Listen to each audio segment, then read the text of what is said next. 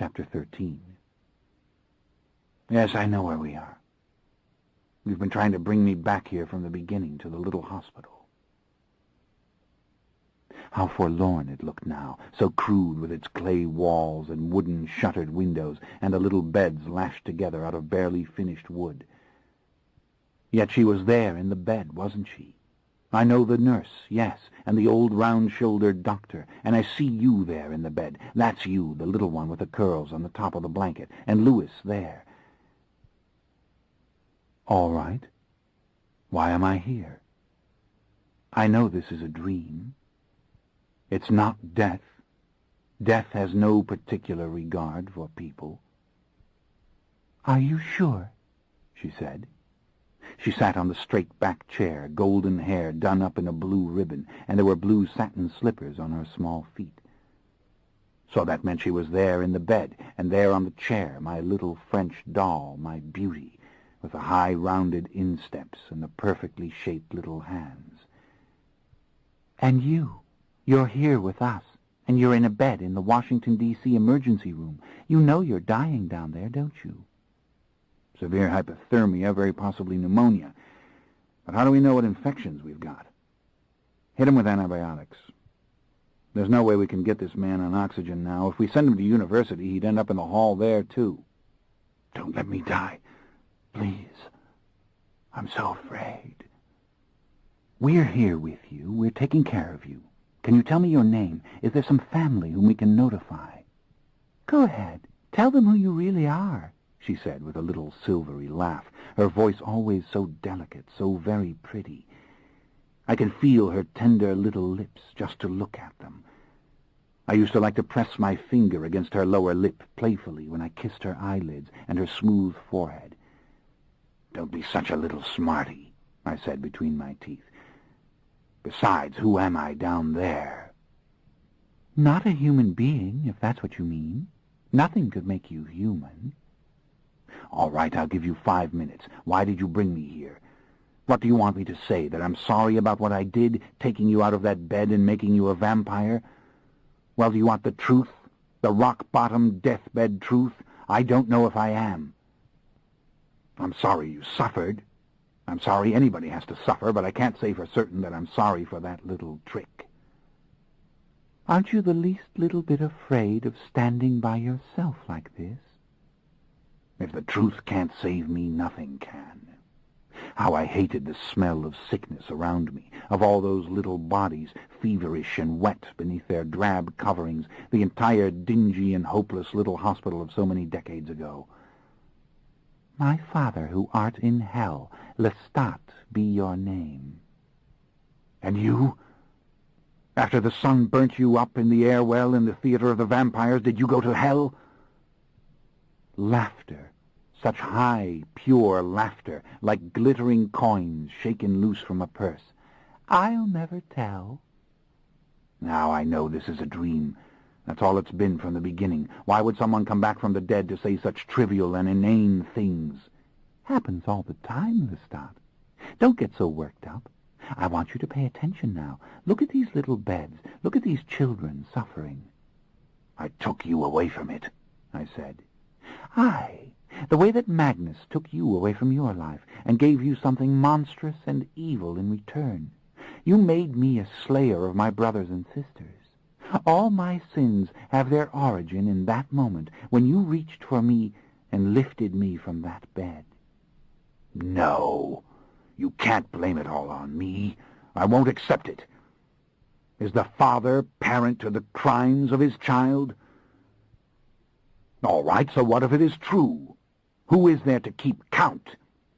That's the problem, don't you see? There is no one. So it is right, therefore, that we kill? I gave you life, Claudia. It wasn't for all time, no, but it was life, and even our life is better than death. How you lie, Lestat. Even our life, you say. The truth is, you think our accursed life is better than life itself. Admit it. Look at you down there in your human body. How you've hated it. It's true. I do admit it. But now, let's hear you speak from your heart, my little beauty, my little enchantress. Would you really have chosen death in that tiny bed rather than the life I gave you? Come now, tell me. Or is this like a mortal courtroom where the judge can lie and the lawyers can lie and only those on the stand must tell the truth? So thoughtfully she looked at me, one chubby hand playing with the embroidered hem of her gown. When she lowered her gaze, the light shone exquisitely on her cheeks, on her small, dark mouth. Ah, such a creation! The vampire doll. What did I know of choices? She said, staring forward, eyes big and glassy and full of light. I hadn't reached the age of reason when you did your filthy work. And by the way, Father, I've always wanted to know, did you enjoy letting me suck the blood from your wrist? That doesn't matter, I whispered. I looked away from her to the dying waif beneath the blanket. I saw the nurse in a ragged dress, hair pinned to the back of her neck, moving listlessly from bed to bed. Mortal children are conceived in pleasure, I said. But I didn't know any more if she was listening. I didn't want to look at her. I can't lie. It doesn't matter if there is a judge or jury. Don't try to talk. I've given you a combination of drugs that will help you. Your fever's going down already. We're drying up the congestion in your lungs. Don't let me die. Please don't. It's all unfinished, and it's monstrous. I'll go to hell if there is one, but I don't think there is. If there is, it's a hospital like this one, only it's filled with sick children, dying children. But I think there's just death. A hospital full of children? Ah, look at the way she's smiling at you, the way she puts her hand on your forehead. Women love you, Lestat. She loves you, even in that body. Look at her, such love. Why shouldn't she care about me? She's a nurse, isn't she? And I'm a dying man. And such a beautiful dying man. I should have known you wouldn't do this switch unless someone offered you a beautiful body. What a vain, superficial being you are. Look at that face. Better looking than your own face. I wouldn't go that far. She gave me the most sly smile, her face glowing in the dim, dreary room. Don't worry, I'm with you. I'll sit right here with you until you're better. I've seen so many humans die. I've caused their deaths. It's so simple and treacherous, the moment when life goes out of the body. They simply slip away. You're saying crazy things. No, I'm telling you the truth, and you know it. I can't say I'll make amends if I live. I don't think it's possible. Yet I'm scared to death of dying. Don't let go my hand. Lestat? Why are we here? Louis? I looked up. He was standing in the door of the crude little hospital, confused, faintly disheveled, the way he'd looked from the night I'd made him, not the wrathful, blinded young mortal anymore, but the dark gentleman with the quiet in his eyes, with the infinite patience of a saint in his soul. Help me up, I said. I have to get her from the little bed. He put out his hand, but he was so confused. Didn't he share in that sin? No, of course not, because he was forever blundering and suffering, atoning for it all, even as he did it. I was the devil. I was the only one who could gather her from the little bed. Time now to lie to the doctor. The child there, that is my child. And he'd be oh so glad to have one less burden. Take her, monsieur, and thank you. He looked gratefully at the gold coins as I tossed them on the bed. Surely I did that. Surely I didn't fail to help them. Yes, thank you. God bless you. I'm sure he will. He always has. I bless him, too. Sleep now. As soon as there's a room available, we'll move you into it. You'll be more comfortable. Why are there so many here? Please don't leave me. No, I'll stay with you. I'll sit right here.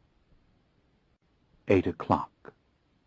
I was lying on the gurney with the needle in my arm and the plastic sack of fluid catching the light so beautifully, and I could see the clock perfectly. Slowly I turned my head. A woman was there. She wore her coat now, very black against her white stockings and her thick, soft white shoes. Her hair was in a thick coil on the back of her head, and she was reading. She had a broad face of very strong bones and clear skin and large hazel eyes. Her eyebrows were dark and perfectly drawn, and when she looked up at me, I loved her expression. She closed the book soundlessly and smiled. "You're better," she said, a rich, soft voice, a bit of bluish shadow beneath her eyes. "Am I?" The noise hurt my ears. So many people, doors swooshing open and shut. She stood up and came across the corridor and took my hand in hers. "Oh, yes, much better." "Then I'll live?" "Yes," she said. But she wasn't sure. Did she mean for me to see that she wasn't sure? "Don't let me die in this body," I said, moistening my lips with my tongue. They felt so dry. Lord God, how I hated this body, hated the heave of the chest, hated even the voice coming from my lips, and the pain behind my eyes was unbearable. "There you go again," she said, her smile brightening. "Sit with me." "I am. I told you I wouldn't leave. I'll stay here with you." "Help me and you help the devil," I whispered. "So you told me," she said. "Want to hear the whole tale?" "Only if you stay calm as you tell me, if you take your time." "What a lovely face you have. What is your name?" "Gretchen." "You're a nun, aren't you, Gretchen?" "How did you know that?" "I could tell. Your hands, for one thing, the little silver wedding band, and something about your face, a radiance, the radiance of those who believe. And the fact that you stayed with me, Gretchen, when the others told you to go on. I know nuns when I see them. I'm the devil, and when I behold goodness, I know it." Were those tears hovering in her eyes? "You're teasing me," she said kindly. "There's a little tag here on my pocket. It says I'm a nun, doesn't it? Sister Marguerite." "I didn't see it, Gretchen. I didn't mean to make you cry." "You're better, much better. I think you're going to be all right." "I'm the devil, Gretchen. Oh, not Satan himself, son of morning, Ben-Sharar, but bad, very bad. Demon of the first rank, certainly." "You're dreaming. It's the fever." "Wouldn't that be splendid?" Yesterday I stood in the snow and tried to imagine just such a thing, that all my life of evil was but the dream of a mortal man. No such luck, Gretchen. The devil needs you. The devil's crying. He wants you to hold his hand. You're not afraid of the devil, are you?" "Not if he requires an act of mercy. Sleep now. They're coming to give you another shot. I'm not leaving. Here, I'll bring the chair to the side of the bed so you can hold my hand." "What are you doing, Lestat?" We were in our hotel suite now, much better place than that stinking hospital. I'll take a good hotel suite over a stinking hospital any time. And Louis had drunk her blood. Poor, helpless Louis. Claudia, listen to me. Come round, Claudia. You're ill, do you hear me? You must do as I tell you to get well." I bit through the flesh of my own wrist, and when the blood began to spill, I put it to her lips. "That's it, dear. More. Try to drink a little of this." She slipped her hand behind my neck. Ah, the pain when I lifted my head. It tastes so thin. It's not like blood at all. Her lids were heavy and smooth over her downcast eyes, like a Grecian woman painted by Picasso. So simple she seemed, large-boned and fine and strong. Had anybody ever kissed her nun's mouth? People are dying here, aren't they? That's why the corridors are crowded. I hear people crying. It's an epidemic, isn't it? "It's a bad time," she said, her virginal lips barely moving. "But you'll be all right. I'm here."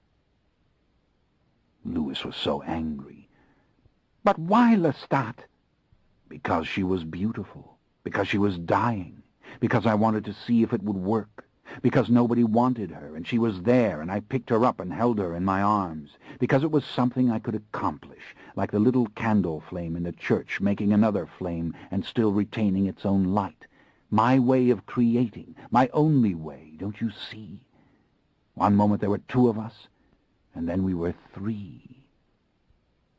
He was so heartbroken, standing there in his long black cloak, yet he could not stop looking at her polished ivory cheeks, her tiny wrists.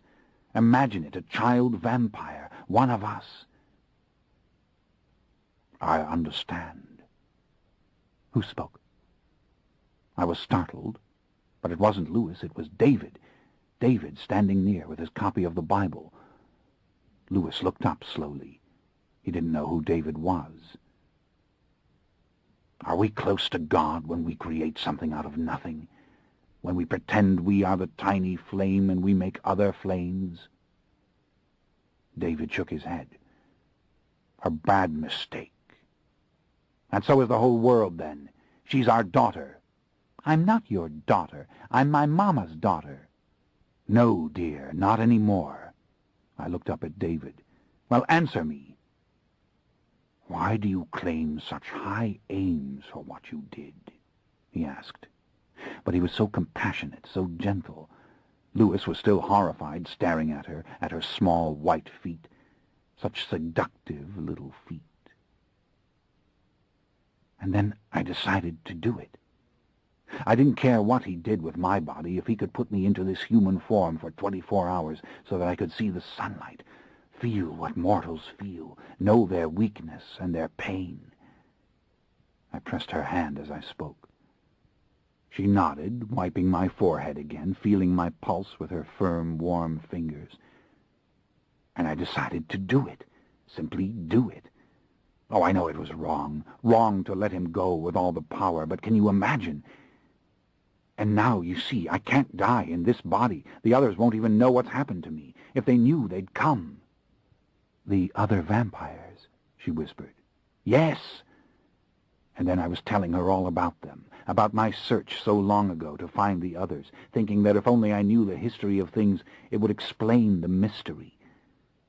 On and on I talked to her, explaining us, what we were, all about my trek through the centuries, and then the lure of the rock music, the perfect theater for me, and what I'd wanted to do, about David and God and the devil in the Paris Café, and David by the fire with the Bible in his hand, saying God is not perfect.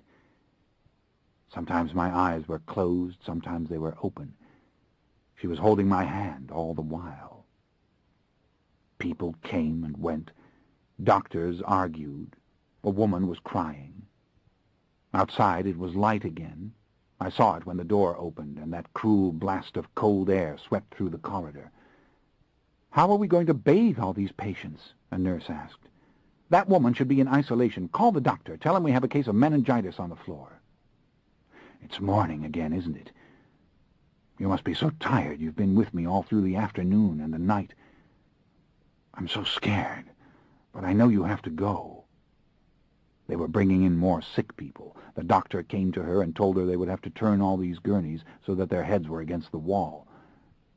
The doctor told her she ought to go home. Several new nurses had just come on duty. She ought to rest. Was I crying? The little needle hurt my arm, and how dry my throat was, how dry my lips. We can't even officially admit all these patients. Can you hear me, Gretchen?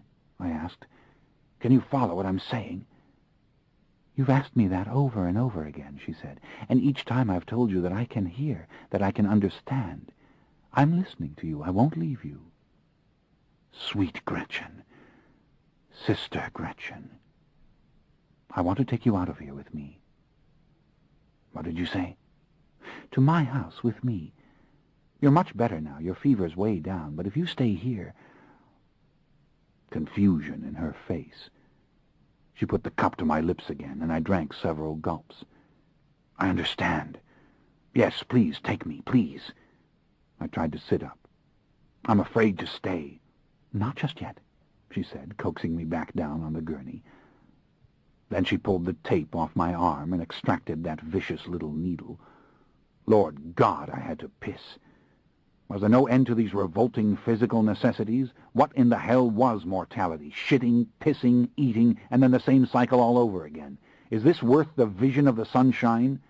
It wasn't enough to be dying. I had to piss. But I couldn't bear using that bottle again, even though I could scarce remember it. "Why aren't you afraid of me?" I asked. "Don't you think I'm insane?" "You only hurt people when you're a vampire," she said simply. "When you're in your rightful body. Isn't that true?" "Yes," I said, "that's true. But you're like Claudia. You're not afraid of anything." "You are playing her for a fool," said Claudia. "You're going to hurt her, too." "Nonsense. She doesn't believe it," I said. I sat down on the couch in the parlor of the little hotel, surveying the small, fancy room, feeling very at home with these delicate old gilded furnishings. The 18th century, my century, century of the rogue and the rational man, my most perfect time. Petit point flowers, brocade, gilded swords, and the laughter of drunken men in the street below. David was standing at the window looking out over the low roofs of the colonial city. Had he ever been in this century before? "No, never," he said in awe. "Every surface is worked by hand. Every measurement is irregular. How tenuous the hold of created things upon nature, as if it should slide back to the earth so easily." "Leave, David," said Lewis. "You don't belong here. We have to remain. There's nothing we can do." "Now that's a bit melodramatic," said Claudia. "Really." She wore that soiled little gown from the hospital. Well, I would soon fix that. I would sack the shops of laces and ribbons for her. I would buy silks for her, and tiny bracelets of silver, and rings set with pearls. I put my arm around her. "Ah, how nice to hear someone speak the truth," I said. "Such fine hair, and now it will be fine forever." I tried to sit up again, but it seemed impossible. They were rushing an emergency case through the corridor, 2 nurses on either side, and someone struck the gurney, and the vibration moved through me. Then it was quiet, and the hands on the big clock moved with a little jerk. The man next to me moaned and turned his head. There was a huge white bandage over his eyes. How naked his mouth looked. "We have to get these people into isolation," said a voice. "Come on now, I'm taking you home." And Mojo! What had become of Mojo? Suppose they'd come to take him away? This was a century in which they incarcerated dogs simply for being dogs. I had to explain this to her. She was lifting me, or trying to do it, slipping her arm around my shoulders. Mojo barking in the townhouse. Was he trapped? Lewis was sad. "There's plague out there in the city. But that can't hurt you, David," I said. "You're right," he said. "But there are other things." Claudia laughed. "She's in love with you, you know." "You would have died of the plague," I said. "Maybe it was not my time." "Do you believe that we have our time?" "No, actually I don't," she said. "Maybe it was just easier to blame you for everything. I never really knew right from wrong, you see." "You had time to learn," I said. "So have you. Much more time than I ever had." "Thank God you're taking me," I whispered. I was standing on my feet. "I'm so afraid," I said. "Just plain, ordinary afraid." "One less burden to the hospital," Claudia said with a ringing laugh, her little feet bobbing over the edge of the chair. She had on the fancy dress again, with the embroidery. Now that was an improvement. "Gretchen the Beautiful," I said. "It makes a flame in your cheeks when I say that." She smiled as she brought my left arm over her shoulder now, and kept her right arm locked around my waist.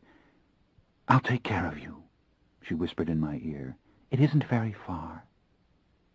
Beside her little car in the bitter wind, I stood holding that stinking organ and watching the yellow arc of piss, steam rising from it as it struck the melting snow. "Lord God," I said, "that feels almost good.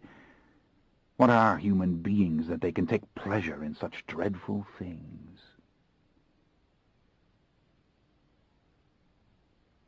Chapter 14.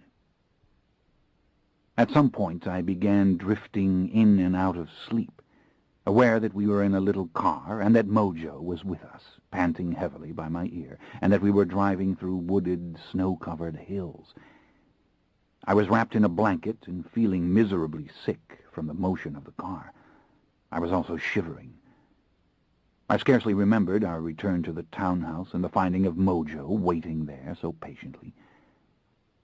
I was vaguely sensible that I could die in this gasoline-driven vehicle if another vehicle collided with it.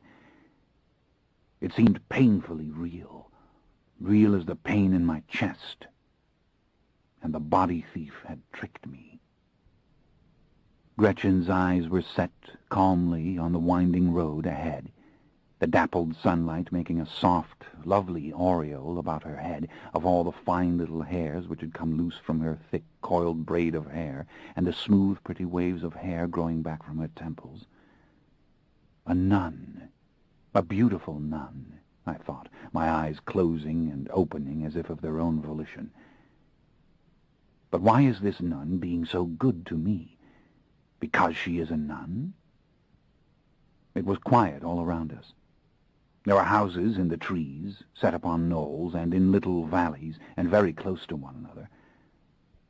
A rich suburb, perhaps, with those small-scale wooden mansions rich mortals sometimes prefer to the truly palatial homes of the last century.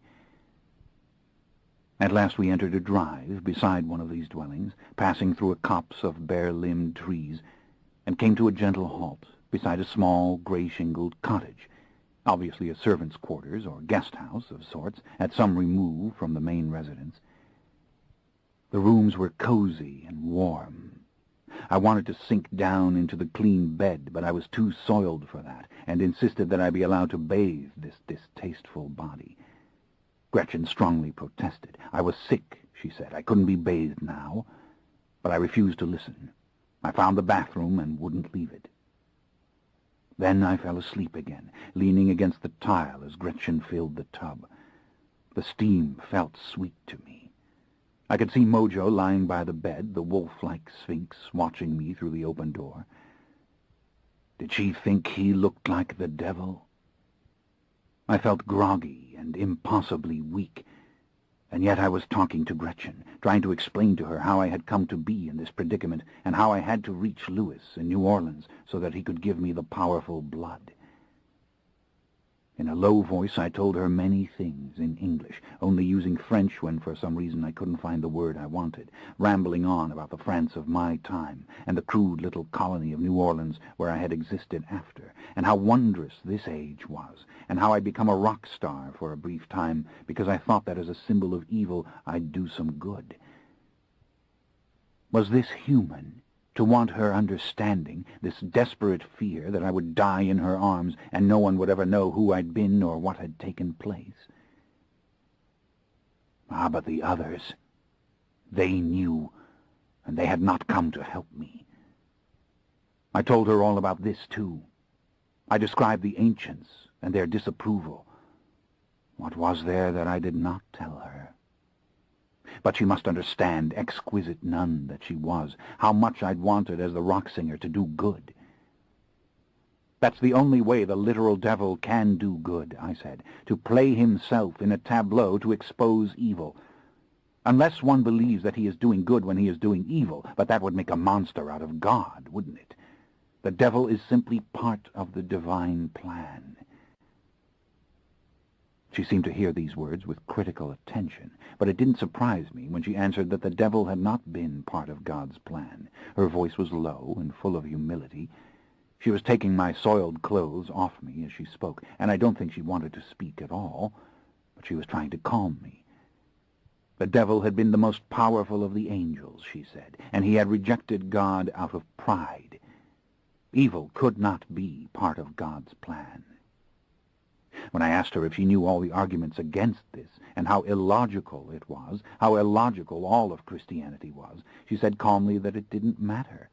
What mattered was doing good. That was all. It was simple. Ah, yes.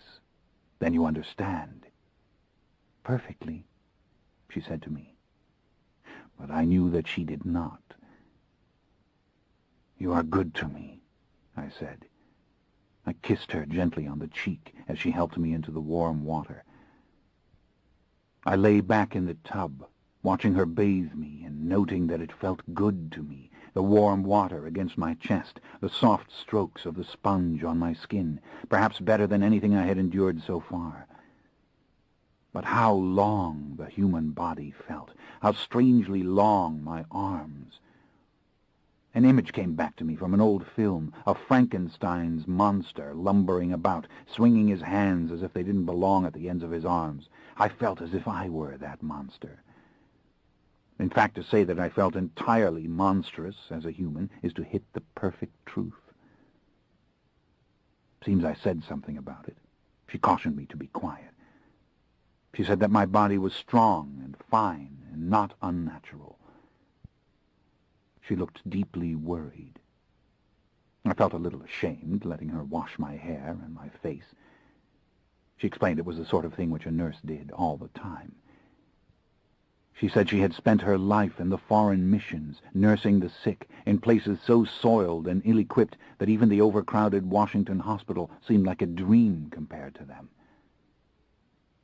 I watched her eyes move over my body, and then I saw the flush in her cheeks and the way that she looked at me, overcome with shame and confusion. How curiously innocent she was. I smiled to myself, but I feared she would be hurt by her own carnal feelings. What a cruel joke on us both that she found this body enticing. But there was no doubt that she did, and it stirred my blood, my human blood, even in my fever and exhaustion. This body was always struggling for something.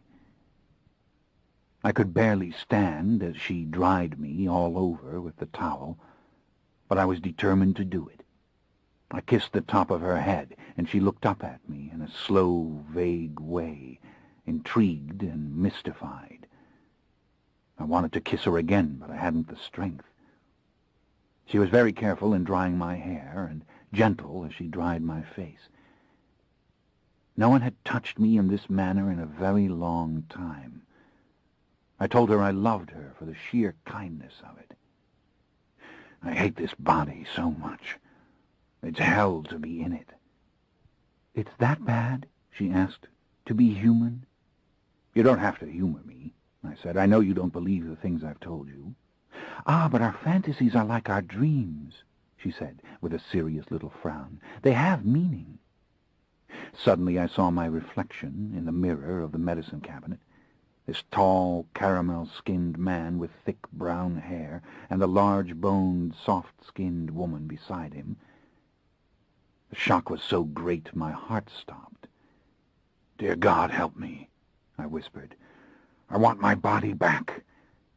I felt like weeping. She urged me to lie down against the pillows of the bed. The warmth of the room felt good.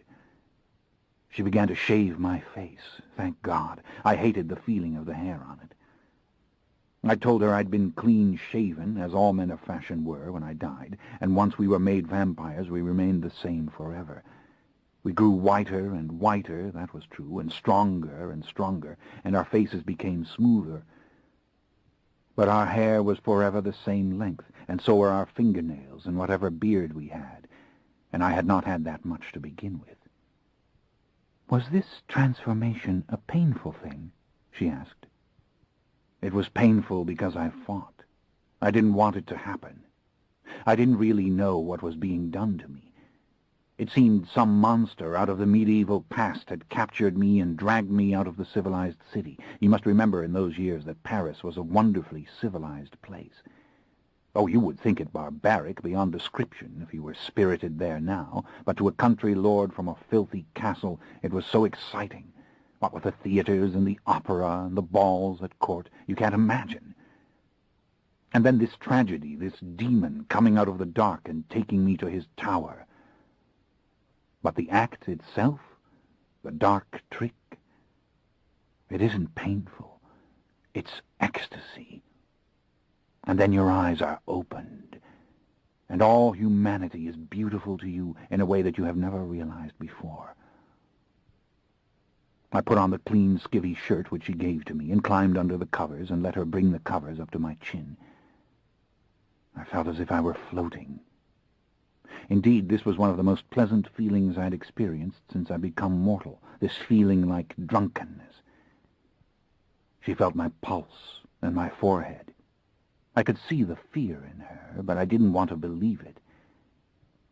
I told her that the real pain for me as an evil being was that I understood goodness, and I respected it. I had never been without a conscience. But all my life, even as a mortal boy, I had always been required to go against my conscience to obtain anything of intensity or value. "But how? What do you mean?" she asked. I told her that I had run off with a band of actors when I was a boy, committing an obvious sin of disobedience. I had committed the sin of fornication with one of the young women of the troupe. Yet those days acting on the village stage and making love had seemed of inestimable value. You see, that's when I was alive, merely alive, the trivial sins of a boy. After I was dead, every step I took in the world was a commitment to sin, and yet at every turn I saw the sensual and the beautiful. How could this be? I asked her. When I'd made Claudia a child vampire, and Gabrielle, my mother, into a vampire beauty, I'd been reaching again for an intensity. I'd found it irresistible. And in those moments no concept of sin made sense. I said more, speaking again of David and his vision of God and the devil in the cafe, and of how David thought that God was not perfect, that God was learning all the time, and that indeed the devil learned so much that he came to despise his job and begged to be let out of it. But I knew I had told her all these things before in the hospital when she'd been holding my hand. There were moments when she stopped her fussing with the pillows and with pills and glasses of water and merely looked at me. How still her face was, how emphatic her expression, the dark, thick lashes surrounding her paler eyes, her large, soft mouth, so eloquent of kindness. "I know you are good," I said. "I love you for it. Yet I would give it to you, the dark blood, to make you immortal, to have you with me in eternity, because you are so mysterious to me and so strong." There was a layer of silence around me, a dull roaring in my ears and a veil over my eyes. I watched motionless as she lifted a syringe, tested it apparently by squirting a tiny bit of silver liquid into the air, and then put the needle into my flesh. The faint, burning sensation was very far away, very unimportant. When she gave me a large glass of orange juice, I drank this greedily. Now this was something to taste, thick like blood, but full of sweetness, and strangely like devouring light itself. "I'd forgotten all about such things," I said. "How good it tastes. Better than wine, really. I should have drunk it before. And to think I would have gone back without knowing it." I sank down into the pillow and looked up at the bare rafters of the low, sloping ceiling. Nice, clean little room, very white, very simple, her nun's cell. Snow was falling gently outside the little window. I counted 12 little panes of glass. I was slipping in and out of sleep. I vaguely recall her trying to make me drink soup and that I couldn't do it. I was shaking and terrified that those dreams would come again. I didn't want Claudia to come. The light of the little room burnt my eyes. I told her about Claudia haunting me and the little hospital. "Full of children," she said. Hadn't she remarked on this before? How puzzled she looked. She spoke softly of her work in the missions with children, in the jungles of Venezuela and in Peru. "Don't speak any more," she said. I knew I was frightening her. I was floating again, in and out of darkness, aware of a cool cloth on my forehead, and laughing again at this weightless feeling. I told her that in my regular body I could fly through the air. I told her how I had gone into the light of the sun above the Gobi Desert. Now and then I opened my eyes with a start, shaken to discover myself here, her small white room. In the burnished light I saw a crucifix on the wall with a bleeding Christ, and a statue of the Virgin Mary atop a small bookcase, the old familiar image of the mediatrix of all graces, with her bowed head and outstretched hands. Was that Saint Rita there with the red wound in her forehead? Ah, all the old beliefs. And to think they were alive in this woman's heart. I squinted, trying to read the larger titles on the books on her shelves, Aquinas, Maritain, Teilhard de Chardin. The sheer effort of interpreting these various names to mean Catholic philosophers exhausted me. Yet I read other titles, my mind feverish and unable to rest. There were books on tropical diseases, childhood diseases, on child psychology. I could make out a framed picture on the wall near the crucifix of veiled and uniformed nuns together, perhaps at a ceremony. If she was one of them, I couldn't tell, not with these mortal eyes and hurting the way they were. The nuns wore short blue robes and blue and white veils. She held my hand. I told her again I had to go to New Orleans. I had to live to reach my friend Louis, who would help me recover my body. I described Louis to her, how he existed beyond the reach of the modern world in a tiny, unlighted house behind his ramshackle garden. I explained that he was weak, but he could give me the vampiric blood, and then I'd be a vampire again, and I'd hunt the body thief and have my old form restored to me. I told her how very human Louis was, that he would not give me much vampiric strength, but I could not find the body thief unless I had a preternatural body. So this body will die, I said, when he gives the blood to me. You are saving it for death. I was weeping. I realized I was speaking French, but it seemed that she understood, because she told me in French that I must rest, that I was delirious. I am with you, she said in French, very slowly and carefully. I will protect you. Her warm, gentle hand was over mine. With such care she brushed the hair back from my forehead. Darkness fell around the little house. There was a fire burning in the little hearth, and Gretchen was lying beside me.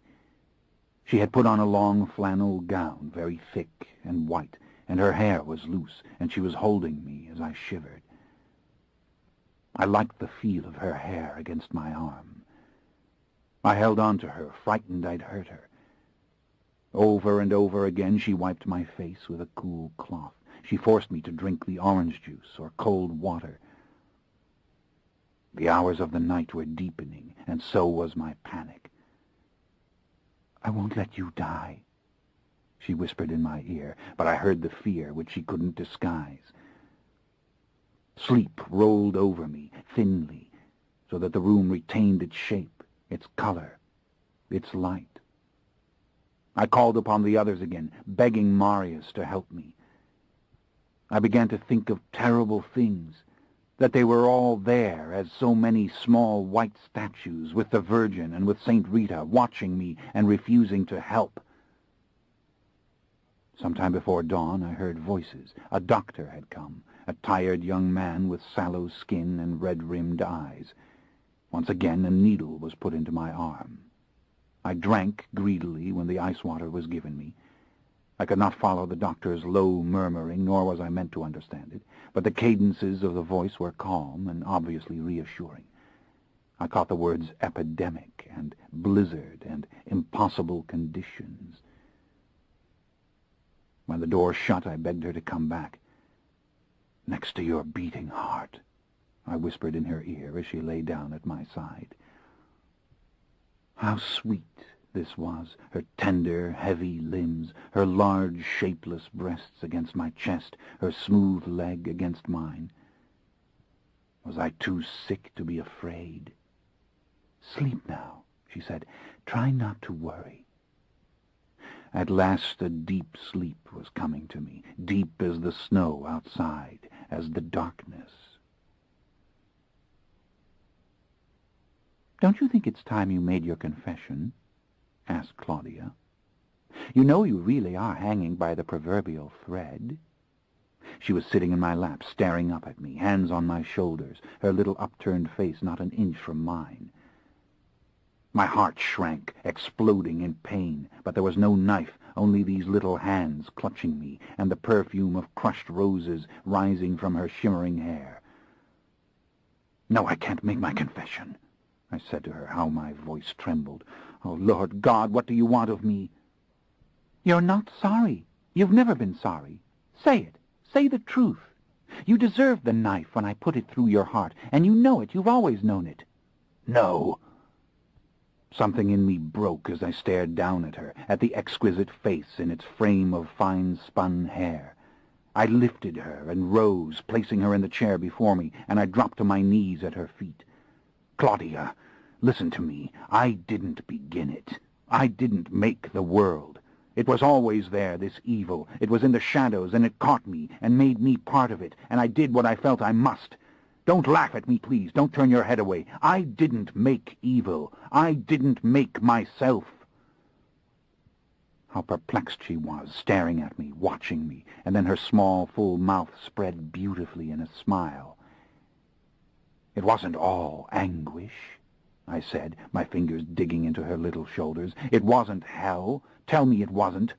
Tell me there was happiness. Can devils be happy? Dear God, I don't understand." "You don't understand, but you always do something, don't you?" "Yes, and I'm not sorry. I'm not. I would roar it from the rooftops right up into the dome of heaven. Claudia, I would do it again." A great sigh passed out of me. I repeated the words, my voice growing louder. "I would do it again." Stillness in the room. Her calm remained unbroken. Was she enraged? Surprised? Impossible to know as I looked into her expressionless eyes. "Oh, you are evil, my father," she said in a soft voice. "How can you abide it?" David turned from the window. He stood over her shoulder, looking down at me as I stayed there on my knees. "I am the ideal of my kind," I said. "I am the perfect vampire. You are looking at the vampire Lestat when you look at me. No one outshines this figure you see before you. No one." Slowly I rose to my feet. "I am not time's fool, nor a god hardened by the millennia. I am not the trickster in the black cape, nor the sorrowful wanderer. I have a conscience. I know right from wrong. I know what I do, and yes, I do it. I am the vampire Lestat. That's your answer. Do with it what you will." Dawn, colorless and bright over the snow. Gretchen slept, cradling me.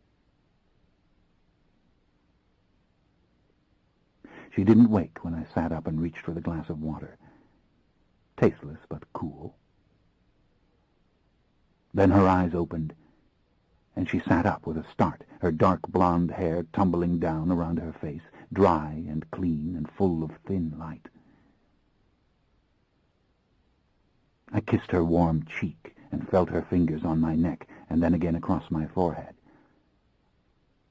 "You brought me through it," I said, my voice hoarse and shaky. Then I lay back down on the pillow, and I felt the tears once more on my cheeks. And closing my eyes, I whispered, "Goodbye, Claudia," hoping that Gretchen wouldn't hear. When I opened my eyes again, she had a big bowl of broth for me, which I drank, finding it almost good. There were apples and oranges cut open and glistening upon a plate. I ate these hungrily, amazed at the crispness of the apples and the chewy, fibrous quality of the oranges.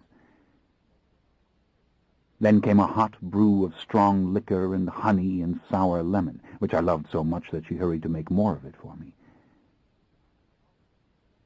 I thought again how like the Grecian women of Picasso she was, large and fair.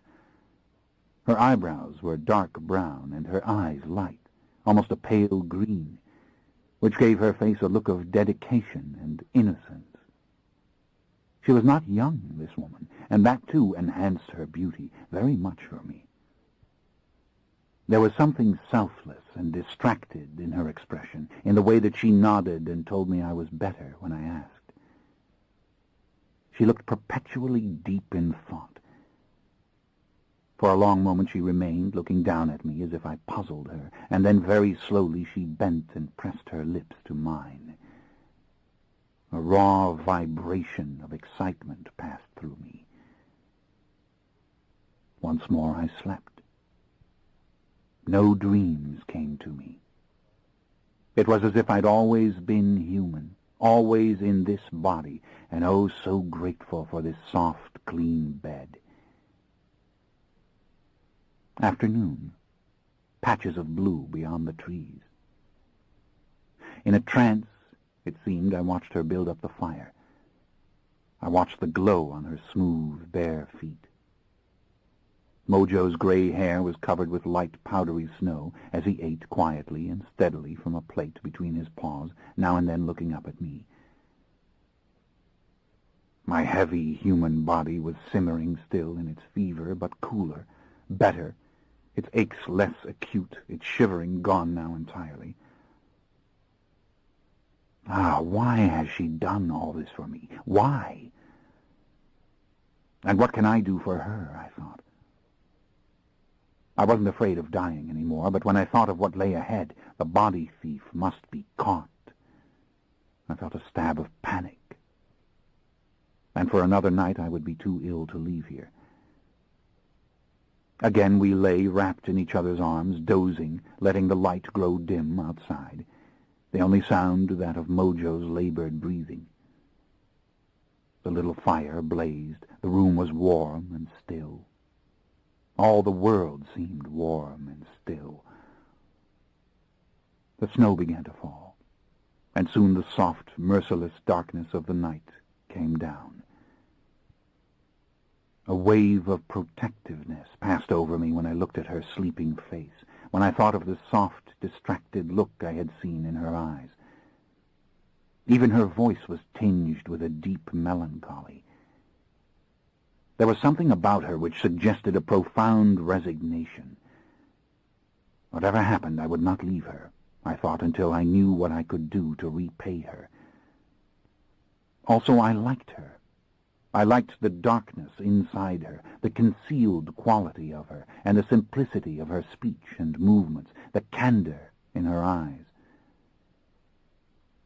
When I woke next, the doctor was there again, the same young fellow with a sallow skin and tired face, though he did look somewhat rested, and his white coat was very clean and fresh.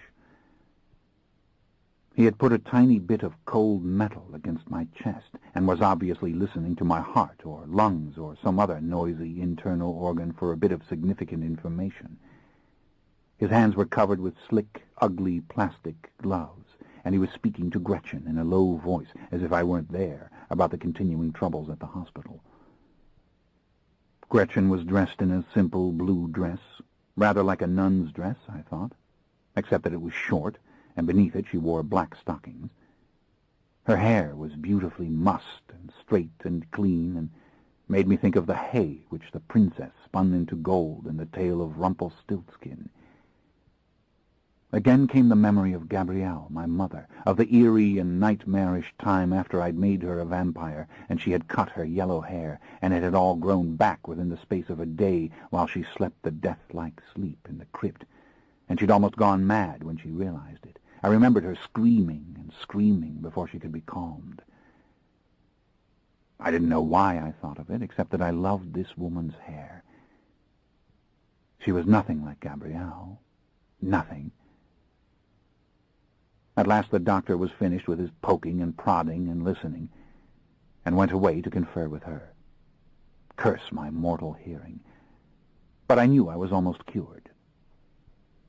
And when he stood over me again and told me I would now be fine and needed only a few more days' rest, I said quietly that it was Gretchen's nursing which had done it. To this he gave an emphatic nod and a series of unintelligible murmurs, and then off he went into the snow, his car making a faint, grinding noise outside as he passed through the driveway. I felt so clear-headed and good that I wanted to cry. Instead, I drank some more of the delicious orange juice, and I began to think of things, remember things. "I need to leave you for only a little while," Gretchen said. "I have to get some food." "Yes, and I shall pay for this food," I said. I laid my hand on her wrist. Though my voice was still weak and hoarse, I told her about the hotel, that my money was there in my coat. It was enough money for me to pay her for my care as well as for the food, and she must get it. The key must be in my clothes, I explained. She had put my clothes on hangers, and now she did find the key in the shirt pocket. "See," I said with a little laugh, "I've been telling you the truth about everything." She smiled, and her face was filled with warmth. She said she would go to the hotel and get my money for me if I would agree to lie quiet. It wasn't such a good idea to leave money lying about, even in a fine hotel. I wanted to answer, but I was so sleepy. Then, through the little window, I saw her walking through the snow towards the little car. I saw her climb inside. What a strong figure she was, very sturdy of limb, but with fair skin and a softness to her that made her lovely to behold, and most embraceable. I was frightened, however, on account of her leaving me. When I opened my eyes again, she was standing there with my overcoat over her arm. "Lots of money," she said. She'd brought it all back. She'd never seen so much money in packets and wads. What a strange person I was. There was something like $28,000 there. She'd closed out my account at the hotel. They'd been worried about me. They had seen me run off in the snow. They had made her sign a receipt for everything. This bit of paper she gave to me as if it was important. She had my other possessions with her, the clothing I had purchased, which was still in its sacks and boxes. I wanted to thank her, but where were the words?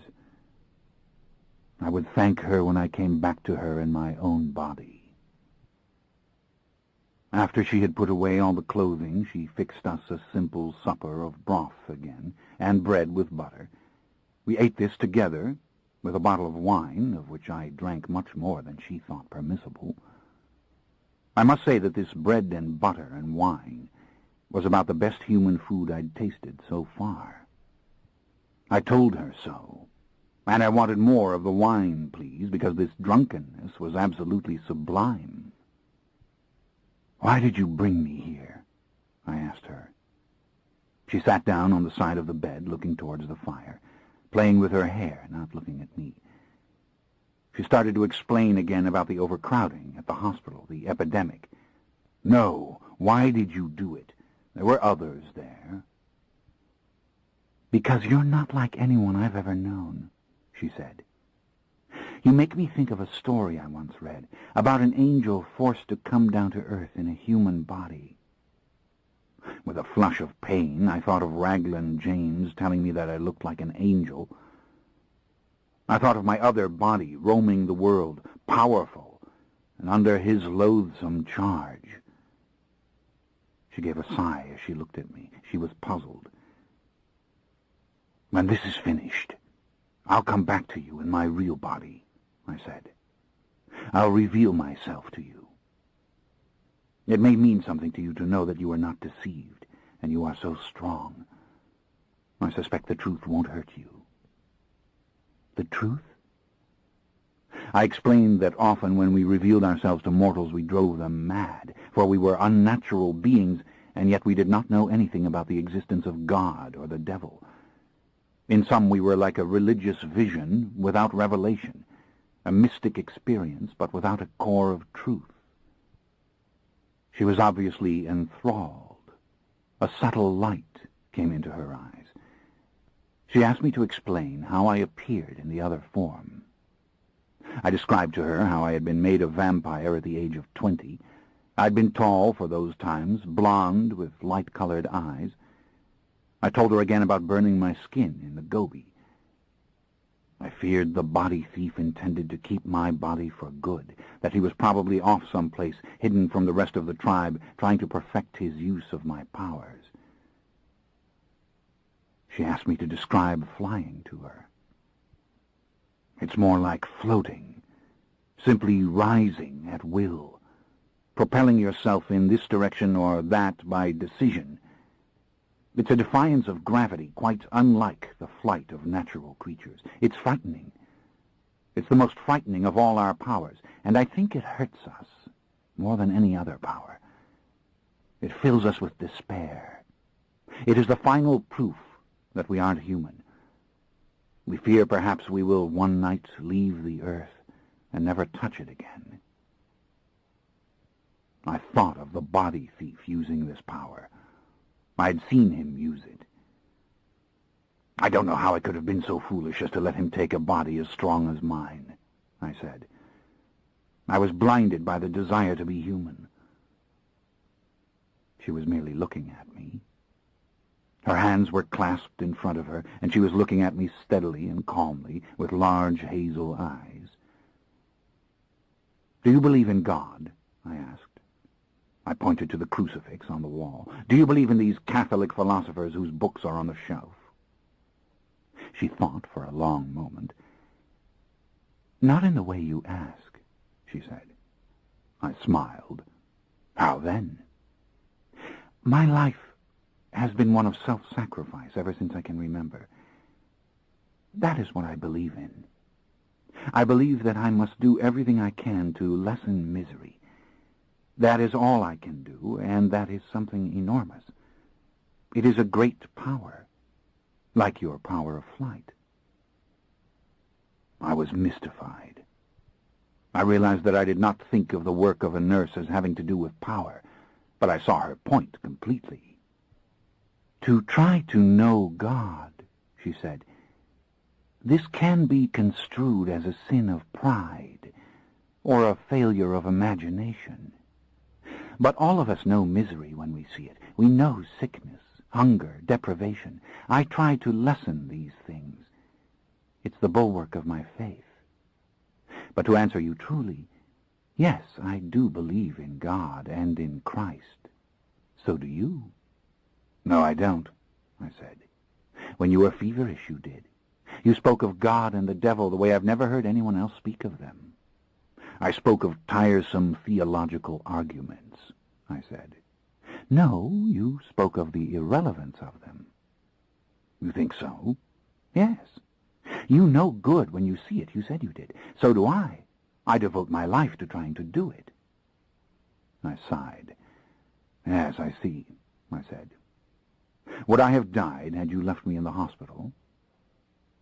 "You might have," she said. "I honestly don't know."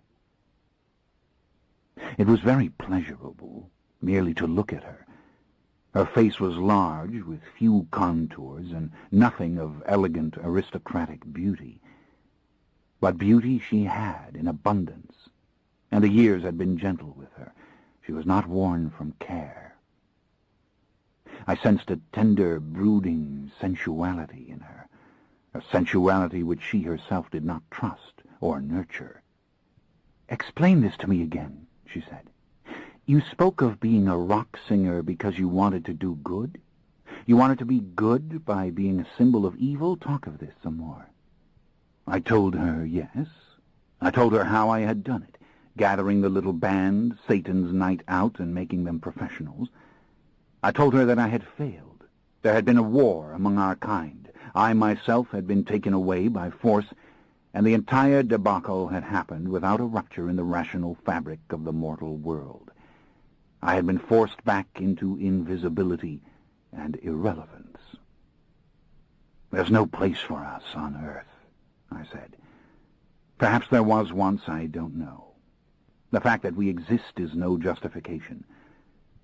Hunters drove wolves from the world. I thought if I revealed our existence that hunters would drive us from the world too. But it wasn't to be. My brief career was a string of illusions. No one believes in us, and that's how it's meant to be. Perhaps we are to die of despair, to vanish from the world very slowly, and without a sound. Only I can't bear it. I can't bear to be quiet and be nothing, and to take life with pleasure, and to see the creations and accomplishments of mortals all around me, and not to be part of them, but to be Cain, the lonely Cain. That's the world to me, you see, what mortals do and have done. It isn't the great natural world at all. If it was the natural world, then maybe I would have had a better time of it being immortal than I did. It's the accomplishments of mortals, the paintings of Rembrandt, the memorials of the capital city in the snow, great cathedrals. And we are cut off eternally from such things, and rightfully so. And yet we see them with our vampire eyes. "Why did you change bodies with a mortal man?" she asked. "To walk in the sun again for one day. To think and feel and breathe like a mortal. Maybe to test a belief." What was the belief? That being mortal again was what we all wanted. That we were sorry that we'd given it up. That immortality wasn't worth the loss of our human souls. But I know now that I was wrong. I thought of Claudia suddenly. I thought of my fever dreams. A leaden stillness came over me. When I spoke again, it was a quiet act of will. "I'd much rather be a vampire," I said. "I don't like being mortal. I don't like being weak or sick or fragile or feeling pain. It's perfectly awful. I want my body back as soon as I can get it from that thief." She seemed mildly shocked by this. "Even though you kill when you are in your other body, even though you drink human blood, and you hate it, and you hate yourself." "I don't hate it. And I don't hate myself. Don't you see? That's the contradiction. I've never hated myself." "You told me you were evil. You said when I helped you I was helping the devil. You wouldn't say those things if you didn't hate it." I didn't answer. Then I said, "My greatest sin has always been that I have a wonderful time being myself. My guilt is always there. My moral abhorrence for myself is always there. But I have a good time. I'm strong. I'm a creature of great will and passion. You see, that's the core of the dilemma for me. How can I enjoy being a vampire so much? How can I enjoy it if it's evil?" It's an old story. Men work it out when they go to war. They tell themselves there is a cause. Then they experience the thrill of killing as if they were merely beasts. And beasts do know it. They really do. The wolves know it. They know the sheer thrill of tearing to pieces the prey. I know it. She seemed lost in her thoughts for a long time. I reached out and touched her hand. "Come, lie down and sleep," I said. "Lie beside me again. I won't hurt you. I can't. I'm too sick." I gave a little laugh. "You are very beautiful," I said. "I wouldn't think of hurting you. I only want to be near you. The late night's coming again, and I wish you would lie with me here." "You mean everything you say, don't you?" "Of course. You realize you are like a child, don't you? You have a great simplicity to you, the simplicity of a saint." I laughed. "Dearest Gretchen, you're misunderstanding me in a crucial way." But then again, maybe you aren't. If I believed in God, if I believed in salvation, then I suppose I would have to be a saint. She reflected for a long time. Then she told me in a low voice that she had taken a leave of absence from the foreign missions only a month ago. She had come up from French Guiana to Georgetown to study at the university, and she worked only as a volunteer at the hospital. "Do you know the real reason why I took the leave of absence?" she asked me. "No, tell me." "I wanted to know a man. The warmth of being close to a man. Just once, I wanted to know it. I'm 40 years old, and I've never known a man. You spoke of moral abhorrence. You used those words. I had an abhorrence for my virginity, of the sheer perfection of my chastity. It seemed, no matter what one believed, to be a cowardly thing. I understand, I said.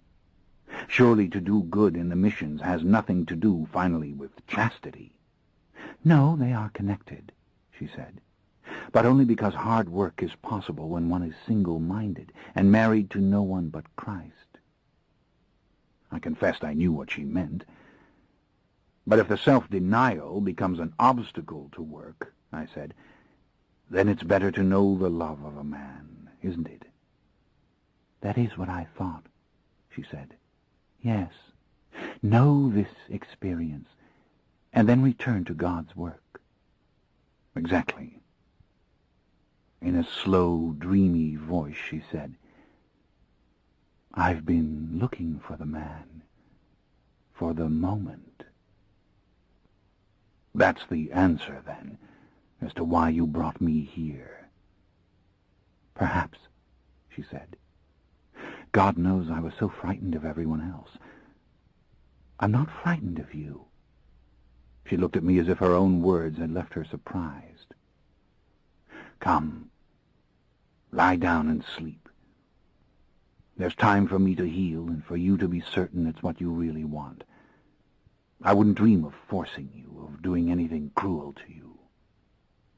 But why, if you're the devil, can you speak with such kindness? I told you that's the mystery. Or it's the answer, one or the other. Come lie beside me. I closed my eyes. I felt her climbing beneath the covers, the warm pressure of her body beside me, her arms slipping across my chest. You know, I said, this is almost good, this aspect of being human. I was half asleep when I heard her whisper, I think there's a reason you took your leave of absence, she said. You may not know it. Surely you don't believe me, I murmured, the words running together sluggishly. How delicious it was to slip my arm around her again, to tuck her head against my neck. I was kissing her hair, loving the soft springiness of it against my lips. There is a secret reason you came down to earth, she said, that you came into the body of a man. Same reason that Christ did it. And that is redemption, she said. Ah, yes, to be saved. Now, wouldn't that be lovely? I wanted to say more. How perfectly impossible it was to even consider such a thing, but I was sliding away into a dream, and I knew that Claudia would not be there. Maybe it wasn't a dream after all, only a memory. I was with David in the Rijksmuseum, and we were looking at the great painting by Rembrandt. To be saved. What a thought. What a lovely, extravagant, and impossible thought. How nice to have found the one mortal woman in all the world who would seriously think of such a thing. And Claudia wasn't laughing anymore, because Claudia was dead.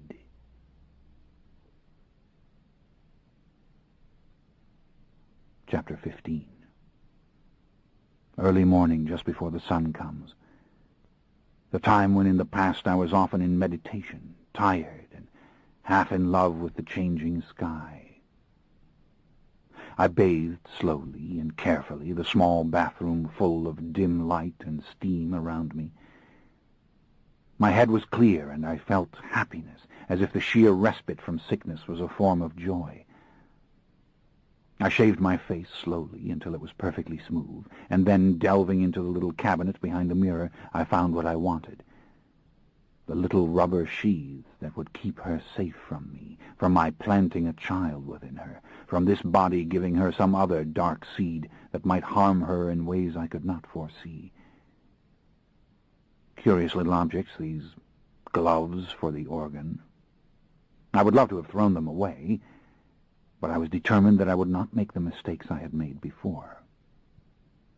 Silently I shut the little mirror door, and only then did I see a telegram message taped above it, a rectangle of yellowed paper with the words in pale, indistinct print. "Gretchen, come back. We need you. No questions asked. We are waiting for you." The date of the communication was very recent, only a few days before, and the origin was Caracas, Venezuela. I approached the bed, careful not to make a sound, and I laid the small safety devices on the table in readiness. And I lay with her again, and began to kiss her tender, sleeping mouth. Slowly I kissed her cheeks, and the flesh beneath her eyes. I wanted to feel her eyelashes through my lips. I wanted to feel the flesh of her throat, not for killing, but for kissing, not for possession, but for this brief physical union that will take nothing from either one of us, yet bring us together in a pleasure so acute it is like pain. She waked slowly under my touch. "Trust in me," I whispered. "I won't hurt you." "Oh, but I want you to hurt me," she said in my ear. Gently I pulled the flannel gown off her. She lay back, looking up at me, her breasts as fair as the rest of her, the areolas of her nipples very small and pink, and the nipples themselves hard. Her belly was smooth, her hips broad. A lovely dark shadow of brown hair lay between her legs, glistening in the light coming through the windows. I bent down and kissed this hair. I kissed her thighs, parting her legs with my hand, until the warm inside flesh was open to me, and my organ was stiff and ready. I looked at the secret place there, folded and demure, and a dark pink in its soft veil of down. A coarse, warm excitement went through me, further hardening the organ. I might have forced her, so urgent was the feeling. But no, not this time.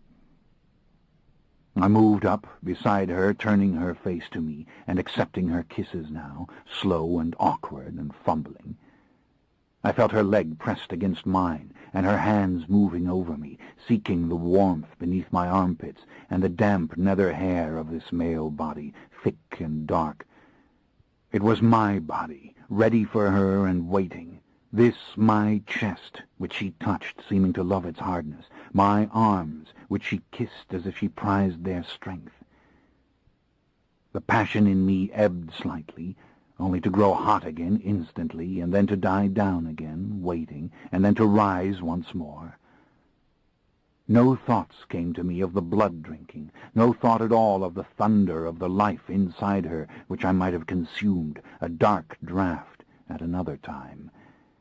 Rather, the moment was perfumed with the soft heat of her living flesh, and it seemed vile that anything could harm her, anything mar the common mystery of her trust and her yearning and her deep and common fear. I let my hand slip down to the little doorway. How sorry and sad that this union would be so partial, so brief. Then, as my fingers gently tried the virgin passage, her body caught fire. Her breast seemed to swell against me, and I felt her open, petal by petal, as her mouth grew harder against my mouth.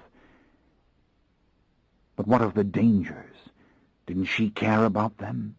In her new passion she seemed heedless and completely under my command. I forced myself to stop, to remove the little sheath from its packet and to roll it up and over the organ, as her passive eyes remained fixed on me, as if she no longer had a will of her own.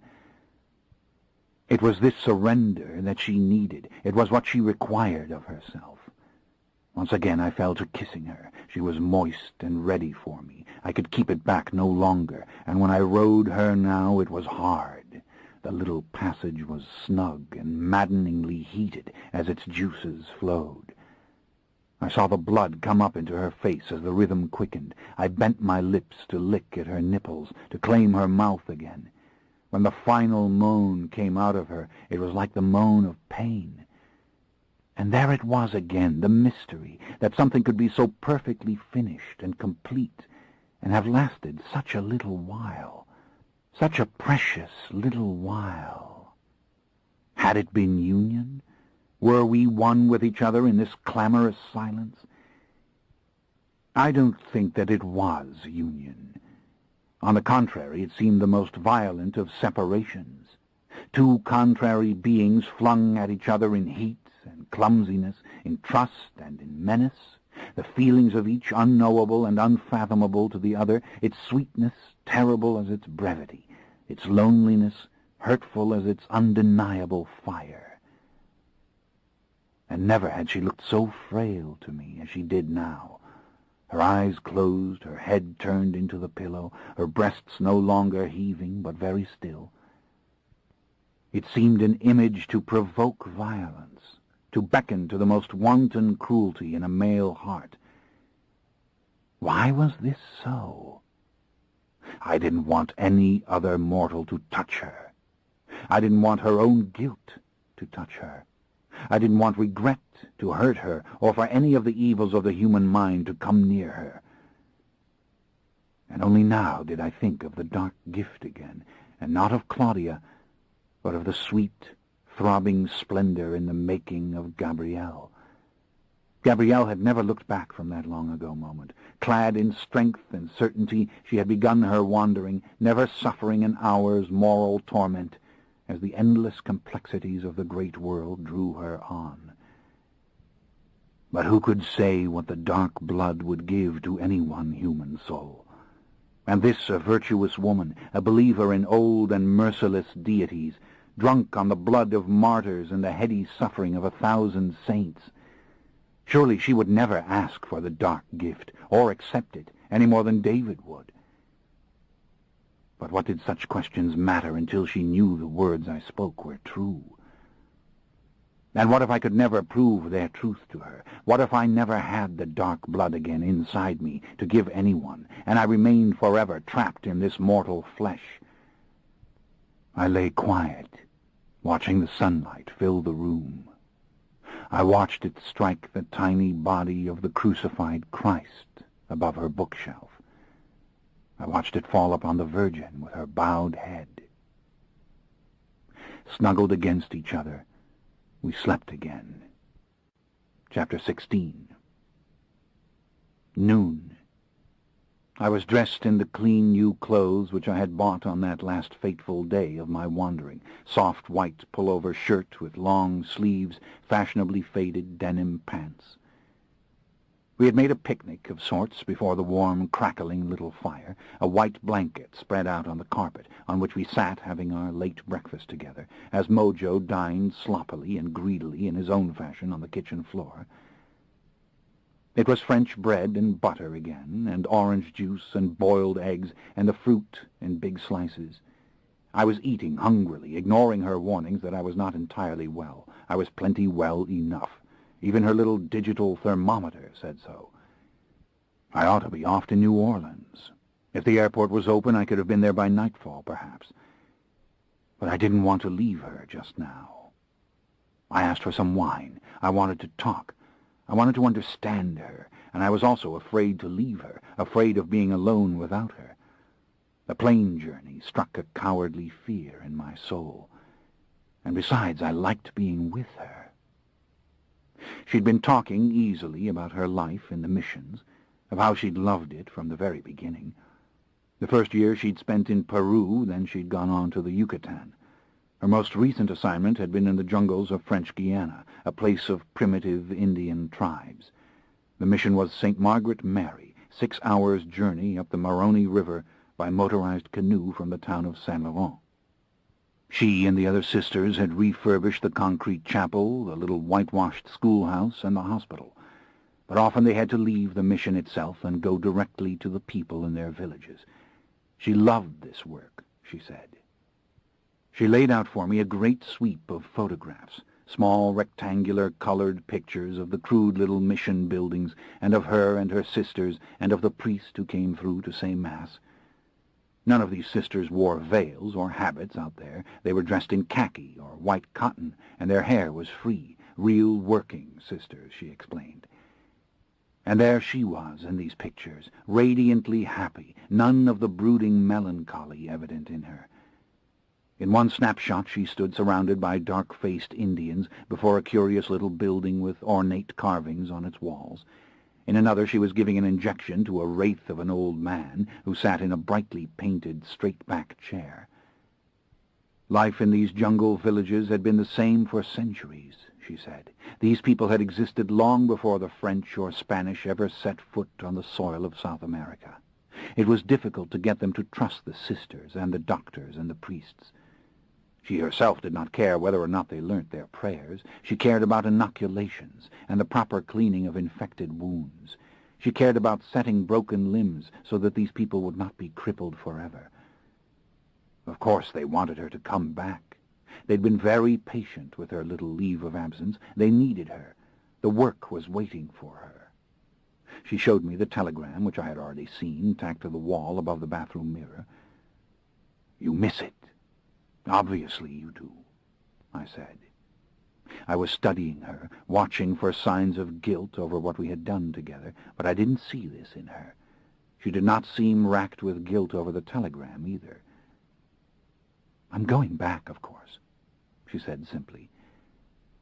"This may sound absurd, but it was a difficult thing to leave in the first place. But this question of chastity, it had become a destructive obsession." Of course I understood. She looked at me with large, quiet eyes. "And now you know," I said, "that it's not really so very important at all whether or not you sleep with a man. Isn't that what you found out?" "Perhaps," she said with a faint, simple smile. How strong she seemed, sitting there on the blanket, her legs demurely folded to one side, her hair still loose, and more like a nun's veil here in this room than in any photograph of her. "How did it begin for you?" I asked. "Do you think that's important?" she asked. "I don't think you will approve of my story if I tell you." "I want to know," I answered. She'd grown up the daughter of a Catholic schoolteacher and an accountant in the Bridgeport section of Chicago, and very early on exhibited a great talent for playing the piano.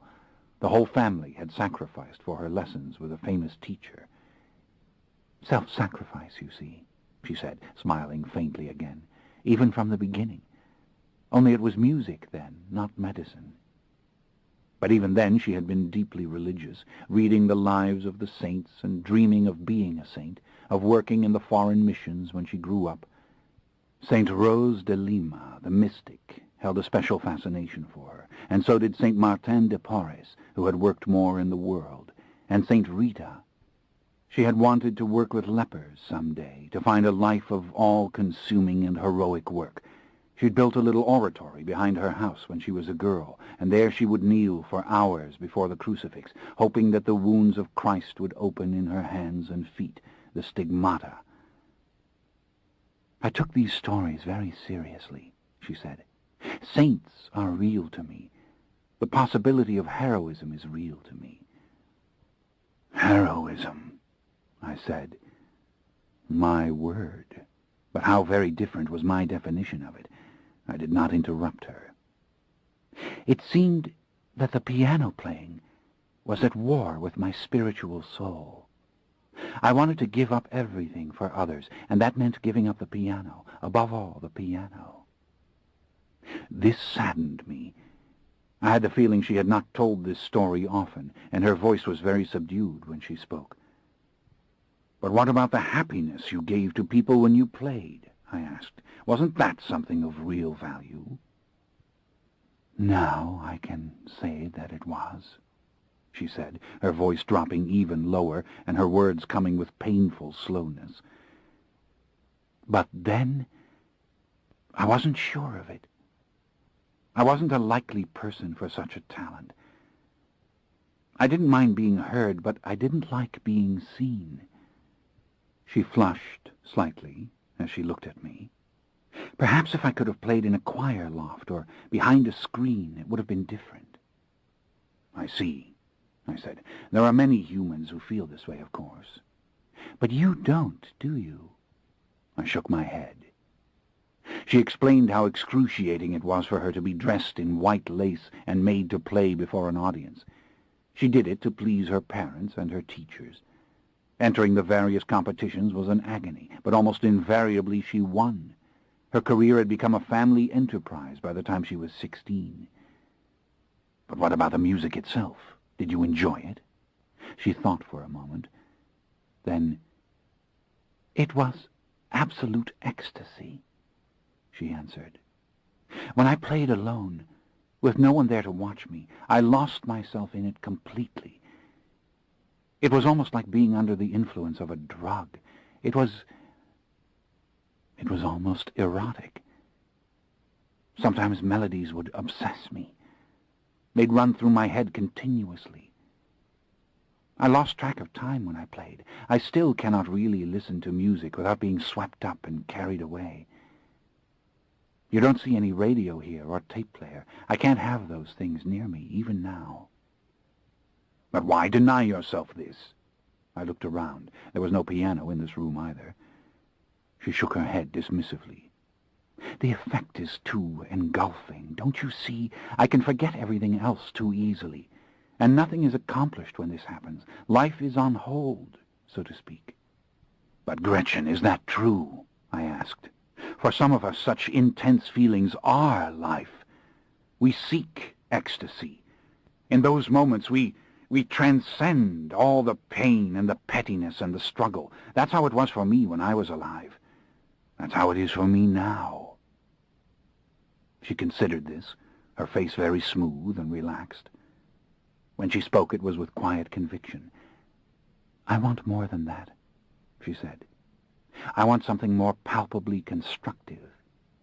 But to put it another way, I cannot enjoy such a pleasure when others are hungry or suffering or sick. But the world will always include such misery. And people need music, Gretchen. They need it as much as they need comfort or food. I'm not sure that I agree with you. In fact, I'm fairly sure that I don't. I have to spend my life trying to alleviate misery. Believe me, I have been through all these arguments many times before. Ah, but to choose nursing over music, I said, it's unfathomable to me. Of course, nursing is good. I was too saddened and confused to continue. How did you make the actual choice? I asked. Didn't the family try to stop you? She went on to explain. When she was 16, her mother took ill, and for months no one could determine the cause of her illness.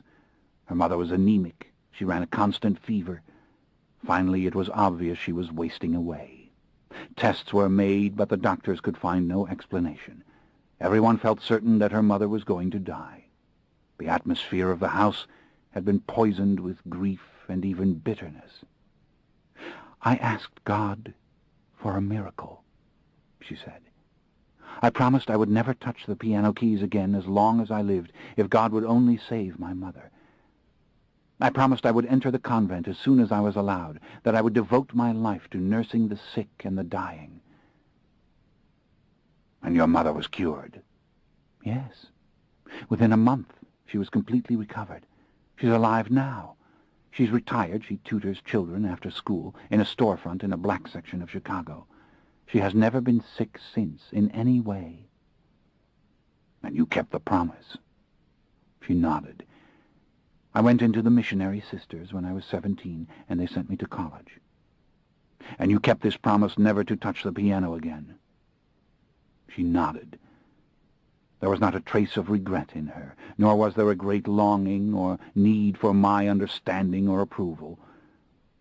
In fact, I knew my sadness was obvious to her, and that if anything she felt a little concern for me. Were you happy in the convent? Oh, yes, she said with a little shrug. Don't you see, an ordinary life is impossible for someone like me. I have to be doing something hard. I have to be taking risks. I entered this religious order because their missions were in the most remote and treacherous areas of South America. I can't tell you how I love those jungles. Her voice became low and almost urgent. They can't be hot enough or dangerous enough for me. There are moments when we're all overworked and tired, when the hospital's overcrowded and the sick children are bedded down outside under lean-tos and in hammocks, and I feel so alive. I can't tell you. I stop maybe long enough to wipe the sweat off my face, to wash my hands, or perhaps drink a glass of water, and I think I'm alive. I'm here. I'm doing what matters. Again she smiled. It's another kind of intensity, I said, something wholly unlike the making of music. I see the crucial difference. I thought of David's words to me about his early life, how he had sought the thrill in danger. She was seeking the thrill in utter self-sacrifice. He had sought the danger of the occult in Brazil. She sought the hard challenge of bringing health to thousands of the nameless and the eternally poor. This troubled me deeply. There's a vanity in it too, of course, she said. Vanity is always the enemy. That's what troubled me the most about my chastity, she explained. The pride I felt in it. But you see, even coming back like this to the States was a risk. I was terrified when I got off the plane, when I realized I was here in Georgetown, and nothing could stop me from being with a man if I wanted it. I think I went to work at the hospital out of fear. God knows freedom isn't simple. This part I understand, I said. But your family, how did they respond to this promise you made, to your giving up the music? They didn't know at the time. I didn't tell them. I announced my vocation. I stuck to my guns. There was a lot of recrimination. After all, my sisters and brothers had worn second-hand clothes so I could have piano lessons. But this is often the case. Even in a good Catholic family, the news that a daughter wants to be a nun is not always greeted with cheers and accolades. They grieved for your talent, I said quietly. Yes, they did, she said with a slight lift of her eyebrows. How honest and tranquil she seemed. None of this was said with coldness or hardness. But I had a vision of something vastly more important than a young woman on a concert stage rising from the piano bench to collect a bouquet of roses. It was a long time before I told them about the promise. Years later, she nodded. They understood. They saw the miracle. How could they help it? I told them I'd been more fortunate than anyone I knew who had ever gone into the convent. I'd had a clear sign from God. He had resolved all conflicts for all of us. You believe this? Yes, I do, she said. But in a way it doesn't matter whether it's true or not. And if anyone should understand, you should. Why is that? Because you speak of religious truths and religious ideas, and you know that they matter, even if they are only metaphors. This is what I heard in you even when you were delirious. I sighed. Don't you ever want to play the piano again? Don't you ever want to find an empty auditorium, perhaps, with a piano on the stage, and just sit down and... Of course I do. But I can't do it, and I won't do it. Her smile now was truly beautiful. Gretchen, in a way, this is a terrible story, I said. Why, as a good Catholic girl, couldn't you have seen your musical talent as a gift from God? A gift not to be wasted. It was from God. I knew it was. But don't you see, there was a fork in the road. The sacrifice of the piano was the opportunity that God gave me to serve him in a special way. Lestat, what could the music have meant compared to the act of helping people, hundreds of people? I shook my head. I think the music can be seen as equally important. She thought for a long while before she answered. I couldn't continue with it, she said. Perhaps I used the crisis of my mother's illness, I don't know. I had to become a nurse. There was no other way for me. The simple truth is, I cannot live when I am faced with the misery in the world. I cannot justify comfort or pleasure when other people are suffering. I don't know how anyone can. Surely you don't think you can change it all, Gretchen? No, but I can spend my life affecting many, many individual lives. That's what counts. This story so upset me that I couldn't remain seated there. I stood up, stretching my stiff legs, and I went to the window and looked out at the field of snow. It would have been easy to dismiss it had she been a sorrowful or mentally crippled person, or a person of dire conflict and instability, but nothing seemed farther from the truth. I found her almost unfathomable. She was as alien to me as my mortal friend Nicola had been so many, many decades ago, not because she was like him, but because his cynicism and sneering and eternal rebellion had contained an abnegation of self which I couldn't really understand. My Nicky, so full of seeming eccentricity and excess, yet deriving satisfaction from what he did only because it pricked others. Abnegation of self. That was the heart of it. I turned around. She was merely watching me. I had the distinct feeling again that it didn't matter much to her what I said. She didn't require my understanding. In a way, she was one of the strongest people I'd encountered in all my long life. It was no wonder she took me out of the hospital. Another nurse might not have assumed such a burden at all. "Gretchen," I asked, "you're never afraid that your life has been wasted, that sickness and suffering will simply go on long after you've left the earth, and what you've done will mean nothing in the larger scheme?" "Lestat," she said, "it is the larger scheme which means nothing." Her eyes were wide and clear. "It is the small act which means all. Of course sickness and suffering will continue after I am gone, but what's important is that I have done all I can. That's my triumph and my vanity. That's my vocation and my sin of pride. That is my brand of heroism. But, chérie, it works that way only if someone is keeping score, if some supreme being will ratify your decision, or you'll be rewarded for what you've done, or at least upheld." "No," she said, choosing her words thoughtfully as she proceeded. "Nothing could be farther from the truth. Think of what I've said. I'm telling you something that is obviously new to you.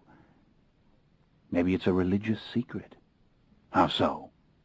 There are many nights when I lie awake, fully aware that there may be no personal God, and that the suffering of the children I see every day in our hospitals will never be balanced or redeemed. I think of those old arguments. You know, how can God justify the suffering of a child? Dostoevsky asked that question. So did the French writer Albert Camus. We ourselves are always asking it, but it doesn't ultimately matter. God may or may not exist, but misery is real. It is absolutely real and utterly undeniable. And in that reality lies my commitment, the core of my faith. I have to do something about it. And at the hour of your death, if there is no God, so be it. I will know that I did what I could. The hour of my death could be now. She gave a little shrug. I wouldn't feel any different. This is why you feel no guilt for our being there in the bed together. She considered. Guilt? I feel happiness when I think of it. Don't you know what you've done for me? She waited, and slowly her eyes filled with tears. I came here to meet you, to be with you, she said, her voice thickening. And I can go back to the mission now. She bowed her head and slowly, silently regained her calm, her eyes clearing. Then she looked up and spoke again. When you spoke of making this child, Claudia, When you spoke of bringing your mother, Gabrielle, into your world, you spoke of reaching for something. Would you call it a transcendence? When I work until I drop in the mission hospital, I transcend. I transcend doubt and something perhaps hopeless and black inside myself. I don't know. Hopeless and black. Yes, that's the key, isn't it? The music didn't make this go away. Yes, it did, but it was false. Why false? Why was doing that good, playing the piano, false? Because it didn't do enough for others, that's why. Oh, but it did. It gave them pleasure. It had to. Pleasure? Forgive me, I'm choosing the wrong tack. You've lost yourself in your vocation. When you played the piano, you were yourself.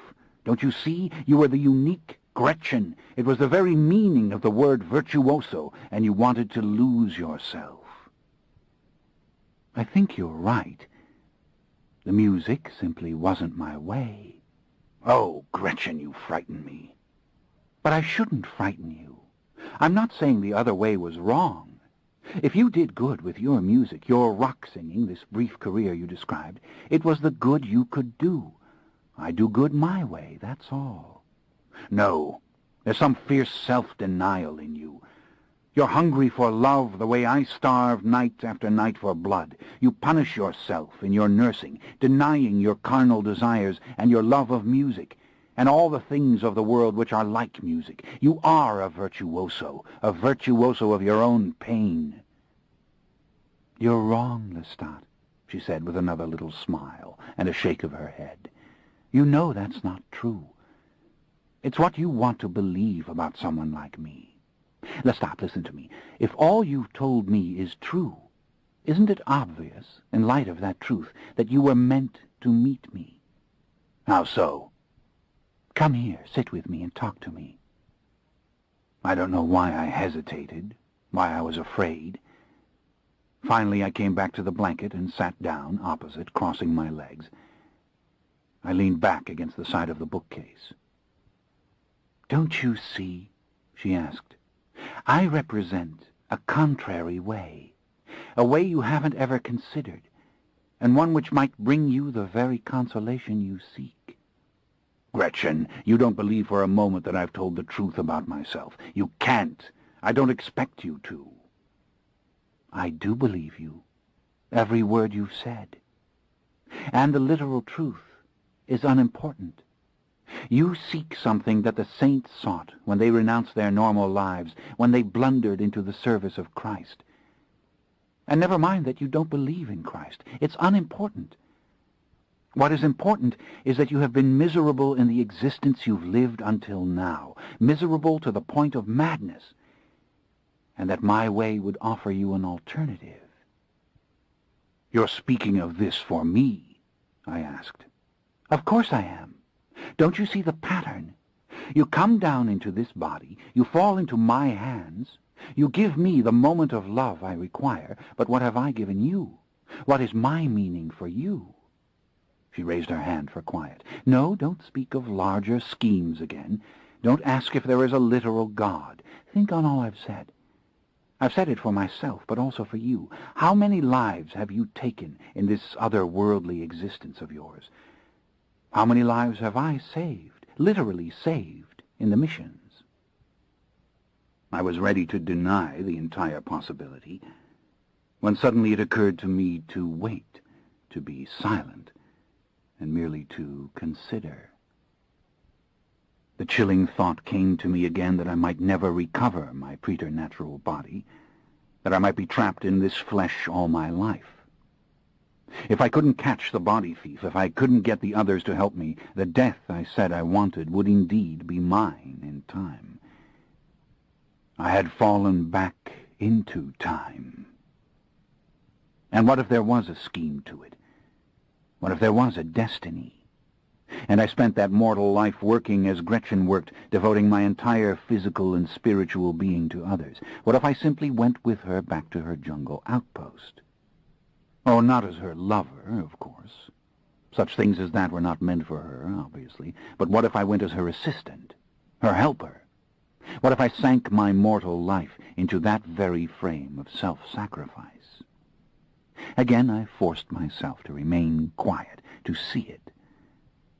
Of course, there was an added capability of which she knew nothing, the wealth I could bestow upon her mission, upon missions like it. And though this wealth was so vast some men could not have calculated it, I could calculate it. I could see in a large, incandescent vision its limits, its effects.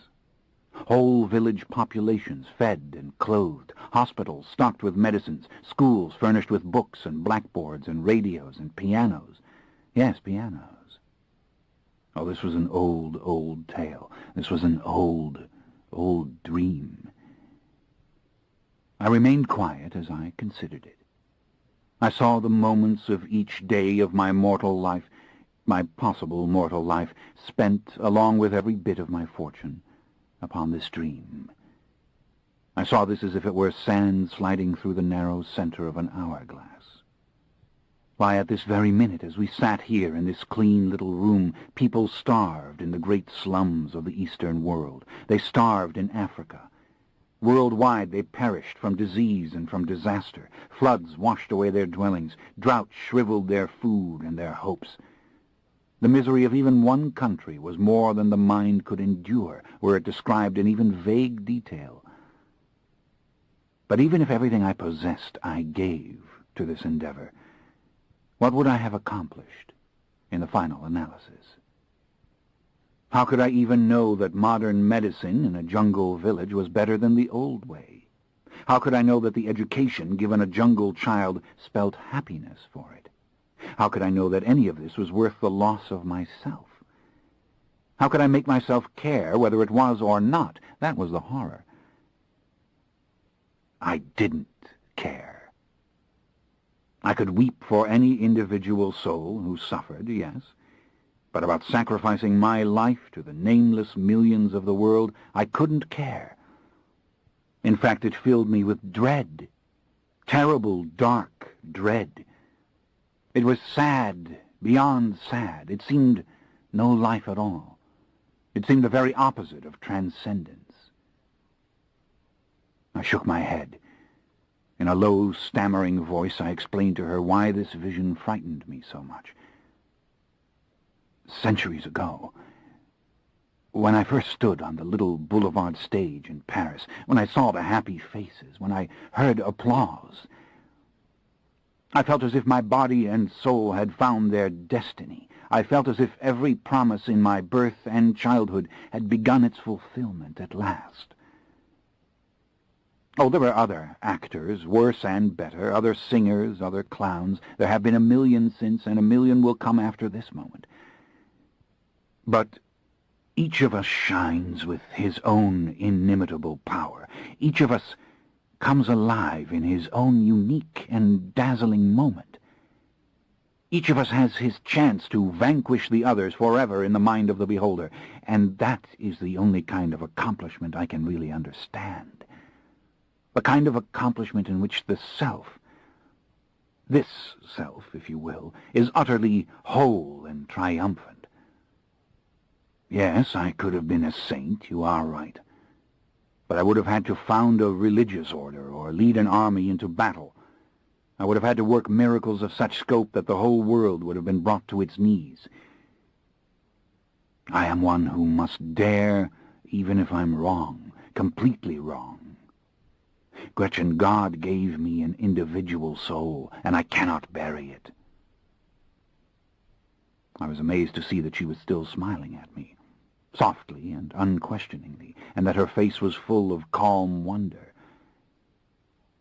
Better to reign in hell, she asked carefully, than to serve in heaven? Oh, no. I would make heaven on earth if I could. But I must raise my voice, I must shine, and I must reach for the very ecstasy that you've denied, the very intensity from which you fled.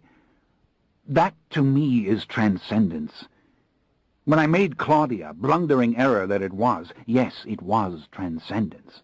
When I made Gabrielle, wicked as it seemed, yes, it was transcendence. It was a single, powerful, and horrifying act, which wrung from me all my unique power and daring.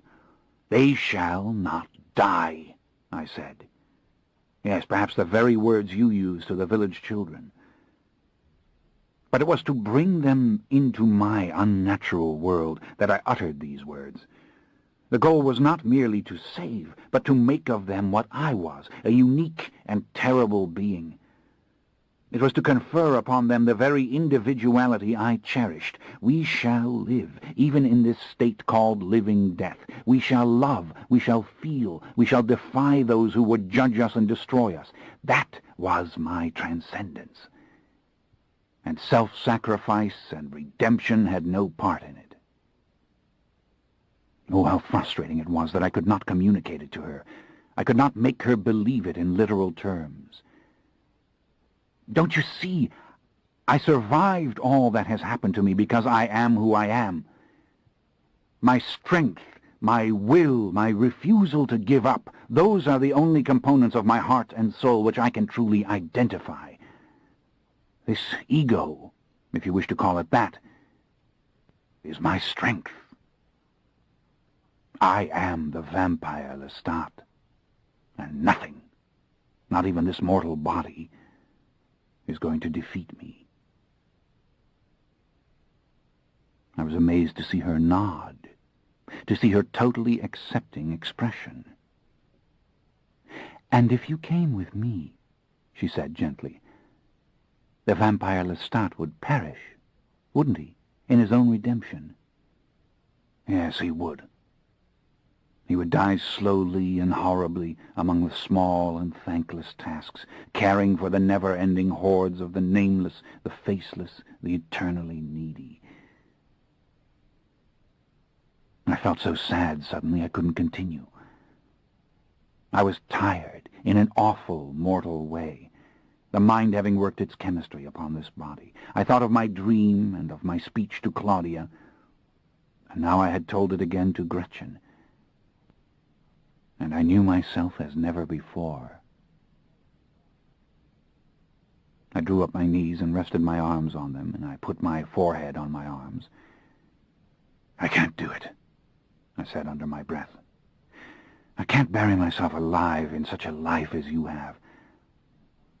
And I don't want to, that's the awful part. I don't want to do it. I don't believe it would save my soul. I don't believe it would matter." I felt her hands on my arms. She was stroking my hair again, drawing it back from my forehead. "I understand you," she said, "even though you're wrong." I gave a little laugh as I looked up at her. I took a napkin from our little picnic, and I wiped my nose and my eyes. "But I haven't shaken your faith, have I?" "No," she said. And this time her smile was different, more warm and more truly radiant. "You've confirmed it," she said in a whisper. "How very strange you are, and how miraculous that you came to me. I can almost believe your way is right for you. Who else could be you? No one." I sat back and drank a little sip of wine.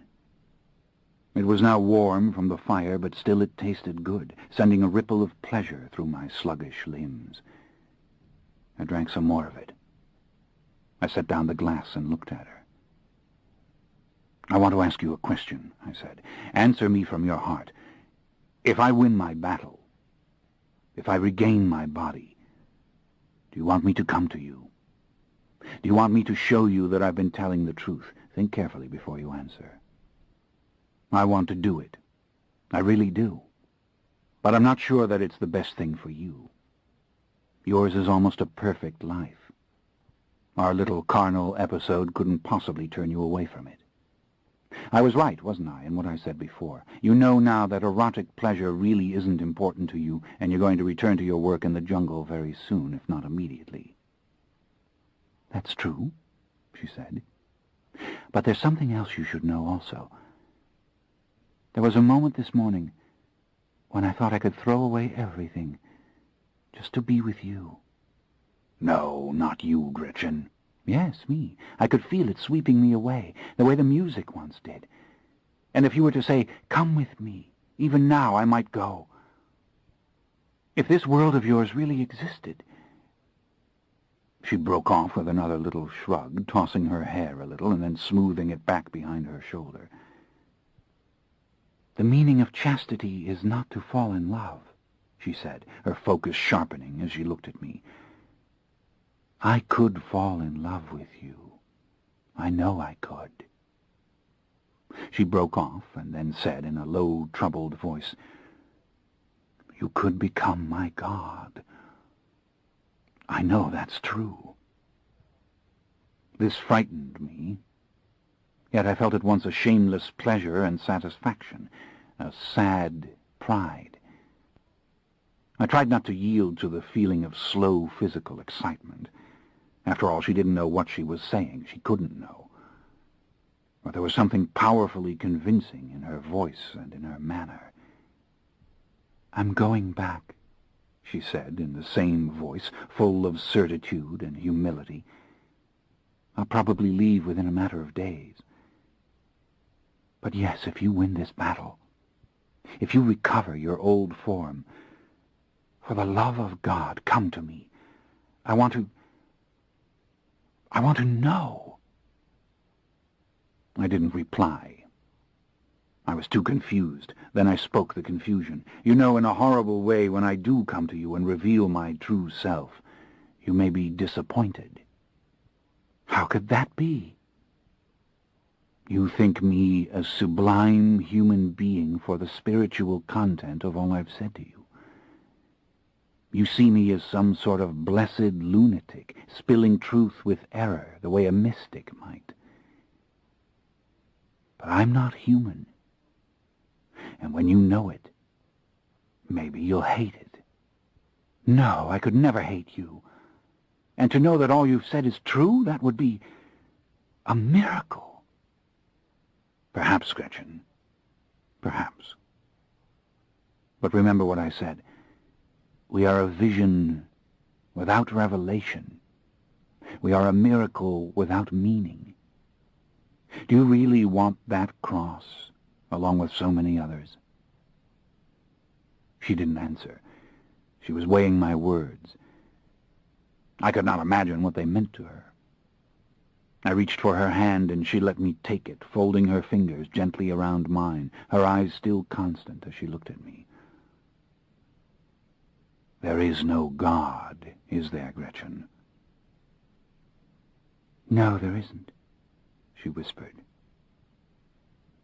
I wanted to laugh and to weep. I sat back, laughing softly to myself and looking at her, at the calm, statuesque manner in which she sat there, the light of the fire caught in her hazel eyes. "You don't know what you've done for me," she said.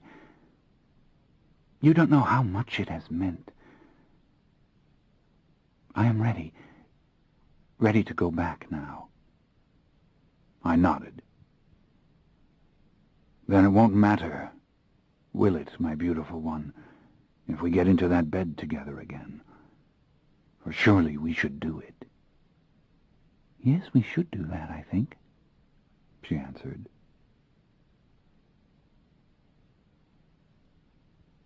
It was almost dark when I left her quietly to take the phone by its long cord into the little bath and call my New York agent.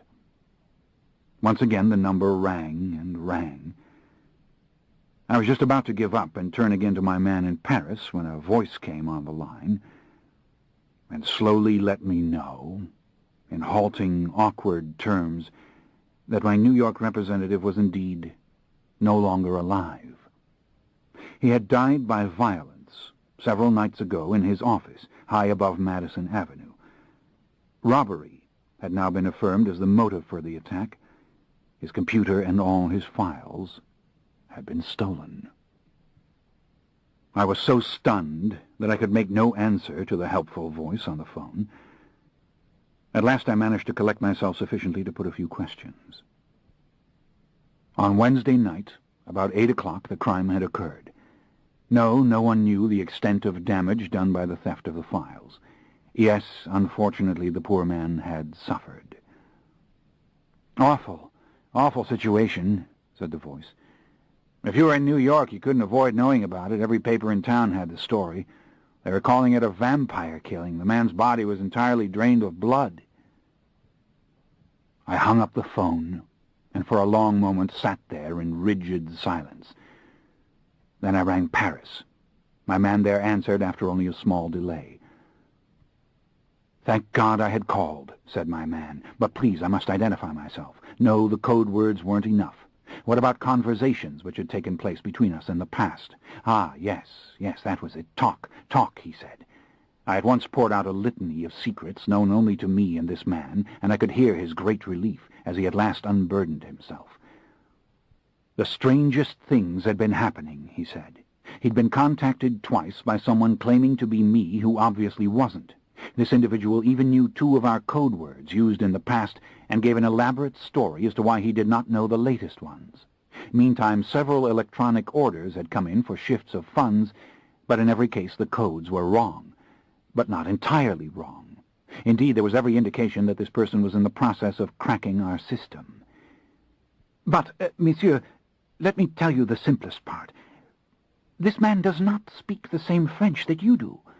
I don't mean to insult you, monsieur, but your French is rather, how shall I say, unusual. You speak old-fashioned words, and you put words in unusual order. I know when it is you." "I understand exactly," I said. "Now believe me when I say this. You must not talk to this person any more.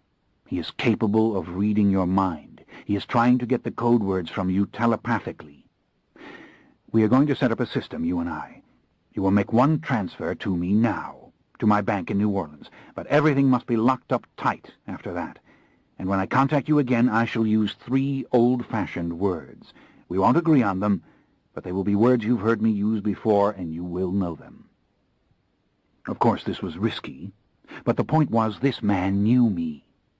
I went on to tell him that the thief in question was most dangerous, that he had done violence to my man in New York, and every conceivable personal protection must be taken. I should pay for all this, guards of any number round the clock. He must err on the side of excess. You'll hear from me again very soon. Remember, old-fashioned words. You'll know me when you speak to me." I put down the phone. I was trembling with rage, unsupportable rage. Ah, the little monster. It is not enough for him to have the body of the god. He must ransack the god's storehouses. The little fiend, the little imp. And I had been so foolish not to realize that this would happen. "Oh, you are human, all right," I said to myself. "You are a human idiot." And oh, to think of the denunciations Louis would heap upon my head before he consented to help me. And what if Marius knew? Oh, that was too awful to contemplate. Just reach Louis as fast as you can. I had to obtain a valise and get to the airport. Mojo would undoubtedly have to travel by crate, and this too must be obtained. My farewell to Gretchen would not be the graceful, slow leave-taking I had envisioned, but surely she would understand. Much was happening within the complex, delusionary world of her mysterious lover. It was time to part. Chapter 17. The trip south was a small nightmare. The airport, only just reopened after the repeated storms, had been jammed to overflowing with anxious mortals waiting for their long-delayed flights or come to find their arriving loved ones.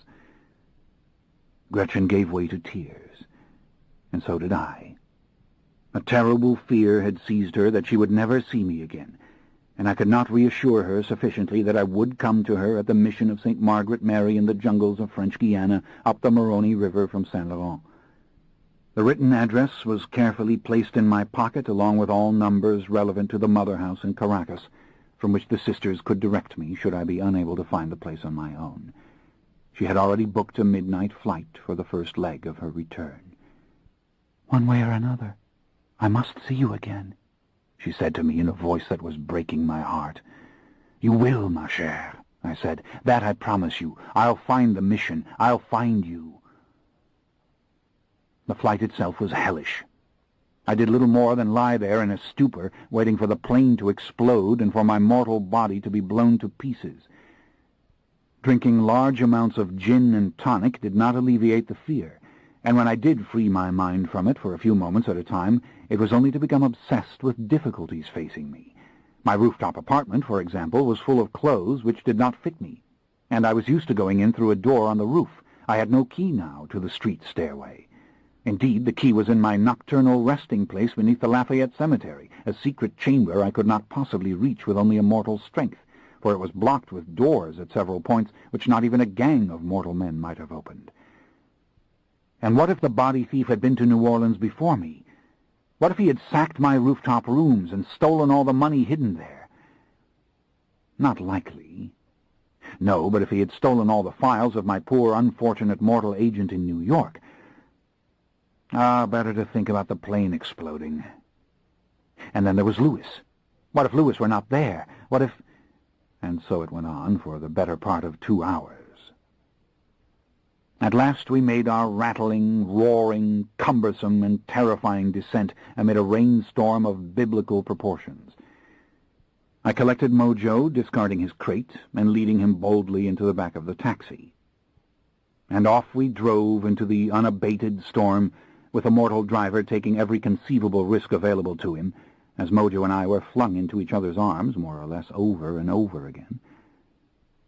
It was near midnight when we finally reached the narrow, tree-lined streets of uptown, the rain falling so heavily and steadily that the houses behind their iron fences were scarcely visible. When I saw the dismal, abandoned house of Louis's property crowded by the dark trees, I paid the driver, snatched up the valise, and led Mojo out of the cab into the downpour. It was cold, yes, very cold, but not as bad as the deep, freezing air of Georgetown. Indeed, even in this icy rain, the dark, rich foliage of the giant magnolias and the evergreen oaks seemed to make the world more cheerful and bearable. On the other hand, I had never beheld with mortal eyes a dwelling as forlorn as the great, massive, abandoned house which stood before Louis's hidden shack. For one moment, as I shaded my eyes from the rain and looked up at those black and empty windows, I felt a terrible, irrational fear that no being dwelt in this place, that I was mad and destined to remain in this weak human body forever. Mojo leapt the small iron fence just as I leapt it, and together we plowed through the high grass, around the ruins of the old porch, and back into the wet and overgrown garden. The night was full of the noise of the rain thundering against my mortal ears, and I almost wept when I saw the small house, a great, gleaming hulk of wet vines, standing there before me. In a loud whisper, I called Louis's name. I waited. No sound came from within.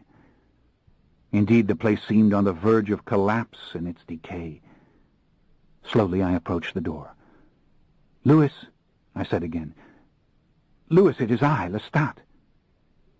Cautiously I stepped inside, amid the heaps and stacks of dusty objects, quite impossible to see. Yet I made out the desk, the whiteness of the paper, and the candle standing there, and a small book of matches beside it. With trembling, wet fingers I struggled to strike a match, and only after several efforts succeeded. At last I touched it to the wick, and a thin, bright light filled all the room, shining upon the red velvet chair, which was mine, and the other worn and neglected objects. A powerful relief coursed through me. I was here. I was almost safe, and I was not mad. This was my world, this awful, cluttered, unbearable little place. Louis would come. Louis would have to come before long. Louis was almost here. I all but collapsed in the chair in sheer exhaustion. I laid my hands on Mojo, scratching his head and stroking his ears. "We've made it, boy," I said. "And soon we'll be after that devil. We'll find a way to deal with him." I realized I was shivering again. Indeed, I was feeling the old telltale congestion in my chest. "Good Lord, not again," I said. "Louis, come, for the love of heaven, come. Wherever you are, come back here now. I need you." I was just about to reach into my pocket for one of the many paper handkerchiefs Gretchen had forced upon me, when I realized that a figure was standing exactly at my left, only an inch from the arm of the chair, and that a very smooth white hand was reaching for me. In the same instant Mojo leapt to his feet, giving forth his worst, most menacing growls, and then appeared to charge the figure. I tried to cry out, to identify myself, but before my lips were even open, I'd been hurled against the floor, deafened by Mojo's barking, and I felt the sole of a leather boot pressed to my throat, indeed to the very bones of my neck, crushing them with such force that surely they were about to be broken. I couldn't speak, nor could I free myself. A great piercing cry came from the dog, and then he too fell silent, and I heard the muffled sounds of his large body sinking to the floor. Indeed, I felt the weight of him on my legs, and I struggled frantically and helplessly in pure terror. All reason left me as I clawed at the foot, pinning me down, as I pounded the powerful leg, as I gasped for breath, only hoarse, inarticulate growls coming from me. "Louis, it's Lestat! I'm in the body, the human body!" Harder and harder the foot pressed. I was strangling as the bones were about to be crushed, yet I couldn't utter one syllable to save myself. And above me, in the gloom, I saw his face, the subtle, gleaming whiteness of the flesh that did not seem at all to be flesh, the exquisitely symmetrical bones, and the delicate, half-closed hand which hovered in the air in a perfect attitude of indecision as the deep-set eyes, fired with a subtle and incandescent green, looked down upon me without the slightest palpable emotion. With all my soul I cried the words again, but when had he ever been able to divine the thoughts of his victims? I could have done that, but not he. "Oh, God, help me! Gretchen, help me!" I was screaming in my soul. As the foot increased its pressure, perhaps for the final time, all indecision cast aside, I wrenched my head to the right, sucked in one desperate, tiny breath, and forced from my constricted throat one hoarse word. "Lestat!" All the while desperately pointing to myself with my right hand and first finger. It was the last gesture of which I was capable. I was suffocating, and the darkness came rolling over me. Indeed, it was bringing a total, strangling nausea with it, and just at the moment when I ceased to care in the most lovely, light-headed fashion, the pressure ceased, and I found myself rolling over and rising up on my hands, one frantic cough tearing loose from me after another. "For the love of God!" I cried, spitting the words in between my hoarse, painful, choking breaths. I'm Lestat, and this body. Couldn't you have given me a chance to speak? You kill any hapless mortal who blunders into your little house? What of the ancient laws of hospitality, you bloody fool? Why the hell don't you put iron bars on your doors?" I struggled to my knees, and suddenly the nausea won out. I vomited a filthy stream of spoiled food into the dirt and the dust, and then shrank back from it, chilled and miserable, staring up at him. "You killed the dog, didn't you, you monster?" I flung myself forward on Mojo's inert body, but he wasn't dead, merely unconscious, and at once I felt the slow pumping of his heart. "Oh, thank God! If you'd done that, I would never, never, never have forgiven you." A faint moan came from Mojo, and then his left paw moved, and then slowly his right. I laid my hand between his ears. Yes, he was coming back. He was unhurt. But oh, what a wretched experience this had been, here of all places to come to the very brink of mortal death. Enraged again, I glared up at Louis. How still he was as he stood there, how quietly astonished. The pounding of the rain, the dark, lively sounds of the winter night, all seemed to evaporate suddenly as I looked at him. Never had I seen him with mortal eyes. Never had I beheld this wan, phantom beauty. How could mortals believe this was a human when their eyes passed over him? Ah, the hands, like those of plaster saints come to life in shadowy grottos. And how utterly devoid of feeling the face, the eyes not windows of the soul at all, but fine, jewel-like snares of illumination. "Louis," I said, "the worst has happened, the very worst. The body thief made the switch, but he's stolen my body and has no intention of giving it back to me." Nothing palpable quickened in him as I spoke. Indeed, so lifeless and menacing did he seem that I suddenly broke into a stream of French, pouring forth every image and detail which I could recall in the hopes of wringing recognition from him. I spoke of our last conversation in this very house and the brief meeting at the foyer of the cathedral. I recalled his warning to me that I must not speak to the body thief, and I confessed that I had found the man's offer impossible to resist and had gone north to meet with him and to accept his proposal. Still, nothing of vitality sparked the merciless face, and suddenly I fell silent. Mojo was trying to stand, occasional little moans coming from him, and slowly I wrapped my right arm around his neck and leaned against him, struggling to catch my breath and telling him in a soothing voice that everything was fine now. We were saved. No more harm would come to him. Louis shifted his gaze slowly to the animal, then back to me. Then gradually the set of his mouth softened, ever so slightly, and then he reached for my hand and pulled me up, quite without my cooperation or consent, to a standing position. "It really is you," he said in a deep, raw whisper. "You're damned right it's me, and you nearly killed me. You realize that? How many times will you try that little trick before all the clocks of the earth tick to the finish? I need your help, damn you. And once again you try to kill me. Now will you please close whatever shutters still hang on these damned windows and make a fire of some sort in that miserable little hearth?" I flopped down again in my red velvet chair, still laboring for breath, and a strange lapping sound suddenly distracted me. I looked up. Louis had not moved. Indeed, he was staring at me as if I were a monster. But Mojo was patiently and steadily devouring all of the vomit I had spilt upon the floor. I gave a little delighted laugh, which threatened to become a fit of perfect hysteria. "Please, Louis, the fire! Make the fire," I said. "I'm freezing in this mortal body. Move!" "Good God," he whispered. "What have you done now?"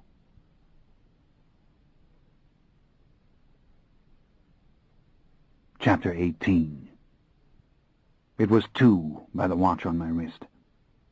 The rain had slackened beyond the broken shutters which covered both doors and windows, and I sat huddled in the red velvet chair enjoying the little blaze from the brick fireplace, yet badly chilled again, and suffering the same old racking cough.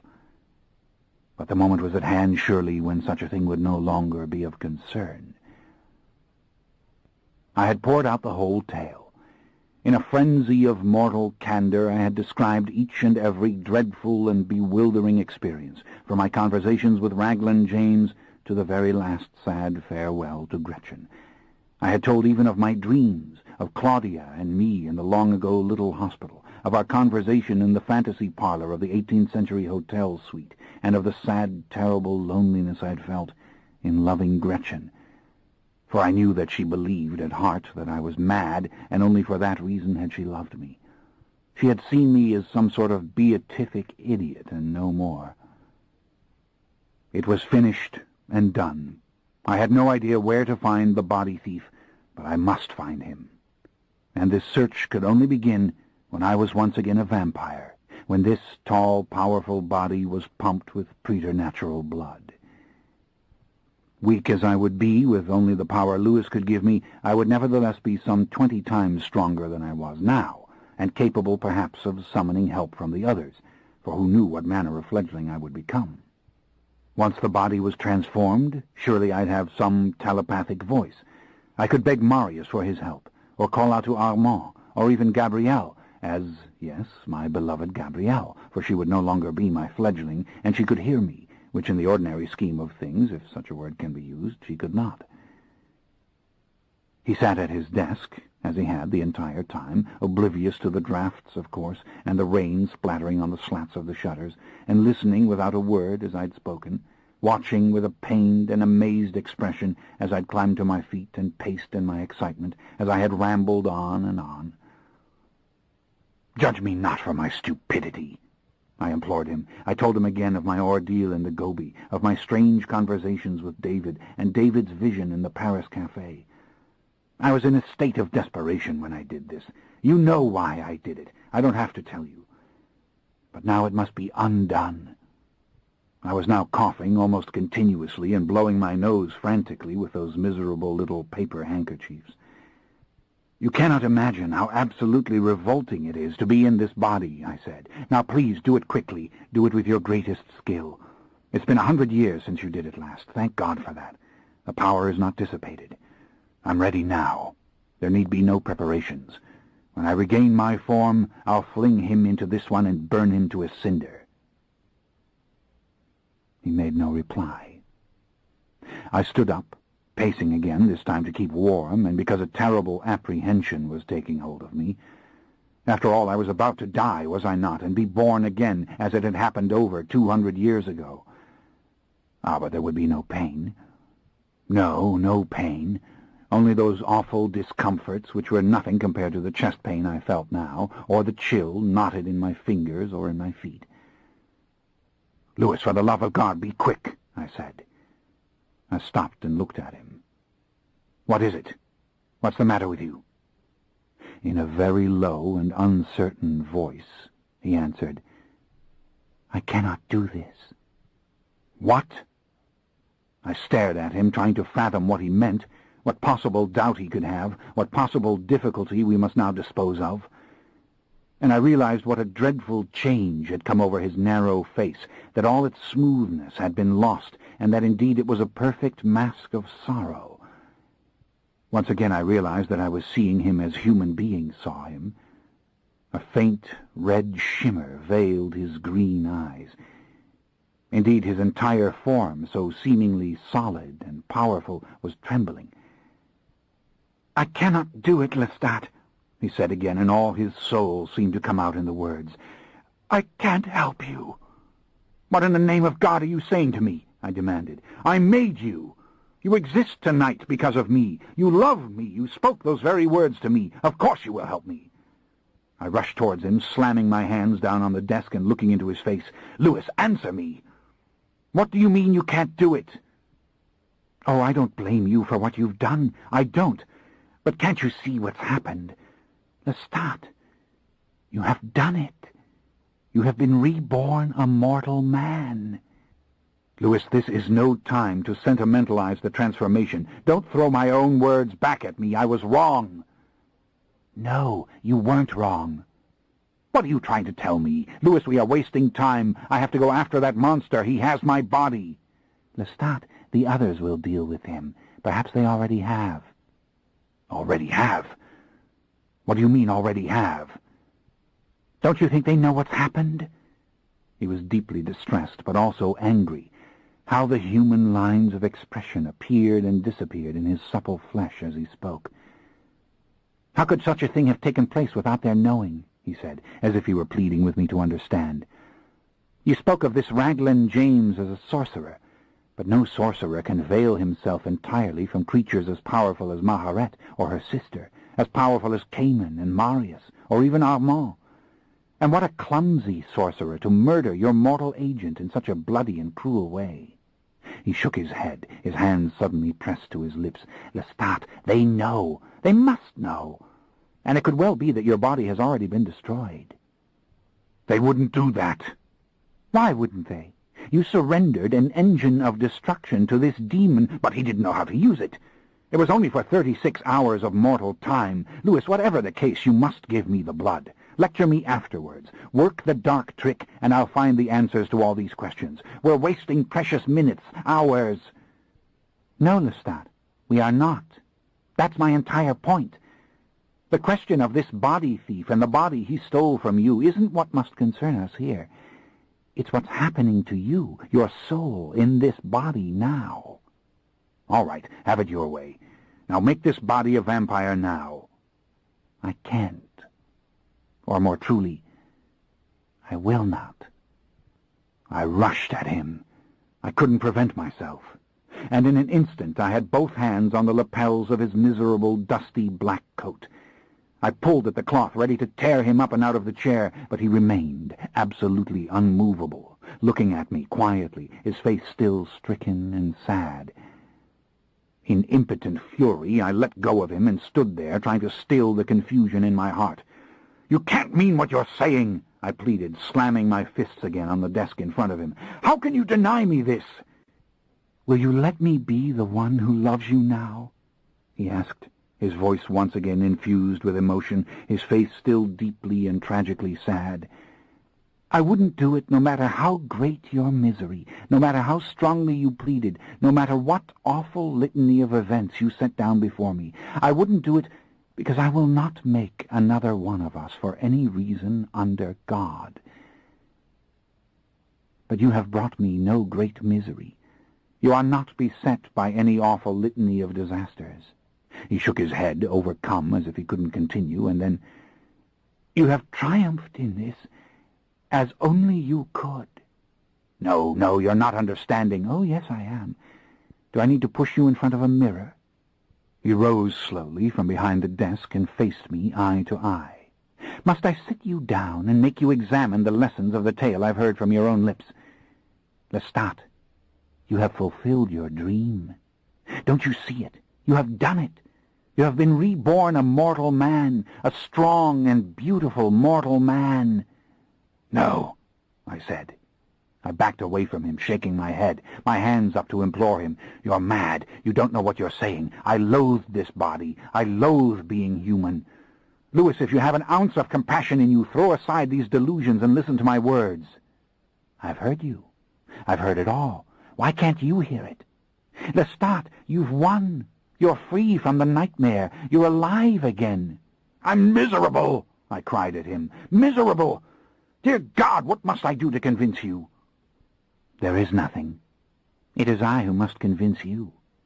What have you lived in this body? 3, 4 days? You speak of discomforts as if they were deathly afflictions. You talk of physical limits as if they were malicious and punitive restraints. And yet through all your endless complaining, you yourself have told me that I must refuse you. You yourself have implored me to turn you away. Lestat, why did you tell me the story of David Talbot and his obsessions with God and the devil? Why tell me all the things that the nun Gretchen said to you? Why describe the little hospital you saw in your fever dream? Oh, I know it wasn't Claudia who came to you. I don't say God put this woman Gretchen in your path, but you love this woman. By your own admission, you love her. She's waiting for you to return. She can be your guide through the pains and annoyances of this mortal life."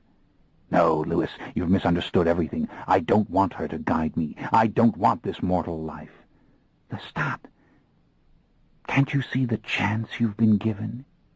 Can't you see the path laid out for you and the light ahead?" "I'm going to go mad if you don't stop saying these things." "Lestat, what can any of us do to redeem ourselves? And who has been more obsessed with this very question than you?" "No, no!" I threw my arms up and crossed them back and forth repeatedly, as if trying to head off this dump truck of mad philosophy which was driving right down upon me. "No, I tell you this is false. This is the worst of all lies."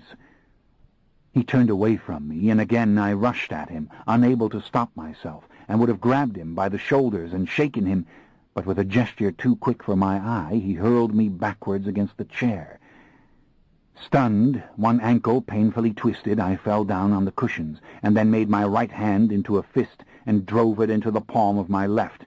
"Oh, no, not sermons, not now," I was almost weeping. "Not platitudes and pious recommendations." "Go back to her," he said. "You're mad."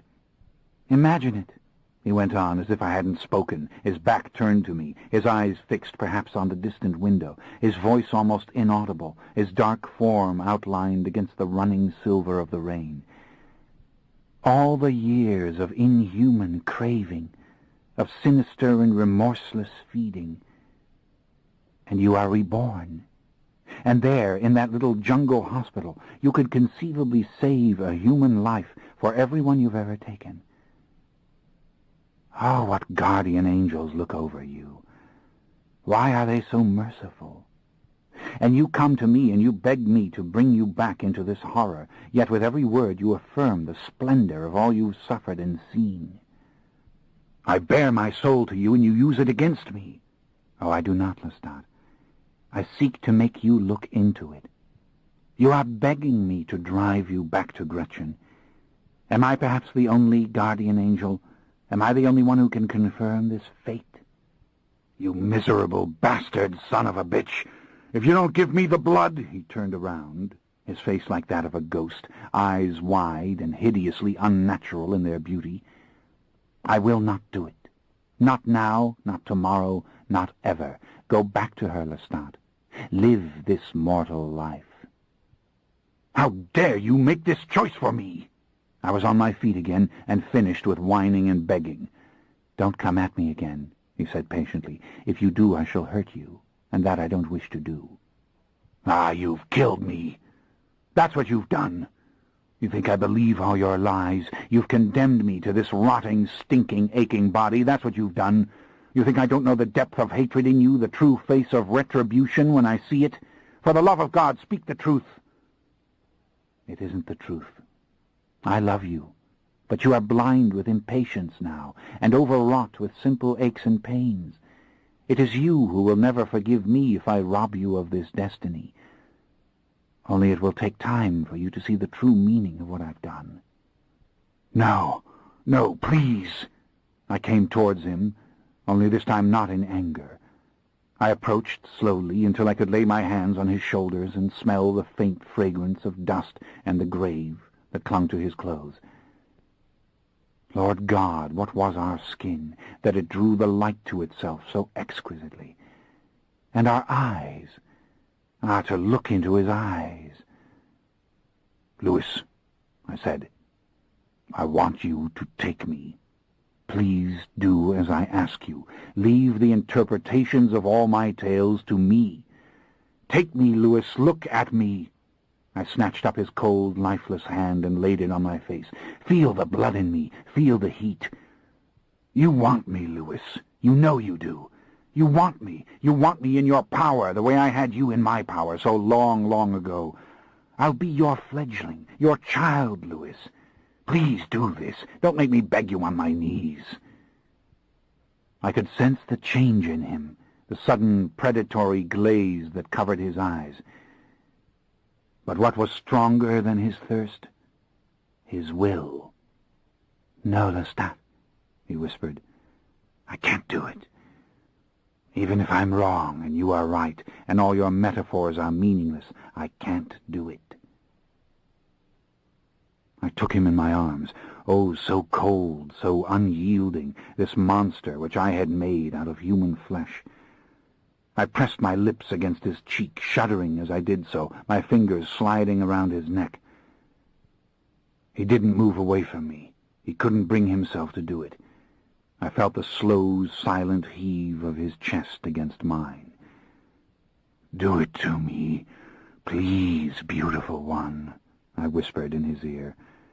"Take this heat into your veins and give me back all the power that I once gave to you." I pressed my lips to his cold, colorless mouth. "Give me the future, Louis. Give me eternity. Take me off this cross." In the corner of my eye I saw his hand rise. Then I felt the satin fingers against my cheek. I felt him stroke my neck. "I can't do it, Lestat." "You can. You know you can," I whispered, kissing his ear as I spoke to him, choking back the tears, my left arm slipping around his waist. "Oh, don't leave me in this misery. Don't do it." "Don't beg me any more," he said sorrowfully. "It's useless. I'm going now. You won't see me again." "Louis," I held fast to him, "you can't refuse me." "Ah, but I can, and I have." I could feel him stiffening, trying to withdraw without bruising me. I held him ever more tightly, refusing to back away. "You won't find me here again. But you know where to find her. She's waiting for you. Don't you see your own victory? Mortal again, and so very, very young. Mortal again, and so very, very beautiful. Mortal again, with all your knowledge, and with the same indomitable will." Firmly and easily he removed my arms and pushed me back, closing his hands over mine as he held me away from him. "Goodbye, Lestat," he said. "Perhaps the others will come to you, in time, when they feel you've paid enough." I gave one last cry, trying to free my hands, trying to fix upon him, for I knew full well what he meant to do. In a dark flash of movement he was gone, and I was lying on the floor. The candle had fallen over on the desk and had gone out. Only the light of the dying fire filled the little room, and the shutters of the door stood open, and the rain was falling, thin and quiet, yet steady. And I knew I was completely alone. I had fallen to one side, my hands out before me to break the fall, and as I rose now, I cried out to him, praying that somehow he could hear me, no matter how far away he'd gone. "Louis, help me! I don't want to be alive. I don't want to be mortal. Louis, don't leave me here. I can't bear it. I don't want it. I don't want to save my soul." How long I repeated these themes, I don't know. Finally, I was too exhausted to continue, and the sounds of this mortal voice and all its desperation were hurtful to my own ears. I sat on the floor, one leg crooked beneath me, my elbow resting on my knee, my fingers in my hair. Mojo had come forward fearfully and lay now beside me, and I leaned down and pressed my forehead into his fur. The little fire was almost gone out. The rain hissed and sighed and redoubled its strength, but falling straight from the heavens without a breath of hateful wind. Finally I looked up at this dark, dismal little place, at its jumble of books and old statues, at the dust and filth everywhere, and at the glowing embers heaped in the little hearth. How weary I was, how seared from my own anger, how close to despair. Had I ever, in all my misery, been this completely without hope? My eyes moved sluggishly to the doorway and to the steady downpour and the menacing darkness which lay beyond. Yes, go out in it, you and Mojo, who will of course love it as he loved the snow. You have to go out in it. You have to get out of this abysmal little house and find some comfortable shelter where you can rest. My rooftop apartment, surely there was some way I could break into it. Surely, some way. And then the sun was coming in a few hours, wasn't it? Ah, this, my lovely city, beneath the warm light of the sun. For God's sake, don't start weeping again. You need to rest and to think. But first, before you go, why don't you burn down his house? Let the big Victorian alone. He doesn't love it. But burn his little shack. I could feel myself breaking into an irresistible and malicious smile, even as the tears still hovered in my eyes. Yes, burn it down. He deserves it. And of course he's taken his writings with him. Yes, indeed he has. But all his books will go up in smoke, and that's exactly what he deserves. At once I gathered up the paintings, a gorgeous Monet, a couple of small Picassos, and a ruby-red egg tempera panel of the medieval period, all deteriorating badly, of course, and I rushed out and into the old empty Victorian mansion and stashed these in a darkened corner which seemed both safe and dry. Then I went back into the little house, snatched up his candle, and thrust it into the remains of the fire. At once the soft ashes exploded with tiny orange sparks, and the sparks fastened themselves upon the wick. "Oh, you deserve this, you treacherous, ungrateful bastard," I seethed as I put the flame to the books piled against the wall, carefully ruffling their pages to get them going, and then to an old coat thrown over a wooden chair which went up like straw, and then to the red velvet cushions of the chair that had been mine. Ah, yes, burn it, all of it. I kicked a pile of moldering magazines beneath his desk and ignited them. I touched the flame to one book after another and tossed these like flaming coals into all parts of the little house. Mojo edged away from these little bonfires and finally went out into the rain, where he stood at a distance, gazing at me through the open door. Ah, but things were moving too slowly. And Louis has a drawer full of candles. How could I have forgotten them? Curse this mortal brain. And now I drew them out, some 20 of them, and started setting the wax to burning fiercely, never mind the wick, and flinging them into the red velvet chair to make a great heat. I hurled them at the heaps of debris that remained, and I flung burning books at the wet shutters and ignited the old fragments of curtain which here and there hung forgotten and neglected from old rods. I kicked out holes in the rotted plaster and threw the burning candles in upon the old laving, and then I leant down and set afire the worn, threadbare rugs, wrinkling them to let the air move underneath. Within minutes the place was full of raging blazes, but the red chair and the desk were the greatest of all. I ran out into the rain, and I saw the fire flickering through the dark, broken slats. A damp, ugly smoke rose as the fire licked at the wet shutters, as it curled up and out of the windows into the wet mass of the Queen's Reef. Oh, the cursed rain! But then, as the blaze of the desk and chair grew ever brighter, the entire little building exploded with orange flames. Shutters were blown into the darkness. A great hole burst in the roof. "Yes! Yes, burn!" I shouted, the rain pelting my face, my eyelids. I was practically jumping up and down with joy. Mojo backed away toward the darkened mansion, lowering his head. "Burn! Burn!" I declared. "Louis, I wish I could burn you. I'd do it. Oh, if only I knew where you lie by day." But even in my glee, I realized I was weeping. I was wiping at my mouth with the back of my hand and crying, "How could you leave me like this? How could you do it? I curse you!" And dissolving into tears, I went down on my knees again against the rainy earth. I sank back on my heels, hands folded in front of me, beaten and miserable and staring at the great fire. Lights were snapping on in distant houses. I could hear the thin scream of a siren coming. I knew I should go. Yet still I knelt there, and I felt almost stuporous when Mojo suddenly roused me with one of his deep, most menacing growls.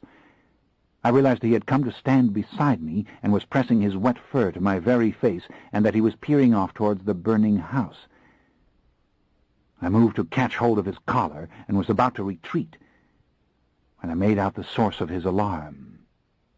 It was no helpful mortal, but rather an unearthly and dim white figure, standing still as an apparition near the burning building, luridly illuminated by the blaze.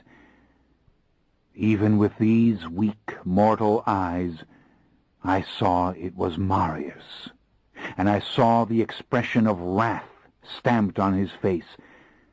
Never have I seen such a perfect reflection of fury, and there was not the slightest doubt that it was what he meant for me to see.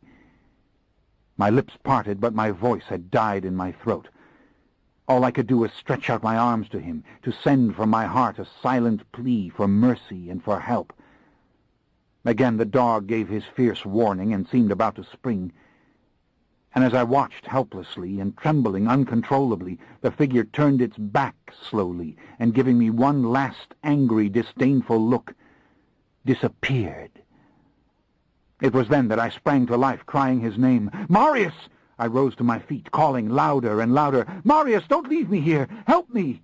I reached up into the skies. "Marius!" I roared. But it was useless, and I knew it. The rain soaked through my coat. It soaked into my shoes.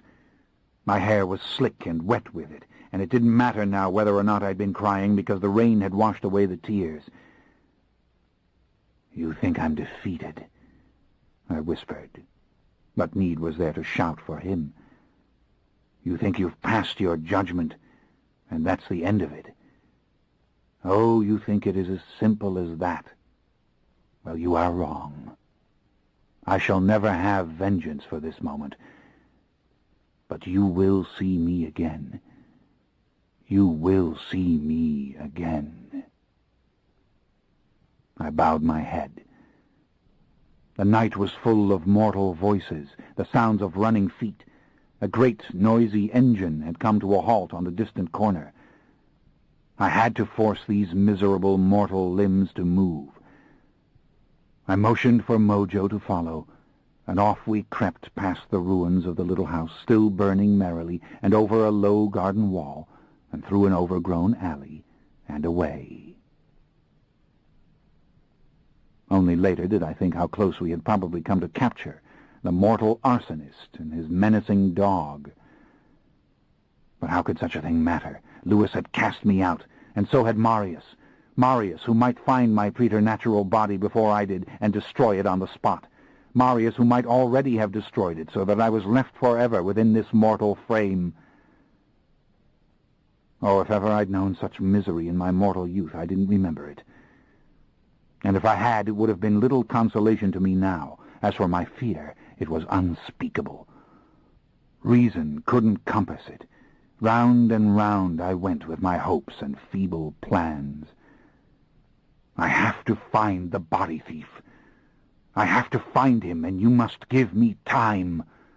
Marius, if you will not help me, you must grant me that much.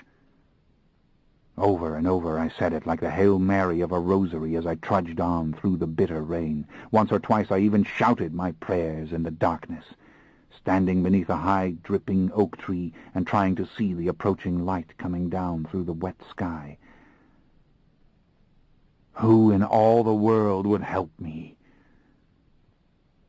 David was my only hope. Though what he could do to help me I couldn't even imagine. David! And what if he, too, turned his back on me? Chapter 19. I was sitting in the Café du Monde as the sun came up, thinking, how shall I get into my rooftop rooms? This little problem was preventing me from losing my mind. Was that the key to mortal survival? How to breach my luxurious little apartment? I myself had fitted the entry to the roof garden with an impassable iron gate. I myself secured the doors of the penthouse itself with numerous and complex locks. Indeed, the windows were barred against intruding mortals, though how they could have possibly reached the windows I never truly considered before. Ah, well, I shall have to get through the gate. I shall work some verbal magic on the other tenants of the building, all tenants of the blonde Frenchman Lestat de Liancourt, who treats them very well, I might add. I shall convince them I am a French cousin of the landlord sent to take care of the penthouse in his absence, and that I must be allowed in at all costs. Never mind that I must use a crowbar, or an axe, or a buzzsaw, only a technicality, as they say in this age. I must get in. And then what will I do? Pick up a kitchen knife, for the place has such things, though God knows I never had need of a kitchen, and slit my mortal throat? No. Call David. There is no one else in this world to whom you can turn, and oh, think of the dreadful things David is going to say. When I ceased to think of all this, I fell immediately into the crushing despair. They had cast me out. Marius, Louis. In my worst folly, they had refused me help. Oh, I had mocked Marius, true. I had refused his wisdom, his company, his rules. Oh, yes, I had asked for it, as mortals so often declare, and I had done this despicable thing of letting loose the body thief with my powers. True. Guilty again of spectacular blunders and experiments. But had I ever dreamed of what it would truly mean to be stripped utterly of my powers and on the outside looking in? The others knew. They must know. And they had let Marius come to render the judgment, to let me know that for what I had done, I was cast out. But Louis, my beautiful Louis, how could he have spurned me? I would have defied heaven to help Louis. I had so counted upon Louis. I had so counted upon waking this night with the old blood running powerful and true in my veins. Oh, Lord God, I was no longer one of them. I was not anything but this mortal man sitting here in the smothering warmth of the cafe, drinking this coffee, ah yes, nice-tasting coffee, of course, and munching on the sugar doughnuts with no hope of ever regaining his glorious place in the dark Elohim. Ah, how I hated them. How I wished to harm them. But who was to blame for all this? Lestat, now 6 feet 2 inches tall, with brown eyes and rather dark skin, and a nice mop of wavy brown hair. Lestat, with muscular arms and strong legs, and another severe mortal chill sickening and weakening him. Lestat, with his faithful dog, Mojo. Lestat, pondering how in the world he would catch the demon who had run off, not with his soul, as so often happens, but with his body, a body which might have already been, don't think of it, destroyed. Reason told me it was a little too early to plot anything. Besides, I have never had a deep interest in revenge. Revenge is the concern of those who are at some point or other beaten. I am not beaten, I told myself. No, not beaten. And victory is far more interesting to contemplate than revenge. Best to think of little things, things which can be changed. David had to listen to me. He had at least to give me his advice. But what else could he give? How could two mortal men go after that despicable creature? And Mojo was hungry. He was looking up at me with his dark, clever brown eyes. How people in the cafe stared at him. What a wide berth they gave him, this ominous, furry creature with his dark muzzle, tender, pink-lined ears, and enormous paws. Really ought to feed Mojo. After all, the old cliché was true. This great hunk of dog flesh was my only friend. Did Satan have a dog when they hurled him down into hell? Well, the dog would probably have gone with him. That much I knew. How do I do it, Mojo? I asked. How does a mere mortal catch the vampire Lestat? Or have the old ones burnt my beautiful body to ashes? Was that the meaning of Marius's visit, to let me know it was done? Oh, God. What does the witch say in that ghastly film? How could you do this to my beautiful wickedness? I have a fever again, Mojo. Things are going to take care of themselves. I'm going to die. But, Lord in heaven, behold the sun crashing down silently on the dirty pavements. Look at my shabby and charming New Orleans waking to the beauteous Caribbean light. Let's go, Mojo. Time to break and enter. And then we can be warm and we can rest. Stopping by the restaurant opposite the old French market, I bought a mess of bones and meat for him. Surely it would do. Indeed, the kindly little waitress filled a sack with scraps from last night's garbage, with a lusty little affirmation that the dog was going to like that a lot. What about me? Didn't I want some breakfast? Wasn't I hungry on a beautiful winter morning like this? Later, darling. I placed a large bill in her hand. I was still rich, that was one consolation, or at least I thought I was. I wouldn't know for certain until I reached my computer and tracked the activities of the loathsome swindler for myself. Mojo consumed his meal in the gutter without a single solitary complaint. That's a dog for you. Why wasn't I born a dog? Now, where the hell was my penthouse apartment? I had to stop and to think, and then to wander 2 blocks out of my way and back again before I found it, getting colder by the minute, though the sky was blue and the sun very bright now, for I almost never entered the building from the street. Getting into the building was very easy. Indeed, the door on Dumaine Street was very simple to force and then slam shut. But that gate, that will be the worst part, I thought, as I dragged my heavy legs up the stairs, one flight after another, Mojo waiting kindly at the landings for me to catch up. At last I saw the bars of the gate and the lovely sunlight streaming into the stairwell from the roof garden and the flutter of the large green elephant ears, which were only a little bruised at the edges from the cold. But this lock! How would I ever break this lock? I was in the process of estimating what tools I would need. How about a small bomb? When I realized that I was looking at the door to my apartment some 15 feet away and that it was not closed.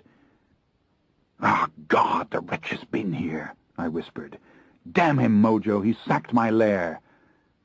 Of course, that might be construed as a hopeful sign. The wretch still lived. The others hadn't done away with him, and I could still catch him. But how?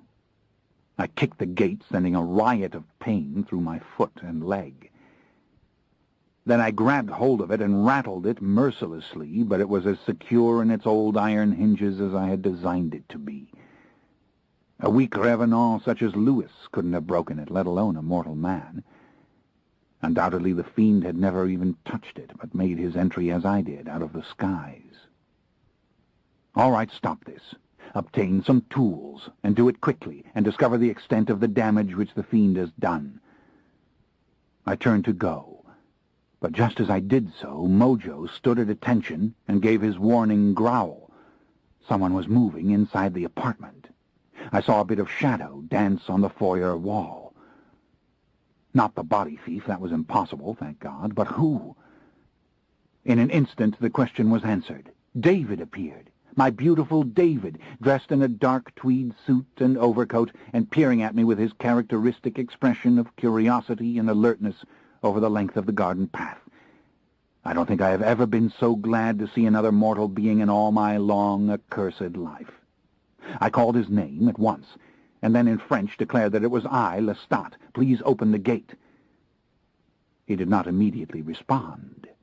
Indeed, never had he seemed so dignified, self-possessed, and so truly the elegant British gentleman as he stood there, staring at me, his narrow, heavily lined face registering nothing but mute shock. He stared at the dog. Then he stared at me again, and then once more at the dog. "David, it's Lestat! I swear to you!" I cried in English. "This is the body of the mechanic. Remember the photograph? James did it, David. I'm trapped in this body. David, let me in!" He remained motionless. Then all of a sudden he came forward with swift, determined steps, his face quite unreadable as he stopped before the gate. I was near to fainting with happiness. I clung to the bars still, with both hands, as if I were in prison, and then I realized I was staring directly into his eyes, that for the first time we were the same height. "David, you don't know how glad I am to see you," I said, lapsing into French again. "How did you ever get in?" "David, it's Lestat. It's me. Surely you believe me. You recognize my voice. David, God and the devil in the Paris Café. Who else knows but me?" But it was not my voice to which he responded. He was staring into my eyes and listening as if to distant sounds. Then quite suddenly his entire manner was altered, and I saw the clear signs of recognition in his face. "Oh, thank heaven," he said with a small, very polite British sigh. He reached into his pocket for a small case, quickly removing from it a thin piece of metal, which he inserted into the lock. I knew enough of the world to realize this was a burglar's tool of some sort. He swung the gate back for me and then opened his arms. Our embrace was long and warm and silent, and I fought furiously not to give way to tears. Only very seldom in all this time had I ever actually touched this being, and the moment was charged with an emotion which caught me somewhat off guard. The drowsy warmth of my embraces with Gretchen came back to me. I felt safe, and just for an instant, perhaps, I did not feel so utterly alone. But there was no time now to enjoy this solace. Reluctantly, I drew back and thought again how splendid David looked. Indeed, so impressive was he to me that I could almost believe I was as young as the body I now inhabited. I needed him so. All the little flaws of age which I naturally saw in him through my vampire eyes were invisible. The deep lines of his face seemed but part of his great expressive personality, along with the quiet light in his eyes. He looked entirely vigorous as he stood there in his very proper attire, the little gold watch chain glittering on his tweed waistcoat, so very solid and resourceful and grave.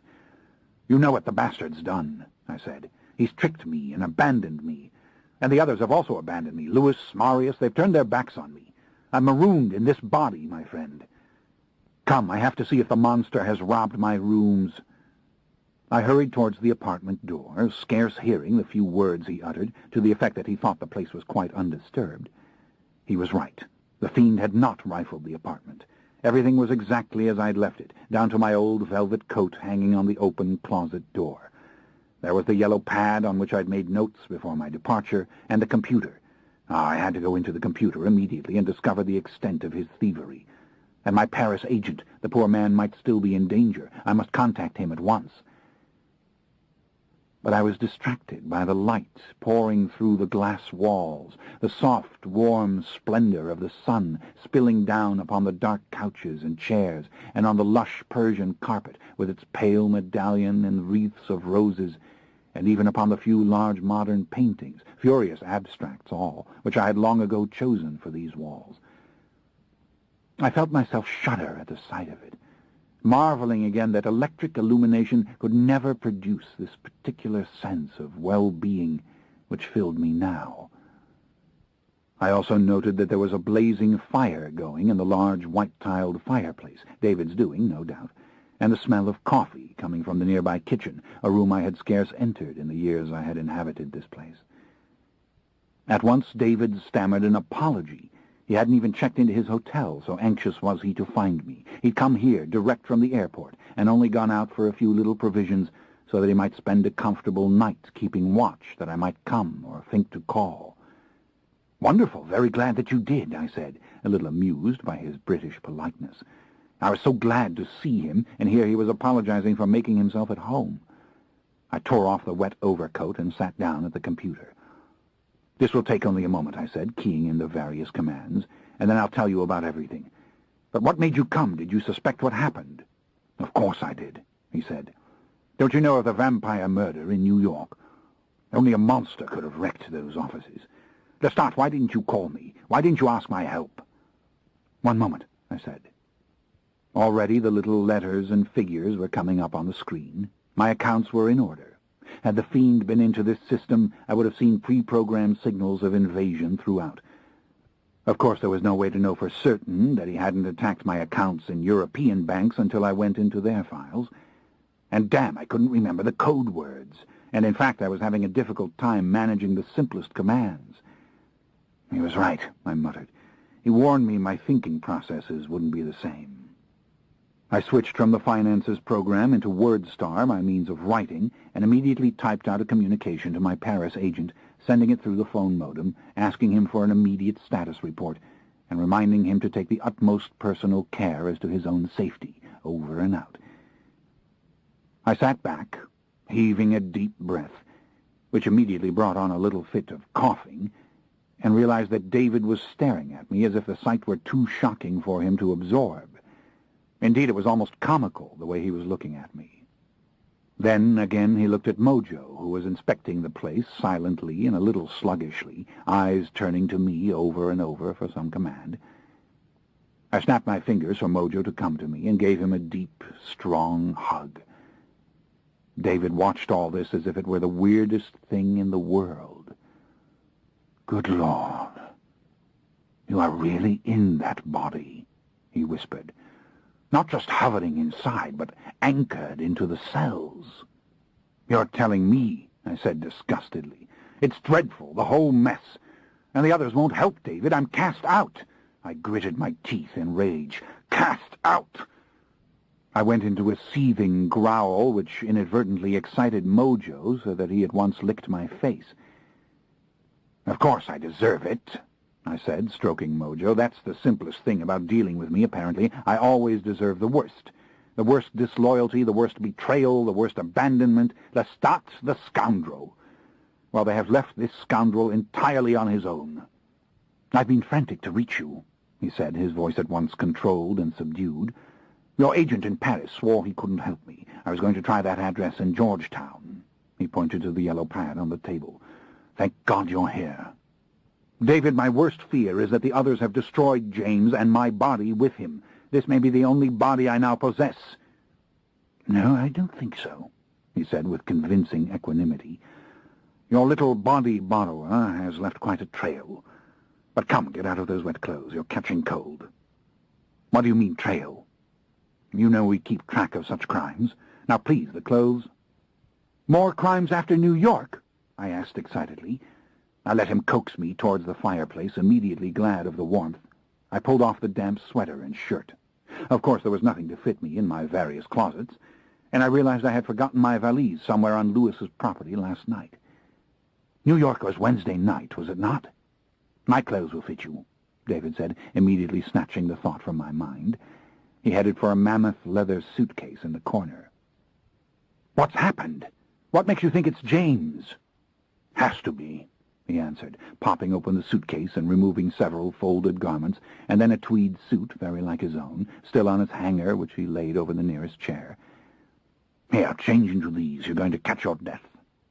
"No, David," I said, continuing to undress. "I've almost caught my death repeatedly. In fact, I've spent my whole brief mortal life nearly dying. The care of this body is a revolting nuisance. How do living people endure this endless cycle of eating, pissing, sniveling, defecating, and then eating again? When you mix in fever, headache, attacks of coughing, and a runny nose, it becomes a penitential sentence. And prophylactics, good Lord. Removing the ugly little things is worse than having to put them on. Whatever made me think I wanted to do this?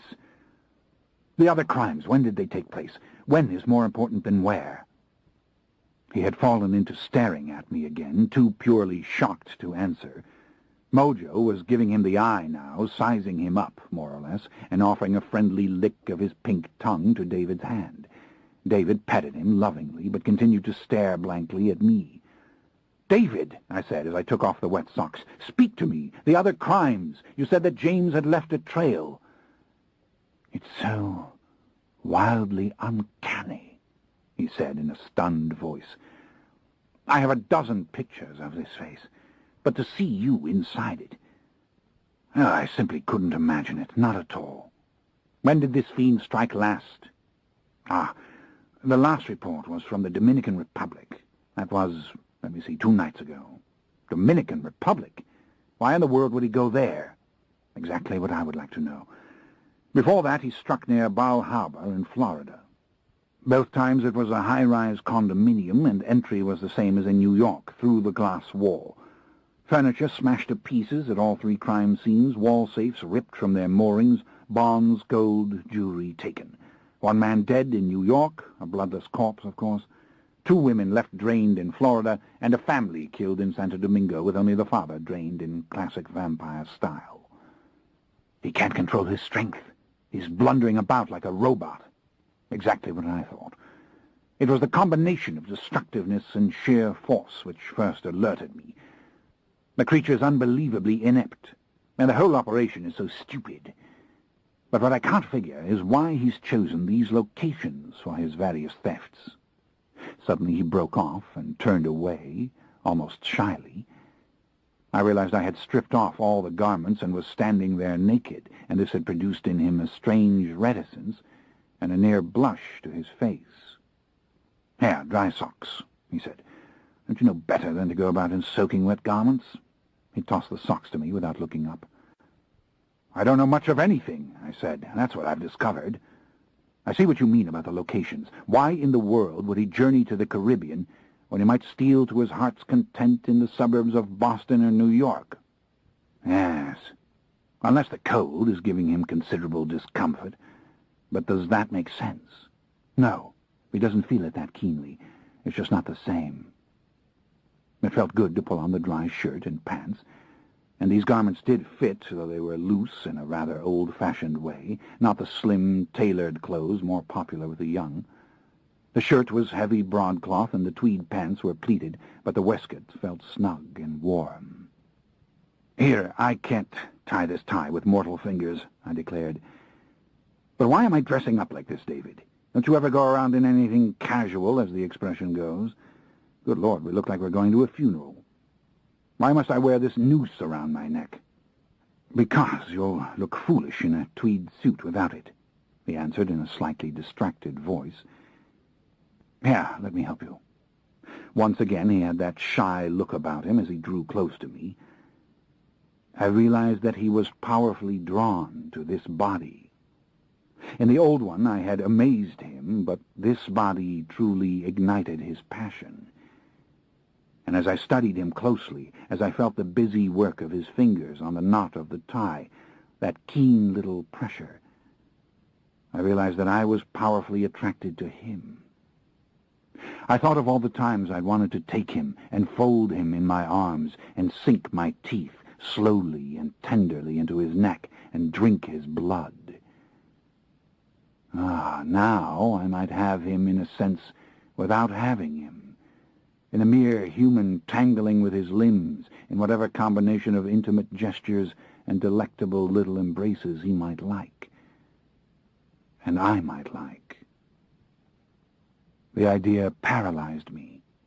It sent a soft chill over the surface of my human skin. I felt connected to him, connected as I had been to the sad, unfortunate young woman whom I'd raped, to the wandering tourists of the snow-covered capital city, my brothers and sisters, connected as I had been to my beloved Gretchen. Indeed, so strong was this awareness of being human and being with a human that I feared it suddenly in all its beauty.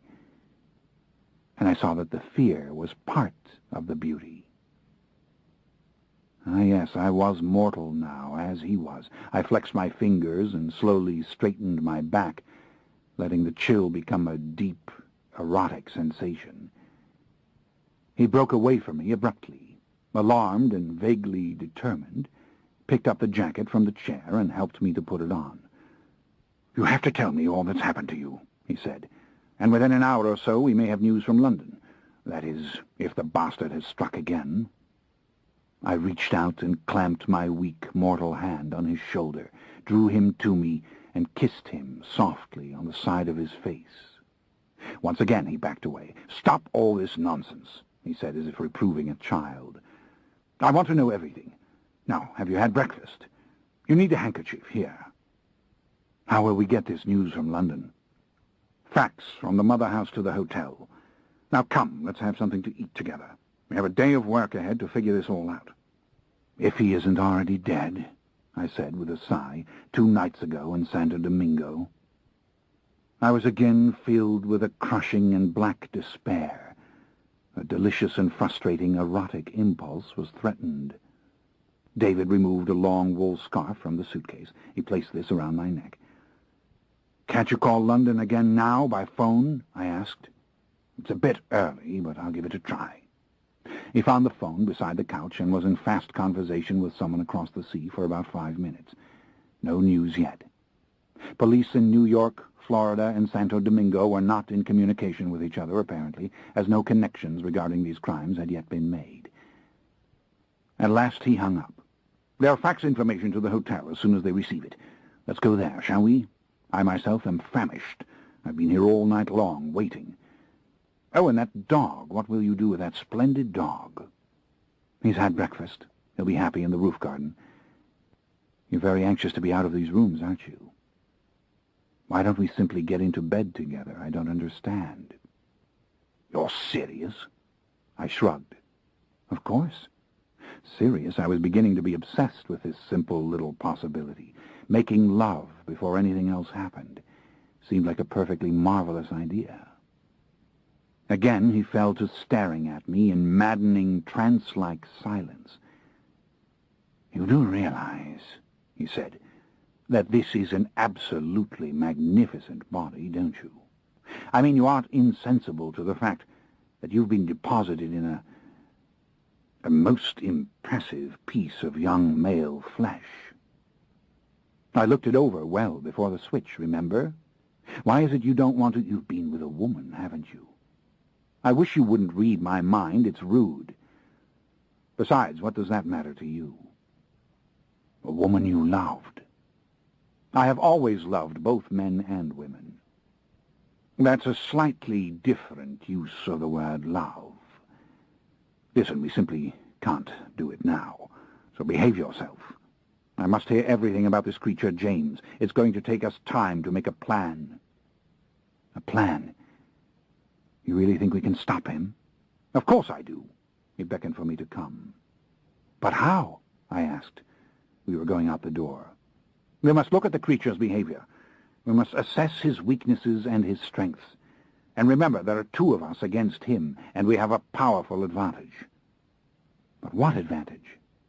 "Lestat, clear your mortal brain of all these rampant erotic images and come. I can't think on an empty stomach, and obviously you're not thinking straight at all." Mojo came padding to the gate to follow us, but I told him to stay. I kissed him tenderly on the side of his long black nose, and he lay down on the wet concrete and merely peered at me in solemn, disappointed fashion as we went down the stairs. It was only a matter of several blocks to the hotel, and the walk beneath the blue sky was not intolerable even with the biting wind. I was too cold, however, to begin my story, and also the sight of the sun-lighted city kept tearing me out of my thoughts. Once again I was impressed with the carefree attitudes of the people who roamed by day. All the world seemed blessed in this light, regardless of the temperature.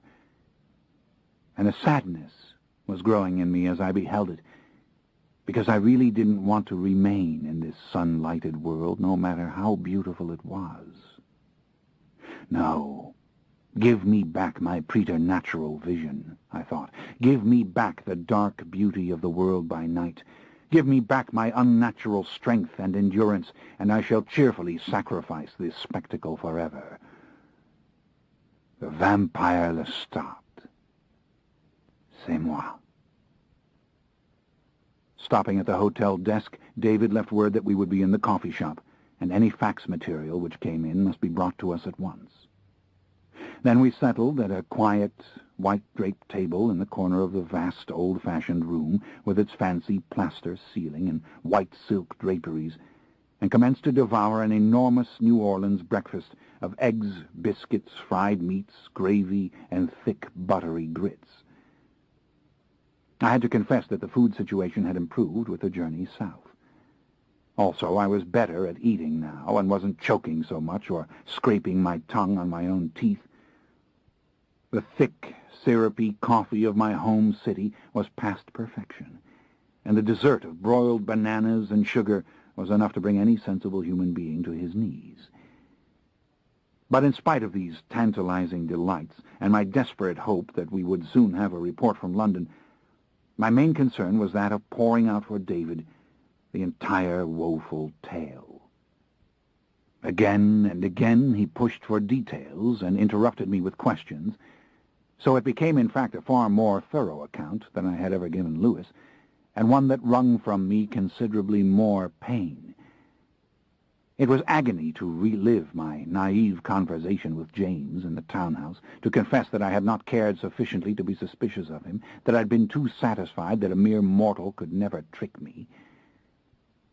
And then came the shameful rape, the poignant account of my time with Gretchen, the awful nightmares of Claudia, and the parting from Gretchen to come home to Lewis, who misunderstood all that I laid before him and insisted upon his own interpretation of my words, as he refused to give me what I sought. No small part of the pain was that my anger had left me, and I felt only the old crushing grief. I saw Lewis again in my mind's eye, and he was not my tender, embraceable lover any longer, so much as an unfeeling angel who had barred me from the dark court. "I understand why he refused," I said dully, barely able to speak about it. "Perhaps I should have known. And very truly, I can't believe he will hold out against me forever. He's simply carried away with this sublime idea of his that I ought to go save my soul. It's what he would do, you see. And yet, in a way, he himself would never do it. And he's never understood me. Never. That's why he described me so vividly, yet poorly, in his book, over and over again.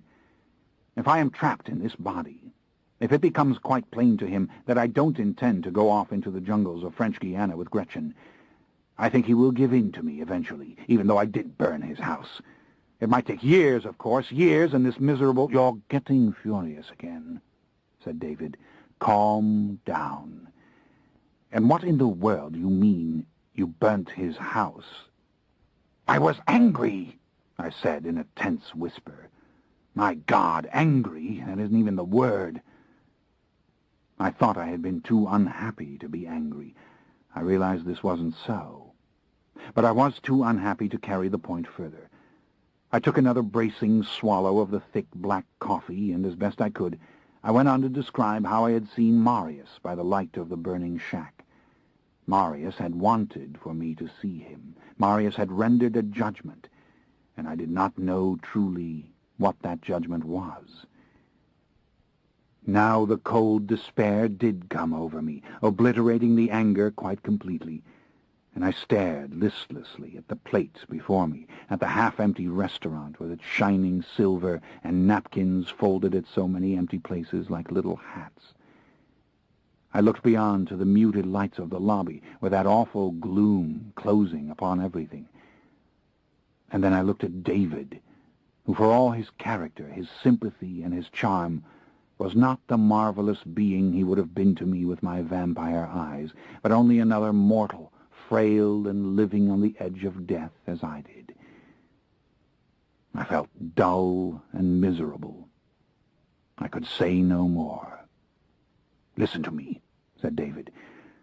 "I don't believe that your Marius has destroyed this creature. He would not have revealed himself to you if he'd done such a thing. I can't imagine the thoughts or feelings of such a being. I can't even imagine yours, and I know you as I know my dearest and oldest friends. But I don't believe he would do it. He came to display his anger, to refuse assistance, and that was his judgment, yes. But I wager he's giving you time to recover your body. And you must remember, however you perceived his expression, you saw it through a human being's eyes." "I've considered this," I said listlessly. "To tell the truth, what else can I do but believe that my body is still there to be reclaimed?" I shrugged. "I don't know how to give up."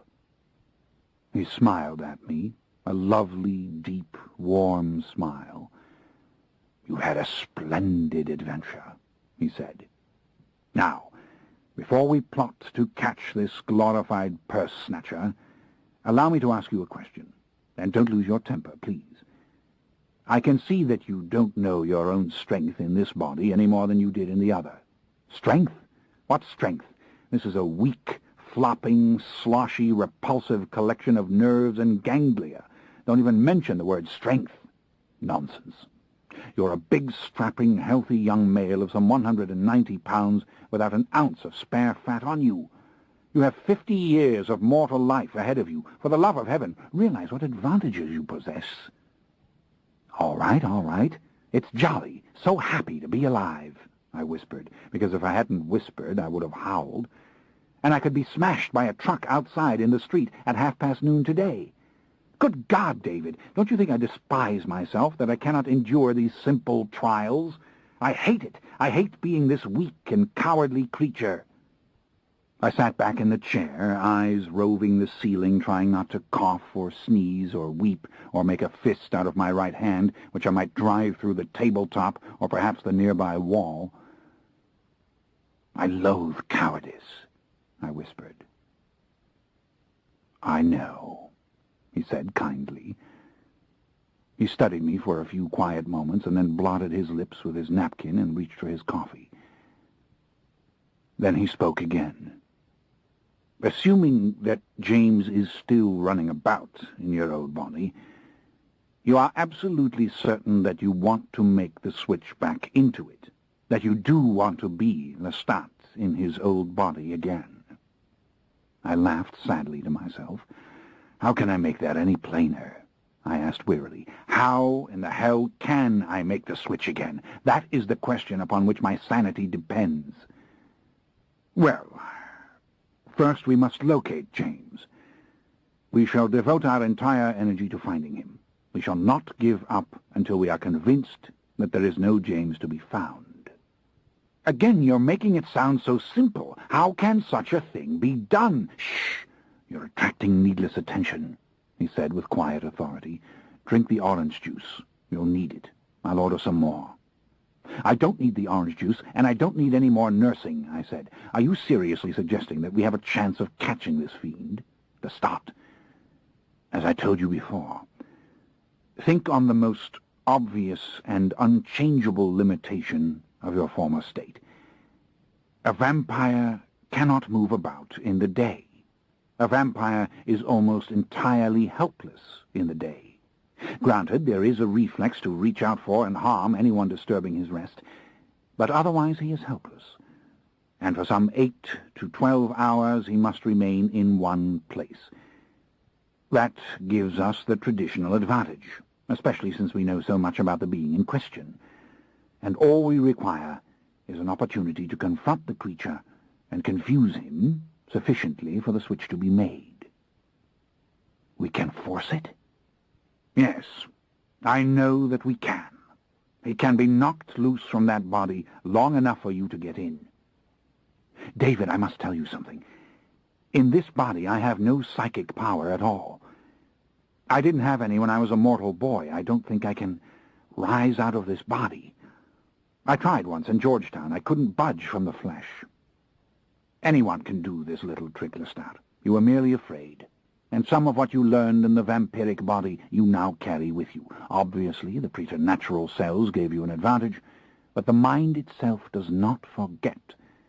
Obviously, James took his mental powers from body to body. You must have taken some part of your knowledge with you as well. Well, I was frightened. I've been afraid to try since, afraid I'd get out and then couldn't get back in. I'll teach you how to rise out of the body. I'll teach you how to make a concerted assault upon James. And remember, there are two of us, Lestat. You and I together will make the assault. And I do have considerable psychic power, to use the simplest descriptive words for it. There are many things which I can do. David, I shall be your slave for eternity in exchange for this. Anything you wish I will get for you. I shall go to the ends of the earth for you. If only this can be done. He hesitated, as if he wanted to make some small, jesting comment, but then thought the better of it, and went right on. We will begin with our lessons as soon as we can. But the more I consider it, I think it's best I jolt him out of the body. I can do it before he even realizes that you are there. Yes, that must be our game plan. He won't suspect me when he sees me. I can veil my thoughts from him easily enough. And that's another thing you must learn, to veil your thoughts. But what if he recognizes you, David? He knows who you are. He remembers you. He spoke of you. What's to stop him from burning you alive the minute he sees you? The place where the meeting occurs. He won't risk a little conflagration too near his person, and we shall be sure to ensnare him where he would not dare to show his powers at all. We may have to lure him into position. This requires thinking, and until we know how to find him, well, that part can wait. We approach him in a crowd, or very near to sunrise, when he cannot risk a fire near his lair. Exactly. Now, let's try to make a fair assessment of his powers from the information we have in hand. He paused as the waiter swooped down upon the table with one of those beautiful, heavy, silver-plated coffee pots which hotels of quality always possess. They have a patina like no other silver, and always several tiny little dents. I watched the black brew coming out of the little spout. Indeed, I realized I was watching quite a few little things as we sat there, anxious and miserable though I was. Merely being with David gave me hope. David took a hasty sip of the fresh cup as the waiter went away, and then reached into the pocket of his coat. He placed in my hand a little bundle of thin sheets of paper. These are newspaper stories of the murders. Read them carefully. Tell me anything that comes to your mind. The first story, Vampire Murder in Midtown, enraged me beyond words. I noted the wanton destruction which David had described. Had to be clumsiness to smash the furniture so stupidly. And the theft, how silly in the extreme. As for my poor agent, his neck had been broken as he'd been drained of his blood. More clumsiness. It's a wonder he can use the power of flight at all, I said angrily. Yet here he went through the wall on the 30th floor. That doesn't mean he can use the power over really great distances, David replied. But how then did he get from New York to Bal Harbor in one night? And more significantly, why? If he is using commercial aircraft, why go to Bal Harbor instead of Boston or Los Angeles or Paris, for heaven's sakes? Think of the high stakes for him were he to rob a great museum, an immense bank.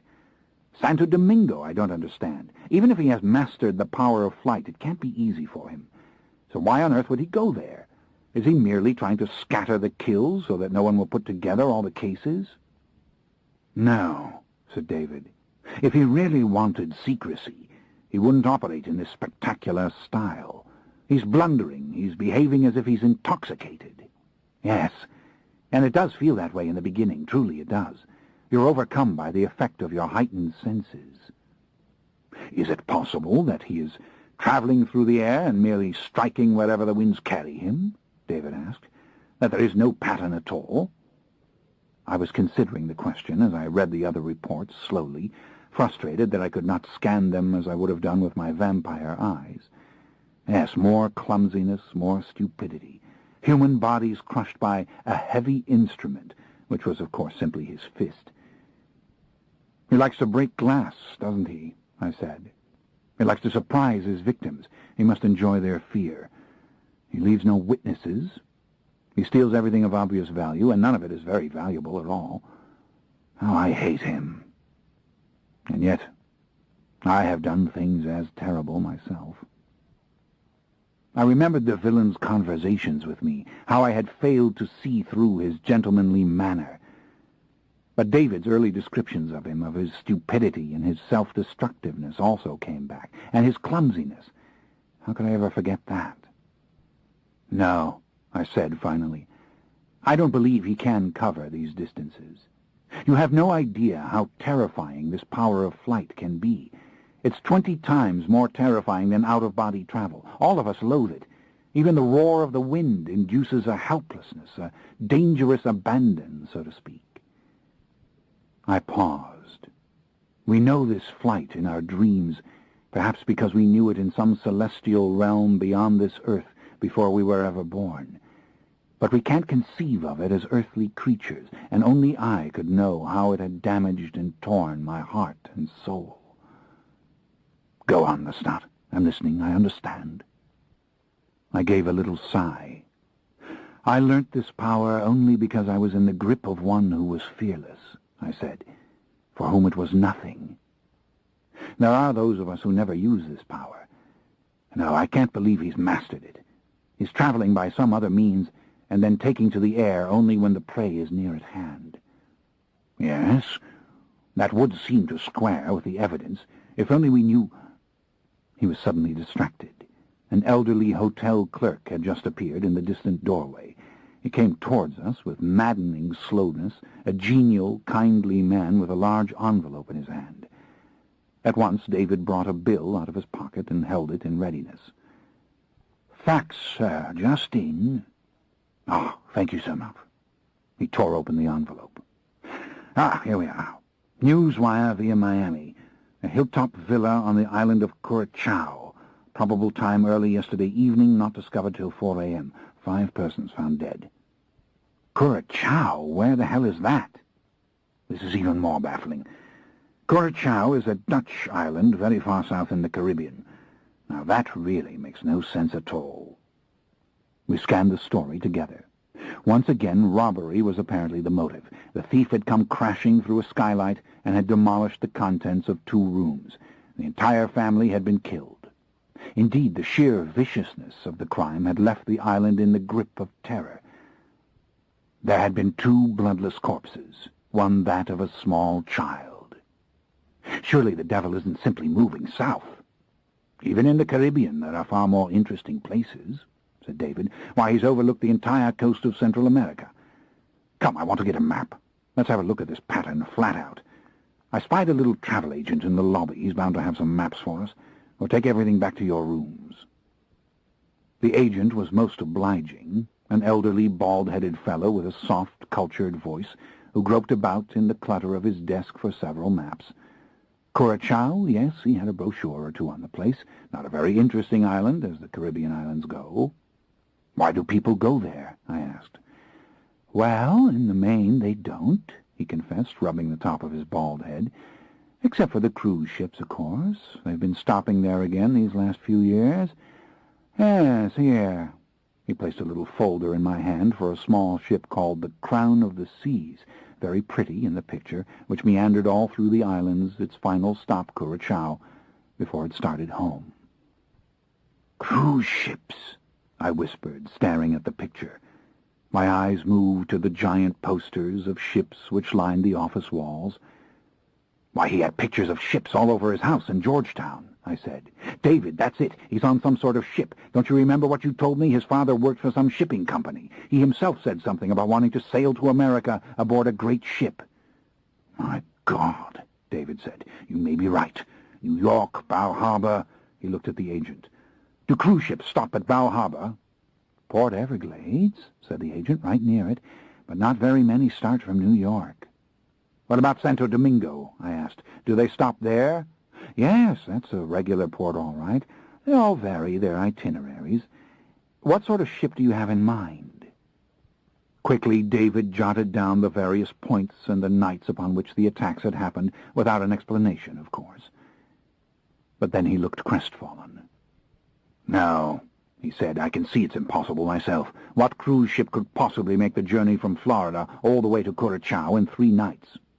Well, there is one, said the agent, and as a matter of fact, she sailed from New York this last Wednesday night.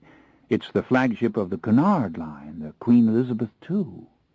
That's it, I said, the Queen Elizabeth II. David, it was the very ship he mentioned to me. You said his father, but I thought the QE2 makes the transatlantic crossing, said David. Not in winter, said the agent agreeably. She's in the Caribbean until March, and she's probably the fastest ship sailing any sea anywhere. She can do 28 knots. But here, we can check the itinerary right now. He went into another seemingly hopeless search through the papers on his desk, and at last produced a large, handsomely printed brochure, opening it and flattening it with his right hand. Yes, left New York Wednesday. She docked at Port Everglades Friday morning, sailed before midnight, then on to Curacao, where she arrived yesterday morning at 5 a.m. But she didn't stop in the Dominican Republic, I'm afraid. Can't help you there. Never mind that. She passed it, David said. She passed the Dominican Republic the very next night. Look at the map. That's it, of course. Oh, the little fool. He all but told you himself, Lestat, with all his mad, obsessive chatter. He's on board the QE2, the ship which mattered so much to his father, the ship upon which the old man spent his life. We thanked the agent profusely for the maps and brochures, then headed for the taxis out front. Oh, it's so bloody typical of him, David said, as the car carried us towards my apartment. Everything is symbolic with this madman, and he himself was fired from the QE2 amid scandal and disgrace. I told you this, remember? Oh, you are so right. It's all a matter of obsession, and the little demon gave you the clue himself. Yes. Oh, definitely yes. And the Talamasca wouldn't send him to America on the Queen Elizabeth II. He never forgave you for that. I hate him, David whispered, with a heat that amazed me, even given the circumstances in which we were involved.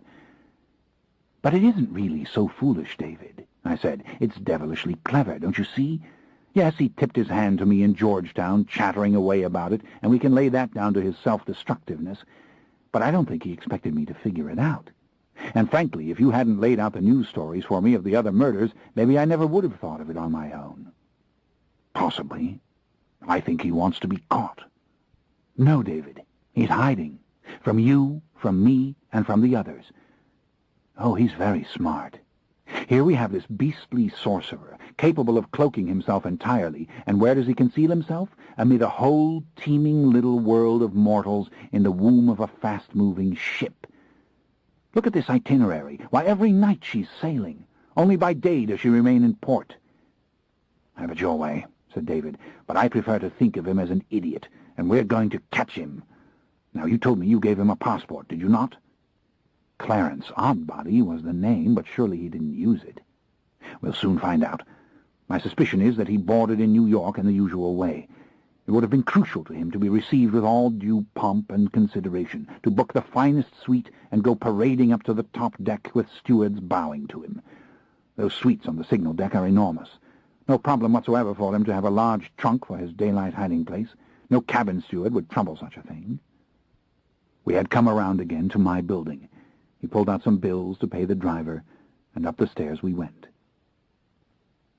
As soon as we reached the apartment, we sat down with the printed itinerary and the news stories, and worked out a schedule of how the killings had been done.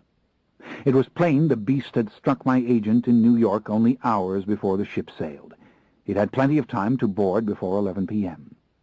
The murder near Bal Harbor had been committed only hours before the ship docked. Obviously, he covered a small distance by the power of flight, returning to his cabin or other hiding place before the sun rose. For the Santo Domingo murder, he had left the ship for perhaps an hour, and then caught up with her on the journey south. Again, these distances were nothing. He did not even need preternatural sight to spot the giant Queen Elizabeth II steaming across the open sea. The murders on Curacao had taken place only a little while after the ship sailed. He'd probably caught up with the ship within less than an hour, laden with his loot. The ship was now on her way north again. She had docked at La Guaira on the coast of Venezuela only 2 hours ago. If he struck tonight in Caracas or its environs, we knew we had him for certain. But we had no intention of waiting for further proof. "All right, let's think this out," I said. "Dare we board this vessel ourselves?" "Of course, we must." "Then we should have fake passports for this. We may leave behind a great deal of confusion. David Talbot mustn't be implicated, and I can't use the passport he gave me. Why, I don't know where that passport is. Perhaps still in the townhouse in Georgetown. God knows why he used his own name on it, probably to get me in trouble first time I went through customs." "Absolutely right. I can take care of the documents before we leave New Orleans. Now, we can't get to Caracas before the ship leaves at 5 o'clock. No. We'll have to board her in Grenada tomorrow. We'll have until 5 p.m. Very likely there are cabins available. There are always last-minute cancellations, sometimes even deaths. In fact, on a ship as expensive as the QE2, there are always deaths. Undoubtedly James knows this. He can feed any time he wishes if he takes the proper care. But why? Why deaths on the QE2? "Elderly passengers," David said. "It's a fact of cruise life. The QE2 has a large hospital for emergencies. This is a floating world, a ship of this size. But no matter. Our investigators will clarify everything. I'll get them on it at once. We can easily make Grenada from New Orleans, and we have time to prepare for what we must do. Now, Lestat, let's consider this in detail. Suppose we confront this fiend right before sunup. And suppose we send him right straight back into this mortal body and cannot control him after that. We need a hiding place for you, a third cabin booked under a name which is in no way connected with either one of us. Yes, something deep in the center of the ship, on one of the lower decks, not the very lowest, that would be too obvious. Something in the middle, I should think. But how fast can you travel? Can you make it within seconds to a lower deck?" "Without question. Don't even worry about such a thing. An inside cabin, that's important, and one large enough to include a trunk. Well, the trunk isn't really essential, not if I've fitted a lock to the door beforehand, but the trunk would be a fine idea." "Ah, I see it. I see it all. I see now what we must do. You rest, drink your coffee, take a shower, do whatever you wish. I'm going in the next room and make the calls I must make. This is Talamasca, and you must leave me alone." "You're not serious," I said. "I want to hear what you'll do as I say. Oh, and find someone to care for that beautiful canine. We can't take him with us, that's patently absurd, and a dog of such character mustn't be neglected." Off he hurried, closing me out of the bedroom so that he might make all these exciting little calls alone. "And just when I was beginning to enjoy this," I said. I sped off to find Mojo, who was sleeping in the cold, wet roof garden as if it were the most normal thing in the world. I took him down with me to the old woman on the first floor. Of all my tenants, she was the most agreeable, and could certainly use a couple of $100 for boarding a gentle dog. At the mere suggestion, she was beside herself with joy. Mojo could use the courtyard behind the building, and she needed the money and the company, and wasn't I a nice young man? Just as nice as my cousin, Monsieur de Liancourt, who was like a guardian angel to her, never bothering to cash the checks she gave him for her rent. I went back up to the apartment and discovered that David was still at work and refusing to let me listen. I was told to make coffee, which of course I didn't know how to make. I drank the old coffee and called Paris. My agent answered the phone. He was just in the process of sending me the status report I'd requested. All was going well. There had been no further assaults from the mysterious thief. Indeed, the last had occurred on Friday evening. Perhaps the fellow had given up. An enormous sum of money was waiting for me now at my New Orleans bank. I repeated all my cautions to the man and told him that I would call soon again. Friday evening. That meant James had tried his last assault before the Queen Elizabeth II left the States. He had no means, while at sea, to consider his computer thievery, and surely he had no intention of hurting my Paris agent. That is, if James was still content with his little vacation on the Queen Elizabeth II. There was nothing to stop him from jumping ship whenever he pleased. I went into the computer again and tried to access the accounts of Lestat Gregor, the alias who had wired the $20 million to the Georgetown Bank. Just as I suspected, Lestat Gregor still existed, but he was virtually penniless. Bank balance zero. The $20 million wired to Georgetown for the use of Raglan James had indeed reverted back to Mr. Gregor at Friday noon, and then been immediately withdrawn from his account. The transaction assuring this withdrawal had been set up the preceding night. By 1 p.m. on Friday, the money was gone on some untraceable path. The whole story was there, embedded in various numerical codes and general bank gibberish, which any fool could see. And surely there was a fool staring at this computer screen right now. The little beast had warned me that he could steal through computers. No doubt he'd wheedled information from the people at the Georgetown Bank or raked their unsuspecting minds with his telepathy to gain the codes and numbers he required. Whatever the case, he had a fortune at his disposal, which had once been my fortune. I hated him all the more. I hated him for killing my man in New York. I hated him for smashing all the furniture when he did it and for stealing everything else in the office. I hated him for his pettiness and his intellect, his crudeness, and his nerve. I sat, drinking the old coffee and thinking about what lay ahead. Of course, I understood what James had done, stupid though it seemed. From the very first, I'd known that his stealing had to do with some profound hunger in his soul. And this Queen Elizabeth II had been the world of his father, the world from which he, caught in an act of thievery, had been cast out. Oh, yes, cast out, the way the others had cast me out. And how eager he must have been to return to it with his new power and his new wealth. He'd probably planned it down to the very hour as soon as we'd agreed upon a date for the switch. No doubt if I had put him off, he would have picked up the ship at some later harbor. As it was, he was able to begin his journey only a short distance from Georgetown and strike my mortal agent before the ship sailed. Ah, the way he'd sat in that grimly lighted little Georgetown kitchen, staring again and again at his watch. I mean, this watch. At last David emerged from the bedroom, notebook in hand. Everything had been arranged. There is no Clarence Oddbody on the Queen Elizabeth II, but a mysterious young Englishman named Jason Hamilton booked the lavish Queen Victoria suite only 2 days before the ship sailed from New York. For the moment, we must assume that this is our man. We'll have more information about him before we reach Grenada. Our investigators are already at work. We ourselves are booked out of Grenada in 2 penthouse suites on the same deck as our mysterious friend. We must board any time tomorrow before the ship sails at 5 p.m. The first of our connecting flights leave New Orleans in 3 hours. We will need at least one of those hours to obtain a pair of false passports from a gentleman who's been highly recommended for this sort of transaction and is in fact waiting for us now. I have the address here. Excellent. I've plenty of cash on hand. Very good. Now, one of our investigators will meet us in Grenada. He's a very cunning individual, and I've worked with him for years. He's already booked a 3rd cabin inside Deck 5, and he will manage to smuggle a couple of small but sophisticated firearms into that cabin, as well as the trunk we will need later on. Those weapons will mean nothing to a man walking around in my old body. But, of course, afterwards. Precisely, said David. After the switch, I will need a gun to protect myself against this handsome young body here. He gestured to me.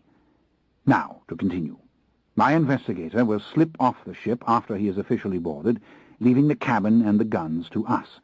We ourselves will go through the regular boarding process with our new identification.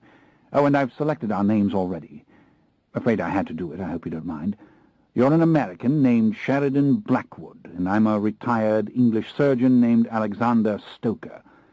It's always best to pose as a doctor on these little missions. You'll see what I mean. I'm thankful you didn't pick H.P. Lovecraft, I said with an exaggerated sigh of relief. Do we have to leave now? Yes, we do. I've already called the taxi. We must get some tropical clothing before we go, or we'll look perfectly ridiculous. There isn't a moment to lose. Now, If you will use those strong young arms of yours to help me with this suitcase, I shall be forever obliged. I'm disappointed. In what? He stopped, stared at me, and then almost blushed as he had earlier that day. Lestat, there is no time for that sort of thing. David, assuming we succeed, it may be our last chance. All right, he said. There is plenty of time to discuss it at the beachside hotel in Grenada tonight. Depending, of course, on how quick you are with your lessons in astral projection. Now do please show some youthful vim and vigor of a constructive sort and help me with this suitcase. I'm a man of 74. Splendid. But I want to know something before we go. What? Why are you helping me? Oh, for the love of heaven, you know why. No, I don't. He stared at me soberly for a long moment, then said, I care for you. I don't care what body you're in. It's true. But to be perfectly honest, this ghastly body thief, as you call him, frightens me. Yes, frightens me to the marrow of my bones. He's a fool, and he always brings about his own ruin, that's true, but this time I think you're right. He's not at all eager to be apprehended, if in fact he ever was. He's planning on a long run of success, and he may tire of the QE2 very soon. That's why we must act. Now pick up this suitcase. I nearly killed myself hauling it up those stairs. I obeyed. But I was softened and saddened by his words of feeling, and plunged into a series of fragmentary images of all the little things we might have done in the large soft bed in the other room. And what if the body thief had jumped ship already, or been destroyed this very morning, after Marius had looked upon me with such disdain? Then we'll go on to Rio, said David, leading the way to the gate. We'll be in time for the carnival. Nice vacation for us both. I'll die if I have to live that long, I said, taking the lead down the stairs. Trouble with you is you've gotten used to being human because you've done it for so damned long. I was used to it by the time I was 2 years old, he said dryly. I don't believe you. I've watched 2-year-old humans with interest for centuries. They're miserable. They rush about, fall down, and scream almost constantly. They hate being human. They know already that it's some sort of dirty trick. He laughed to himself, but didn't answer me. He wouldn't look at me either. The cab was already waiting for us when we reached the front door. Chapter 20. The plane ride would have been another absolute nightmare had I not been so tired that I slept. A full 24 hours had passed since my last dreamy rest in Gretchen's arms, and indeed I fell so deep into sleep now that when David roused me for the change of planes in Puerto Rico, I scarce knew where we were or what we were doing, and for an odd moment it felt entirely normal to be lugging about this huge, heavy body in a state of confusion and thoughtless obedience to David's commands. We did not go outside the terminal for this transfer of planes, and when at last we did land in the small airport in Grenada, I was surprised by the close and delicious Caribbean warmth and the brilliant twilight sky. All the world seemed changed by the soft, balmy, embracing breezes which greeted us. I was glad we had raided the Canal Street shop in New Orleans, for the heavy tweed clothes felt all wrong. As the cab bounced along the narrow, uneven road, carrying us to our beachfront hotel, I was transfixed by the lush forest around us, the big red hibiscus blooming beyond little fences, the graceful coconut palms bending over the tiny, tumble-down hillside houses, and eager to see, not with this dim, frustrating mortal night vision, but in the magical light of the morning sun. There had been something absolutely penitential about my undergoing the transformation in the mean cold of Georgetown, no doubt of it at all. Yet when I thought of it, that lovely white snow and the warmth of Gretchen's little house, I couldn't truly complain. It was only that this Caribbean island seemed the true world, the world for real living, And I marveled, as I always did when in these islands, that they could be so beautiful, so warm, and so very poor. Here one saw the poverty everywhere, the haphazard wooden houses on stilts, the pedestrians on the borders of the road, the old rusted automobiles, and a total absence of any evidence of affluence, making, of course, for a quaintness in the eye of the outsider, but something of a hard existence, perhaps, for the natives, who had never gathered together enough dollars to leave this place, even perhaps for a single day. The evening sky was a deep, shining blue, as it is often in this part of the world, as incandescent as it can be over Miami, and the soft white clouds made the same clean and dramatic panorama on the far edge of the gleaming sea. Entrancing. And this is but one tiny part of the great Caribbean. Why do I ever wander in other climes at all? The hotel was, in fact, a dusty, neglected little guest house of white stucco under a myriad complex of rusted tin roofs. It was known only to a few Britishers and very quiet, with a rambling wing of rather old-fashioned rooms looking out over the sands of Grand Anse Beach. With profuse apologies for the broken air-conditioning machines and the crowded quarters, we must share a room with twin beds. I almost burst into laughter as David looked to heaven as if to say silently that his persecution would never end. The proprietor demonstrated that the creaky overhead fan created quite a breeze. Old, white, louvered shutters covered the windows. The furniture was made of white wicker, and the floor was old tile. It seemed very charming to me, but mostly on account of the sweet warmth of the air around me and the bit of jungle creeping down around the structure with its inevitable snaggle of banana leaf and queen's wreath vine. Ah, that vine. A nice rule of thumb might be, don't ever live in a part of the world which will not support that vine. At once we set about to changing clothes.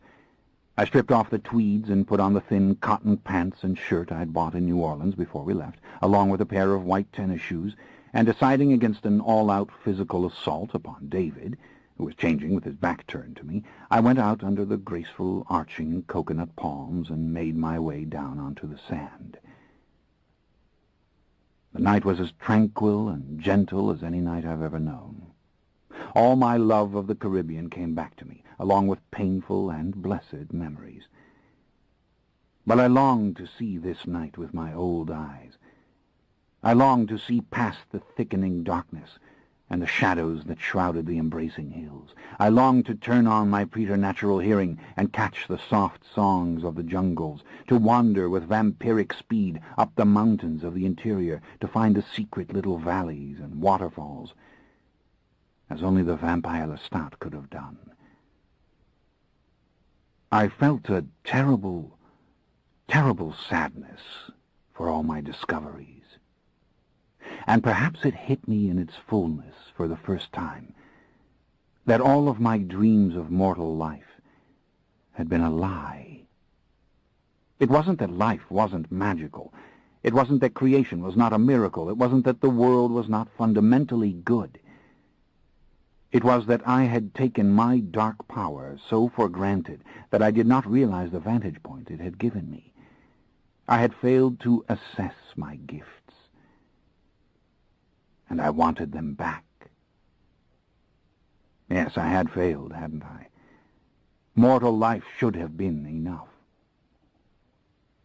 I looked up at the heartless little stars, such mean guardians, and I prayed to the dark gods who don't exist to understand. I thought of Gretchen. Had she already reached her rainforests and all the sick ones waiting for the consolations of her touch? I wished I knew where she was. Perhaps she was already at work in a jungle dispensary with gleaming vials of medicine, or trekking to nearby villages with miracles in a pack on her back. I thought of her quiet happiness when she described the mission. The warmth of those embraces came back to me, the drowsy sweetness of it, and the comfort of that small room. I saw the snow falling once more beyond the windows. I saw her large hazel eyes fixed on me, and heard the slow rhythm of her speech. Then again I saw the deep blue evening sky above me. I felt the breeze that was moving over me as smoothly as if it were water, and I thought of David. David, who was here with me now. I was weeping when David touched my arm. For a moment I couldn't make out the features of his face. The beach was dark, and the sound of the surf so enormous that nothing in me seemed to function as it ought to do. Then I realized that, of course, it was David standing there looking at me, David in a crisp white cotton shirt and wash pants and sandals, managing somehow to look elegant even in this attire. David asking me gently to please come back to the room. "Jake's here," he said. "Our man from Mexico City. I think you should come inside."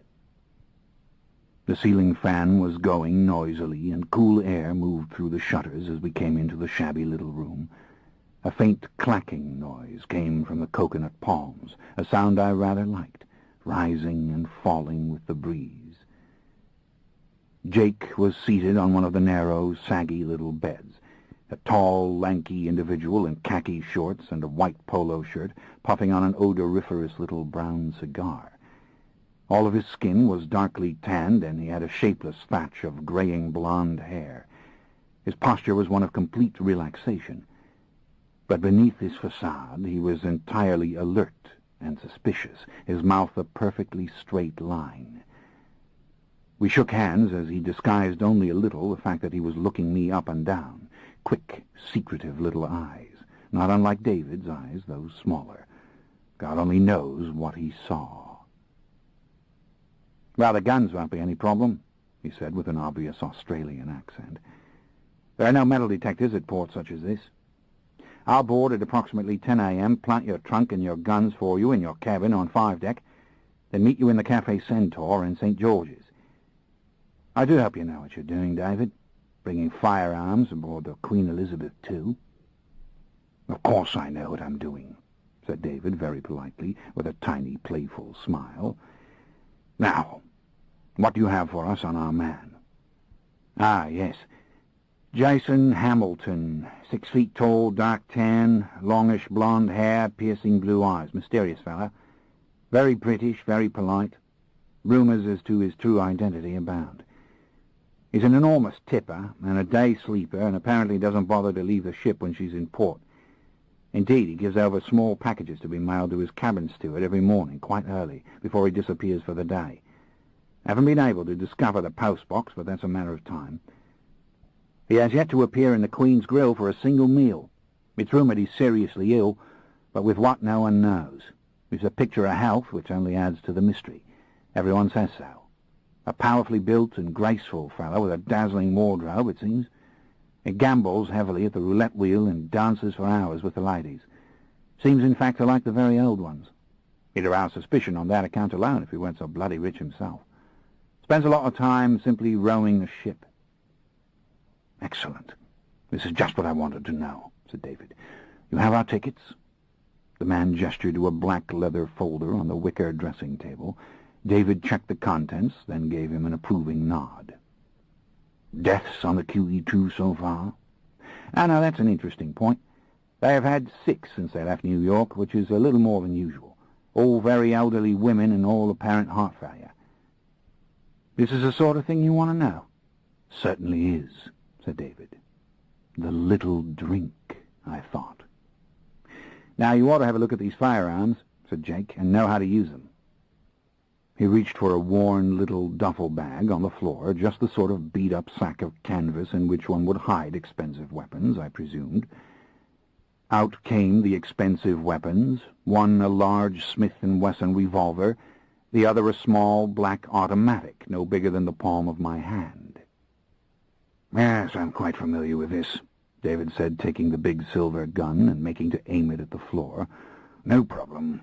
He pulled out the clip, then slipped it back in.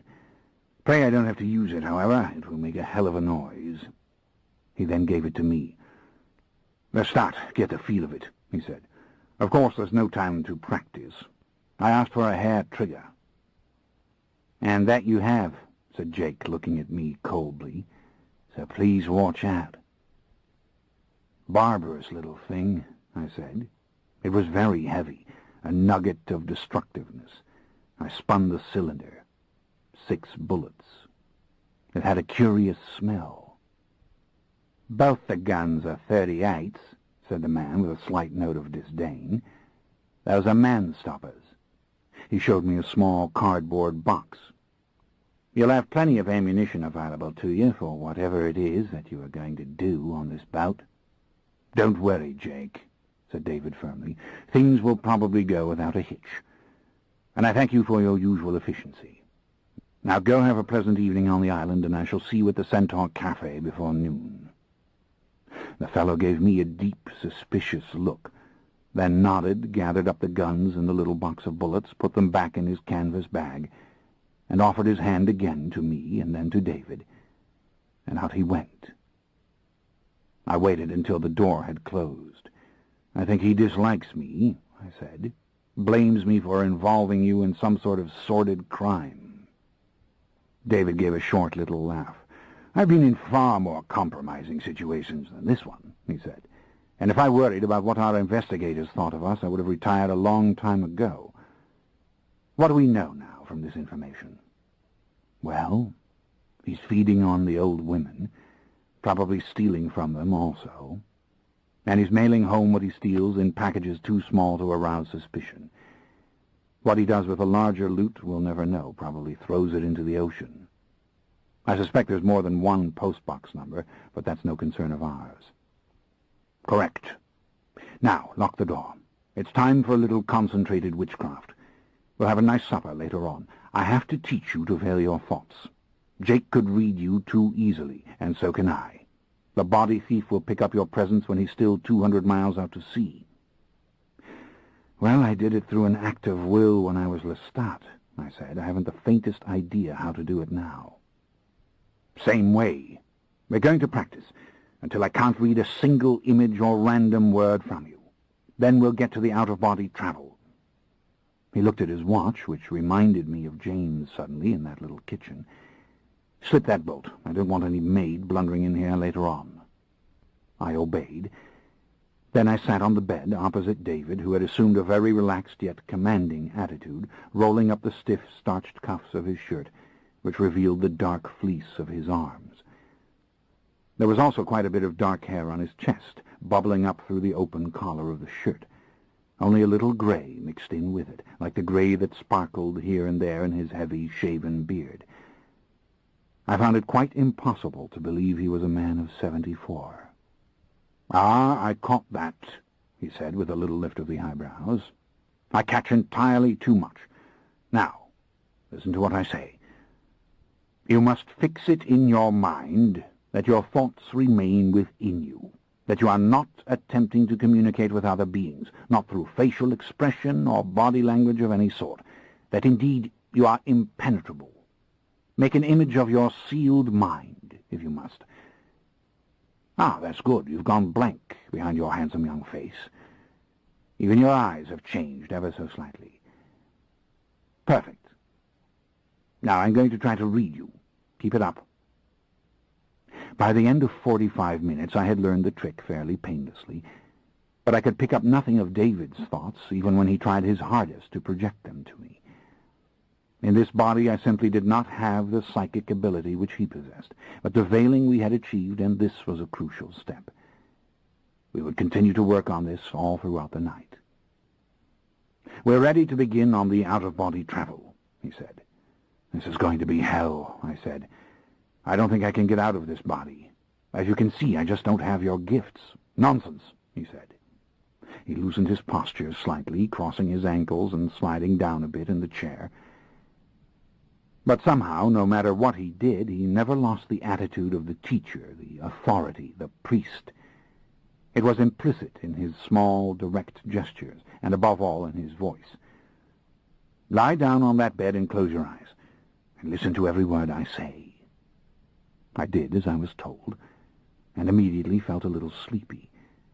His voice became even more directive in its softness, rather like that of a hypnotist, bidding me to relax completely and to visualize a spiritual double of this form. Must I visualize myself with this body? No, doesn't matter. What matters is that you, your mind, your soul, your sense of self, are linked to the form you envision. Now picture it as congruent with your body, and then imagine that you want to lift it up and out of the body, that you want to go up. For some 30 minutes, David continued this unhurried instruction, reiterating in his own fashion the lessons which priests had taught to their initiates for thousands of years.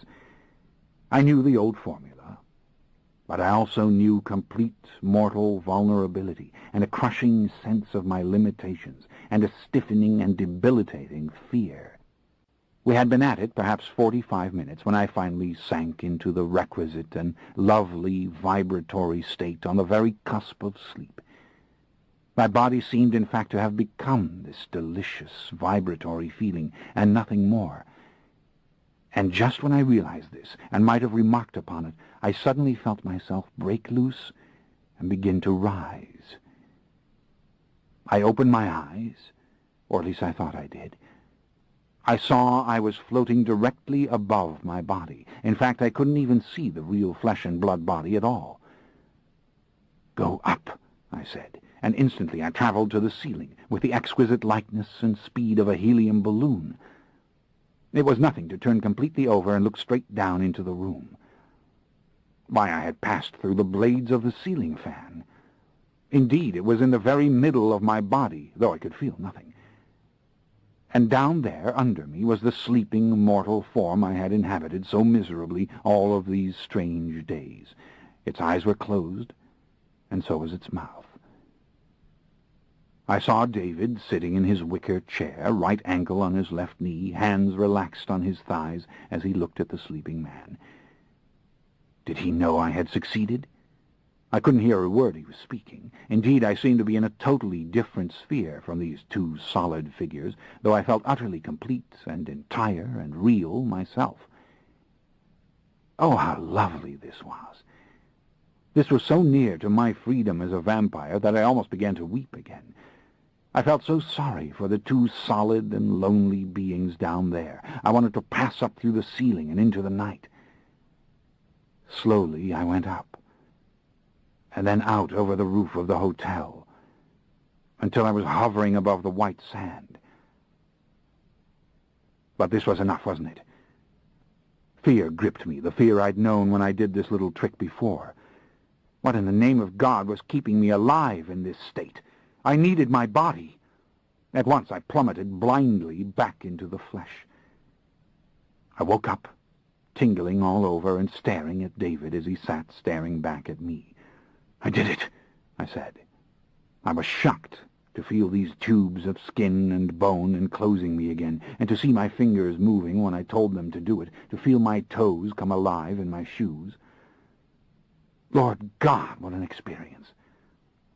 And so many, many mortals had sought to describe it, and so many more, in their ignorance, did not believe that such a thing could be. "Remember to veil your thoughts," David said suddenly. "No matter how exhilarated you become, lock your mind up tight." "Yes, sir. Now, let's do it all again."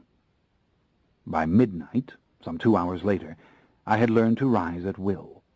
Indeed, it was becoming addictive, the feeling of lightness, the great swooshing ascent, the lovely ease of passing through walls and ceiling, and then the sudden and shocking return.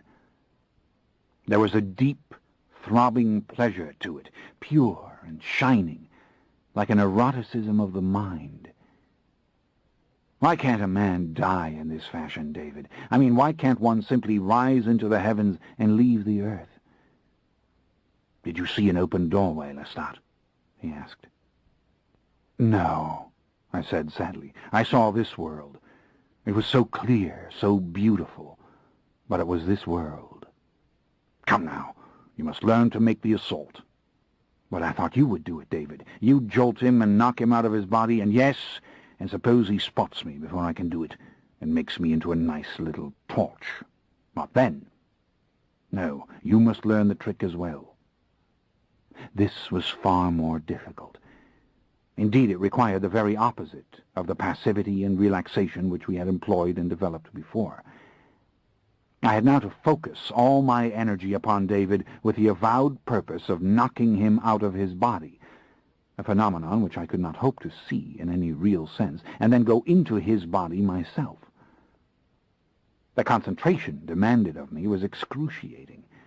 The timing was critical, and the repeated efforts produced an intense and exhausting nervousness, rather like that of a right-handed person trying to write perfectly with the left hand.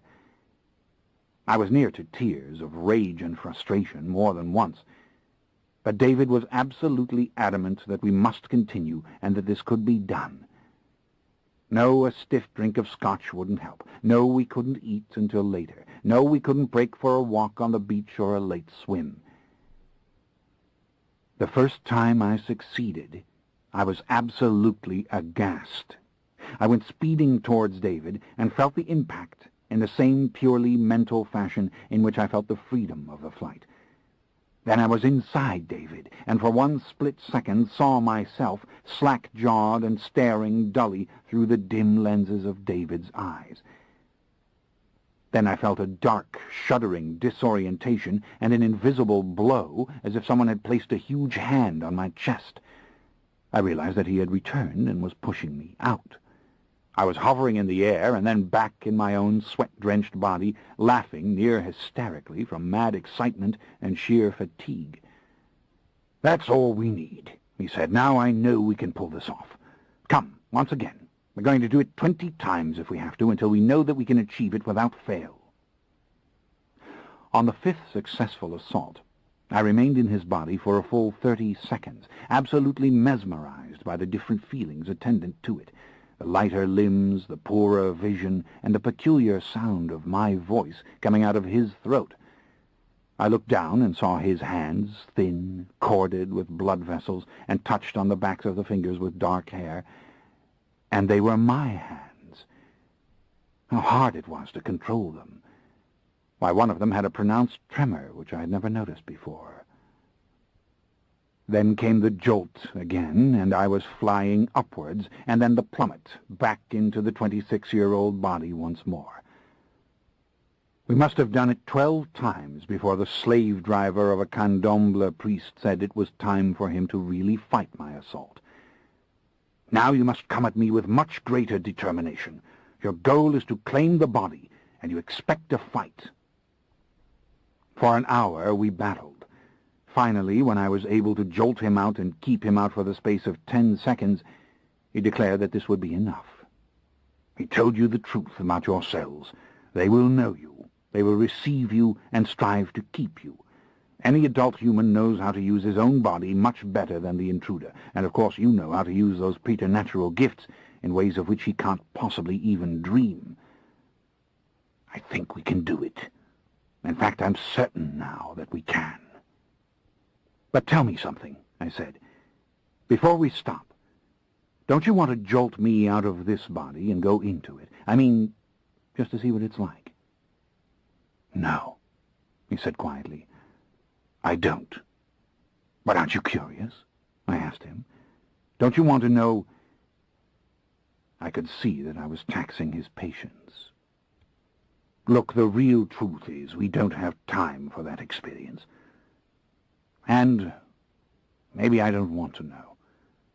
I can remember my youth well enough. Too well, in fact. We aren't playing little games here. You can make the assault now. That's what counts." He looked at his watch. "It's almost 3. We'll have some supper and then we'll sleep. We've a full day ahead, exploring the ship and confirming our plans. We must be rested and in full control of our faculties. Come. Let's see what we can rustle up in the way of food or drink." We went outside and along the walk until we reached the little kitchen, a funny, damp, and somewhat cluttered room. The kindly proprietor had left 2 plates for us in the rusted, groaning refrigerator, along with a bottle of white wine. We sat down at the table and commenced to devour every morsel of rice, yams, and spiced meat, not caring at all that it was very cold. "Can you read my thoughts?" I asked, after I'd consumed 2 glasses of wine. Nothing. You've got the trick. So how do I do it in my sleep? The Queen Elizabeth II can't be more than 100 miles out now. She's to dock in 2 hours. Same way you do it when you're awake. You shut down. You close up. Because, you see, no one is ever completely asleep. Not even those in a coma are completely asleep. Will is always operative. And will is what this is about. I looked at him as we sat there. He was obviously tired, but he did not look haggard or in any way debilitated. His thick, dark hair obviously added to the impression of vigor, and his large, dark eyes had the same fierce light in them which they always had. I finished quickly, shoved the dishes into the sink, and went out on the beach without bothering to say what I meant to do. I knew he would say we had to rest now, and I didn't want to be deprived of this last night as a human being under the stars. Going down to the lip of the water, I peeled off the cotton clothes and went into the waves. They were cool but inviting, and then I stretched out my arms and began to swim. It was not easy, of course, but it wasn't hard either, once I resigned myself to the fact that humans did it this way, stroke by stroke against the force of the water, and letting the water buoy the cumbersome body, which it was entirely willing to do. I swam out quite far, and then rolled over on my back and looked at the sky. It was still full of fleecy white clouds. A moment of peace came over me, in spite of the chill on my exposed skin and the dimness all around me, and the strange feeling of vulnerability I experienced as I floated on this dark, treacherous sea. When I thought of being back in my old body, I could only be happy, and once again I knew that in my human adventure I had failed. I had not been the hero of my own dreams.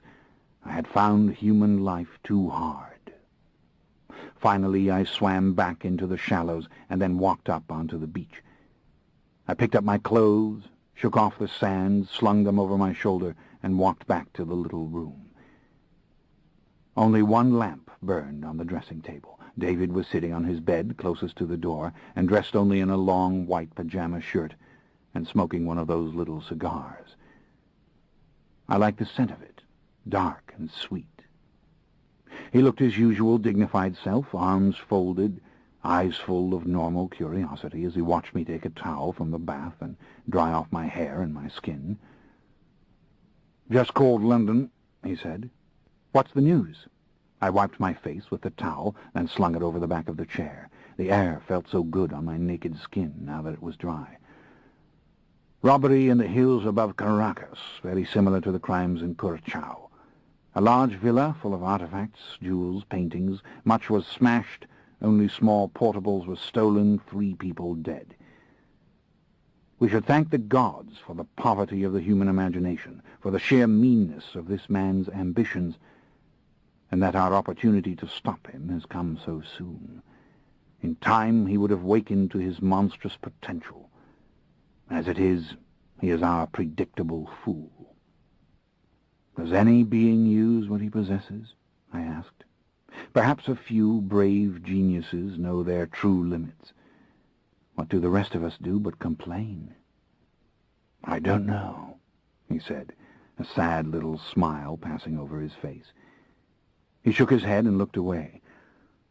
"Some night, when this is all over, tell me again how it was for you, how you could be in that beautiful young body and hate this world so much. I'll tell you, but you'll never understand. You're on the wrong side of the dark glass. Only the dead know how terrible it is to be alive." I pulled a loose cotton T-shirt out of my little suitcase, but I didn't put it on. I sat down on the bed beside him. And then I bent down and kissed his face again, gently, as I had in New Orleans, liking the feel of his roughly shaven beard, just as I liked that sort of thing when I was really Lestat, and I would soon have that strong masculine blood inside. I moved closer to him, when suddenly he grasped my hand and I felt him gently push me away. "Why, David?" I asked him. He didn't answer. He lifted his right hand and brushed my hair back out of my eyes. "I don't know," he whispered. "I can't. I simply can't." He got up gracefully and went outside into the night. I was too furious with pure, stymied passion to do anything for a moment. Then I followed him out. He had gone down on the sand a ways, and he stood there alone, as I had done before. I came up behind him. "Tell me, please, why not?" "I don't know," he said again. "I only know I can't. I want to, believe me I do, but I can't. My past is so close to me." He let out a long sigh, and for a while he was silent again. Then he went on. "My memories of those days are so clear. It's as if I'm in India again, or Rio. Ah, yes, Rio. It's as if I am that young man again." I knew I was to blame for this. I knew it, and that it was useless to say apologetic words. I also sensed something else. I was an evil being, and even when I was in this body, David could sense that evil. He could sense the powerful vampiric greed. It was an old evil, brooding and terrible. Gretchen hadn't sensed it. I had deceived her with this warm and smiling body, but when David looked at me, he saw that blond, blue-eyed demon whom he knew very well. I said nothing. I merely looked out over the sea. Give me back my body. Let me be that devil, I thought. Take me away from this paltry brand of desire and this weakness. Take me back into the dark heavens where I belong. And it seemed suddenly that my loneliness and my misery were as terrible as they had ever been before this experiment, before this little sojourn into more vulnerable flesh. Yes, let me be outside it again, please. Let me be a watcher. How could I have been such a fool? I heard David say something to me, but I didn't really catch the words. I looked up slowly, pulling myself out of my thoughts, and I saw that he had turned to face me, and I realized that his hand was resting gently on my neck. I wanted to say something angry. "Take your hand away, don't torment me." But I didn't speak. "No, you're not evil, that's not it," he whispered. "It's me, don't you understand? It's my fear. You don't know what this adventure has meant to me. To be here again in this part of the great world, and with you. I love you. I love you desperately and insanely. I love the soul inside you, and don't you see, it's not evil, it's not greedy, but it's immense. It overpowers even this youthful body, because it is your soul, fierce and indomitable and outside time, the soul of the true Lestat. I can't give in to it. I can't do it. I'll lose myself forever if I do it, as surely as if... He broke off, too shaken, obviously, to go on. I'd hated the pain in his voice, the faint tremor undermining its deep firmness. How could I ever forgive myself? I stood still, staring past him into the darkness. The lovely pounding of the surf and the faint clacking of the coconut palms were the only sounds. How vast were the heavens! How lovely and deep and calm these hours just before dawn. I saw Gretchen's face. I heard her voice. There was a moment this morning when I thought I could throw up everything just to be with you. I could feel it sweeping me away, the way the music once did, and if you were to say, "Come with me, even now," I might go. The meaning of chastity is not to fall in love. I could fall in love with you. I know I could. And then beyond this burning image, faint yet undeniable, I saw the face of Louis, and I heard words spoken in his voice that I wanted to forget. Where was David? Let me wake from these memories. I don't want them. I looked up and I saw him again, and in him the old familiar dignity, the restraint, the imperturbable strength. But I saw the pain, too. "Forgive me," he whispered. His voice was still unsteady as he struggled to preserve the beautiful and elegant facade. "You drank from the fountain of youth when you drank the blood of Magnus. Really you did. You'll never know what it means to be the old man that I am now. God help me, I loathe the word, but it's true. I'm old."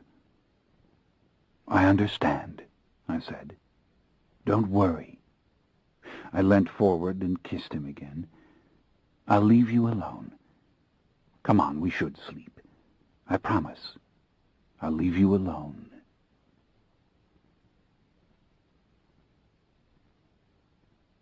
Chapter 21. Good Lord, look at it, David. I just stepped out of the taxi onto the crowded quay. The great blue and white Queen Elizabeth II was far too big to come into the little harbor. She rested at anchor a mile or two out, I could not gauge, so monstrously large that she seemed the ship out of a nightmare, frozen upon the motionless bay. Only her row upon row of myriad tiny windows prevented her from seeming the ship of a giant. The quaint little island with its green hills and curved shore reached out to her, as if trying to shrink her and draw her nearer, all in vain. I felt a spasm of excitement as I looked at her. I had never been aboard a modern vessel. This part was going to be fun. A small wooden launch bearing her name in bold painted letters, and obviously laden with but one load of her many passengers, made its way to the concrete dock as we watched. "There's Jake in the prow of the launch," said David. "Come on, let's go into the cafe." We walked slowly under the hot sun, comfortable in our short-sleeve shirts and dungarees, a couple of tourists, past the dark-skinned vendors with their seashells for sale and rag dolls and tiny steel drums and other souvenirs. How pretty the island appeared. Its forested hills were dotted with tiny dwellings, and the more solid buildings of the town of St. George's were massed together on the steep cliff to the far left beyond the turn of the quay. The whole prospect had an almost Italian hue to it, what with so many dark and stained reddish walls and the rusted roofs of corrugated tin, which in the burning sun looked deceptively like roofs of baked tile. It seemed a lovely place to go exploring at some other time.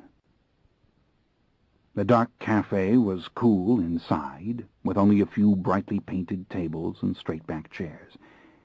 David ordered bottles of cold beer, and within minutes Jake came sauntering in, wearing the very same khaki shorts and white polo shirt, and carefully chose a chair from which he might watch the open door. The world out there seemed made of glittering water. The beer tasted malty and rather good. "Well, the deed is done," Jake said in a low voice, his face rather rigid and abstracted, as though he were not with us at all, but deep in thought. He took a gulp from the brown beer bottle and then slipped a couple of keys across the table to David. "She's carrying over 1,000 passengers. Nobody will notice that Mr. Eric Sampson doesn't reboard. The cabin's tiny inside, as you requested, right off the corridor midship. 5-deck, as you know." "Excellent. And you obtained 2 sets of keys. Very good."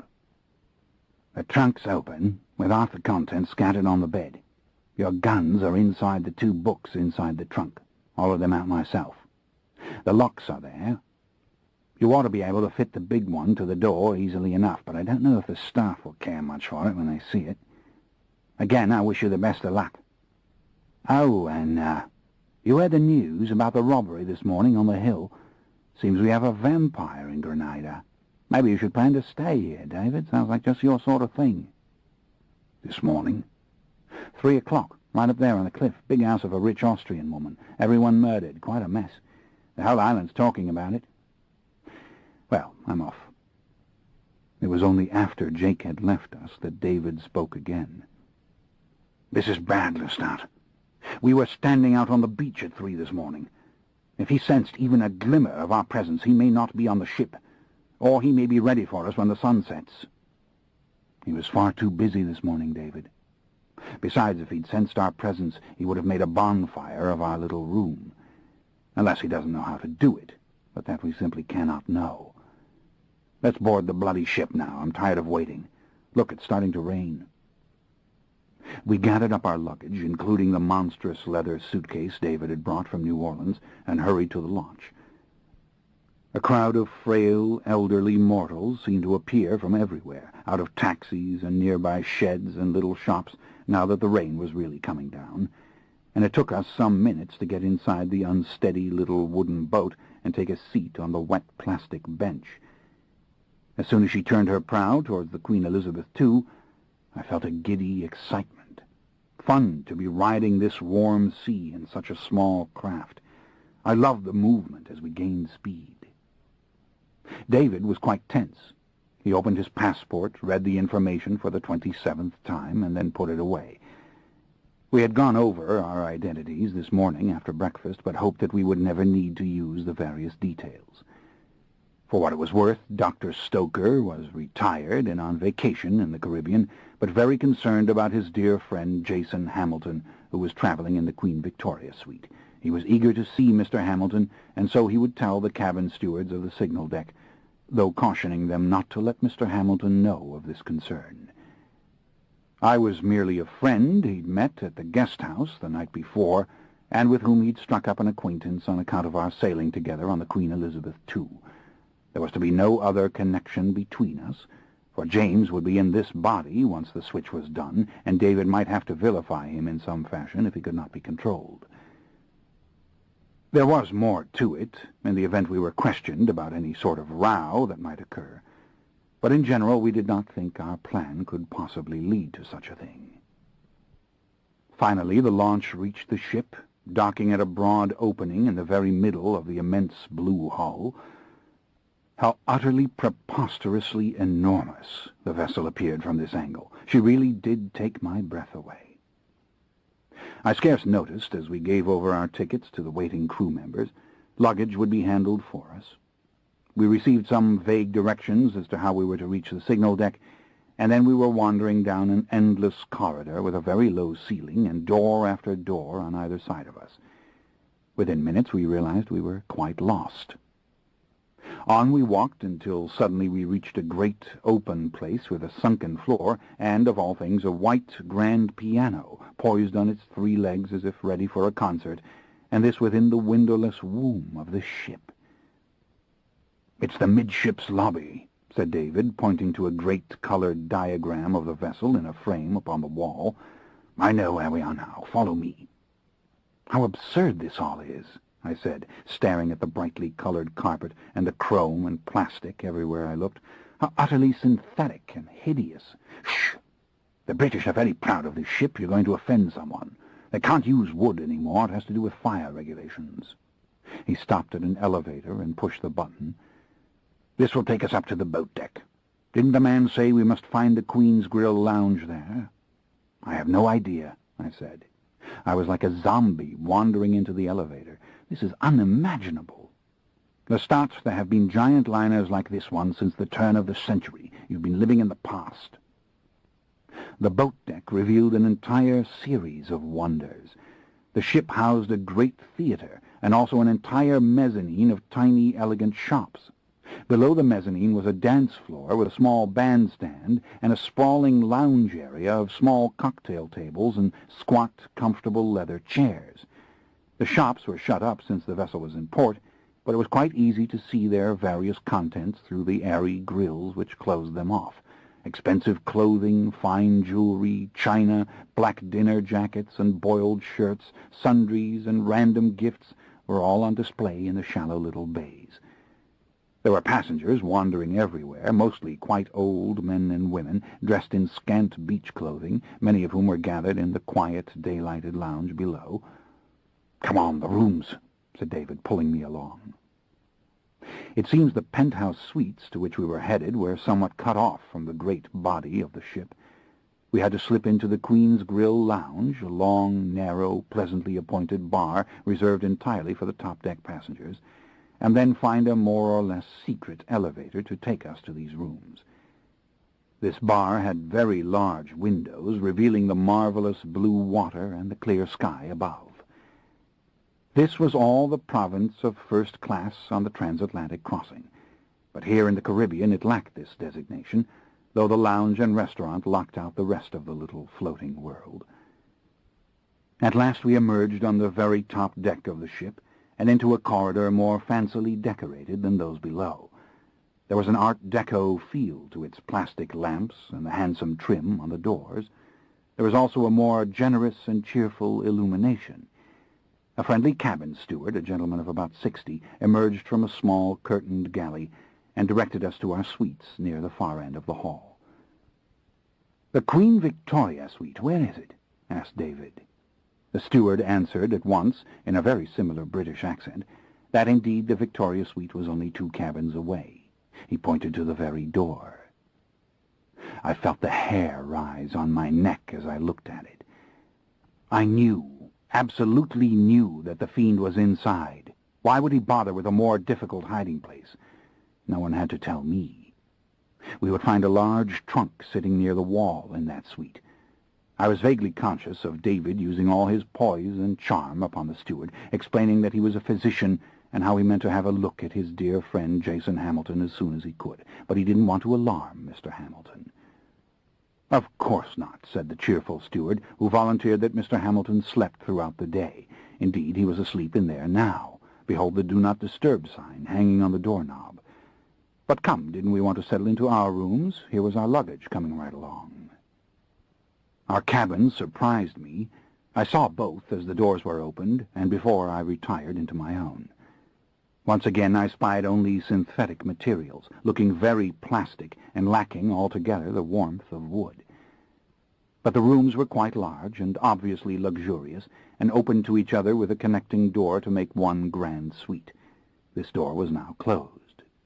Each room was furnished identically except for small differences of color, and rather like streamlined hotel rooms, with low king-sized beds draped in soft pastel bedspreads and narrow dressing tables built into the mirrored walls. There was the de rigueur giant television set, and the cleverly concealed refrigerator, and even a small sitting area with pale, tastefully shaped little couch, coffee table, and upholstered chair. The real surprise, however, was the verandas. A great glass wall with sliding doors opened upon these small private porches, which were wide enough to contain a table and chairs of their own. What a luxury it was to walk outside and stand at the railing and look out upon the lovely island and its sparkling bay. And of course this meant the Queen Victoria suite would have a veranda through which the morning sun would very brightly shine. I had to laugh to myself, remembering our old vessels of the 19th century with their tiny portholes. And though I much disliked the pale, spiritless colors of the decor and the total absence of any vintage surface materials, I was beginning to understand why James had remained fascinated with this very special little realm. Meantime, I could plainly hear David talking away to the cabin steward, their lilting British accents seeming to sharpen in response to one another, their speech becoming so rapid that I couldn't entirely follow what was being said. Seems it all had to do with poor, ailing Mr. Hamilton, and that Dr. Stoker was eager to slip in and have a look at him as he slept. But the steward was terribly afraid to allow such a thing. In fact, Dr. Stoker wanted to obtain and keep a spare key to the suite, so that he might keep a very close watch on his patient just in case. Only gradually, as I unpacked my suitcase, did I realize that this little conversation, with all its lyrical politeness, was moving towards the question of a bribe. Finally, David said, in the most courteous and considerate fashion, that he understood the man's discomfort. And look, he wanted the good fellow to have a supper at his expense first time he went into port. And if things did go wrong, and Mr. Hamilton was upset, well, David would take the entire blame. He'd say he'd taken the key from the galley. The steward wouldn't be implicated at all. It seemed the battle was won. Indeed, David seemed to be using his near-hypnotic power of persuasion. Yet there followed some polite and very convincing nonsense about how sick Mr. Hamilton was, on how Dr. Stoker had been sent by the family to look after him, and how important it was for him to have a look at the man's skin. Ah, yes, the skin. Undoubtedly the steward inferred a life-threatening ailment. And finally he confessed that all the other stewards were at lunch. He was alone on the signal deck just now, and yes, he'd turn his back if Dr. Stoker was absolutely sure. My dear man, I take responsibility for everything. Now, here, you must take this for all the trouble I've caused you. Have supper in some nice... No, now, don't protest. Now leave things to me. Within seconds, the narrow, bright corridor was deserted. With a tiny, triumphant smile, David beckoned for me to come out and join him. He held up the key to the Queen Victoria suite. We crossed the passage, and he fitted it into the lock. The suite was immense, and split between two levels separated by 4 or perhaps 5 carpeted steps. The bed rested upon the lower level and was quite mussed, with pillows plumped up beneath the covers to make it appear that indeed someone was there fast asleep, with a hood of covers carelessly drawn over his head. The upper level contained the sitting area and the doors to the veranda, over which the thick draperies had been pulled, admitting almost no visible light. We slipped into the suite, snapped on the overhead lamp, and closed the door. The pillows piled on the bed made an excellent ruse for anyone peeking in from the hallway, but on closer inspection did not appear to be a contrivance at all, merely a messy bed. So where was the devil? Where was the trunk? Ah, there, I whispered, on the far side of the bed. I had mistaken it for some sort of table, as it was almost entirely draped with a decorative cloth. Now I could see that it was a large black metal locker, trimmed in brass and very shiny, and easily big enough to accommodate a man with his knees crooked and lying upon his side. The thick drapery of decorative fabric was no doubt held in place upon the lid with a bit of glue. In the old century I had often used this trick myself. Everything else was quite immaculate, though the closets veritably bulged with fine clothes. A quick search of the dresser drawers revealed no documents of importance. Obviously he carried what few papers he required on his person, and his person was concealed inside that trunk. There were no jewels or gold hidden in this room as far as we could determine, but we found the stack of pre-stamped mailing envelopes which the fiend was using to get rid of the stolen treasures, and these were quite thick and large. 5 post-boxes, I said as I went through them. David noted all the numbers in his small leather-bound book, then slipped it back in his pocket and looked at the trunk. I warned him in a whisper to be careful. The fiend can sense danger even in his sleep. Don't think of touching the lock. David nodded. He knelt down silently beside the trunk and gently laid his ear against the lid, and then he drew back rather fast and stared at it with a fierce and excited expression on his face. "He's in there, all right," he said, eyes still fixed on the trunk. "What did you hear?" "His heartbeat. Go listen for yourself if you wish. It's your heart." "I want to see him," I said. "Stand over there, out of the way."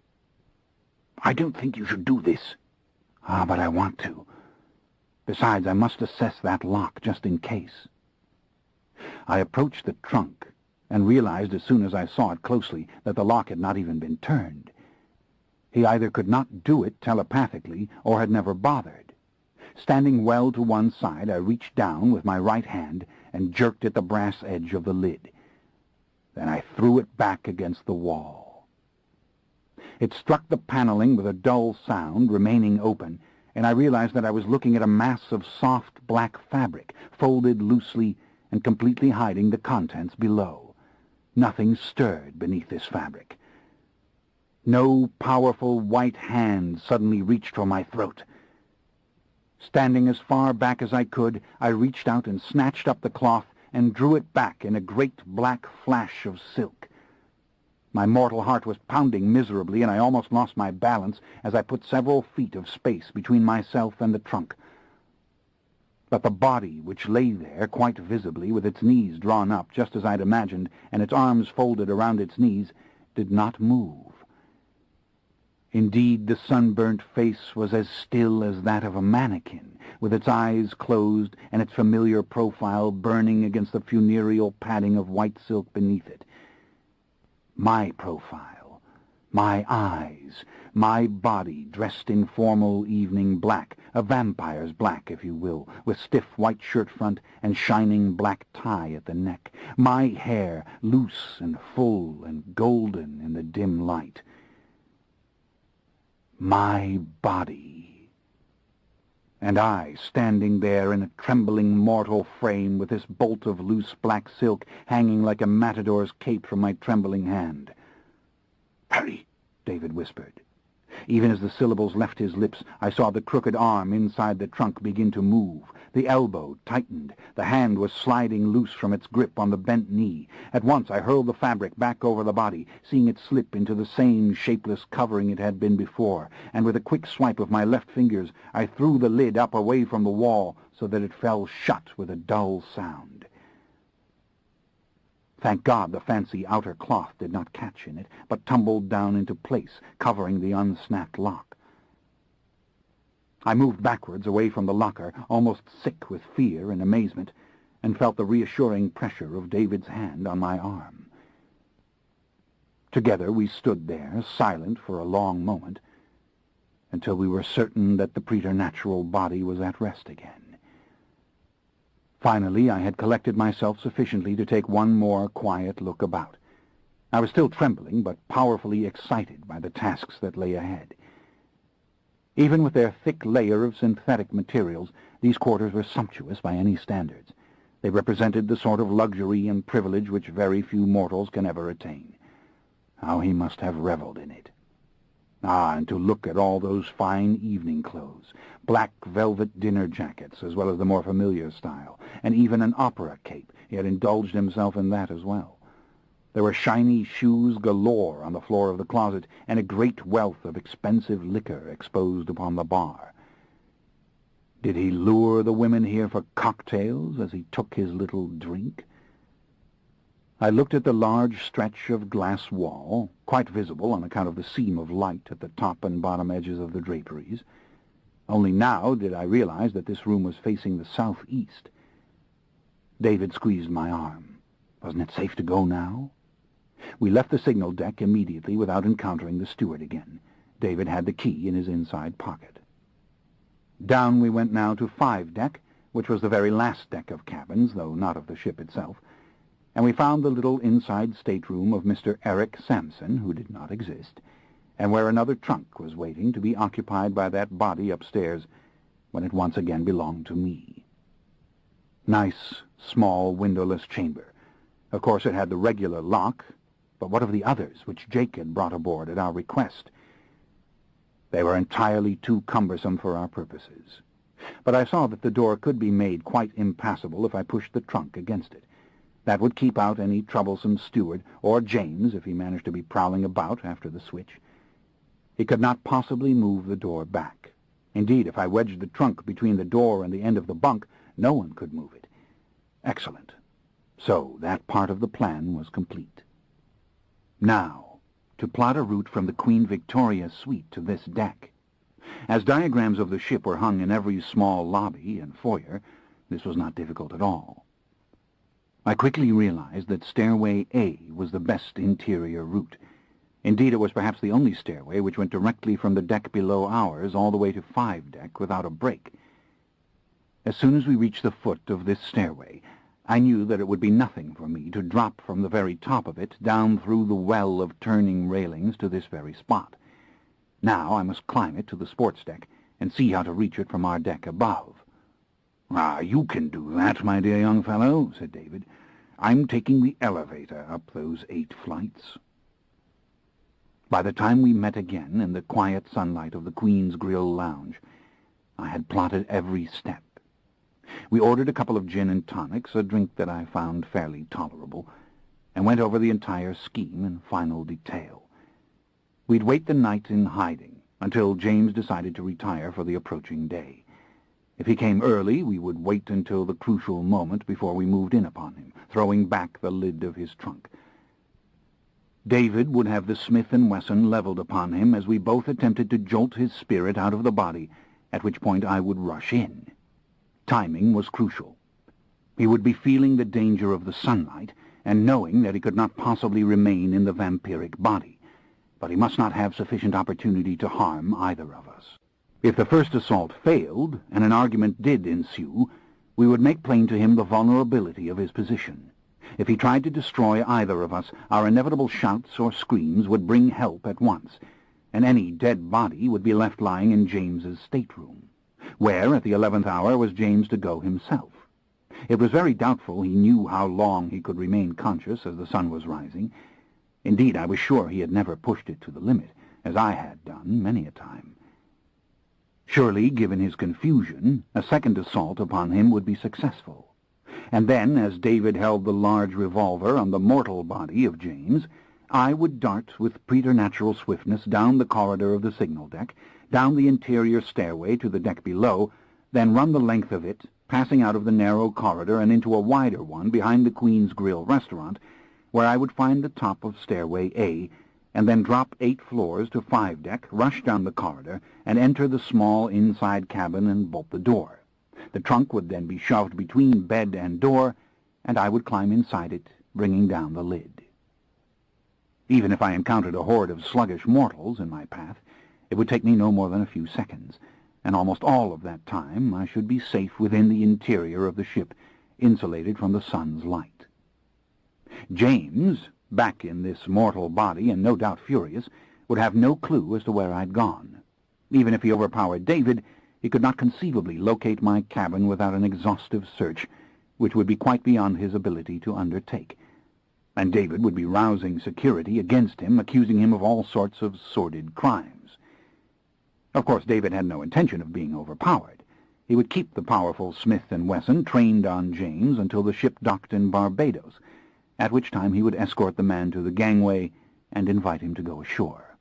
David would then take up his watch to see that James did not return.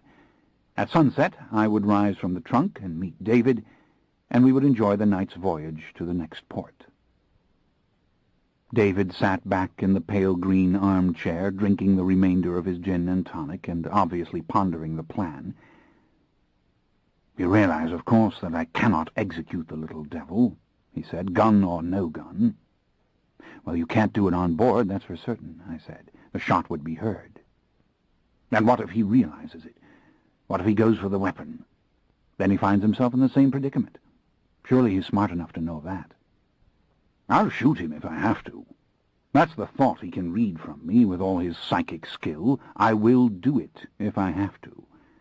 Then I'll make the appropriate accusations. He was trying to rob your cabin. I was waiting for you when he came in. Look, suppose we make this switch soon enough before sunrise for me to hurl him over the side." "No good.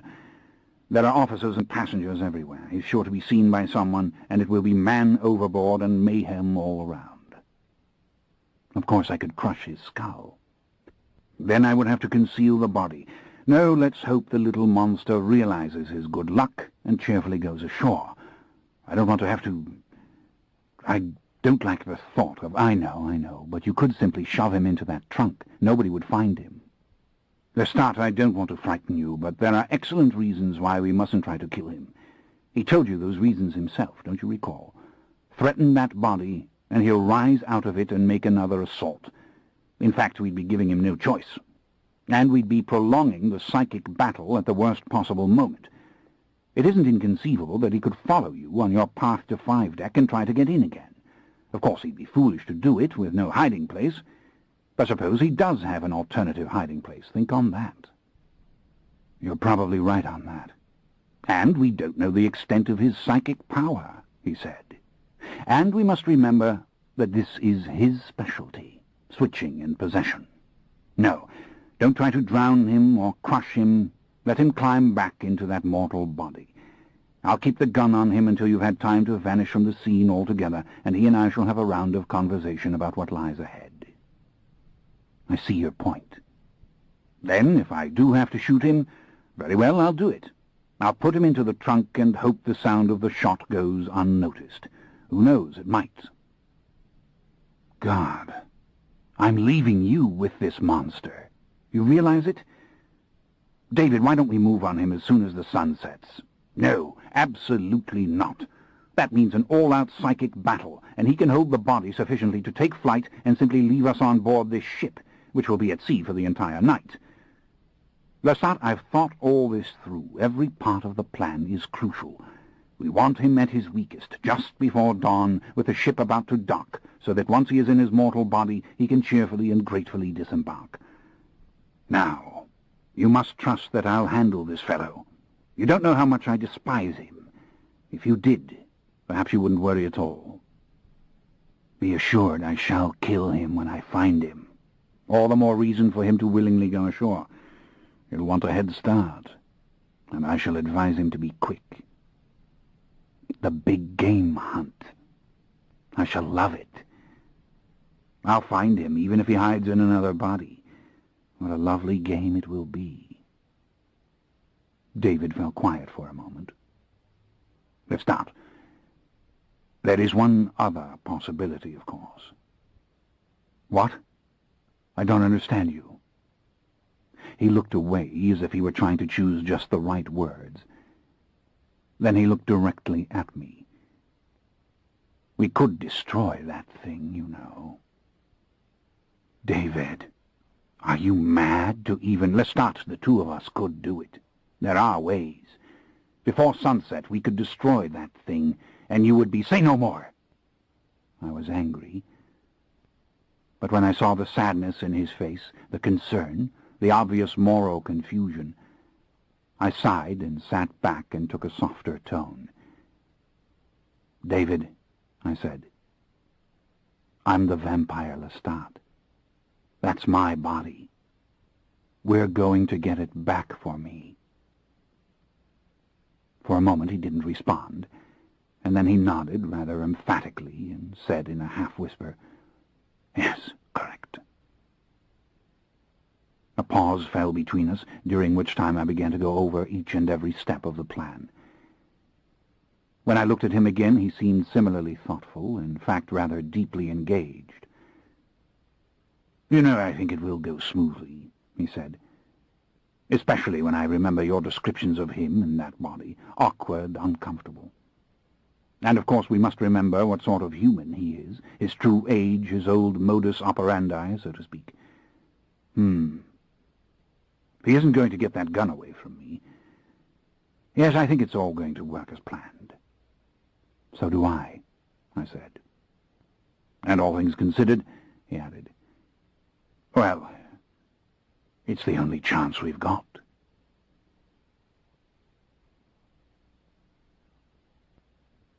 Chapter 22. For the next 2 hours we went exploring the ship. It was imperative that we be able to hide in it during the nighttime hours when James might be roaming the various decks. For this we had to know it, and I must confess that my curiosity about the vessel was extreme. We wandered out of the quiet and narrow Queen's Grill lounge and back into the main body of the vessel, past many cabin doors, before we reached the circular mezzanine with its village of fancy shops. Then down a large circular stairway we went, and across a vast polished dance floor through the main lounge, and off to other darkened bars and lounges, each with its own great spread of dizzying carpet and throbbing electronic music, and then past an indoor pool around which hundreds lunched at large circular tables, and then outside to yet another pool in the open, where countless passengers sunned themselves in beach chairs, snoozing or reading their folded papers or little paperback books. Eventually we came upon a small library full of quiet patrons and a darkened casino, not to be opened until the ship had left the port. Here stood banks of somber, darkened slot machines and tables for blackjack and roulette. At one point we peeked into the darkened theater and found it to be enormous, though only some 4 or 5 people were watching the film upon a giant screen. Then there was another lounge, and yet another, some with windows and some utterly dark, and a fine, fancy restaurant for passengers of middle rank reached by a winding stairs. Yet a third, also quite handsome, served the patrons of the very lowest decks. Down we went, past my secret cabin hiding place. and there we discovered not one but two health spas with their machines for building muscles and rooms for cleansing the pores of the skin with jets of steam. Somewhere we stumbled upon the small hospital with nurses in white uniforms and tiny, brightly lighted rooms. At another juncture, a large, windowless chamber full of computers, at which several persons were working quietly away. There was a beauty salon for women, and a similar grooming establishment for men. We came upon a travel desk at one time, and at another what seemed a sort of bank. And always we were walking in narrow corridors to which we could not quite see the end. The dull beige walls and ceilings were forever close around us. One hideous color of carpet gave way to another. Indeed, sometimes the garish modern patterns met with such violence at various doorways that I all but laughed out loud. I lost count of the many stairways with their shallow, padded steps. I could not distinguish one bank of elevators from another. Everywhere I looked there were numbered cabin doors. The framed pictures were bland and indistinguishable one from another. I had again and again to seek the diagrams to determine where exactly I had been and might be going now, or how to escape some circular path in which I found myself wandering for the fourth or fifth time. David thought it powerfully amusing, especially since we encountered other passengers who were lost at almost every turn. At least 6 different times we helped these very old individuals find their way to a certain place, and then became lost ourselves again. Finally, by some miracle, we found our way back through the narrow Queen's Grill lounge and up to the secret signal deck and to our cabins. It was only an hour before sunset, and the giant engines were already roaring. As soon as I had on my clothes for the evening, a white turtleneck and light seersucker suit, I headed out on the veranda to see the smoke pouring from the great chimney above. The entire ship had begun to vibrate with the power of the engines, and the soft Caribbean light was waning over the distant hills. A fierce, churning apprehension gripped me.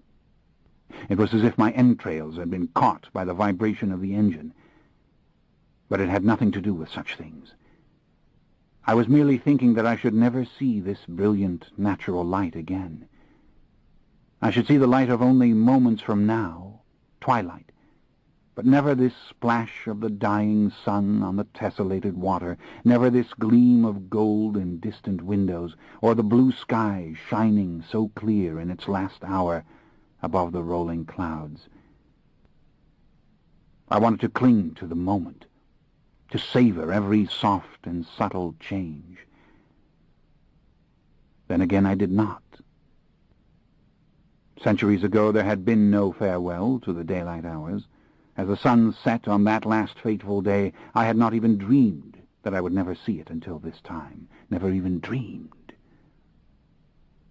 Surely I should stand here, feeling the last of its sweet warmth, enjoying these precious moments of wholesome light.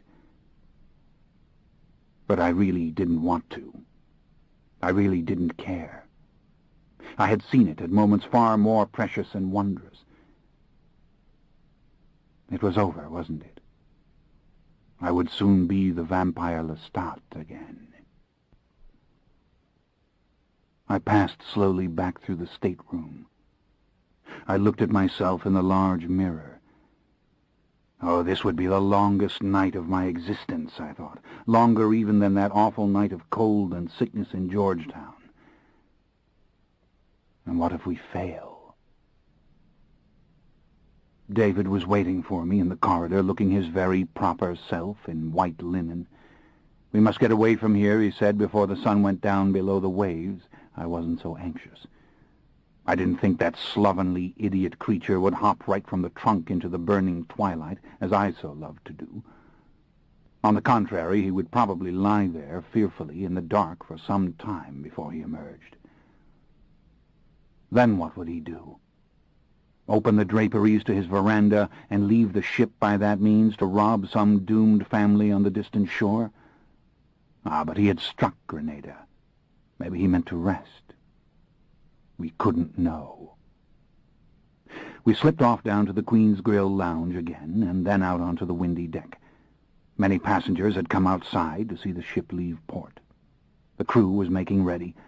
Thick gray smoke poured from the chimney into the waning light of the sky.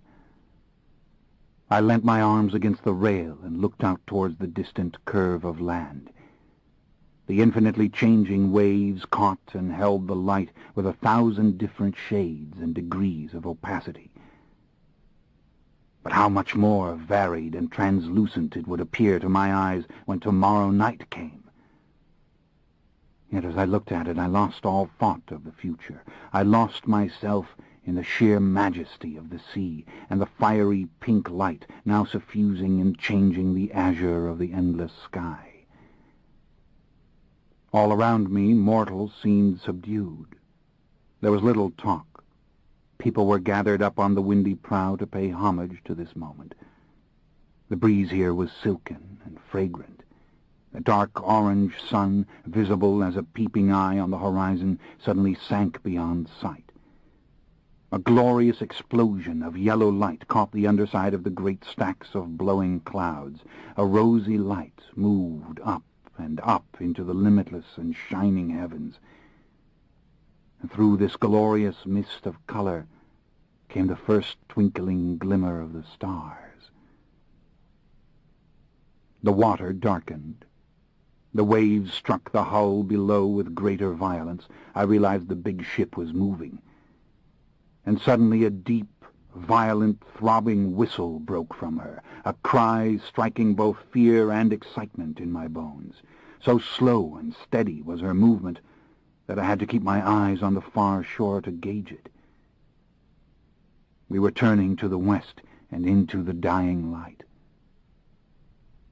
I saw that David's eyes were glazed over. With his right hand he gripped the railing. He looked at the horizon, at the rising clouds and the deep pink sky beyond. I wanted to say something to him, something fine and important and indicative of the deep love I felt. My heart seemed to be breaking with it suddenly, and I turned slowly to him and laid my left hand upon his right, which held the rail. "I know," he whispered. "Believe me, I know. But you must be clever now. Keep it locked inside. Ah, yes, bring down the veil. Be one among the countless hundreds, shut off and silent and alone. Be alone." And this, my last day as a mortal man, had come to a close. Once again the great throbbing whistle sounded. The ship had almost completed her about-face. She was moving towards open sea. The sky was now darkening swiftly, and it was time for us to retreat to the lower decks and find some corner of a noisy lounge where we would not be observed. I took one last look at the sky, realizing that all the light had now fled, utterly and completely, and my heart grew cold. A dark chill passed over me. But I couldn't regret the loss of the light. I couldn't. All I wanted with my whole monstrous soul was to have my vampire powers once more. Yet the earth itself seemed to demand something finer, that I weep for what was forsworn. I couldn't do it. I felt sadness, and the crushing failure of my human venture weighed upon me in the silence as I stood there motionless, feeling the warm, tender breeze. I felt David's hand tugging gently at my arm. "Yes, let's go on in," I said, and I turned my back on the soft Caribbean sky. Night had already fallen, and my thoughts were with James, and James alone. Oh, how I wished I could glimpse the fool when he rose from his silken hiding-place. But it was far too risky. There was no vantage point from which we could watch in safety. Our only move was to conceal ourselves now. The ship itself changed with the fall of darkness. The small, glittering shops of the mezzanine were doing a busy and noisy trade as we passed them. Men and women clad in shiny fabrics for evening were already taking their places in the theater lounge below. The slot machines had come alive with flashing lights. In the casino there was a crowd around the roulette table, and the elderly couples were dancing to the soft, slow music of a band in the vast, shadowy Queen's room. Once we had found a likely little corner in the dark Club Lido and ordered a pair of drinks to keep us company, David commanded me to stay there as he ventured up to the signal deck alone. "Why? What do you mean, stay here?" I was instantly furious. "He'll know you the minute he sees you," he said dismissively, as if he were talking to a child. He fitted a pair of dark glasses over his face. "He's not likely to notice me at all." "All right, boss," I said disgustedly. I was outraged to have to wait here in silence while he went adventuring about. I slumped back in the chair, drank another deep, cold, antiseptic swallow of my gin and tonic, and strained to see through the annoying darkness as several young couples moved out over the flashing lights of the electrically illuminated dance floor. The music was intolerably loud, but the subtle vibratory movement of the giant ship was delicious. She was already tearing along. Indeed, when I looked to the far left out of this little pit of contrived shadows and through one of the many vast glass windows, I could see the cloud-filled sky, still luminous with the light of early evening, simply flying by. A mighty ship, I thought. I must give her that.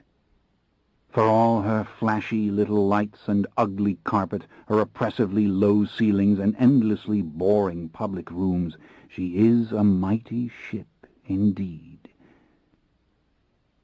I was reflecting upon it, trying not to go mad with impatience, and attempting, in fact, to see it from the point of view of James, when I was distracted by the distant appearance, in the far corridor, of a magnificently handsome, blonde-haired young man.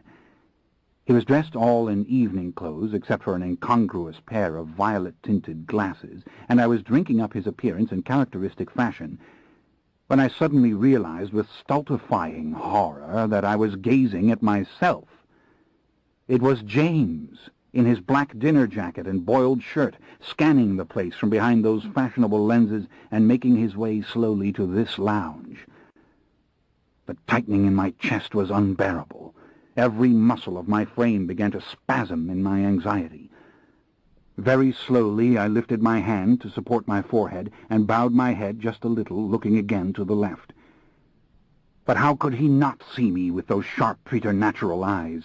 This darkness was nothing to him. Why, surely he could pick up the scent of fear that emanated from me as the sweat poured down beneath my shirt.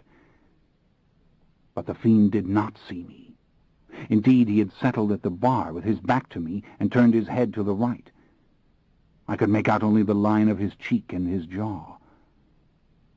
And as he fell into a state of obvious relaxation, I realized that he was posing as he sat there, his left elbow leaning on the polished wood, his right knee crooked ever so slightly, his heel hooked into the brass rail of the stool upon which he sat. He moved his head gently with the rhythm of the slow, woozy music, and a lovely pride emanated from him, a sublime contentment in what and where he was. Slowly I took a deep breath. Far across the spacious room and well beyond him, I saw the unmistakable figure of David stop for an instant in the open door. Then the figure moved on. Thank God he had seen the monster, who must have looked to all the world as completely normal now, except for his excessive and flashy beauty, as he did to me. When the fear crested in me again, I deliberately imagined a job I did not have, in a town where I had never lived. I thought of a fiancée named Barbara, most beautiful and maddening, and an argument between us which of course had never taken place. I cluttered my mind with such images and thought of a million other random things. Tropical fish I should like to have in a little tank some day, and whether or not I should go to the theater lounge and see the show. The creature took no notice of me. Indeed, I soon realized he was taking no notice of anyone. There was something almost poignant in the way he sat there, face slightly uplifted, apparently enjoying this dark and fairly ordinary and certainly ugly little place. He loves it here, I thought. These public rooms with their plastic and tinsel represent some pinnacle of elegance, and he is silently thrilled merely to be here. He does not even need to be noticed.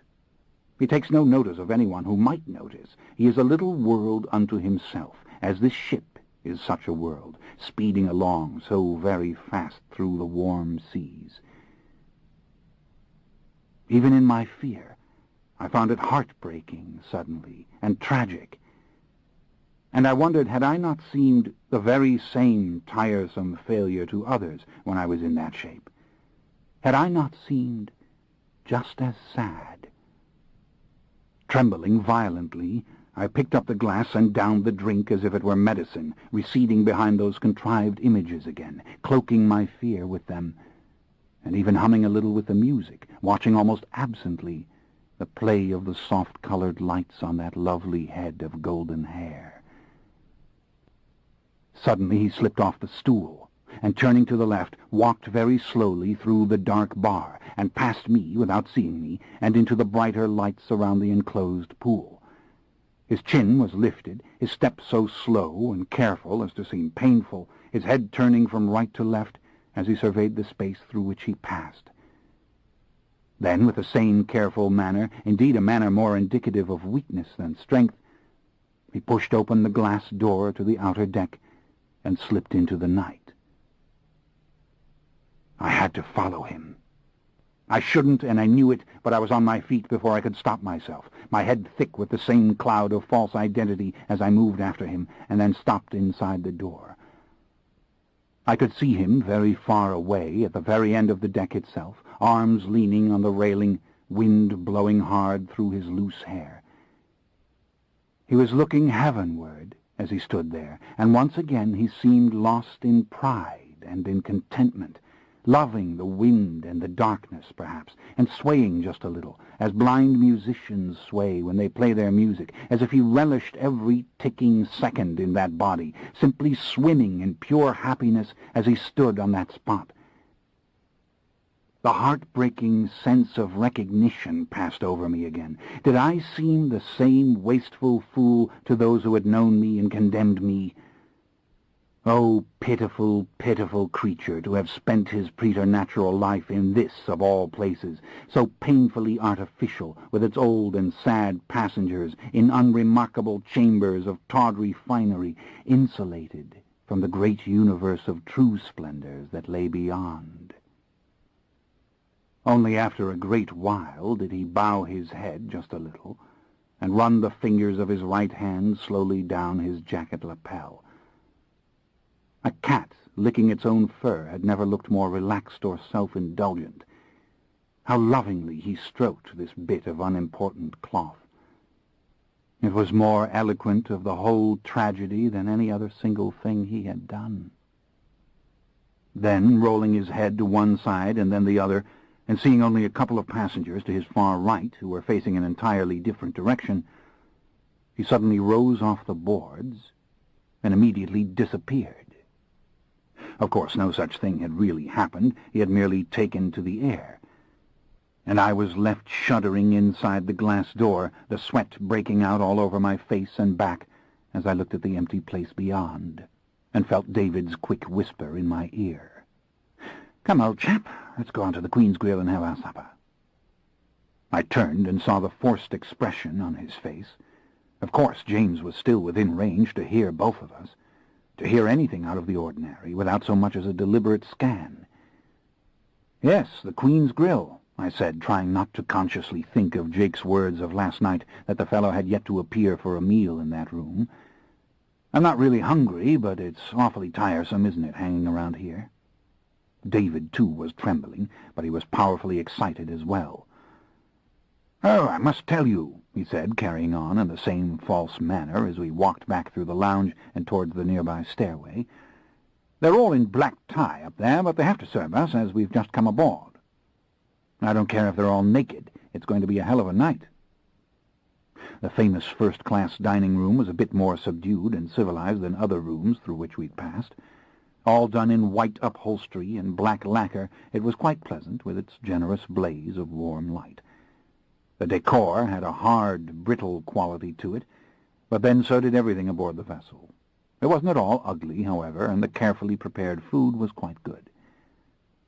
When some 25 minutes had passed since the dark bird had flown, I ventured several quick remarks. "He can't use a tenth of his strength. He's terrified of it." "Yes, I agree with you.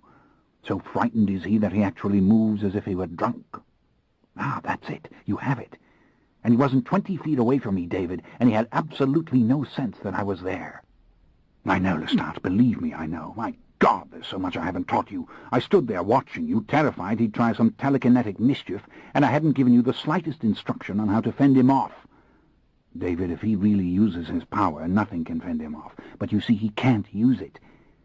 And if he had taken a stab, I'd draw on instinct, because that's all you've been teaching me to do."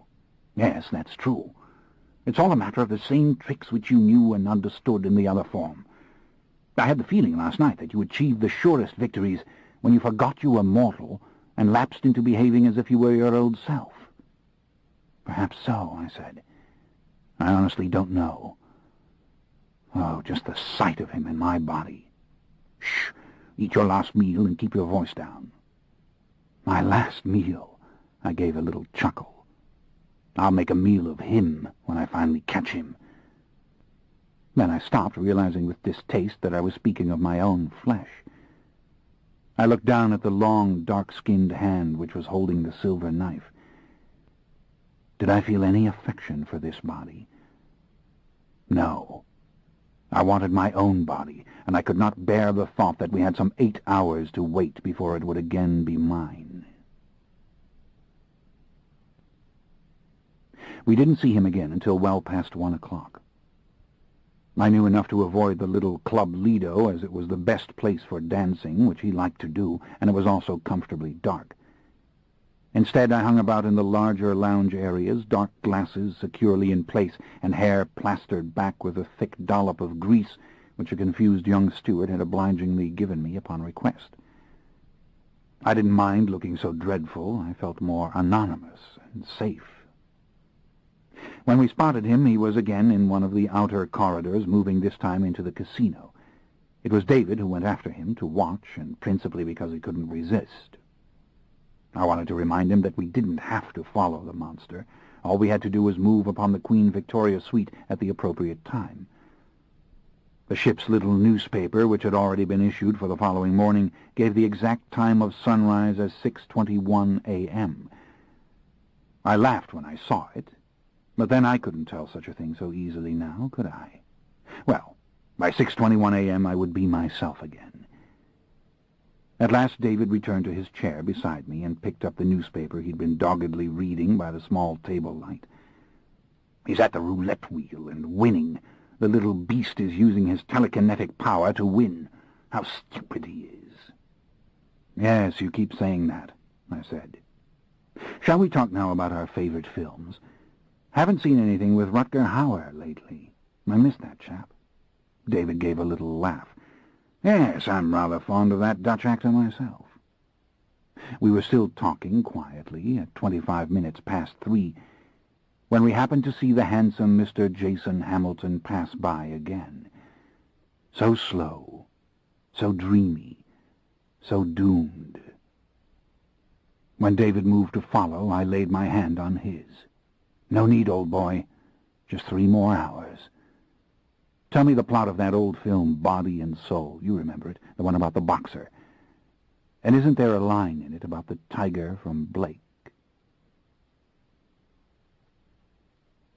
At 6:10, the milky light was already filling the sky. This was exactly the moment when I usually sought my resting place, and I couldn't imagine that he had not already sought his. We should find him in his shiny black trunk. We had not seen him since a little past 4 o'clock, when he'd been dancing in his slow, drunken fashion on the little floor of the deserted Club Lido, with a smallish, gray-haired woman in a lovely, soft red gown. We'd stood some distance away, outside the bar, our backs to the wall, listening to the brisk flow of his oh-so-proper British voice. Then we had both fled. Now the moment was at hand. No more running from him. The long night was coming to its close. It occurred to me several times that I might perish within the next few minutes, but never in my life had such a thought stopped me from doing anything. If I thought of David being hurt, I would entirely lose my nerve. David had never been more determined. He had only just taken the big silver gun from the cabin on 5 deck and was carrying it in the pocket of his coat. We had left the trunk open there in readiness for me, and the door wore its little "Do Not Disturb" sign to keep the stewards out. We had also determined that I could not carry the black gun with me, for after the switch the weapon would then be in the hands of James. The little cabin was left unlocked. Indeed, the keys were inside it, for I could not risk carrying these either. If some helpful steward did lock the door, I should have to move the lock with my mind, which would not be difficult for the old Lestat at all. What I did carry on my person now was the bogus Sheridan Blackwood passport in my coat pocket, along with enough money for the fool to get out of Barbados and to whatever part of the world he wished to flee. The ship was already making its way into the harbor of Barbados. God willing, it would not take her too long to dock. As we'd hoped, the broad, brightly lighted passage of the signal deck was deserted. I suspected that the steward was behind the galley curtains catching a little sleep. Quietly we proceeded to the door of the Queen Victoria suite, and David slipped the key in the lock. Immediately we were inside. The trunk lay open and empty. The lamps were burning. The fiend had not yet come. Without a word I turned off these lights one by one and went to the veranda doors and drew back the drapes. The sky was still the shining blue of night, but growing paler by the second. A gentle and pretty illumination filled the room. It would burn his eyes when he saw it. It would bring an immediate flush of pain to his exposed skin. No doubt he was on his way here now. He had to be, unless he did have another hiding place of which we didn't know. I went back to the door and stood to the left of it. He would not see me when he entered, for the door itself would cover me from view when he pushed it back. David had moved up the steps to the raised sitting room and was turned with his back to the glass wall and facing the cabin door, the big gun held firmly in both hands. Suddenly I heard the rapid steps drawing nearer and nearer. I didn't dare to signal to David, but I could see that he too heard the approach. The creature was almost running. His daring surprised me. Then David lifted the gun and aimed it as the key ground in the lock. The door swung back against me and then slammed as James all but staggered into the room. His arm was up to shade his eyes from the light coming through the glass wall, and he uttered a half-strangled curse, clearly damning the stewards for not having closed the draperies as they'd been told to do. In the usual awkward fashion, he turned towards the steps and then came to a halt. He saw David above, holding the gun on him, and then David cried out, "Now!" With my whole being, I made the assault upon him, the invisible part of me flying up and out of my mortal body and hurtling towards my old form with incalculable force. Instantly I was thrown backwards. I went down into my mortal body again with such speed that the body itself was slammed in defeat against the wall. "Again!" David shouted. But once more I was repelled with dizzying rapidity, struggling to regain control of my heavy mortal limbs and scramble to my feet. I saw my old vampire face looming over me, blue eyes reddened and squinting as the light grew ever more bright throughout the room. I knew the pain he suffered. I knew the confusion. The sun was searing that tender skin, which had never completely healed from the goby. His limbs were probably already growing weak with the inevitable numbness of the coming day. "All right, James, the game's over," David said in obvious fury. "Use your clever little brain." The creature turned as if jerked to attention by David's voice, and then shrank back against the night table, crumpling the heavy plastic material with a loud, ugly noise, his arm thrown up again to shield his eyes. In panic he saw the destruction he'd wrought, and then tried to look again at David, who stood with his back to the coming sun. "Now what do you mean to do?" demanded David. "Where can you go? Where can you hide? Harm us and the cabin will be searched as soon as the bodies are discovered. It's over, my friend. Give it up Now. A deep growl came from James. He ducked his head as if he were a blind bull about to charge. I felt absolutely desperate as I saw his hands curl into fists. "Give it up, James!" David shouted. And as a volley of oaths came from the being, I made for him once more, panic driving me as surely as courage and plain mortal will. The first hot ray of the sun cut across the water. Dear God, it was now or never, and I couldn't fail. I couldn't. I collided with him, full force, feeling a paralytic electric shock as I passed through him, and then I could see nothing, and I was being sucked as if by a giant vacuum down and down into the darkness, crying, "Yes, into him, into me, into my body, yes!" Then I was staring directly into a blaze of golden light. The pain in my eyes was unbearable. It was the heat of the Gobi. It was the great and final illumination of hell. But I'd done it. I was inside my own body. And that blaze was the sun rising, and it was scalding my lovely, priceless, preternatural face and my hands. "David, we've won!" I shouted, and the words leapt out at freakish volume. I sprang up from the floor where I'd fallen, possessed once more of all my delicious and glorious quickness and strength. In a blind rush I made for the door, catching one flickering glimpse of my old mortal body struggling on hands and knees towards the steps. The room veritably exploded with heat and light as I gained the passage. I could not remain there 1 second longer, even though I heard the powerful gun go off with a deafening crack. "God help you, David," I whispered. I was instantly at the foot of the first flight of steps. No sunlight penetrated this inside passage, thank heaven, but my strong, familiar limbs were already growing weak.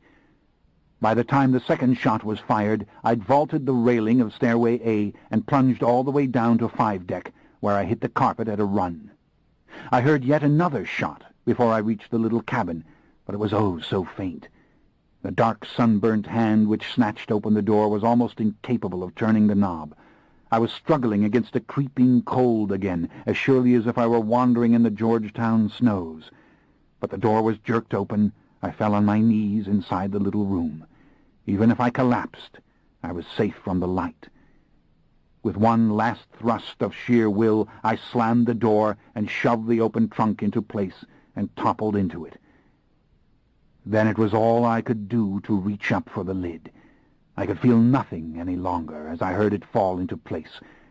I was lying there motionless, a ragged sigh escaping my lips. "God help you, David," I whispered. Why had he fired? Why? And why so many shots from that great, powerful gun? How could the world have not heard that big, noisy gun? But no power on earth could enable me to help him now. My eyes were closing, and then I was floating in the deep velvet darkness I had not known since that fateful meeting in Georgetown. It was over.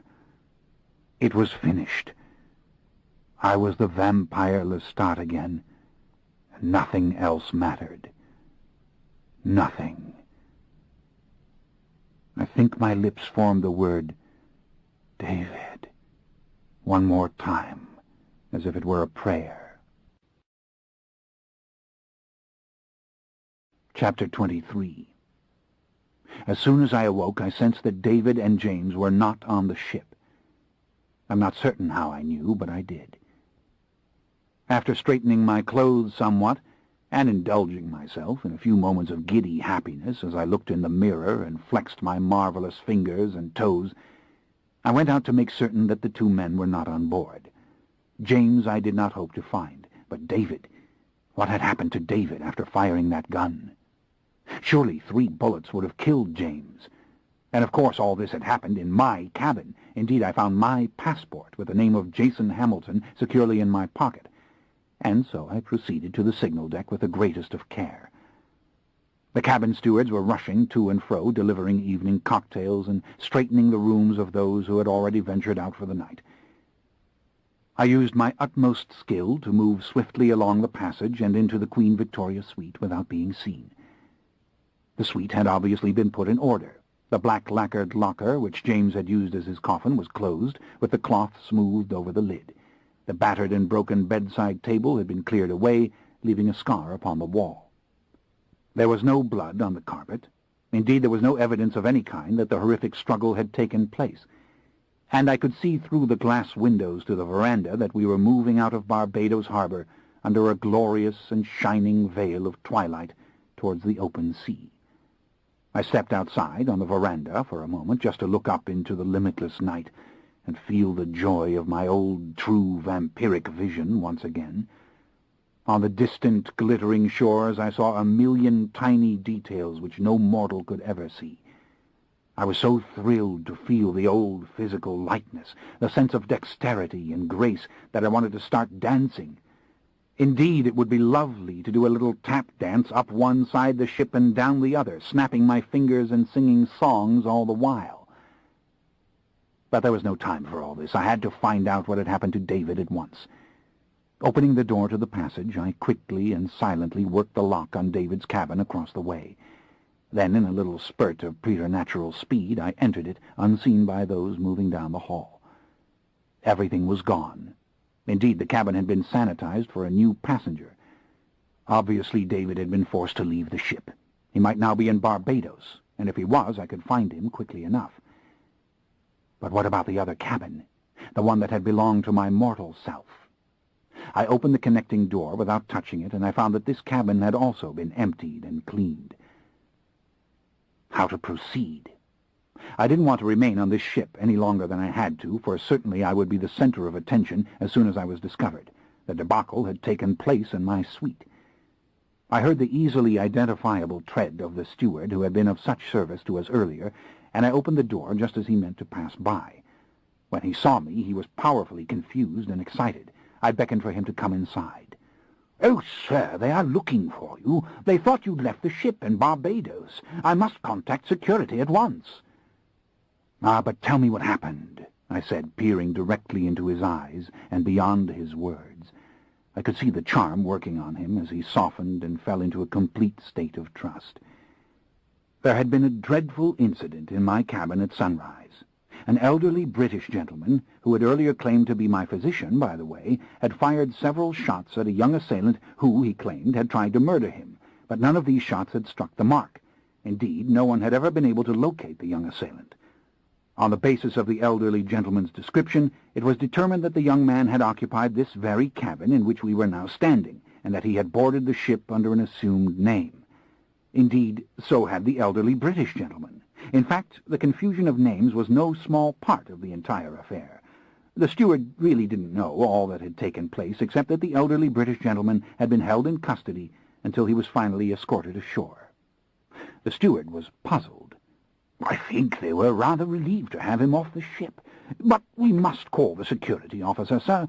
They are very concerned about your welfare. It's a wonder they didn't stop you when you came aboard again in Barbados. They've been searching for you all day."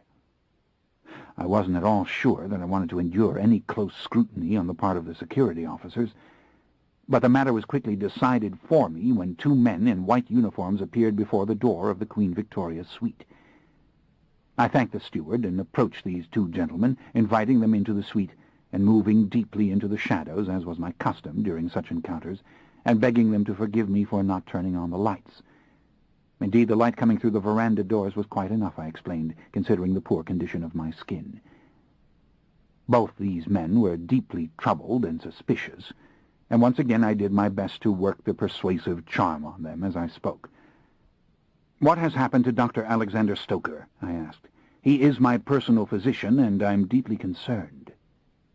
The younger of the two men, a very red-faced man with an Irish accent, clearly did not believe what I was saying to him, and he could sense that something was very wrong with my manner and my speech. My only hope was to sink this individual into confusion so that he remained quiet. But the other, the tall and educated Englishman, was much easier to spellbind, and he began to pour out the whole tale without guile. Seems Dr. Stoker was not really Dr. Stoker, but a man from England named David Talbot, though why he had used the assumed name he refused to say. "You know, this Mr. Talbot had a gun on board this vessel, sir," said the tall officer, while the other continued to stare at me in deep, inarticulate distrust. Of course, this organization in London, this Talamasca, or whatever it is, was most apologetic and eager to make things right. It was settled with the captain, finally, and some persons at the home offices of Cunard. No charges were brought against Mr. Talbot when Mr. Talbot agreed to pack his belongings and allow himself to be escorted ashore and to a plane leaving immediately for the United States. To where in the United States? Miami, sir. In fact, I saw him to the flight myself. He insisted upon giving me a message for you, sir, that you should meet him in Miami at your convenience, at the Park Central Hotel. He gave me this message any number of times. I see, I answered. And the man who attacked him, the man at whom he fired the gun. We haven't found any such person, sir, though undoubtedly this man was seen on this ship earlier by any number of persons, and in the company of Mr. Talbot, it seems. As a matter of fact, that is the young gentleman's cabin over there, and I believe you were in it, talking to the steward when we arrived. The whole thing is most puzzling, I said in my most intimate and confiding manner. You think this brown-haired young man is no longer on the ship? We are fairly certain of it, sir, though of course it's quite impossible to engage in an all-out search of a vessel such as this. The young man's belongings were still in the cabin when we opened it. We did have to open it, of course, what with Mr. Talbot insisting he'd been assaulted by the young man, and that the young man was also traveling under an assumed name. We have his luggage in safe keeping, of course. Sir, if you would come with me to the captain's office, I think perhaps you could shed some light upon— I quickly averred that I knew nothing about all this, really. I hadn't been in the cabin at the time. Indeed, I'd gone ashore yesterday in Grenada without ever knowing that either man was boarding the vessel, and I had disembarked this morning in Barbados for a day of sightseeing without ever knowing this shooting incident had taken place. But all this calm, clever chatter on my part was a cover for the persuasion I continued to use on both of them, that they must leave me now, so that I might change clothes and have some rest. When I shut the door on them, I knew they were on their way to the captain's quarters, and that I had only minutes before they returned. It didn't really matter. David was safe. He'd left the ship and gone on to Miami, where I was to meet him. That was all I wanted to know. Thank God he'd gotten an immediate flight out of Barbados, for God only knew where James might be at this time. As for Mr. Jason Hamilton, whose passport I was carrying in my pocket, he still had a closet full of clothes in this suite, and I intended to avail myself of some of them at once. I stripped off the rumpled dinner jacket and other nighttime finery, vampire drag par excellence, and found a cotton shirt, decent linen jacket, and pants. Of course, everything was exquisitely tailored for this body. Even the canvas shoes were a comfortable fit. I took along the passport with me, and a sizable sum of American dollars which I had found in the old clothes. Then I went back out on the veranda and stood still in the sweet, caressing breeze, eyes moving dreamily over the deeply blue and luminous sea. The Queen Elizabeth II was now thundering along at her famed 28 knots, the bright translucent waves crashing into her mighty bow. The island of Barbados had completely disappeared from view. I looked up at the great black smokestack, which seemed in its immensity to be the very chimney of hell. It was a splendid sight to see the thick gray smoke gushing from it, and then arching back and down to the very water in the continuous blast of the wind. I looked again at the distant horizon. All the world was filled with fine and beauteous azure light. Beyond a thin haze which mortals could not have detected, I saw the tiny twinkling constellations and the somber shining planets drifting ever so slowly by. I stretched my limbs, loving the feel of them, and the sweet ripples of sensation which moved down my shoulders and back. I shook myself all over, loving the feel of my hair on the back of my neck, and then I rested my arms upon the rail. "I'll catch up with you, James," I whispered. "You can be certain of it. But I have other things I must do now. For the moment, plot your little schemes in vain." Then I went upwards slowly. Indeed, as slowly as I could manage it, until I was very high over the vessel, and I gazed down at her, admiring her many decks, stacked one atop the other, and trimmed in so many tiny yellow lights. How festive she looked, and how removed from all care. Bravely she advanced through the rolling sea, mute and powerful, and carrying her whole little realm with her of dancing and dining and chattering beings, of busy security officers and rushing stewards, of hundreds upon hundreds of happy creatures who knew not at all that we had ever been there to trouble them with our little drama, or that we were gone as swiftly as we had come, leaving only the smallest bit of confusion in our wake. Peace to the happy Queen Elizabeth, too, I thought. And then again I knew why the body thief had loved her and hidden himself within her, sad and tawdry though she was. After all, what is our entire world to the stars above? What do they think of our tiny planet, I wondered, full of mad juxtaposition, happenstance, and endless struggle, and a deep, crazed civilization sprawled upon the face of it, and held together not by will or faith or communal ambition, but by some dreamy capacity of the world's millions to be oblivious to life's tragedies, and again sink into happiness, just as the passengers of that little ship sank into it, as if happiness were as natural to all beings as hunger or sleepiness or love of warmth and fear of the cold. I rose higher and higher until I could no longer see the ship at all.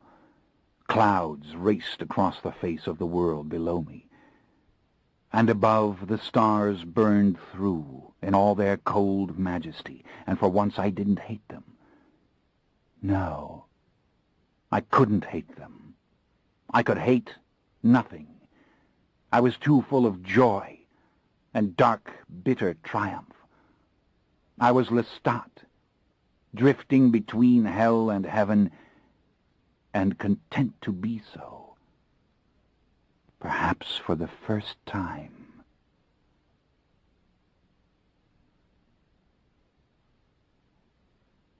Chapter 24. The rainforest of South America, great deep tangle of woods and jungle that covers miles upon miles of the continent, blanketing mountain slopes and crowding into deep valleys, and breaking only for broad glittering rivers and shimmering lakes, soft and verdant and lush, and seemingly harmless when seen through the drifting clouds from high above. The darkness is impenetrable when one stands upon the soft, moist ground. The trees are so high there is no heaven above them. Indeed, creation is nothing but struggle and menace amid these deep, moist shadows. It is the final triumph of the savage garden. And not all the scientists of civilization will ever classify every species of painted butterfly or speckled cat or flesh-eating fish or giant coiling snake which thrives in this place. Birds with feathers the color of the summer sky or the burning sun streak through the wet branches. Monkeys scream as they reach out with their tiny, clever little hands for vines as thick as hemp rope. Sleek and sinister mammals of 1,000 shapes and sizes crawl in remorseless search of one another over monstrous roots and half-buried tubers, under giant rustling leaves, and up the twisted trunks of saplings dying in the fetid darkness, even as they suck their last nourishment from the reeking soil. Mindless and endlessly vigorous is the cycle of hunger and satiation, of violent and painful death. Reptiles with eyes as hard and shining as opals feast eternally upon the writhing universe of stiff and crackling insects, as they have since the days when no warm-blooded creature ever walked the earth. And the insects, winged, fanged, pumped with deadly venom, and dazzling in their hideousness and ghastly beauty, and beyond all cunning, ultimately feast upon all. There is no mercy in this forest. No mercy, no justice, no worshipful appreciation of its beauty, no soft cry of joy at the beauty of the falling rain. Even the sagacious little monkey is a moral idiot at heart. That is, there was no such thing until the coming of man. How many thousands of years ago that was, no one can tell you for certain. The jungle devours its bones. It quietly swallows up sacred manuscripts as it gnaws on the more stubborn stones of the temple. Textiles, woven baskets, painted pots, and even ornaments of hammered gold ultimately dissolve on its tongue. But the small-bodied, dark-skinned peoples have been there for many centuries, that is beyond question, forming their friable little villages of palm-frond huts and smoky cooking fires, and hunting the abundant and lethal game with their crude spears and their deadly poison-tipped darts. In some places they make their orderly little farms, as they have always done, to grow thick yams or lush green avocados, red peppers and corn, lots of sweet, tender yellow corn. Little hens peck at the dust outside the small, carefully constructed houses. Fat, glossy pigs snuffle and snuggle in their pens. Are these humans the best thing in this savage garden, warring as they have done so long upon one another? Or are they simply an undifferentiated part of it, no more complex, ultimately, than the crawling centipede, or the slinky, satin-skinned jaguar, or the silent, big-eyed frog, so very toxic that one touch of his spotted back brings certain death? What have the many towers of great Caracas to do with this endless, sprawling world that comes so close to it? Whence came this metropolis of South America with its smog-filled skies and its vast, teeming hillside slums? Beauty is beauty where you find it.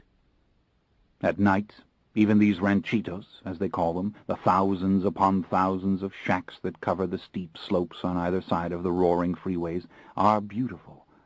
For though they have no water and no sewerage, and they are crowded beyond all modern questions of health or comfort, they are nevertheless strung with bright, shining electric lights. Sometimes it seems that light can transform anything, that it is an undeniable and irreducible metaphor for grace. But do the people of the ranchitos know this? Is it for beauty that they do it? Or do they merely want a comfortable illumination in their little shacks? It doesn't matter. We can't stop ourselves from making beauty. We can't stop the world. Look down upon the river that flows past the small outpost of Saint Laurent, a ribbon of light, glimpsed here and there for an instant from the treetops as it makes its way deeper and deeper into the forest, coming at last upon the little mission of St. Margaret Mary, a gathering of dwellings in a clearing around which the jungle patiently waits. Isn't it beautiful, this little cluster of tin-roofed buildings with their whitewashed walls and crude crosses, with their small lighted windows and the sound of a single radio playing a thin song of Indian lyrics and merrily beating drums? How pretty the deep porches of the little bungalows, with their scattering of painted wooden swings and benches and chairs. The screens over the windows give the rooms a soft, drowsy prettiness, for they make a tiny, tight grid of fine lines over the many colors and shapes, and thereby somehow sharpen them, and render them more visible and vibrant, and make them look more deliberate, like the interiors in an Edward Hopper painting or in a child's bright picture book. Of course, there is a way to stop the rampant spread of beauty. It has to do with regimentation, conformity, assembly line aesthetics, and the triumph of the functional over the haphazard. But you won't find much of that here. This is Gretchen's destiny, from which all the subtleties of the modern world have been eliminated, a laboratory for a single, repetitive, moral experiment, doing good. The night sings its song of chaos and hunger and destruction in vain around this little encampment. What matters here is the care of a finite number of humans who have come for vaccination, surgery, antibiotics. As Gretchen herself has said, to think about the larger picture is a lie. For hours I wandered in a great circle through the dense jungle, carefree and strong as I moved through impassable foliage, as I climbed over the high fantastical roots of the rain trees, as I stood still here and there to listen to the deep tangled chorus of the savage night. So tender, the wet waxen flowers growing in the higher, more verdant branches, slumbering in the promise of the morning light. Once again I was beyond all fear at the wet, crumbling ugliness of process, the stench of decay in the pocket of a swamp. The slithering things couldn't harm me, and therefore they did not disgust me. Oh, let the anaconda come for me. I would love to feel that tight, swiftly moving embrace. How I savored the deep, shrill cry of the birds, meant surely to strike terror in a simpler heart. Too bad the little hairy-armed monkeys slept now in the darkest hours, for I should have loved to catch them long enough to bestow kisses upon their frowning foreheads or their lipless, chattering mouths. And those poor mortals, slumbering within the many small houses of the clearing, near to their neatly tilled fields, and to the school and the hospital and the chapel, seemed a divine miracle of creation in every tiny common detail. I missed Mojo.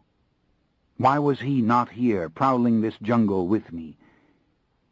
I had to train him to become the vampire's dog. Indeed, I had visions of him guarding my coffin during the daylight hours, an Egyptian-style sentinel, commanded to tear the throat out of any mortal intruder who ever found his way down the sanctuary stairs. But I would see him soon enough. The whole world waited beyond these jungles. When I closed my eyes and made of my body a subtle receiver, I could hear over the miles the dense, noisy traffic of Caracas.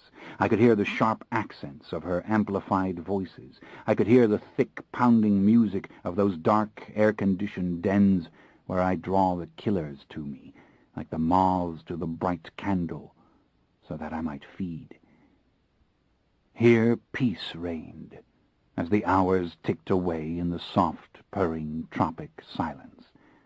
A shimmer of rain fell from the low and cloudy sky, tamping down the dust of the clearing, speckling the clean-swept steps of the schoolhouse, tapping ever so lightly upon the corrugated tin roofs.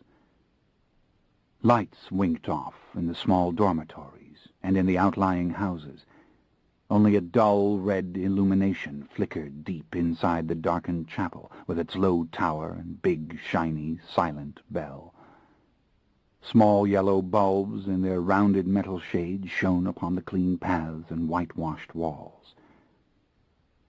Lights went dim in the first of the little hospital buildings where Gretchen worked alone. Now and then I saw her profile against the window screens. I caught a glimpse of her just inside the doorway, seated at a desk long enough to scratch some notes on paper, her head bent, her hair gathered at the nape of her neck. Finally I moved silently towards the doorway and slipped into the small, cluttered office with its one glaring lamp, and to the door of the ward itself. Children's Hospital. They were all small beds, crude, simple, in 2 rows. Was I seeing things in this deep semi-darkness? Or were the beds made of crude wood, lashed at the joints and hung with netting? And on the small, colorless table, was that not a stub of candle on a small plate? I felt dizzy suddenly. The great clarity of vision left me. Not this hospital. I blinked, trying to tear loose the timeless elements from those that made sense. Plastic sacks of intravenous food glistening on their chrome racks at bedside, weightless nylon tubing shining as it descended to the tiny needles stuck in thin, fragile little arms. This wasn't New Orleans. This wasn't that little hospital. Yet look at the walls. Are they not stone? I wiped the thin sheen of blood sweat from my forehead, staring at the stain on the handkerchief. Was that not a blonde-haired child lying in that distant little bed? Again the dizziness swept over me. I thought I heard a dim, high-pitched laughter, full of gaiety and easy mockery. But that was a bird, surely, in the great outer darkness. There was no old female nurse in homespun skirts to her ankles and kerchief about her shoulders. She'd been gone for centuries, along with that little building. But the child was moaning. The light gleamed on her small, rounded head. I saw her chubby hand against the blanket. Again I tried to clear my vision. A deep shadow fell over the floor beside me. Yes, look, the apnea alarm with its tiny glowing digits and the glass-doored cabinets of medicines. Not that hospital, but this hospital. So you've come for me, Father? You said you would do it again. No, I won't hurt her. I don't want to hurt her. Was I whispering aloud? Far, far down at the end of the narrow room she sat on the small chair, her little feet kicking back and forth, her hair in fancy curls against her puff sleeves. Oh, you've come for her. You know you have. Shh, you'll wake the children. Go away. You're not there. Everyone knew you would be victorious. They knew you'd beat the body thief, and here you are. Come for her. No, not to hurt her, but to lay the decision in her hands. Monsieur, may I help you? I looked up at the old man standing in front of me, the doctor, with the stained whiskers and the tiny spectacles. No, not this doctor. Where had he come from? I stared at the name tag. This is French Guiana. That's why he's speaking French. And there is no child at the end of the ward sitting in any chair. To see Gretchen, I whispered.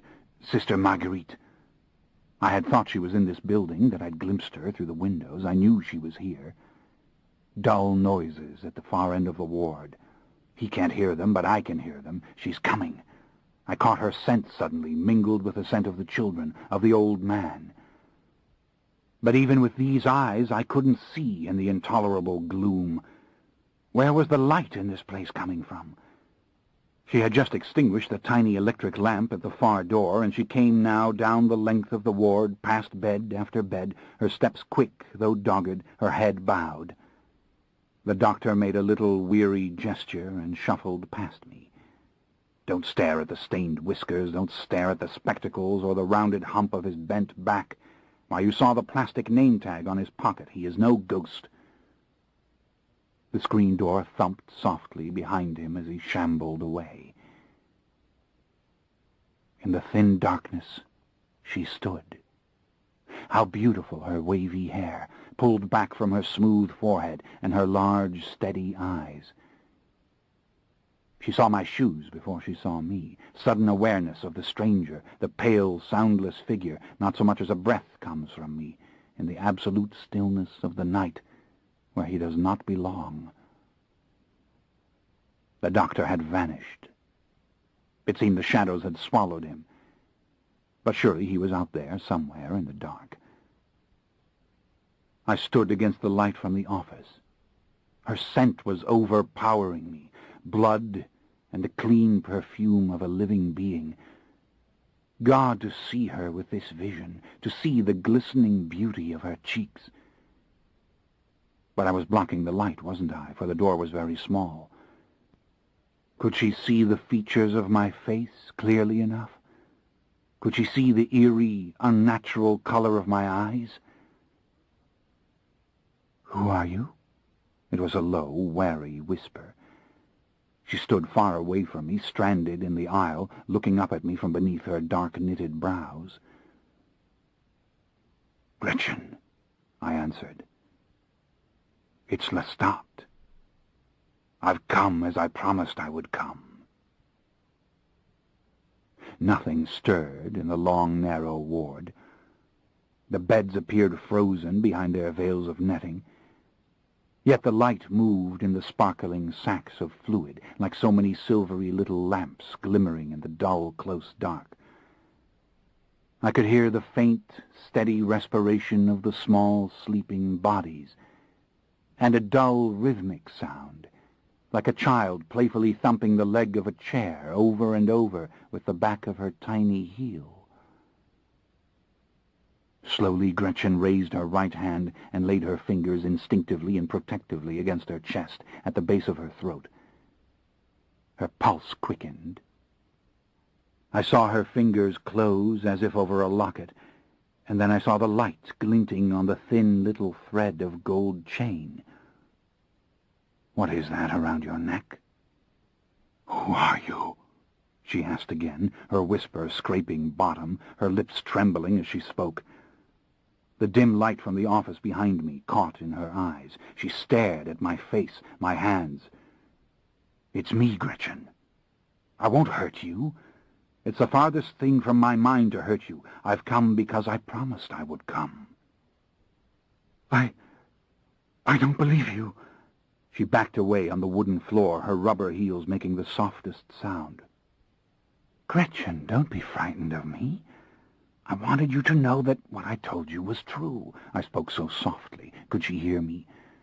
I could see her struggling to clear her vision, as only seconds ago I had struggled to clear my own. Her heart beat fiercely inside her, breasts moving beautifully beneath the stiff white cotton, the rich blood rising suddenly in her face. "I'm here, Gretchen. I've come to thank you. Here, let me give you this for your mission." Stupidly, I reached into my pockets. I withdrew the lucre of the body thief in thick handfuls and held it out, my fingers trembling as her fingers trembled, the money looking soiled and foolish, like so much rubbish. "Take it, Gretchen. Here, it will help the children." I turned and saw the candle again. That same candle. Why the candle? I laid the money down beside it, hearing the boards creak under my weight as I stepped to the little table. As I turned to look back at her, she came towards me, fearfully, eyes wide. "Who are you?" she whispered for the third time. How large her eyes, how dark the pupils as they danced over me, like fingers drawn to something that would burn them. "I'm asking you again to tell me the truth." "Lestat, whom you nursed in your own house, Gretchen." "Gretchen, I've recovered my true form. I came because I promised you I would come." I could scarcely bear it, my old anger kindling as the fear intensified in her, as her shoulders stiffened and her arms came tightly together, and the hand clenching the chain at her neck began to shake. "I don't believe you," she said in the same strangled whisper, her entire body recoiling, though she did not even take a step. "No, Gretchen. Don't look at me in fear or as if you despise me. What have I done to you that you should look at me that way? You know my voice. You know what you did for me. I came to thank you." "Liar!" "No, that's not true. I came because I wanted to see you again." Lord God, was I weeping? Were my emotions now as volatile as my power? And she would see the blood in streaks on my face, and it would scare her even more. I could not bear the look in her eyes. I turned and stared at the little candle. I struck the wick with my invisible will and saw the flame leap up, a tiny yellow tongue. Mon Dieu, that same play of shadow on the wall. She gasped as she stared at it and back at me as the illumination spread around us, and she saw for the first time very clearly and unmistakably the eyes that were fixed upon her, the hair that framed the face which looked at her, the gleaming fingernails of my hands, the white teeth, just visible perhaps behind my parted lips. "Gretchen, don't be afraid of me. In the name of truth, look at me. You made me promise I would come. Gretchen, I didn't lie to you. You saved me. I am here, and there is no God. Gretchen, you told me so. From anyone else it wouldn't have mattered, but you said it yourself." Her hands went to her lips as she drew back, the little chain falling loose so that I saw the gold cross in the candle's light. Oh, thank God, a cross, not a locket. She stepped back again. She could not stop the impulsive motion. Her words came in a low, faltering whisper. "Get away from me, unclean spirit! Get out of this house of God!" "I won't hurt you." "Get away from these little ones!" "Gretchen, I won't hurt the children." "In the name of God, get away from me! Go!" Her right hand groped again for the cross, and she held it towards me, her face flushed and her lips wet and loose and trembling in her hysteria, her eyes devoid of reason as she spoke again. I saw it was a crucifix with the tiny, twisted body of the dead Christ. "Go out of this house! God himself protects it! He protects the children! Go!" "In the name of truth, Gretchen," I answered, my voice as low as hers and as full of feeling. "I lay with you. I am here." "Liar!" she hissed. "Liar!" Her body was shaking so violently it seemed she would lose her balance and fall. "No, it's the truth. If nothing else is true, it's true. Gretchen, I won't hurt the children. I won't hurt you." In another instant, surely, she would lose her reason altogether. Helpless screams would break from her, and the whole night would hear her, and every poor soul of the compound would come outdoors to heed her, to take up perhaps the very same cry. But she remained there, shaking all over, and only dry sobs came suddenly from her open mouth. "Gretchen, I'll go now. I'll leave you if that's what you really want. But I kept my promise to you. Is there nothing more I can do?" A little cry came from one of the beds behind her, and then a moan from another, and she turned her head frantically this way and that. Then she bolted towards me and past me through the small office, papers flying off the desk as she brushed past it, the screen door banging behind her as she ran out into the night. I heard her distant sobbing as, in a daze, I turned around. I saw the rain falling in a thin, soundless mist. I saw her far across the clearing already and racing towards the chapel doors. "I told you you would hurt her." I turned back and looked down the shadowy length of the ward. "You're not there. I'm done with you," I whispered. The light of the candle showed her clearly now, even though she remained at the far end of the room. She was swinging her white-stockinged legs still, the heel of her black slippers striking the leg of the chair. "Go away," I said as gently as I could. "It's over." The tears were running down my face, blood tears. Had Gretchen seen them? "Go away," I said again. "It's finished, and I'm going too." It seemed she smiled, but she did not smile. Her face became the picture of all innocence, the face of the dream locket. And in the stillness, as I stood transfixed, looking at her, the entire image remained, but ceased altogether to move. Then it dissolved.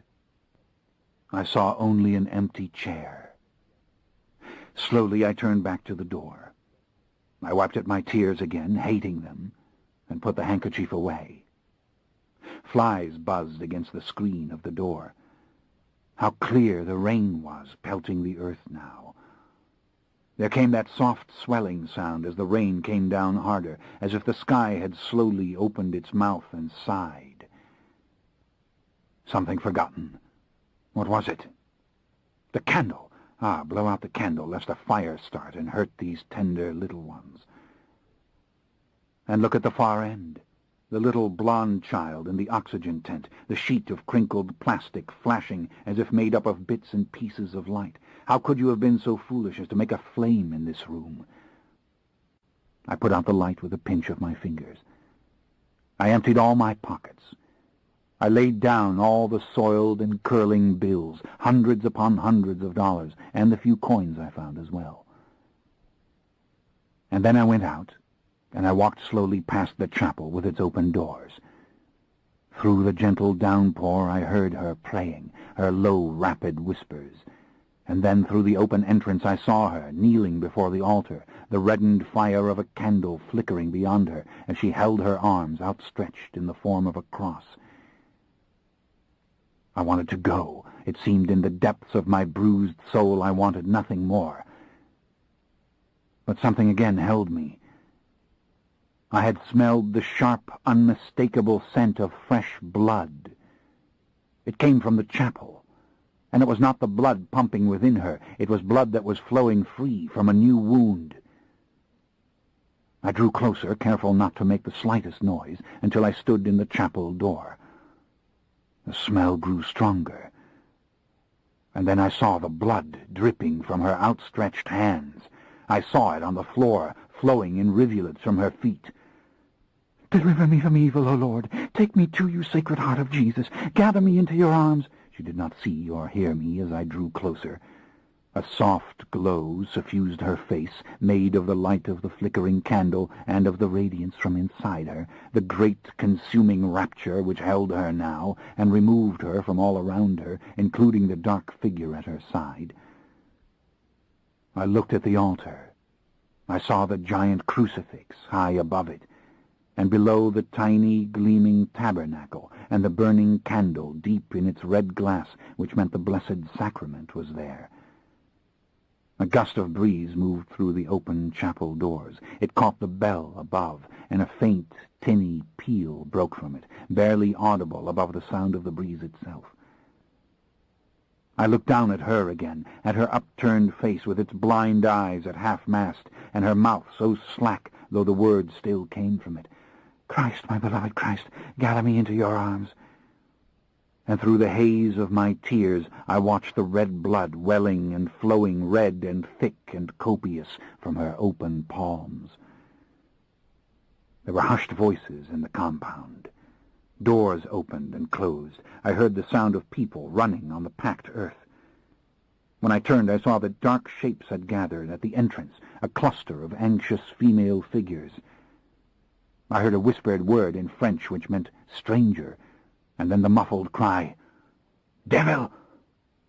Down the aisle I went, right towards them, forcing them perhaps to scatter, though I never touched them or looked at them, and hurried past them and out into the rain.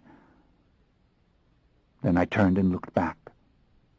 I saw her kneeling still as they gathered around her, and I heard their soft, reverent cries of "Miracle!" and "Stigmata!"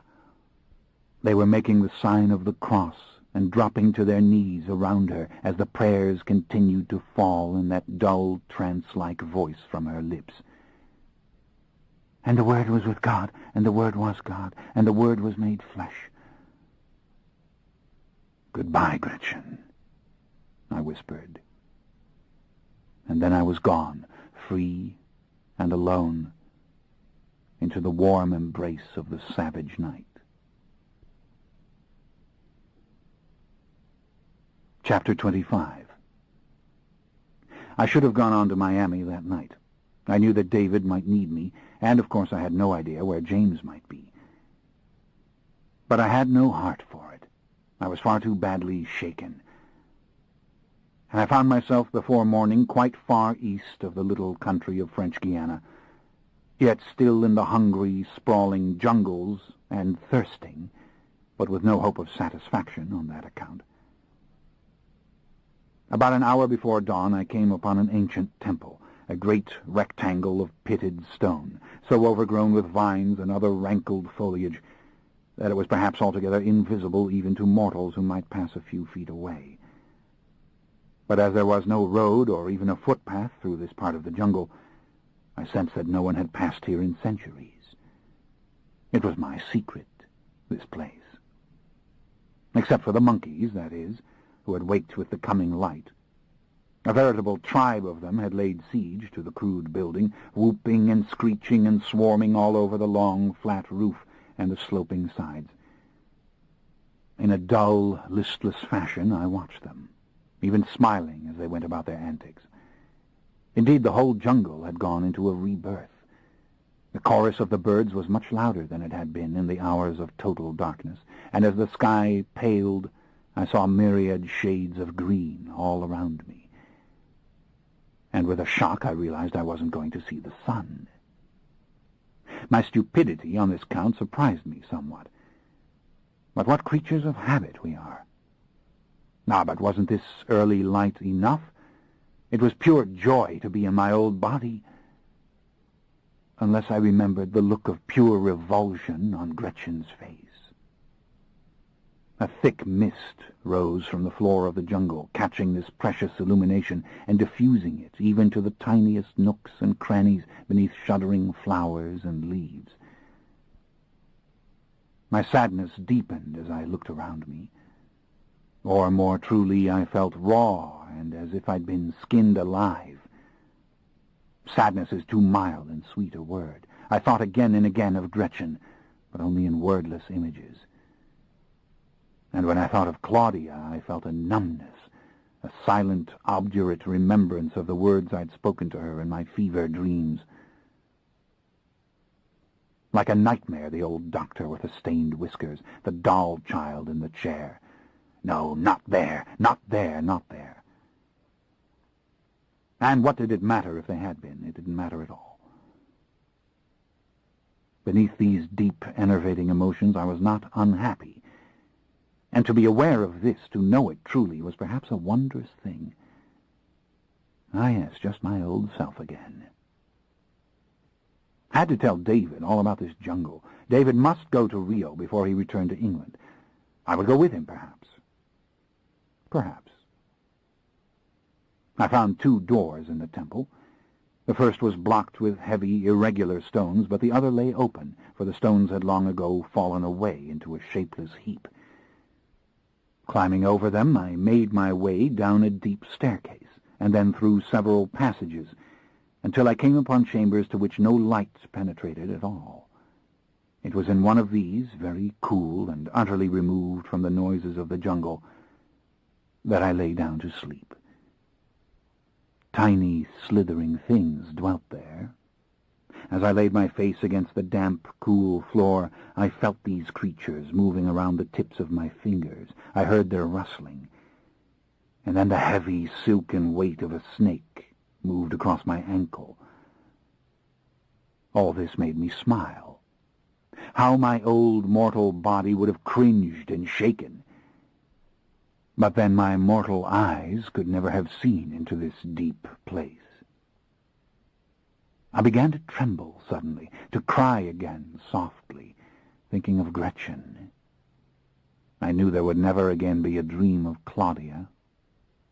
"What did you want of me?" I whispered. "Did you really think I could save my soul?" I saw her, as I had in my delirium, in that old New Orleans hospital when I'd taken her by the shoulders. Or had we been in the old hotel? I told you I would do it again. I told you. Something had been saved at that moment.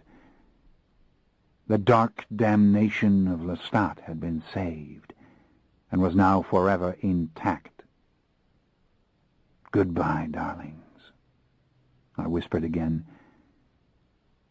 and then I slept.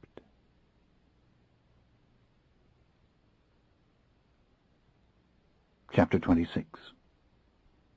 Miami.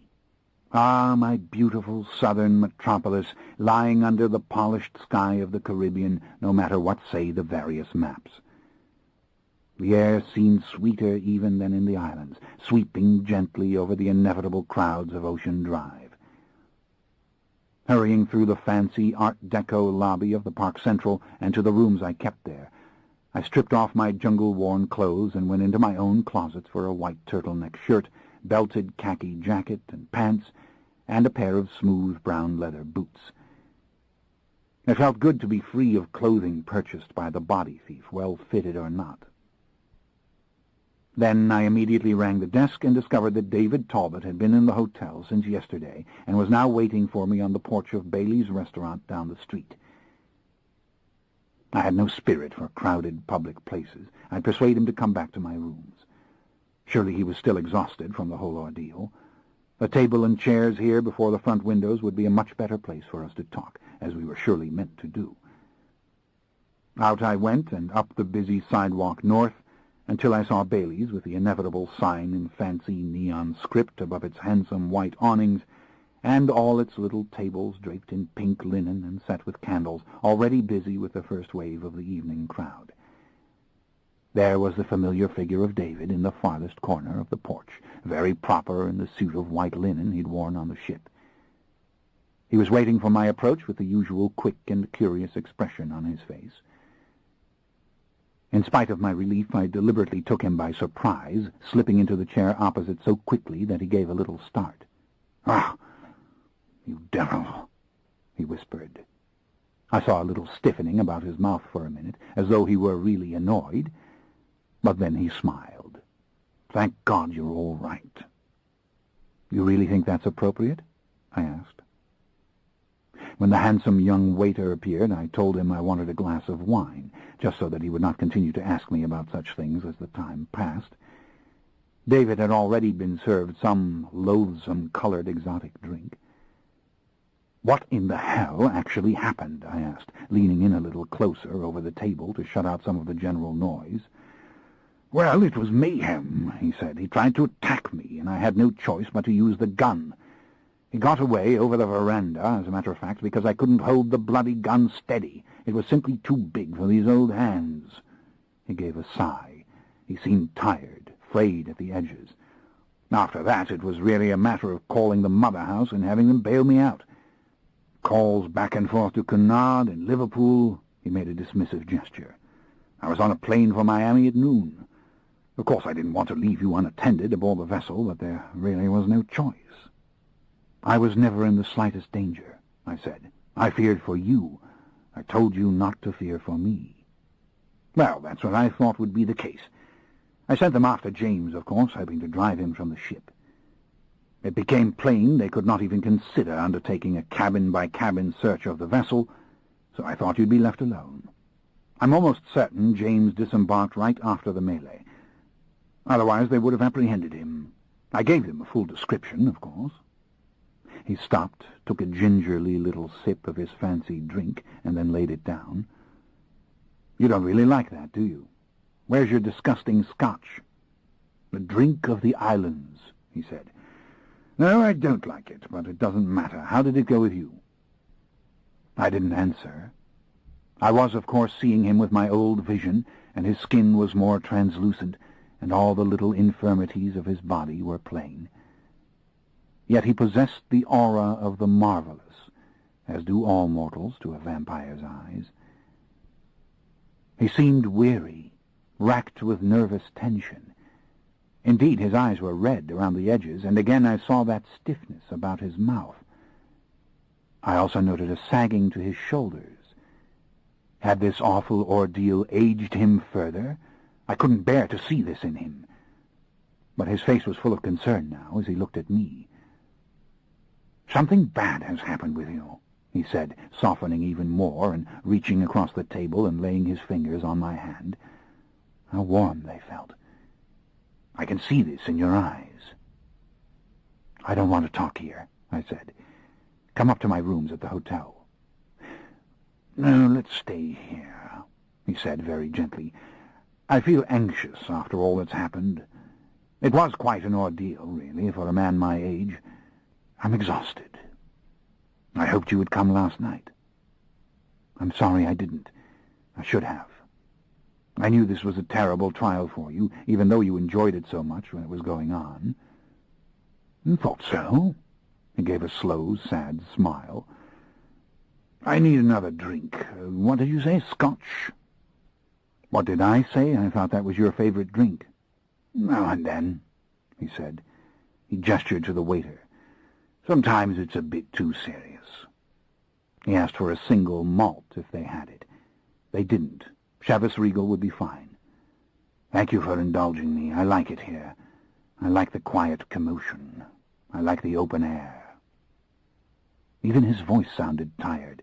It lacked some bright spark. This was hardly the time to suggest a trip to Rio de Janeiro, obviously, and it was all my fault.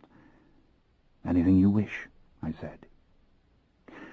"Now, tell me what happened," he said solicitously. "I can see it's weighing on your soul." And then I realized how much I wanted to tell him about Gretchen, that indeed this is why I'd rushed here, as much as any concern I felt for him. I was ashamed, and yet I couldn't prevent myself from telling him. I turned towards the beach, my elbow on the table, and my eyes sort of misted, so that the colors of the evening world became muted and more luminescent than before. I told him that I'd gone to Gretchen because I'd promised to do it, though deep within myself I was hoping and praying to take her into my world with me. And then I explained about the hospital, the pure strangeness of it, the similarity of the doctor to the one of centuries ago. and the little ward itself, and that mad, crazy notion that Claudia was there. It was baffling, I whispered. I never dreamed that Gretchen would turn me away. You know what I thought? It sounds so foolish now. I thought she would find me irresistible. I thought it couldn't possibly be any other way. I thought when she looked into my eyes now, not those mortal eyes, she'd see the true soul which she'd loved. I never imagined that there would be revulsion, or that it could be so total, both moral and physical, and that in the very moment of understanding what we are, she would recoil completely and turn away. I can't understand how I could have been foolish, how I persist in my illusions. Is it vanity, or am I simply mad? You've never found me repellent, have you, David, or am I deluded on that score as well? You are beautiful, he whispered, the words softened with feeling. But you are unnatural, and that is what this woman saw. How deeply distressed he seemed. He had never sounded more solicitous in all his patient talks with me. Indeed, he looked as if he felt the pain I felt, acutely and totally. She was no fit companion for you. Don't you see? He said kindly. Yes, I see. I rested my forehead against my hand. I wished we were in the quiet of my rooms, but I didn't push the matter. He was being my friend again, as no other being on earth had ever been really, and I would do as he wished. You know you are the only one, I said suddenly, my own voice sounding ragged and tired. The only one who will let me be my defeated self without turning away. How so? Oh, all the others must damn me for my temper, my impetuosity, my will. They enjoy it. But when I show the weakness in myself, they shut me out. I thought then of Louis's rejection, and that I would very soon see him again, and an evil satisfaction filled me. Ah, he would be so very surprised. Then a little fear came over me. How would I forgive him? How would I keep my precious temper from exploding like a great wanton flame? We would make our heroes shallow, he answered, the words very slow and almost sad. We would make them brittle. It is they who must remind us of the true meaning of strength. Is that it? I asked. I turned and folded my arms on the table, facing him, staring at the finely turned glass of pale yellow wine. Am I truly strong? Oh, yes. Strength you've always had. And that's why they envy you, and despise you, and become so cross with you. But I needn't tell you these things. Forget about the woman. It would have been wrong, so very wrong. And what about you, David? It wouldn't be wrong with you. I looked up, and to my surprise I saw his eyes were moist now, and truly reddened, and again came that stiffening of his mouth. What is it, David? I asked. No. It wouldn't be wrong, he said. I do not think now that it would be wrong at all. You're saying, bring me into it, Lestat, he whispered, and then he pulled back, the proper English gentleman, shocked and disapproving of his own emotions, and he looked out over the milling crowd and towards the distant sea. You mean this, David? You're certain? In truth, I didn't want to ask. I didn't want to speak another word. And yet why? Why had he come to this decision? What had I done to him with this mad escapade? I wouldn't be the vampire Lestat now if it weren't for him. But what a price he must have paid. I thought of him on the beach in Grenada, and how he had refused the simple act of making love. He was in pain now as he had been then. and it seemed no mystery at all suddenly that he had come to this. I had brought him to it, with our little adventure together to defeat the body thief. "Come," I said to him. "It is time to go now, away from all this, and to where we can be alone." I was trembling. How many times had I dreamed of this moment? And yet it had come so quickly, and there were so many questions I should ask. A sudden, terrible shyness fell over me. I couldn't look at him. I thought of the intimacy we would soon experience, and I couldn't meet his gaze. My God, I was acting the way he had in New Orleans when I'd been in that strapping mortal body and pelting him with my rampant desire. My heart was hammering with expectation. David, David in my arms, the blood of David passing into me, and mine into David, and then we would stand on the edge of the sea together as dark, immortal brothers. I could scarce speak or even think. I got up without looking at him, and I walked across the porch and down the steps. I knew he was following me. I was like Orpheus. One backward glance and he'd be torn away from me. Perhaps the glaring lights of a passing car would flash on my hair and eyes in such a way that he would suddenly be paralyzed with fear. I led the way back down the pavement, past the sluggish parade of mortals in their beach finery, past the little sidewalk tables of the cafes. I went directly into the Park Central and through the lobby again with all its sparkling, high-toned glamour, and up the stairs to my rooms. I heard him close the door behind me. I stood at the windows, looking out again at that shining evening sky. My heart, be quiet. Do not hurry it. It is too important that each step be made with care. Look at the clouds scudding so quickly away from paradise. Stars, mere specks of glitter, struggling in the pale flood of evening light. There were things I must tell him, things I must explain. He would be the same for all time as he was at this moment. Was there any small physical thing he wished to change? Shave the beard closer, trim the hair? "None of that matters," he said in that soft, cultured English voice. "What's wrong?" So kind, as if I were the one who needed reassurance. "Isn't it what you wanted?" "Oh, yes, truly, yes. But you have to be sure you want it," I said, and only now I turned around. He stood there in the shadows, so composed in his trim white linen suit, pale silk tie properly knotted at the neck.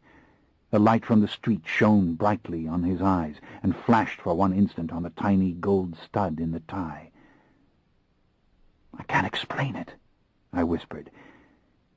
"It's happened so quickly, so suddenly, when I was sure it wouldn't. I'm afraid for you. Afraid you're making a terrible mistake." "I want it," he said. But how strained his voice was, how dark, how without that bright lyric note. "I want it more than you can know. Do it now, please. Don't prolong my agony. Come to me. What can I do to invite you, to assure you? No, I've had longer than you know to brood on this decision. Remember how long I've known your secrets, all of you." How strange his face looked, how hard his eyes, and how stiff and bitter his mouth. "David, something is wrong," I said. "I know it is. Listen to me. We must talk it out together. It is the most crucial conversation, perhaps, that we will ever have. What's happened to make you want it? What was it? Our time on the island together, spell it out for me. I must understand." "You waste time, Lestat." "Oh, but for this one must take time, David. It's the very last time that time really matters." I drew closer to him, deliberately letting his scent fill my nostrils, deliberately letting the scent of his blood come to me and awaken the desire in me, which cared little who he was or what I was, the sharp hunger for him that wanted only his death, the thirst twisted and snapped inside me like a great whip. He stepped backwards, I saw fear in his eyes. "No, don't be frightened. You think I would hurt you? How could I have beaten that stupid little body thief if it hadn't been for you?" His face stiffened all over, eyes becoming smaller, his mouth stretching in what seemed a grimace. Why, how dreadful and unlike himself he looked. What in God's name was going on in his mind? Everything was wrong about this moment, this decision. There was no joy, no intimacy. It was wrong. "Open to me," I whispered. He shook his head, eyes flashing as they narrowed again. "Won't it happen when the blood flows?" Brittle, his voice. "Give me an image, Lestat, to hold in mind, an image to hold against fear." I was confused. I wasn't sure I knew what he meant. "Shall I think of you, and how beautiful you are," he said tenderly, "and that we shall be together, companions always? Will that bring me through?" "Think of India," I whispered. "Think of the mangrove forest and when you were most happy." I wanted to say more. I wanted to say no, not that, but I didn't know why. And the hunger surged in me, and the burning loneliness mingled with it, and once again I saw Gretchen, saw the pure horror in her face. I moved closer to him. "David, David, at last. Do it! And be done with talking. What do the images matter? Do it! What's wrong with you that you fear to do it?" And this time I caught him firmly in my embrace. There came his fear again, a spasm, but he did not truly struggle against me, and I savored it for one moment, this lush physical intimacy, the tall, regal body in my arms. I let my lips move over his dark gray hair, breathing in the familiar fragrance. I let my fingers cradle his head. And then my teeth broke through the surface of the skin before I meant to do it, and the hot, salted blood flowed over my tongue and filled my mouth. David, David at last. In a torrent the images came, the great forests of India, and the great grey elephants thundering past, knees lifted awkwardly, giant heads wagging, tiny ears flapping like loose leaves, sunlight striking the forest. "Where is the tiger?" "Oh, dear God, Lestat, you are the tiger. You've done it to him. That's why you didn't want him to think of this." And in a flash I saw him staring at me in the sunlit glade, David of years ago in splendid youth, smiling. And suddenly, for a split second, superimposed upon the image, or springing from within it like an unfolding flower, there appeared another figure, another man. It was a thin, emaciated creature with white hair and cunning eyes. And I knew before it vanished once more into the faltering and lifeless image of David that it had been James. This man in my arms was James. I hurled him backwards, hand up to wipe the spilling blood from my lips. "James!" I roared. He fell against the side of the bed, eyes dazed, blood trickling onto his collar, one hand flung out against me. "Now don't be hasty," he cried in that old familiar cadence of his own, chest heaving, sweat gleaming on his face. "Damn you into hell!" I roared again, staring at those frenzied, glittering eyes in David's face. I lunged at him, hearing a sudden spurt from him of desperate, crazed laughter and more slurred and hurried words. "You fool! It's Talbot's body! You don't want to hurt Talbot's—" But it was too late. I tried to stop myself, but my hand had closed around his throat and had already flung the body at the wall. In horror, I saw him slam into the plaster. I saw the blood splatter from the back of his head, and I heard the ugly crunch of the broken wall behind him. And when I reached out to catch him, he fell directly into my arms. In a wide, bovine stare, he looked at me, his mouth working desperately to make the words come out. "Look what you've done, you fool, you idiot! Look what— Stay in that body, you little monster," I said between my clenched teeth. "Keep it alive." He was gasping. A thin, tiny stream of blood poured out of his nose and down into his mouth. His eyes rolled. I held him up, but his feet were dangling as if he were paralyzed. You fool! Call Mother! Call her! Mother! Mother Raglan needs you! Don't call Sarah! Don't tell Sarah! Call Mother!" And then he lost consciousness, head flopping forward as I held him and then laid him down on the bed. I was frantic. What was I to do? Could I heal his wounds with my blood? No, the wound was inside, in his head, in his brain. Ah, God, the brain, David's brain. I grabbed up the telephone, stammered the number of the room, and that there was an emergency. A man was badly hurt. A man had fallen. A man had had a stroke. They must get an ambulance for this man at once. Then I put down the phone and went back to him. David's face and body lying helplessly there. His eyelids were fluttering, and his left hand opened and then closed and opened again. "Mother," he whispered, "get Mother. Tell her Raglan needs her. Mother." "She's coming," I said. "You must wait for her."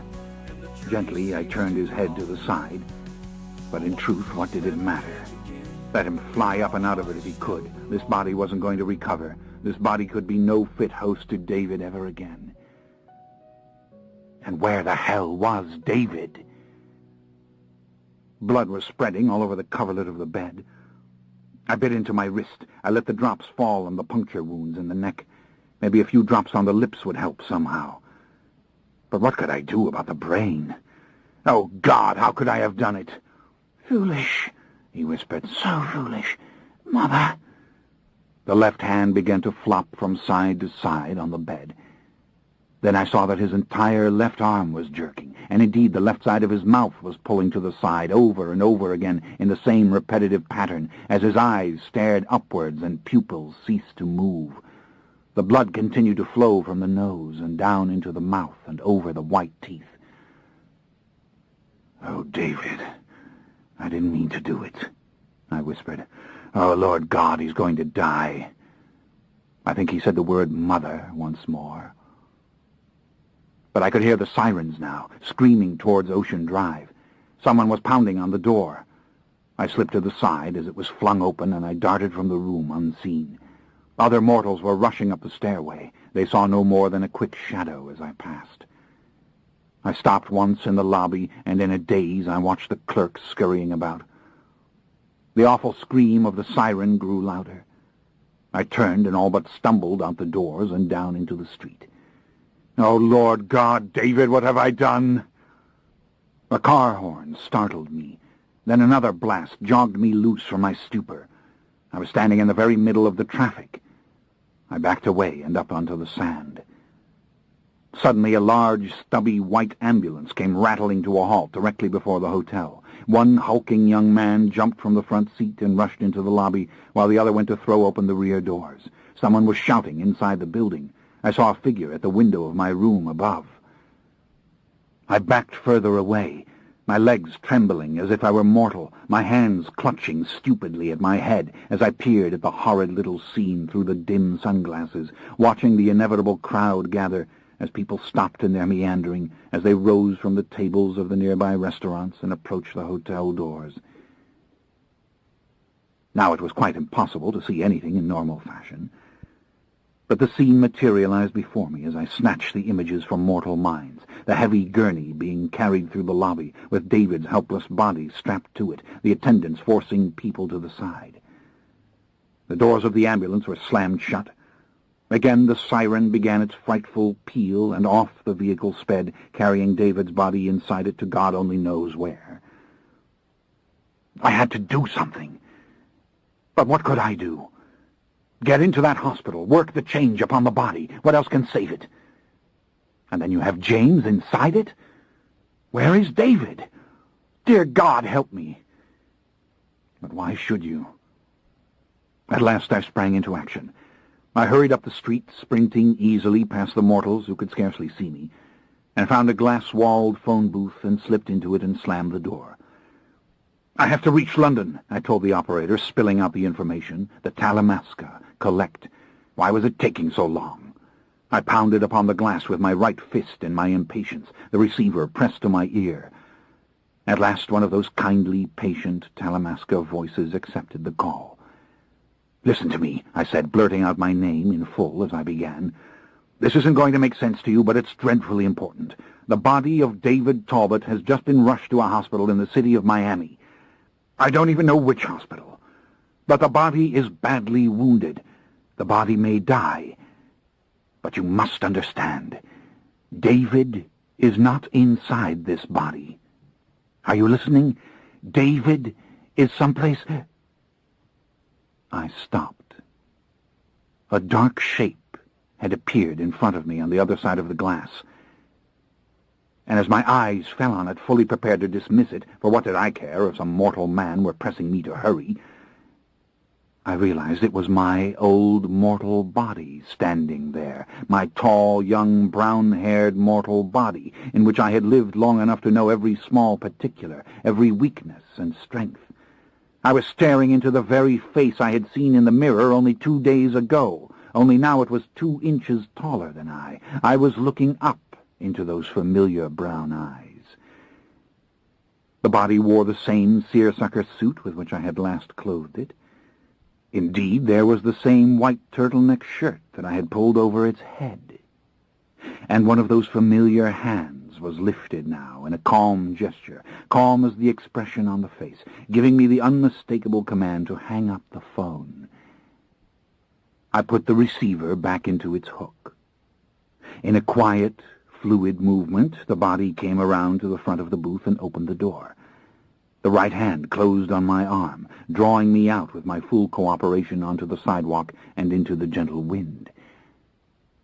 "David," I said, "do you know what I've done?" "I think so," he said with a little lift to the eyebrows, the familiar English voice issuing confidently from the young mouth. "I saw the ambulance at the hotel." "David, it was a mistake, a horrible, horrible mistake." "Come on, let's get away from here," he said, and this was the voice I remembered, truly comforting and commanding and soft. "But, David, you don't understand. Your body, come, you can tell me all about it," he said. "It's dying, David." "Well, there isn't much we can do about it, then, is there?"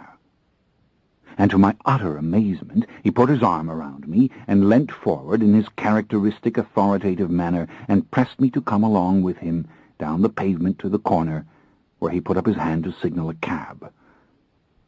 "I don't know which hospital," I confessed. I was still shaking violently all over. I couldn't control the tremors in my hands. And the sight of him looking down at me so serenely was shocking me beyond endurance, especially when the old familiar voice came again from the taut, tanned face. "We're not going to the hospital," he said, as if deliberately trying to calm a hysterical child. He gestured to the taxi. "Please get in." Sliding onto the leather seat beside me, he gave the driver the address of the Grand Bay Hotel in Coconut Grove. Chapter 27. I was still in a pure mortal state of shock as we entered the large marble-tiled lobby. In a haze I saw the sumptuous furnishings, the immense vases of flowers, and the smartly dressed tourists drifting past.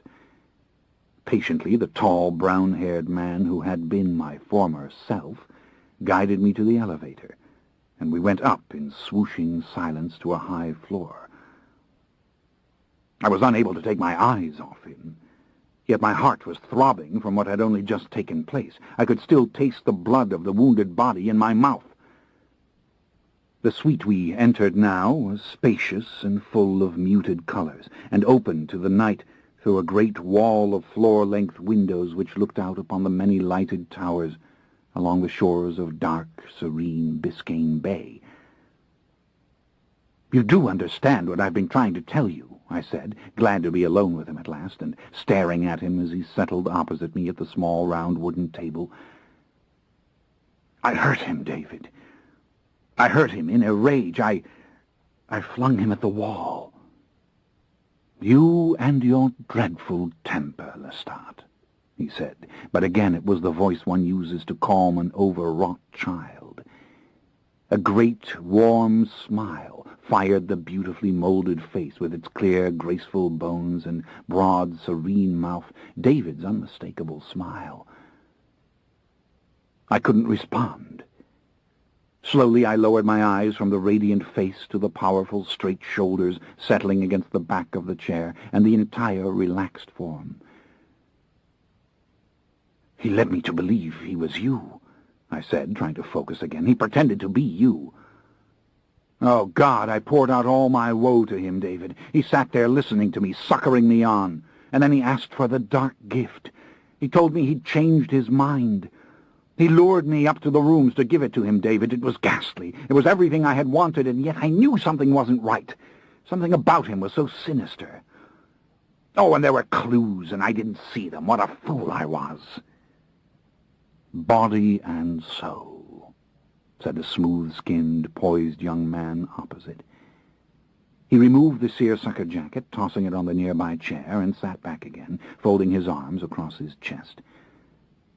The fabric of the turtleneck shirt showed his muscles to great advantage, and the clean white cotton made his skin seem all the more richly colored, almost a dark golden brown. "Yes, I know," he said, the lovely British voice flowing naturally. "It's quite shocking. I had the very same experience only a few days ago in New Orleans, when the only friend I have in the world appeared before me in this body. I sympathize completely. And I do understand, you needn't ask me again, that my old body is probably dying. It's just I don't know what either of us can do. Well, we can't go near it, that's certain.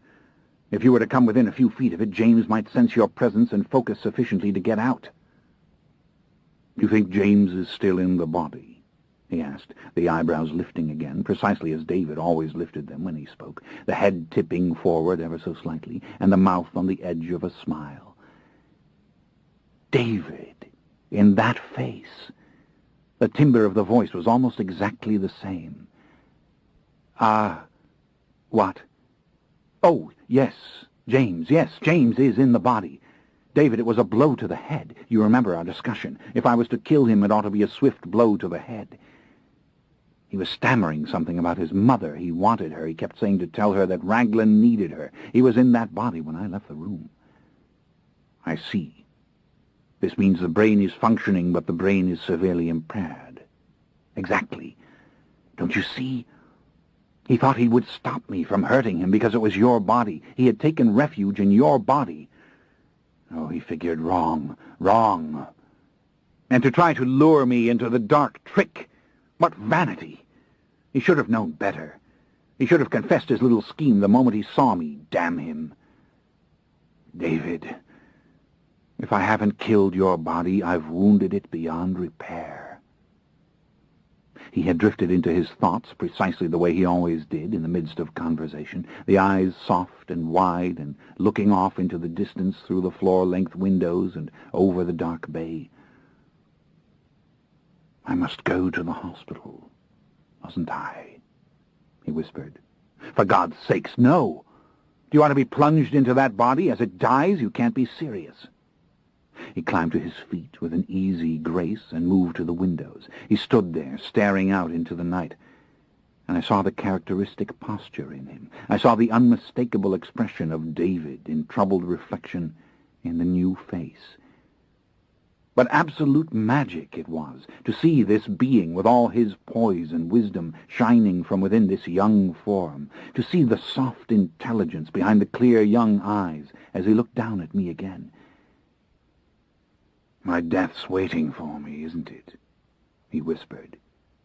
"Let it wait. It was an accident, David. It's not an inevitable death. Of course, there is one alternative. We both know what it is." "What?" he asked.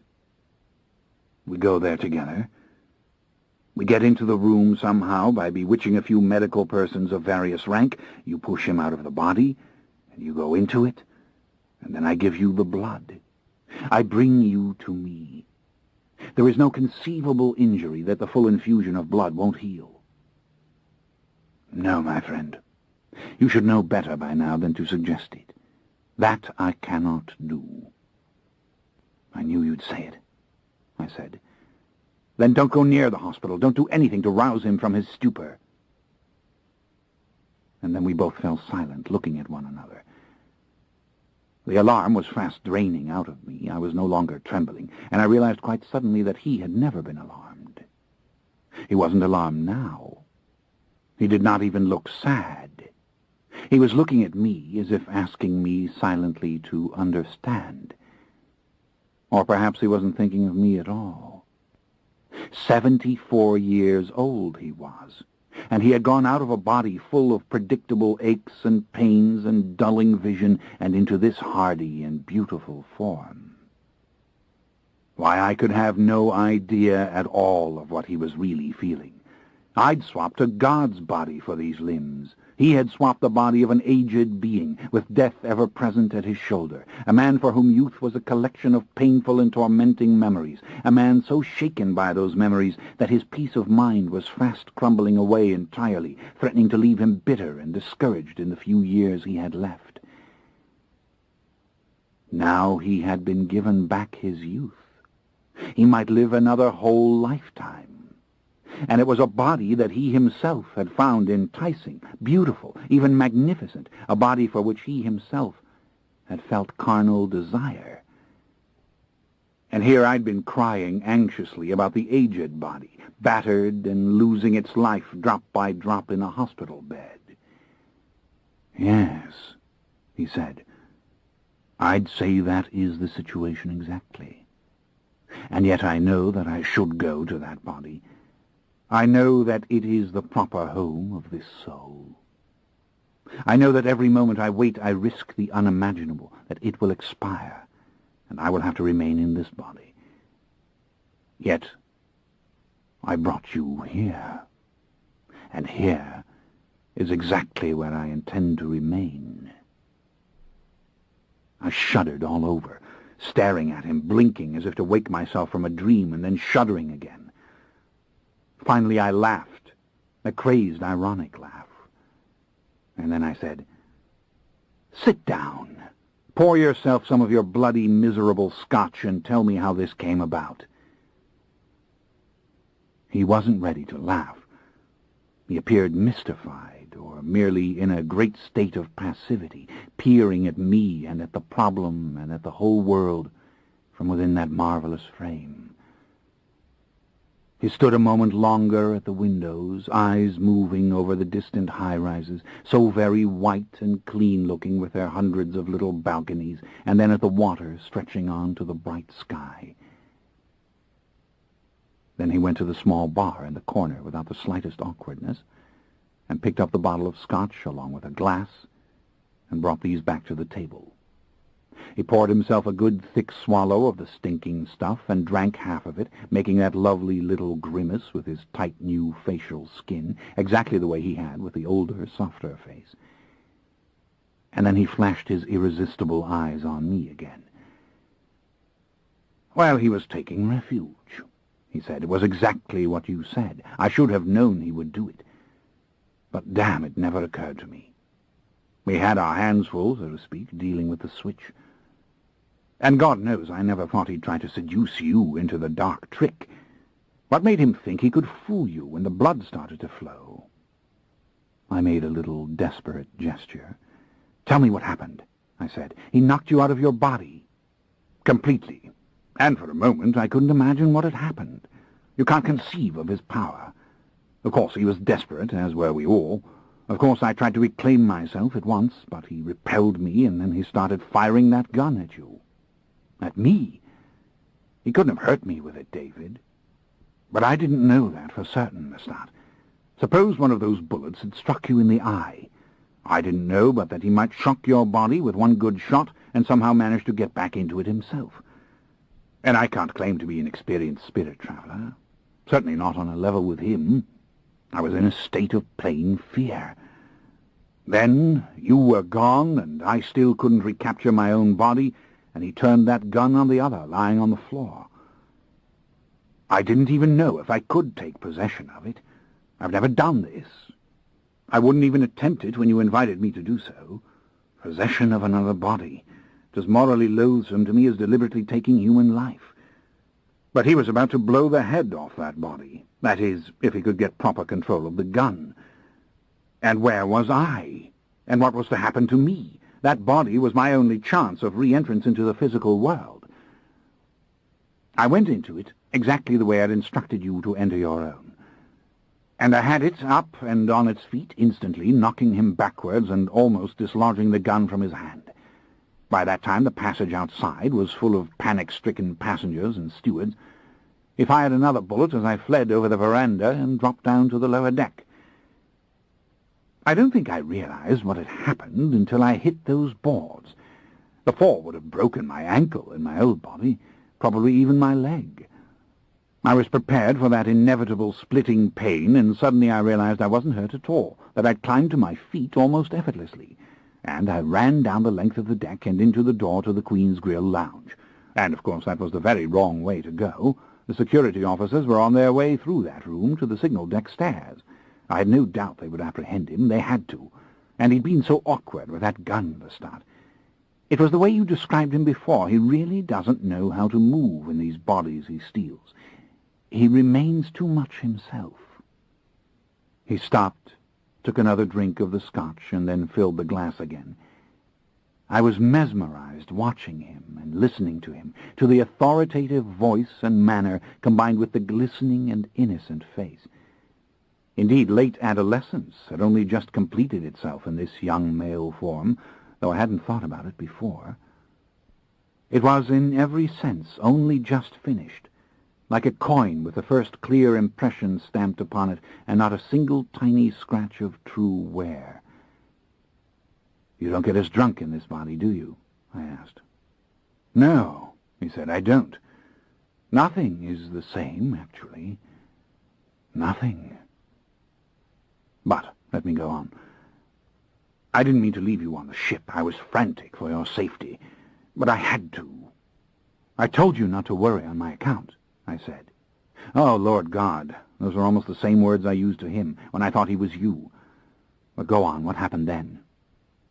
Well, I stepped back out into the hallway behind the Queen's Grill lounge, where I could still see inside through the little glass window in the door. I figured they had to bring him down that way. I didn't know of any other way.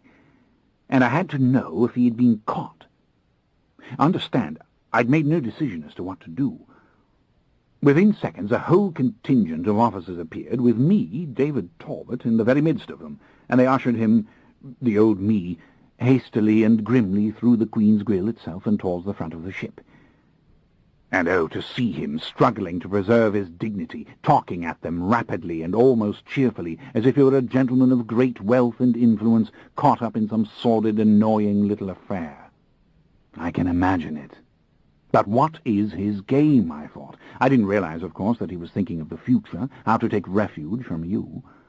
All I could think was, what is he up to now? Then it occurred to me that he would send them to search for me. He'd blame me for the entire incident, of course. At once I checked my pockets. I had the passport of Sheridan Blackwood, the money you'd left to help him get clear of the boat, and the key to your old cabin upstairs. I was trying to think what I should do.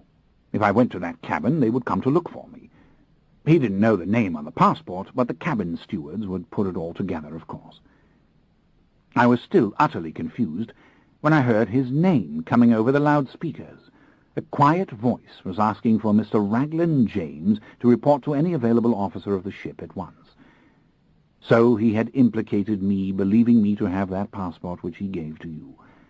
And it would only be a matter of time before the name Sheridan Blackwood was connected to it. He was probably giving them a physical description of me now. I didn't dare go down to 5 deck to try to see if you'd made your hiding place safely. I might be leading them there if I tried. There was only one thing I could do, as I saw it, and that was to hide somewhere until I knew that he was off the ship. It seemed entirely logical to me that he'd be taken into custody in Barbados on account of the firearm, and then he probably didn't know what name was on his passport, and they would have a look at it before he could pull it out. I went down to the Lido deck, where the great majority of the passengers were having breakfast, got myself a cup of coffee, and crept into a corner. But within minutes I knew this wasn't going to work. 2 officers appeared and were obviously looking for someone. I barely escaped notice. I started talking to 2 kindly women next to me, and more or less slipped into their little group. Within seconds after these officers moved on, another announcement came over the public address system. This time they had the name right. Would Mr. Sheridan Blackwood report to any officer of the ship at once? And another dreadful possibility occurred to me. I was in the body of this London mechanic who'd murdered his entire family and escaped from a madhouse. The fingerprints of this body were probably on file. James wasn't past making that known to the authorities. And here we were, docking now in British Barbados. Not even the Talamasca could get this body out of custody if I were taken. Much as I feared to leave you, I had to try to get off the ship. You should have known I'd be all right. But why didn't they stop you at the gangway? Ah, they almost did, but it was sheer confusion. Bridgetown Harbour is quite large, and we were properly docked at the pier. No need for the little launch. And it had taken so long for the customs officials to clear the ship for disembarkation that there were hundreds waiting in the aisles of the lower deck to go ashore. The officers were checking boarding passes as best they could, but I managed again to slip in with a little group of English ladies, and I began talking quite loudly to them about the sights of Barbados and the lovely weather, and I managed to get through. I walked right down and onto the concrete wharf and toward the customs building. My next fear was that they would check my passport in that building before I'd be allowed through. And, of course, you have to remember, I'd been in this body for less than an hour. Every step felt completely strange to me. Over and over I looked down and saw these hands, and there came the shock. Who am I? I would look into people's faces as if peering out of two holes in a blank wall. I couldn't imagine what they saw. I know, believe me. Oh, but the strength, Lestat. That you cannot know. It was as if I'd drunk some overwhelming stimulant which had saturated every fibre. And these young eyes, how far and how clearly they can see. I nodded. Well, to be perfectly frank, he said, I was scarcely reasoning at all. The customs building was very crowded. There were several cruise ships in port, as a matter of fact. The Windsong was there, and so was the Rotterdam.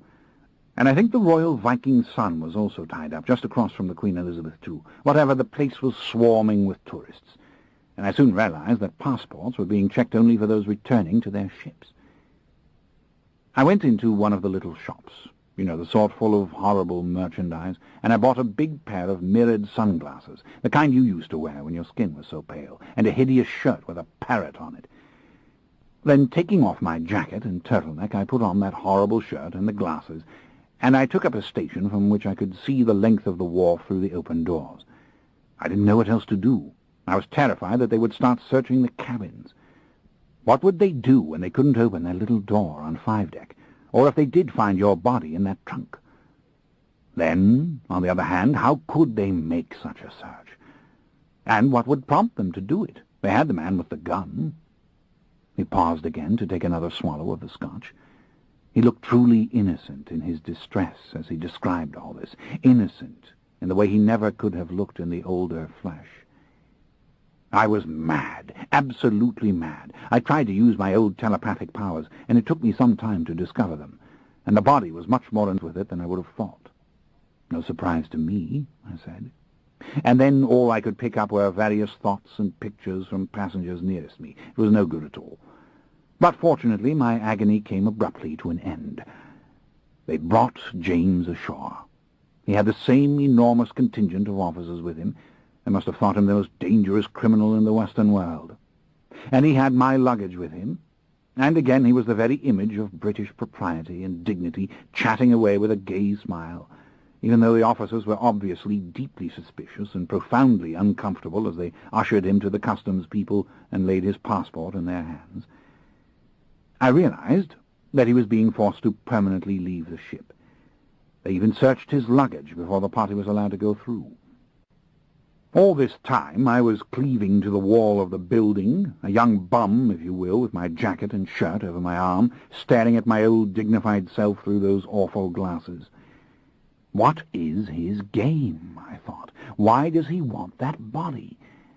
As I told you, it simply never occurred to me what a clever move it had been. I followed the little troop outside, where a police car was waiting, into which they put his luggage, as he stood rattling on and shaking hands now with those officers who were to stay behind.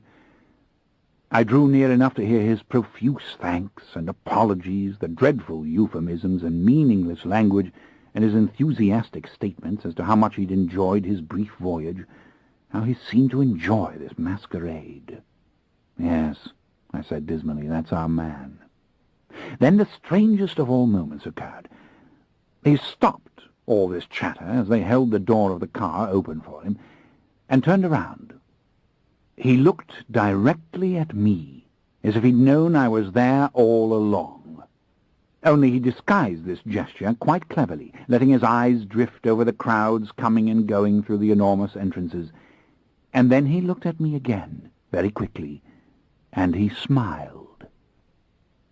Only when the car drove off did I realize what had occurred. He had willingly driven away in my old body, leaving me with this 26-year-old hunk of flesh. He lifted the glass again, took a sip, and stared at me. Maybe the switch at such a moment would have been absolutely impossible, I really don't know. But the fact was, he wanted that body.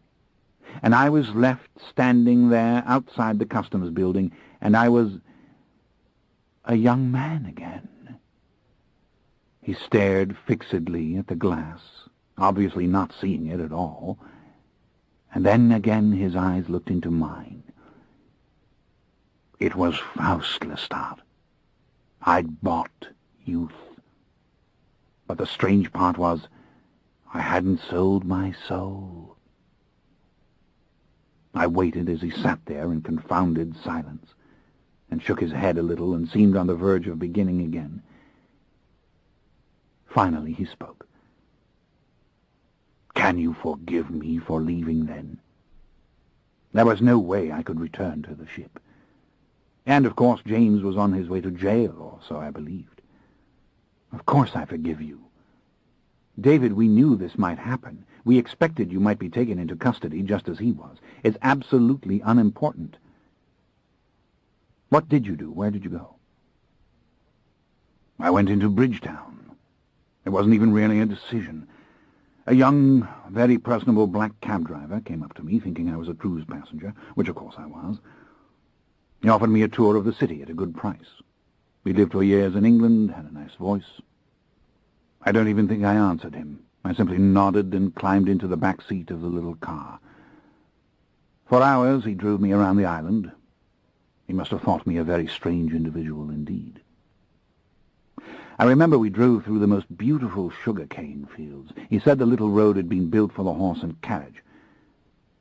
And I thought that these fields probably looked the way they did 200 years ago. Lestat could tell me, Lestat would know. And then I'd look down at my hands again. I'd move my foot or tense my arms or any small gesture, and I'd feel the sheer health and vigor of this body. And I'd fall back into a state of wonder, utterly oblivious to the poor man's voice or the sights we passed. Finally we came to a botanical garden. The gentlemanly black driver parked the little car and invited me to go in. What did it matter to me? I bought the admission with some of the money you'd so kindly left in your pockets for the body thief, and then I wandered into the garden and soon found myself in one of the most beautiful places I had ever seen in all the world. Lestat, all this was like a potent dream. I must take you to this place.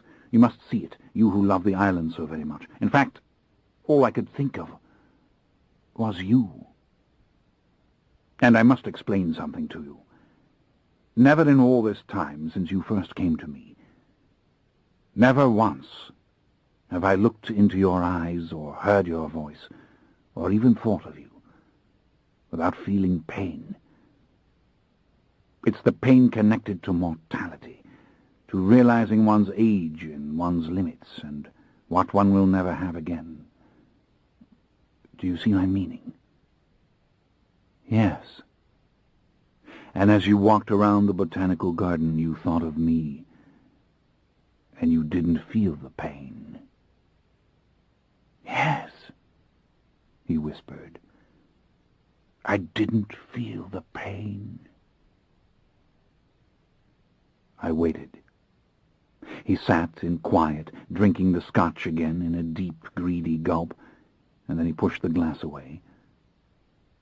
The tall, muscular body was completely controlled by his elegance of spirit, moving with his polished gestures. and once again there came the measured, even tones of his voice. "We must go there," he said. "We must stand on that hill over the sea. You remember the sound of the coconut palms in Grenada, that clicking sound as they moved in the wind. You've never heard such music as you will hear in that garden in Barbados. And oh, those flowers, those mad, savage flowers. It's your savage garden, and yet so tame and soft and safe. I saw the giant traveller's palm with its branches seemingly braided as they came out of the stalk, and the lobster claw, a monstrous and waxen thing, and the ginger lilies, oh, you must see them. Even in the light of the moon, it must all be beautiful, beautiful to your eyes. I think I would have stayed there forever. It was a busload of tourists which shook me out of my dreams. And you know, they were from our ship. They were the folks from the QE2.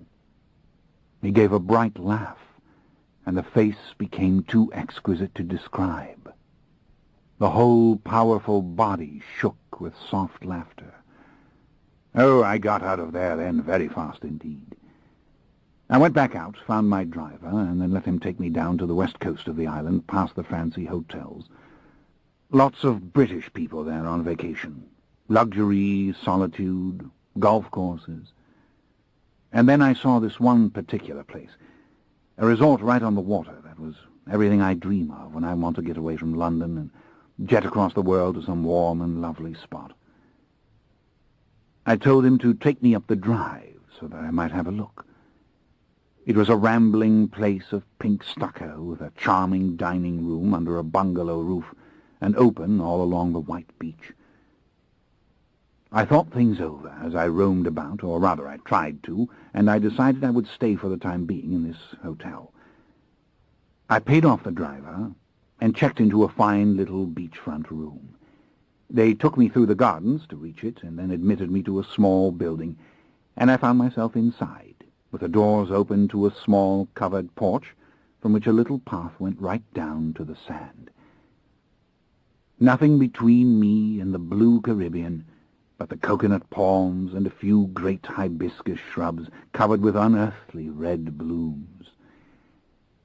Lestat, I began to wonder if I died and all this wasn't the mirage before the curtain drops at last. I nodded in understanding. I sank down on the bed, and you know what happened. I went to sleep. I lay there in this body, and I went to sleep. "It's no wonder," I said with a little smile. "Well, it's a wonder to me, it really is. But how you would love that little room. It was like a silent shell turned to the trade winds. When I woke, in the middle of the afternoon, the water was the very first thing I saw. Then came the shock of realizing I was still in this body. I realized I'd feared all along that James would find me and push me out of it, and that I'd end up roaming around, invisible and unable to find a physical home. I was sure something like that would happen. It even occurred to me that I would simply become unanchored on my own. But there I was, and it was past 3 o'clock by this ugly watch of yours. I called London at once. Of course, they had believed James was David Talbot when he'd called earlier, and only by listening patiently did I piece together what had happened. That our lawyers had gone at once to Cunard headquarters and straightened out everything for him, and that he was indeed on the way to the United States. Indeed, the mother house thought I was calling from the Park Central Hotel in Miami Beach to say that I had arrived safely and received their wire of emergency funds. We should have known he would think of that. Oh, yes. And such a sum. And they'd sent it right on, because David Talbot is still Superior General. Well, I listened to all this patiently, as I said, then asked to speak to my trusted assistant, and told him more or less what was actually going on. I was being impersonated by a man who looked exactly like me and could imitate my voice with great skill. Raglan James was the very monster, but if and when he called again, they were not to let on that they were wise to him, but rather pretend to do whatever he asked. I don't suppose there is another organization in the entire world where such a story, coming even from the Superior General, would be accepted as fact. Indeed, I had to do some heavy convincing myself. But, really, it was a lot simpler than one would suppose. There were so many little things known only to me and my assistant. Identification was no real problem. And then, of course, I didn't tell him that I was firmly ensconced in the body of a 26-year-old man. I did tell him I needed to obtain a new passport immediately. I had no intention of trying to leave Barbados with the name Sheridan Blackwood stamped on my picture. My assistant was instructed to call good old Jake in Mexico City, who would, of course, supply me with the name of a person in Bridgetown who could do the necessary work that very afternoon. And then I needed some money myself. I was about to ring off when my assistant told me the impostor had left a message for Lestat de Liancourt, and that he was to meet him at the Park Central in Miami as soon as possible. The impostor had said that Lestat de Liancourt would surely call for this message, that it must be given to him without fail. He broke off again, and this time with a sigh.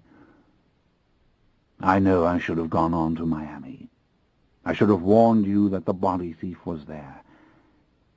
But something occurred in me when I received this information. I knew that I could reach the Park Central Hotel and confront the body thief, probably before you could, if I were to move on it right away. And you didn't want to do it. No, I didn't. David, it's all entirely understandable. Is it? He looked at me. You're asking a little devil like me? He gave a wan smile, and then shook his head again, before going on. I spent the night on Barbados, and half of this day. The passport was ready well in time yesterday for the last flight to Miami, but I didn't go. I stayed in that beautiful seaside hotel. I dined there, and I wandered in the little city of Bridgetown. I didn't leave until noon today. I told you I understand. Do you? What if the fiend had assaulted you again? Impossible. We both know that. If he could have done it successfully with force, he would have done it the first time around. Stop tormenting yourself, David. I didn't come last night myself, though I thought you might need me. I was with Gretchen. I made a little sad shrug. Stop worrying about what does not matter. You know what matters. It's what's happening to your old body right now. It hasn't penetrated to you, my friend. I've dealt a death blow to that body. No, I can see that you haven't grasped it. You think you have, but you're still in a daze. These words must have struck him hard. It broke my heart to see the pain in his eyes, to see them clouded, and see the sharp lines of distress in this new and unmarred skin. But once again the mix of a vintage soul and a youthful form was so wondrous and beguiling that I could only stare at him, thinking vaguely of the way he had stared at me in New Orleans and how impatient with it I had become. I have to go there, Lestat. To that hospital. I have to see what's taken place. I'll go. You can come with me, but I alone will go into the hospital room itself. Now where is the phone? I must call the Park Central and find out where they took Mr. Talbot. And again, they're probably looking for me. The incident happened in my room. Perhaps I should simply call the hospital. No. He reached out and touched my hand. Don't. We should go there. We should see for ourselves. I should see for myself. I have a feeling of foreboding. So do I said. But it was more than foreboding. After all, I had seen that old man with the iron-gray hair passing into silent convulsions on the blood-stained bed.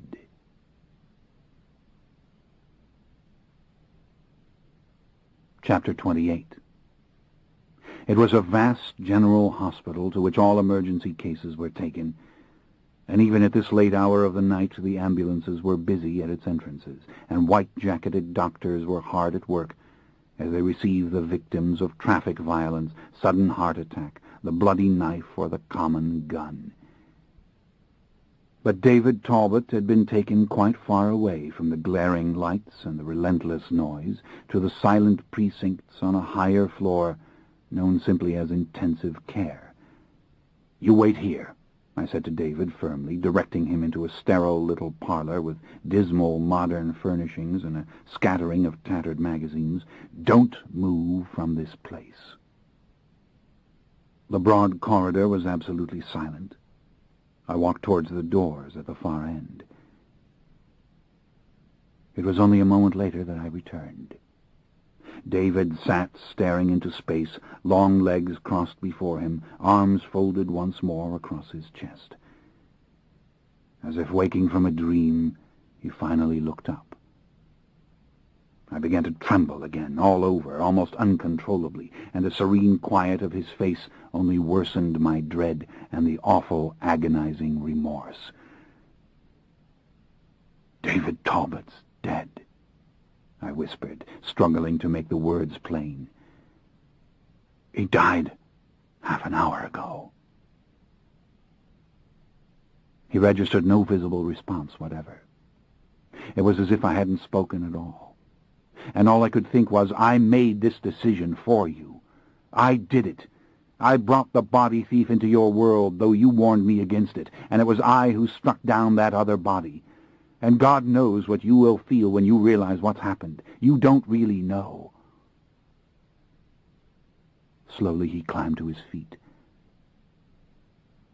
"Oh, but I do know," he said in a small and reasonable voice. He came towards me and placed his hands on my shoulders, his entire demeanor so much that of his old self, that it was as if I were looking at two beings who had been fused into one. "It's Faust, my beloved friend," he said, "and you weren't Mephistopheles. You were only Lestat, striking out in anger. And now it's done." He took a slow step backwards and stared off in that dazed fashion again, his face at once losing its marks of distress. He was immersed in his thoughts, isolated and cut off from me as I stood there, trembling, trying to regain control, trying to believe it was what he wanted. And then again I saw it from his perspective. How could he not want it? And I knew something else as well. I'd lost him forever. He would never, never consent to come with me now. Any remnant of a chance had been blown completely away by this miracle. How could that not be so? I felt it penetrate, deeply and silently. I thought of Gretchen again and the expression on her face, and for one flashing moment I was in the room again with the false David, and he was looking at me with those dark, beautiful eyes and saying that he wanted the dark gift. A shimmer of pain passed through me, and then it grew brighter and stronger, as if my body were suffering a ghastly and all-consuming inner fire. I said nothing. I stared at the ugly fluorescent lights embedded in the tiled ceiling. I stared at the meaningless furniture with its stains and its torn threads, at a soiled magazine with a grinning child on its cover. I stared at him. Slowly the pain died away into a dull ache. I waited. I could not have spoken a word for any reason, not just then. After a long time of musing and silence, he appeared to wake from a spell. The quiet, feline grace of his movements bewitched me again, as it had all along. He said in a murmur that he must see the body. Surely that could be done. I nodded. Then he reached into his pocket and drew out a little British passport, the fake he'd obtained on Barbados, no doubt. And he looked at it as if he were trying to fathom a small but very important mystery. Then he held it out to me, though why I couldn't imagine. I saw the handsome young face with all its quiet attributes of knowledge. Why must I see the picture? But I looked at it, as he obviously wanted me to do, and I saw there, beneath the new face, the old name, David Talbot. He had used his own name on the false document, as if, "Yes," he said, "as if I knew I would never be the old David Talbot again." The deceased Mr. Talbot had not yet been taken to the morgue, for a dear friend was on his way from New Orleans, a man named Aaron Leitner, coming by chartered plane, who should arrive very soon. The body lay in a small, immaculate room. An old man with full, dark gray hair, still as if sleeping, with his large head on a plain pillow and his arms at his sides. Already the cheeks were a little sunken, elongating the face, and the nose in the yellow light of the lamp appeared slightly sharper than it really was, and hard as if made not of cartilage but of bone. They had removed the linen suit from the body, washed it and groomed it, and clothed it in a simple cotton gown. The covers were laid over it, the hem of pale blue sheet covering the edge of the white blanket and perfectly smooth across the chest. The eyelids were molded too closely over the eyes, as if the skin were already flattening and even melting. To a vampire's keen senses, it already gave off the fragrance of death. But this David would not know nor catch that scent. He stood at the bedside, looking down at the body, at his own still face with the skin faintly yellow, and the crust of beard looking somehow soiled and unkempt. With an uncertain hand he touched his own gray hair, letting his fingers linger on the curling strands just before the right ear. Then he drew back and stood collected, merely looking, as though he were at a funeral and paying his respects. "It's dead," he murmured. "Really and truly dead."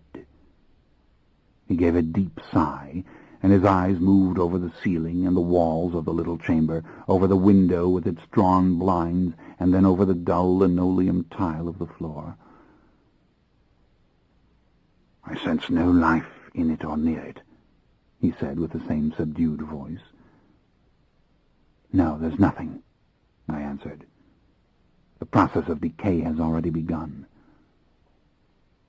"I thought he'd be here," he whispered, "like a bit of smoke in this room. I thought surely I'd feel him near me, struggling to get back in." "Perhaps he is here," I said, "and he cannot do it. How ghastly even for him." "No," he said, "there's no one here." Then he stared at his old body as if he could not tear his eyes away. Minutes ticked by. I watched the subtle tension in his face, the fine plastic skin infused with the expression of emotion and then smoothing itself again. Was he resigned now? He was as closed to me as he had ever been, and seemed even more deeply lost in this new body, even though his soul shone through with such fine light. Again he sighed and drew back, and we walked together out of the room. We stood in the dull beige corridor together, beneath the grim and yellowish fluorescent lights. Beyond the glass window with its thin, dark screen, Miami flickered and blazed. A dull roar came from the nearby freeway, its cascade of burning headlamps sliding perilously close before the road swerved and rose again on its long, thin concrete legs and shot away. "You realize you've lost Talbot Manor," I said. "It belonged to that man there." "Yes, I've thought of that," he answered listlessly. "I'm the sort of Englishman who would. And to think it goes to such a dreary little cousin who will only want to put it on the market at once." "I shall buy it back for you." "The order may do it. They're in my will for most of the estate." "Don't be so sure." Even the Talamasca might not be ready for this. And besides, humans can be perfect beasts when it comes to money. Call my agent in Paris. I'll instruct him to give you absolutely anything that you wish. I'll see to it your fortune is restored to you, to the very last pound, and most definitely the house. You can have anything that is mine to give.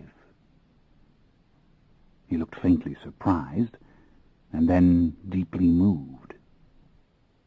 I couldn't help but wonder, had I ever seemed so completely at ease in this tall, limber body? Surely my movements had been more impulsive and even a little violent. Indeed, the strength had wrung from me a certain carelessness. He seemed, on the other hand, to have assimilated a knowledge of every sinew and bone. I saw him in my mind's eye, old David, striding through the narrow cobblestone streets of Amsterdam, sidestepping the whizzing bicycles. It had the same poise even then. "Lestat, you are not responsible for me now," he said. "You didn't cause this to happen." How miserable I was suddenly. But there were words, weren't there, which had to be said. "David," I began, trying not to show the soreness, "I couldn't have beaten him if it hadn't been for you. I told you in New Orleans I would be your slave for eternity if only you helped me to get my body away from him. And that you did." My voice was quavering. I hated it. But why not say it all now? Why prolong the pain? "Of course I know I've lost you forever, David. I know you'll never take the dark gift from me now. But why say you've lost me, Lestat?" he said in a low, fervent voice. "Why must I die to love you?" He pressed his lips together, trying to suppress his sudden surge of feeling. "Why that price, especially now, when I am alive as never before? Lord God, surely you grasp the magnitude of what's taken place. I've been reborn." He placed his hand on my shoulder, fingers trying to close on the hard, alien body which barely felt his touch. Or rather, felt it in such a wholly different way that he would never know. "I love you, my friend," he said in the same ardent whisper. "Please don't leave me now. All this has brought us so close." "No, David, it has not. In these last few days we were close because we were both mortal men. We saw the same sun and the same twilight. We felt the same pull of the earth beneath our feet. We drank together and broke bread together. We might have made love together if you had only allowed such a thing. But that's all changed. You have your youth, yes, and all the dizzying wonder that accompanies the miracle. But I still see death when I look at you, David. I see one who walks in the sun with death right at his shoulder. I know now I cannot be your companion, and you cannot be mine. It simply costs me too much pain." He bowed his head, silently and valiantly struggling to maintain an inner control. "Don't leave me yet," he whispered. "Who else in all the world can understand?" I wanted suddenly to plead with him. "Think, David, immortality in this beautiful young form." I wanted to tell him of all the places we might go, immortals together, and the wonders we might see. I wanted to describe to him that dark temple I'd discovered in the very depths of the rainforest, and tell him of what it had been like to roam the jungle, fearless and with a vision that could penetrate the darkest corners. Oh, all this threatened to break loose from me in a rush of words, and I made no effort to veil my thoughts or my feelings. "Oh, yes, you are young again, and now you can be young for all time. It is the finest vehicle for your travel into darkness that anyone could have fashioned. It is as if the dark spirits had done all this to prepare you. Wisdom and beauty are both yours. Our gods have worked the charm. Come with me now." But I didn't speak. I didn't plead. As I stood silent in the corridor, I let myself breathe the blood scent rising from him, the scent that rises from all mortals, and which is different with each in its own way. How it tormented me to mark this new vitality, this sharper heat, and the sounder, slower heartbeat, which I could hear as if the body itself were speaking to me in a manner in which it could not speak to him. In that cafe in New Orleans I had caught the same sharp scent of life from this physical being, but it had not been the same. No, not at all the same. It was a simple thing to shut this off. I did it. I shrank back into the brittle, lonely quiet of an ordinary man. I avoided his eyes. I didn't want to hear any more apologetic and imperfect words. "I'll see you soon," I said. "I know you will need me. You'll need your only witness. When the horror and mystery of all this is too much, I'll come. But give me time. And remember, call my man in Paris. Don't rely upon the Talamasca. Surely you don't mean to give them this life, too." As I turned to go, I heard the distant, muffled sound of the elevator doors. His friend had come, a smallish, white-haired man, dressed as David had so often dressed, in a proper old-fashioned suit complete with vest. How concerned he looked as he came towards us with quick, sprightly steps. And then I saw his eyes close on me, and he slowed his pace. I hurried away, ignoring the annoying realization that the man knew me, knew what I was and who I was. So much the better, I thought, for he will surely believe David when David begins his strange tale. The night was waiting for me, as always, and my thirst could wait no longer. I stood for a moment, head thrown back, eyes closed and mouth open, feeling the thirst and wanting to roar like a hungry beast. Yes, blood again, when there is nothing else. When the world seems in all its beauty to be empty and heartless, and I myself am utterly lost. Give me my old friend, death, and the blood that rushes with it. The vampire Lestat is here, and he thirsts, and tonight of all nights he will not be denied. But I knew, as I sought the dingy back streets in search of the cruel victims I so loved, that I had lost my beautiful southern city of Miami, at least for a little while. I kept seeing again in my mind's eye that smart little room in the Park Central, with its windows open to the sea, and the false David telling me he wanted the dark gift from me. And Gretchen, would I ever think of those moments that I didn't remember Gretchen, and pouring out my story of Gretchen to the man I believed to be David, before we climbed those steps to that chamber, as my heart had knocked inside me, and I had thought, at last, at last. Bitter and angry and empty, I never wanted to see the pretty hotels of South Beach again.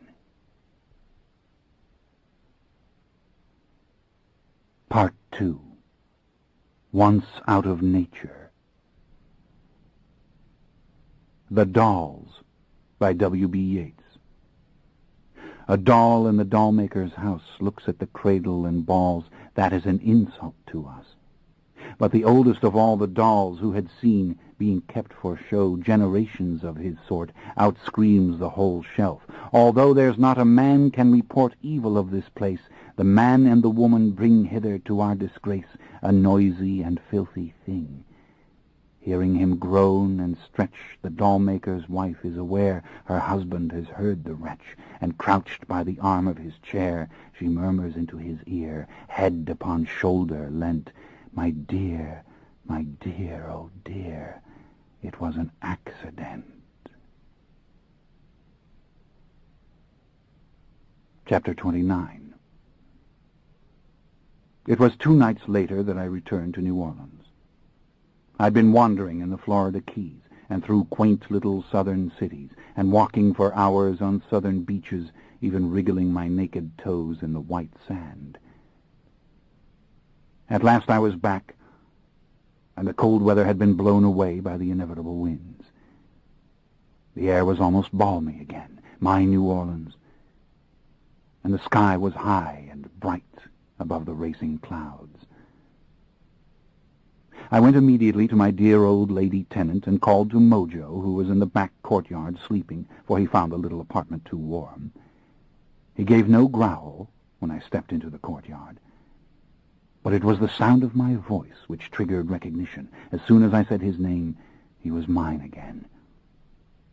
At once he came to me, leaping up to throw his soft, heavy paws on my shoulders and lick my face again with his great ham-pink tongue.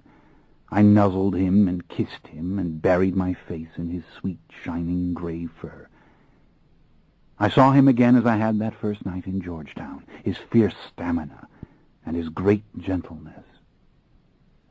Had ever a beast looked so frightening, yet been so full of calm, sweet affection? It seemed a wondrous combination. I knelt down on the old flags, wrestling with him, rolling him over on his back, and burying my head in the big collar of fur on his chest. He gave forth all those little growls and squeaks and high-pitched sounds that dogs give when they love you. And how I loved him in return. As for my tenant, the dear old woman who watched all this from the kitchen doorway, she was in tears to have him gone. At once we struck a bargain. She would be his keeper, and I should come for him through the garden gate whenever I wished. How perfectly divine! For surely it was not fair to him to expect him to sleep in a crypt with me, and I had no need of such a guardian, did I, no matter how graceful the image now and then seemed. I kissed the old woman tenderly and quickly, lest she sense she was in close proximity to a demon, and then away I went with Mojo, walking the narrow, pretty streets of the French Quarter, and laughing to myself at how mortals stared at Mojo and gave him a wide berth, and seemed indeed to be terrified of him, when guess who was the one to fear? My next stop was the building on Rue Royale, where Claudia and Louis and I had spent those splendid, luminous 50 years of earthly existence together in the early half of the old century, a place partially in ruins, as I have described. A young man had been told to meet me on the premises, a clever individual with a great reputation for turning dismal houses into palatial mansions, and I led him now up the stairs and into the decayed flat. I want it all as it was over 100 years ago, I said to him, but mind you, nothing American, nothing English, nothing Victorian. It must be entirely French. Then I led him on a merry march through room after room as he scribbled hastily in his little book, scarce able to see in the darkness, while I told him what wallpaper I should want here, and which shade of enamel on this door, and what sort of bergère he might round up for this corner, and what manner of Indian or Persian carpet he must acquire for this or that floor. How keen my memory was! Again and again I cautioned him to write down every word I spoke. You must find a Greek vase. No, a reproduction will not do, and it must be this high, and have upon it dancing figures. Ah, wasn't it the ode by Keats which had inspired that long-ago purchase? Where had the urn gone? And that fireplace, that is not the original mantel. You must find one of white marble with scroll-work like so, and arched over the grate. Oh, and these fireplaces, they must be repaired. They must be able to burn coal. I will live here again as soon as you are finished, I said to him, so you must hurry. And another caution. Anything you find in these premises, hidden in the old plaster, you must give to me. What a pleasure it was to stand beneath these high ceilings, and what a joy it would be to see them when the soft, crumbling moldings were once more restored. How free and quiet I felt. The past was here, but it wasn't here. No whispering ghosts anymore, if there ever had been. Slowly I described the chandeliers I wanted. When the proper labels eluded me, I drew pictures in words for him of what had once been there. I would have oil lamps here and there also, though of course there must be limitless electricity, and we would conceal the various television screens and handsome cabinets not to mar the effect. And there, a cabinet for my videotapes and laser discs, and again we should find something suitable. A painted oriental press would do the trick. Hide the telephones. And a facsimile machine. I must have one of those little marvels. Find some place to conceal it as well. Why, you can use that room as an office, only make it gracious and beautiful. Nothing must be visible which is not made of polished brass, fine wool, or lustrous wood, or silk, or cotton lace. I want a mural in that bedroom. Here, I shall show you. But look, see the wallpaper? That's the very mural. Bring in a photographer and record every inch, and then begin your restoration. Work diligently, but very fast. Finally, we were finished with the dark, damp interior. It was time to discuss the courtyard in the back with its broken fountain, and how the old kitchen must be restored. I would have bougainvillea and the Queen's wreath. How I love the Queen's wreath. And the giant hibiscus. Yes, I had just seen this lovely flower in the Caribbean, and the moonflower, of course. Banana trees, give me those as well. Ah, the old walls are tumbling. Patch them, shore them up. And on the back porch above I want ferns, all manner of delicate ferns. The weather's warming again, isn't it? They will do well. Now, upstairs once more, through the long brown hollow of the house and to the front porch. I broke open the French doors and went out on the rotted boards. The fine old iron railings were not so badly rusted. The roof would have to be remade, of course, but I would soon be sitting out here, as I did now and then in the old days, watching the passers-by on the other side of the street. Of course, the faithful and zealous readers of my books would spot me here now and then. The readers of Lewis's memoir, come to find the flat where we had lived, would surely recognize the house. No matter. They believed in it, but that's different from believing it. And what was another young, blonde-faced man smiling at them from a high balcony, his arms resting on the rail? I should never feed upon those tender, innocent ones, even when they bare their throats at me and say, "Lestat, right here!" This has happened, reader, in Jackson Square, and more than once. "You must hurry," I told the young man, who was still scribbling and taking measurements and murmuring about colors and fabrics to himself, and now and then discovering Mojo beside him or in front of him or underfoot and giving a start. "I want it finished before summer." He was in quite a dither when I dismissed him. I remained behind in the old building with Mojo alone. The attic. In the olden times I'd never gone there. But there was an old staircase hidden off the rear porch, just beyond the back parlor, the very room where Claudia had once sliced through my thin, fledgling white skin with her great flashing knife. I went there now, and climbed up into the low rooms beneath the sloping roof. Ah, it was high enough for a man of 6 feet to walk here, and the dormer windows on the very front let in the light from the street. I should make my lair here, I thought, in a hard, plain sarcophagus with a lid no mortal could hope to move. Easy enough to build a small chamber beneath the gable, fitted with thick bronze doors, which I should design myself, and when I rise I shall go down into the house and find it as it was in those wondrous decades, save I shall have everywhere about me the technological marvels I require. The past will not be recovered. The past will be perfectly eclipsed. "Won't it, Claudia?" I whispered, standing in the back parlor. Nothing answered me. No sounds of a harpsichord or the canary singing in its cage. But I should have songbirds again, yes, many of them, and the house would be full of the rich, rampaging music of Haydn or Mozart. Oh, my darling, wish you were here. And my dark soul is happy again, because it does not know how to be anything else for very long, and because the pain is a deep, dark sea, in which I would drown if I did not sail my little craft steadily over the surface, steadily towards a sun which will never rise.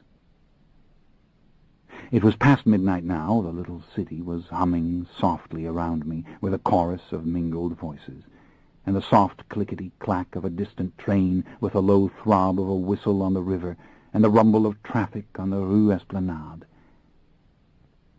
I went into the old parlor and stared at the pale, luminous patches of light falling through the panes of the doors.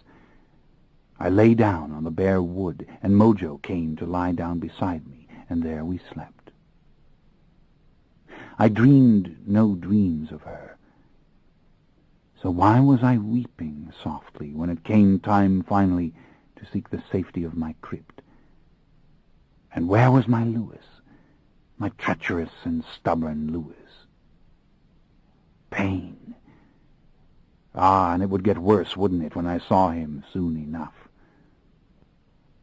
With a start, I realized that Mojo was lapping the blood tears from my cheeks. "No, that you must never do," I said, closing my hand over his mouth.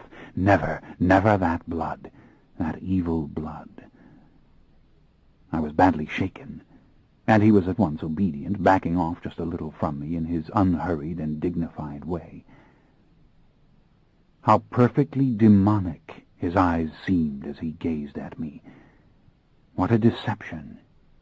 I kissed him again on the tenderest part of his long, furry face, just beneath his eyes.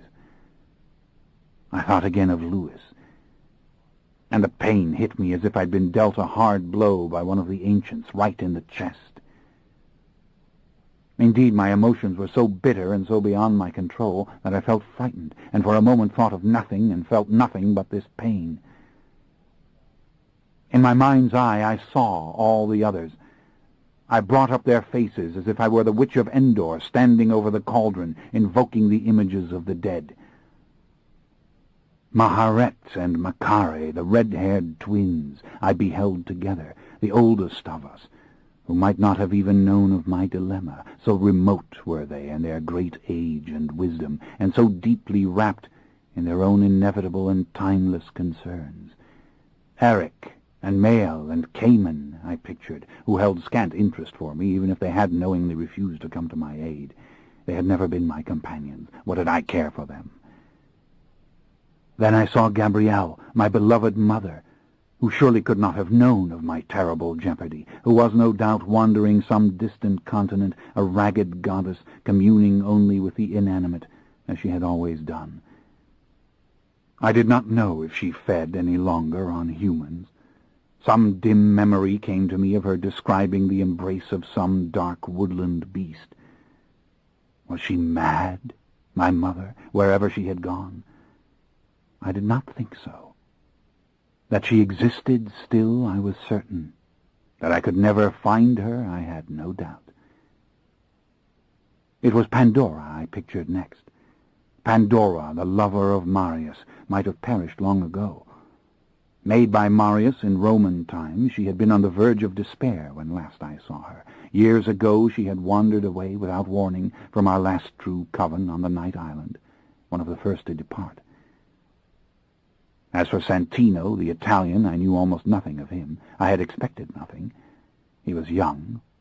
Perhaps my cries had never reached him, and why should he listen if they had? Then I envisioned Armand, my old enemy and friend, Armand, my old adversary and companion, Armand, Armand, the angelic child who had created the Night Island, our last home. Where was Armand? Had Armand deliberately left me to my own devices? And why not? Let me turn now to Marius, the great ancient master who had made Armand in love and tenderness so many centuries ago. Marius, for whom I'd searched so many decades. Marius, the true child of 2 millennia, who had led me down into the depths of our meaningless history and bid me worship at the shrine of those who must be kept. Those who must be kept. Dead and gone, as was Claudia. For kings and queens among us can perish as surely as tender childlike fledglings. Yet I go on. I am here. I am strong. and Marius, like Louis, had known of my suffering. He'd known, and he'd refused to help. The rage in me grew stronger, ever more dangerous. Was Louis somewhere near in these very streets? I clenched my fists, struggling against this rage, struggling against its helpless and inevitable expression. Marius, you turned your back on me. That came as no surprise, really. You were always the teacher, the parent, the high priest. I don't despise you for it.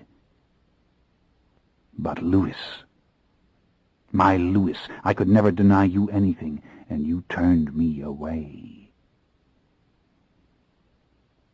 I knew I could not remain here. I did not trust myself to lay eyes on him, not yet.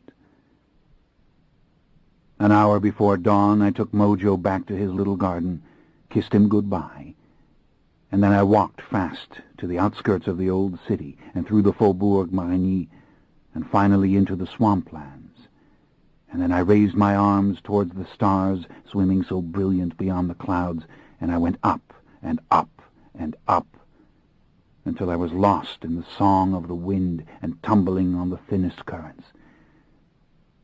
And the joy I felt in my gifts filled my entire soul. Chapter 30. It must have been a full week that I traveled the world. First, I'd gone to snowy Georgetown and found that frail, pathetic young woman whom my mortal self had so unforgivably raped. Like an exotic bird she looked to me now, struggling to see me well in the smelly dark of the quaint little mortal restaurant, not wanting to admit that this encounter with my French friend had ever happened, and then stunned as I placed an antique rosary made of emeralds and diamonds in her hand. "Sell it if you like, chérie," I said. "He wanted you to have it for whatever purpose you wish. But tell me one thing, did you conceive a child?" She shook her head and whispered the word no. I wanted to kiss her. She was beautiful again to me, but I dared not risk it. It wasn't only that I would have frightened her. It was that the desire to kill her was almost overpowering. Some fierce, purely male instinct in me wanted to claim her now, simply because I had claimed her in another way before. I was gone from the new world within hours, and night after night I wandered, hunting in the seething slums of Asia, in Bangkok and Hong Kong and Singapore, and then in the dreary and frozen city of Moscow, and in the charming old cities of Vienna and Prague. I went to Paris for a short time. I did not go to London. I pushed my speed to the limits. I rose and plunged in the darkness, sometimes alighting in towns of which I did not know the name. I fed ceaselessly among the desperate and the vicious, and now and then the lost and the mad, and the purely innocent who fell under my gaze. I tried not to kill. I tried not to. Except when the subject was damn near irresistible, an evildoer of the first rank. And then the death was slow and savage, and I was just as hungry when it was over, and off to find another before the sun rose. I had never been so at ease with my powers. I had never risen so high into the clouds, nor traveled so fast. I walked for hours among mortals in the narrow old streets of Heidelberg and of Lisbon and of Madrid. I passed through Athens and Cairo and Marrakesh. I walked on the shores of the Persian Gulf and the Mediterranean and the Adriatic Sea. What was I doing? What was I thinking? That the old cliché was true. The world was mine. And everywhere I went I let my presence be known. I let my thoughts emanate from me, as if they were notes played on a lyre. The vampire Lestat is here. The vampire Lestat is passing. Best give way. I didn't want to see the others. I didn't really look for them or open my mind or my ears to them. I had nothing to say to them. I only wanted them to know that I had been there. I did pick up the sound of nameless ones in various places, vagabonds unknown to us, random creatures of the night who had escaped the late massacre of our kind. Sometimes it was a mere mental glimpse of a powerful being who had once veiled his mind. Other times it was the clear sound of a monster plodding through eternity without guile or history or purpose. Maybe such things will always be there. I had eternity now to meet such creatures, if ever the urge came over me. The only name on my lips was Louis. Louis. I could not for a moment forget Louis. It was as if someone else were chanting his name in my ear. What would I do if ever again I laid eyes on him? How could I curb my temper? Would I even try? At last I was tired. My clothes were rags. I could stay away no longer. I wanted to be home.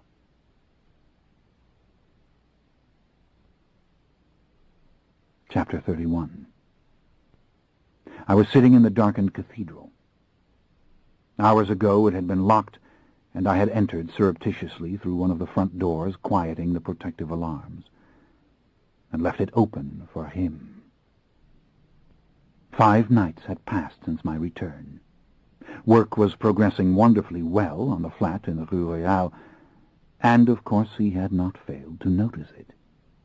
I'd seen him standing under the porch opposite, staring up at the windows, and I'd appeared on the balcony above for only an instant, not even enough for a mortal eye to see. I'd been playing cat and mouse with him since.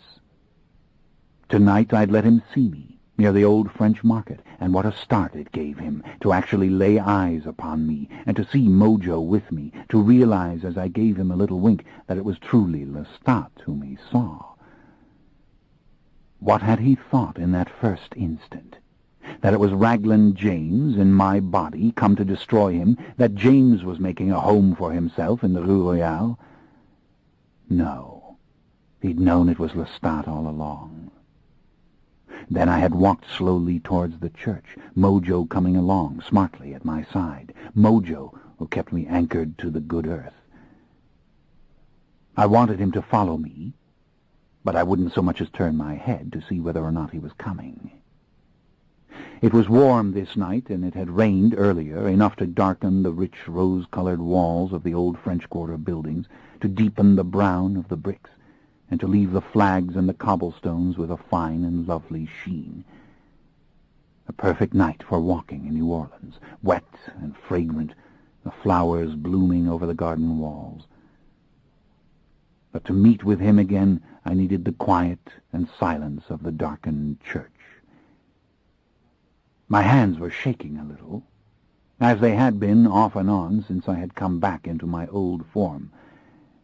There was no physical cause for it, only my anger coming and going, and long spells of contentment, and then a terrifying emptiness which would open around me, and then the happiness coming again, quite complete, yet fragile, as though it were but a thin, fine veneer.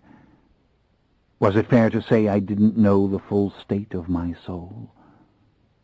I thought of the unbridled rage with which I'd smashed the head of David Talbot's body, and I shuddered. Was I still afraid? Look at these dark, sunburnt fingers with their gleaming nails. I felt the tremor as I pressed the tips of my right fingers to my lips. I sat in the dark pew several rows back from the railing before the altar, looking at the dark statues and the paintings and all the gilded ornament of this cold and empty place. It was past midnight. The noise from the Rue Bourbon was as loud as ever, so much simmering mortal flesh there. I'd fed earlier. I would feed again. But the sounds of the night were soothing.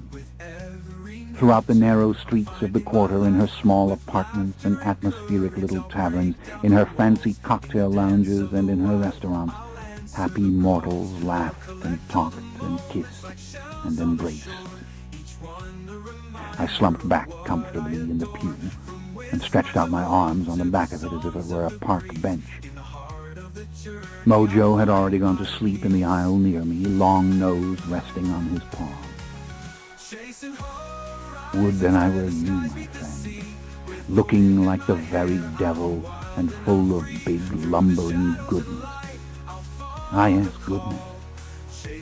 It was goodness that I felt when I locked my arms around him and buried my face in his throat.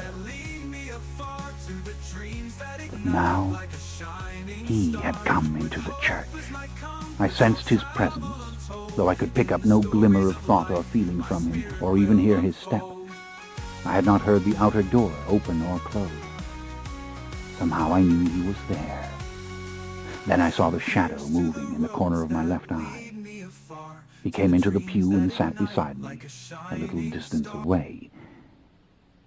We sat there in silence for many long moments, and then he spoke. "You burnt my little house, didn't you?" he asked in a small, vibrant voice. "Can you blame me?" I asked with a smile, eyes still on the altar. Besides, I was a human when I did that. It was human weakness. Want to come and live with me? This means you've forgiven me? No. It means I'm playing with you. I may even destroy you for what you did to me. I haven't made up my mind. Aren't you afraid? No. If you meant to do away with me, it would already be done. Don't be so certain. I'm not myself. And yet I am. And then I am not again. Long silence, with only the sounds of Mojo breathing hoarsely and deeply in his sleep.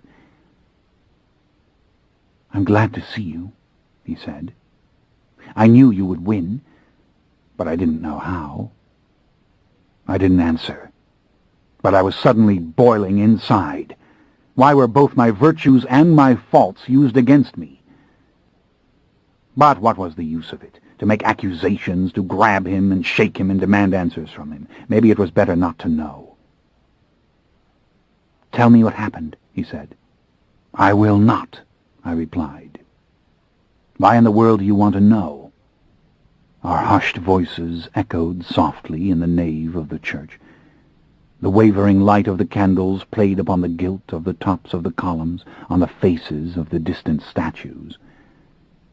Oh, I liked it here in this silence and coolness. And in my heart of hearts I had to admit I was so very glad that he had come. Sometimes hate and love serve exactly the same purpose. I turned and looked at him. He was facing me, one knee drawn up on the pew and his arm resting on the back of it. He was pale as always, an artful glimmer in the dark.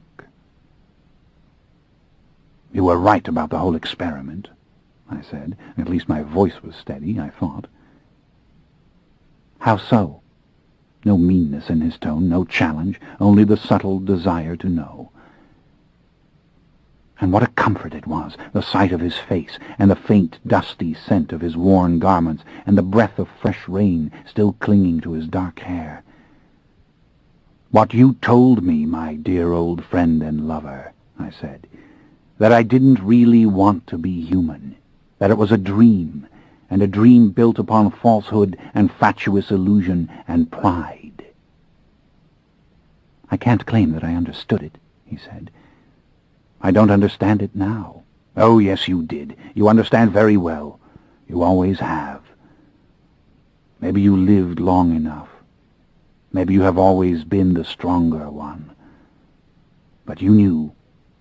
I didn't want the weakness. I didn't want the limitations. I didn't want the revolting needs and the endless vulnerability. I didn't want the drenching sweat or the searing cold.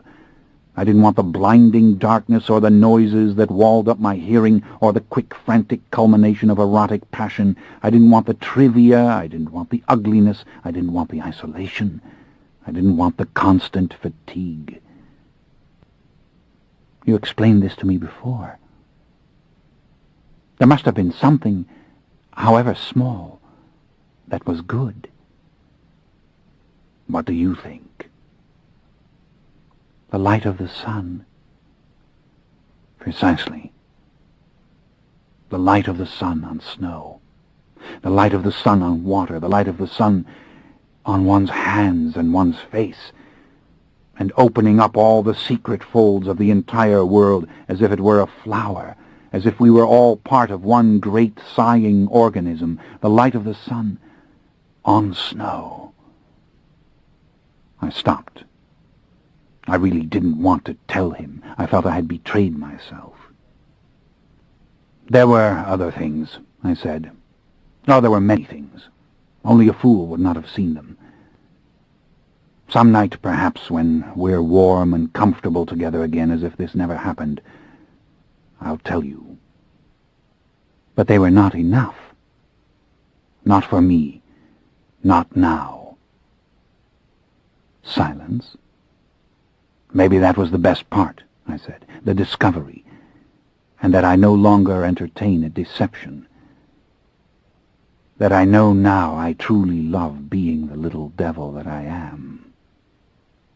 I turned and gave him my prettiest, most malignant smile.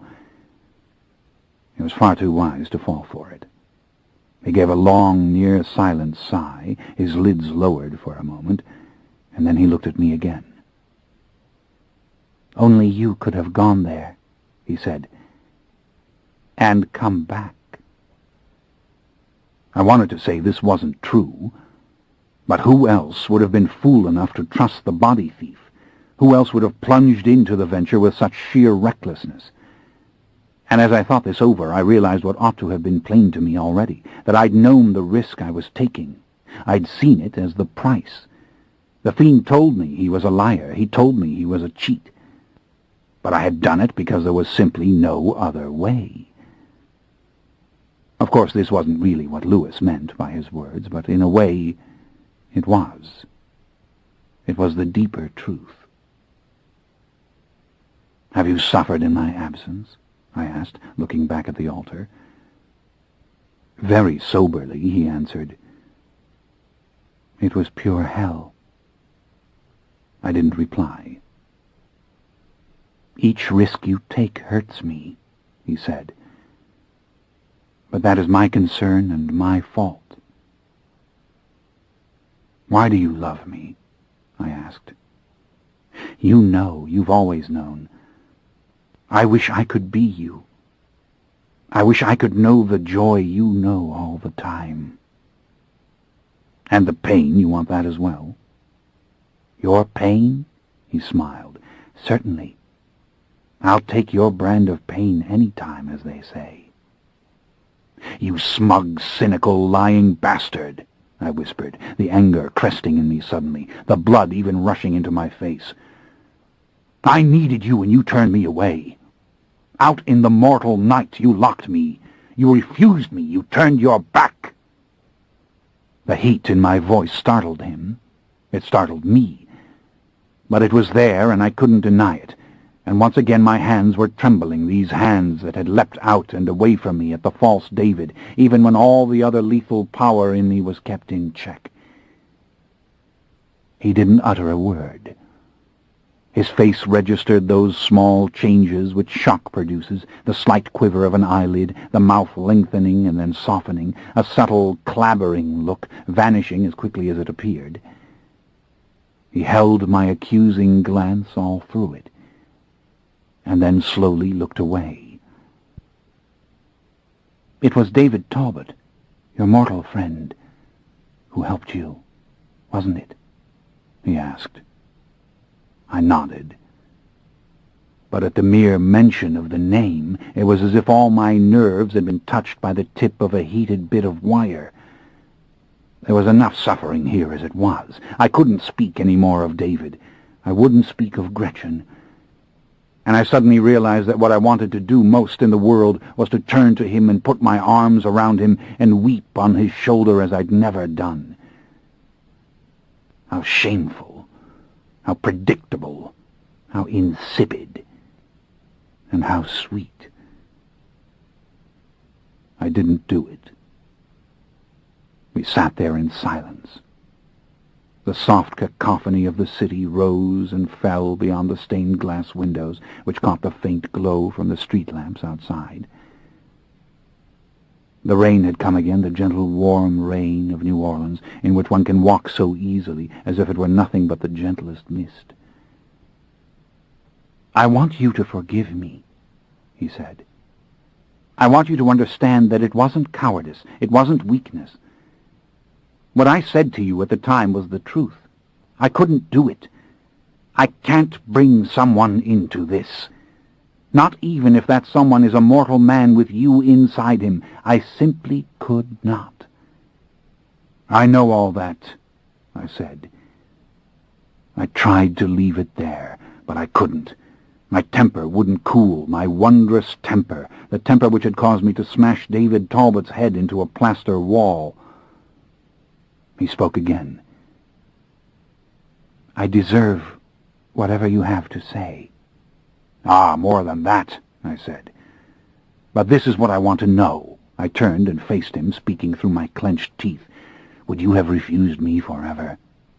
If they'd destroyed my body, the others, Marius, whoever knew of it, if I'd been trapped in that mortal form, if I'd come to you over and over and over again, begging you and pleading with you, would you have shut me out forever? Would you have held fast?" "I don't know." "Don't answer so quickly. Look for the truth inside yourself. You do know. Use your filthy imagination. You do know. Would you have turned me away?" "I don't know the answer." "I despise you," I said in a bitter, harsh whisper. "I ought to destroy you, finish what I started when I made you, turn you into ashes and sift them through my hands. You know that I could do it, like that, like the snap of mortal fingers I could do it, burn you as I burnt your little house, and nothing could save you, nothing at all." I glared at him, at the sharp, graceful angles of his imperturbable face, faintly phosphorescent against the deeper shadows of the church. How beautiful the shape of his wide-set eyes with their fine, rich black lashes. How perfect the tender indentation of his upper lip.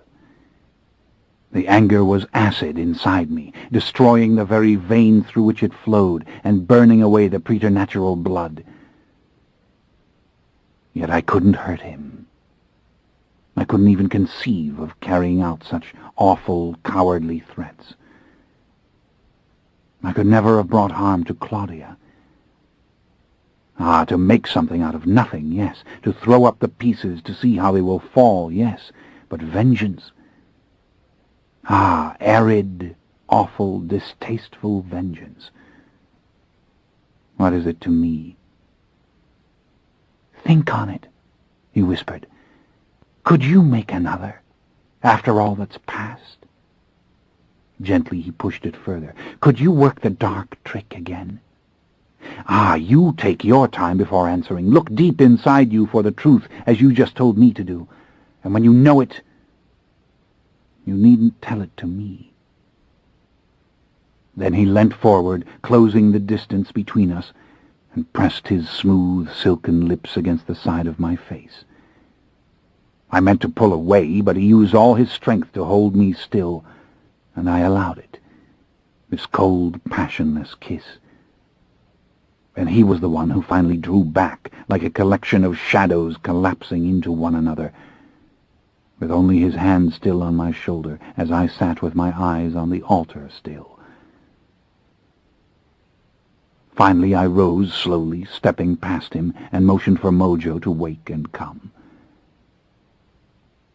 I moved down the length of the nave to the front doors of the church. I found that shadowy nook where the vigil candles burn beneath the statue of the Virgin, an alcove full of wavering and pretty light. The scent and sound of the rainforest came back to me, the great enclosing darkness of those powerful trees. And then the vision of the little whitewashed chapel in the clearing with its doors thrown open, and the eerie, muted sound of the bell in the vagrant breeze, and the scent of blood coming from the wounds in Gretchen's hands. I lifted the long wick that lay there for the lighting of candles, and I dipped it into an old flame, and made a new one burst into being, hot and yellow and finally steady, giving off the sharp perfume of burnt wax. I was about to say the words, For Gretchen, when I realized that it was not for her at all that I had lighted the candle. I looked up at the face of the Virgin.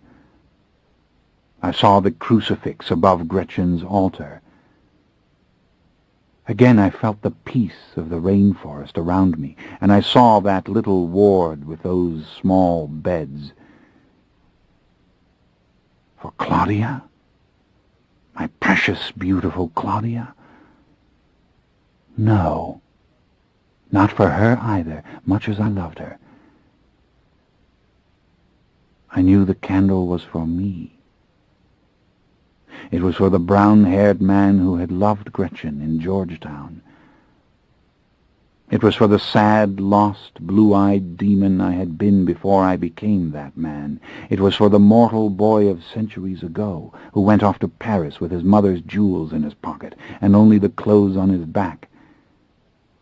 It was for the wicked, impulsive creature who had held the dying Claudia in his arms.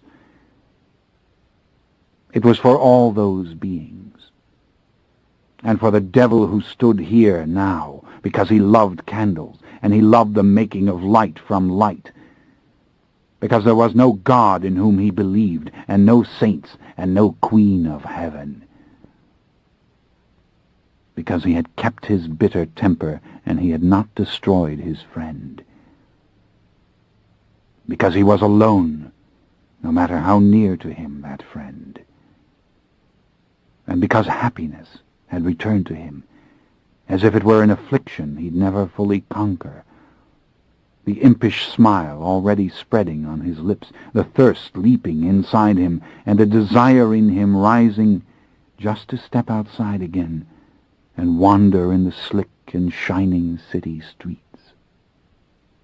Yes, for the vampire Lestat, that little candle, that miraculous tiny candle, increasing by that small amount all the light in the universe, and burning in an empty church the night long among those other little flames.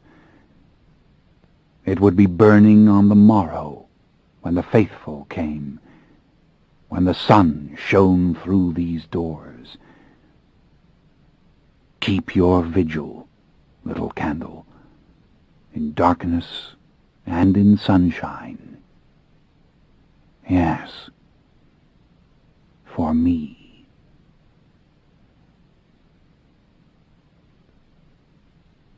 Chapter 32. Did you think the story was finished? That the fourth installment of the Vampire Chronicles had come to a close? Well, the book should be ended. It really should have ended when I lit that small candle, but it didn't. I realized that the following night when I first opened my eyes. Pray continue to Chapter 33 to discover what happened next. Or you can quit now if you like. You may come to wish that you had. Chapter 33. Barbados. He was still there when I caught up with him, in a hotel by the sea. Weeks had passed, though why I let so much time go by I don't know. Kindness was no part of it, nor cowardice either. Nevertheless, I had waited. I had watched the splendid little flat in the Rue Royale being restored, step by step, until there were at least some exquisitely furnished rooms in which I could spend my time, thinking about all that had happened, and which might yet take place. Louis had returned to take up residence with me, and was busy searching for a desk very like the one which had stood in the parlor over 100 years before. David had left many messages with my man in Paris. He would be leaving soon for the Carnival in Rio. He missed me. He wished I would come join him there. All had gone well with the settlement of his estate. He was David Talbot, a young cousin of the older man who had died in Miami, and a new owner of the ancestral home. The Talamasca had accomplished these things for him, restoring to him the fortune he had left to them, and settling upon him a generous pension. He was no longer their superior general, though he maintained his quarters in the mother house. He would be forever under their wing. He had a small gift for me if I wanted it. It was the locket with a miniature of Claudia. He'd found it. Exquisite portrait, fine gold chain. He had it with him and would send it to me if I liked. Or would I not come to see him and accept it from his hands myself? Barbados. He had felt compelled to return to the scene of the crime, so to speak. The weather was beautiful. He was reading Faust again, he wrote to me. He had so many questions he wanted to ask me. When would I come? He had not seen God or the devil again, though he had, before leaving Europe, spent a long time in various Paris cafes. He wasn't going to spend this lifetime searching for God or the devil either. Only you can know the man I am now, he wrote. I miss you. I want to talk to you. Can you not remember that I helped you? And forgive me everything else? It was that seaside resort he'd described to me, of handsome pink stucco buildings and great sprawling bungalow roofs and soft fragrant gardens and endless vistas of the clean sand and the sparkling translucent sea.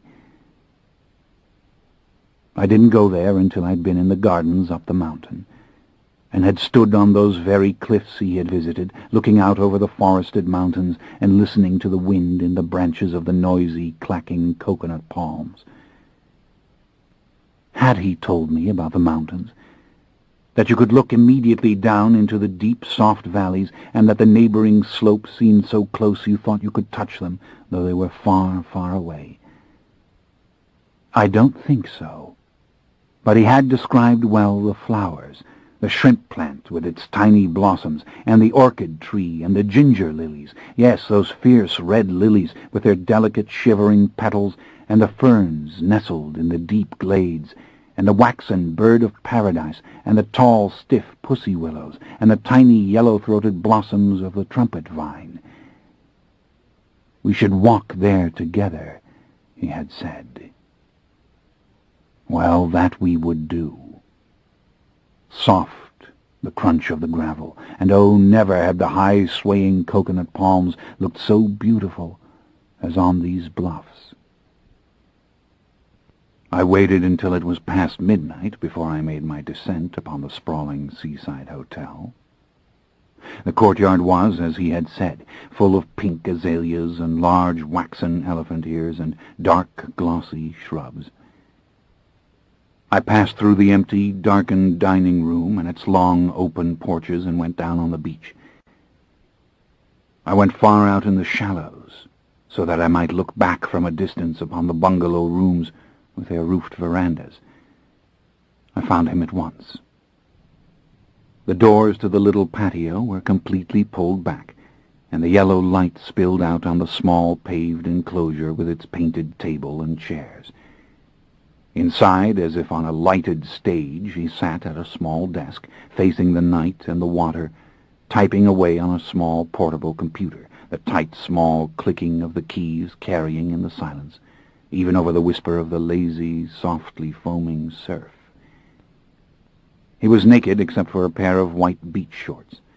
His skin was very darkly golden, as though he spent his days sleeping in the sun. Streaks of yellow shone in his dark brown hair. There was a glow to his naked shoulders and smooth, hairless chest, very firm muscles at his waist.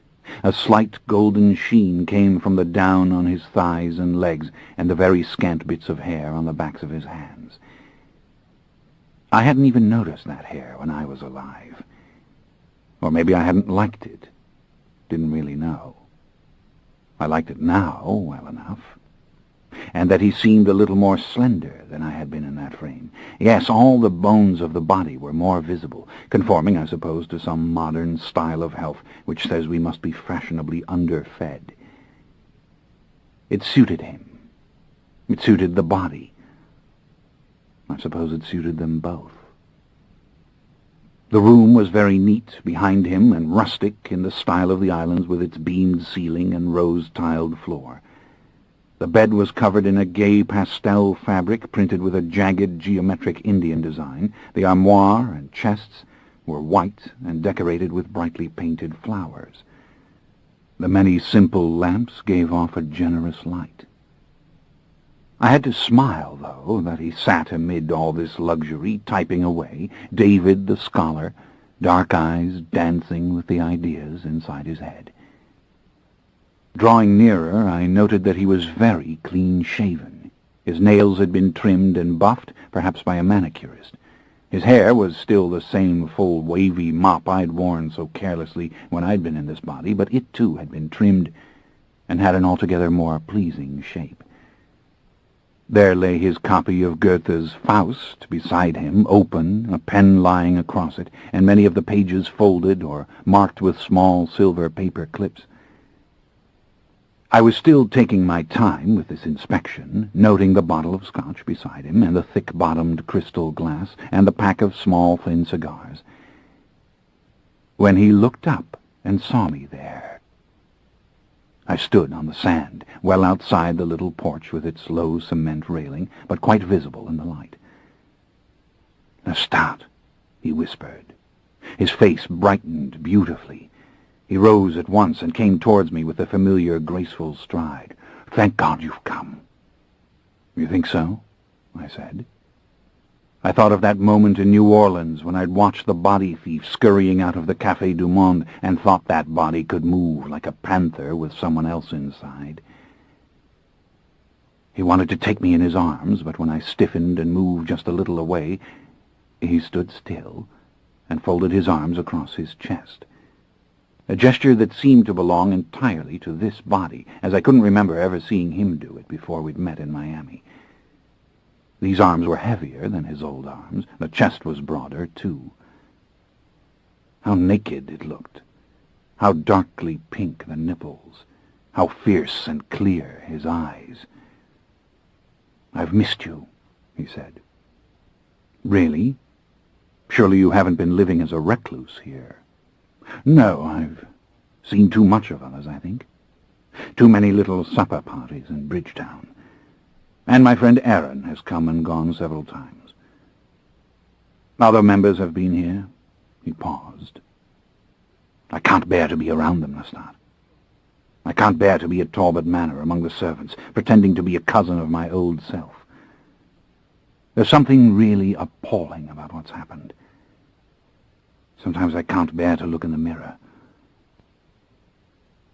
But I don't want to talk about that side of it." "Why not?" "This is a temporary period, one of adjustment. These shocks will eventually pass. I have so much to do." "Oh, I'm so glad you've come. I had a feeling you would. I almost left for Rio this morning, but I had the distinct feeling I'd see you tonight." "Is that so?" "What's the matter? Why the dark face? Why are you angry?" "I don't know. I don't really require a reason to be angry these days. And I ought to be happy. I will be soon. Always happens. And after all, it's an important night."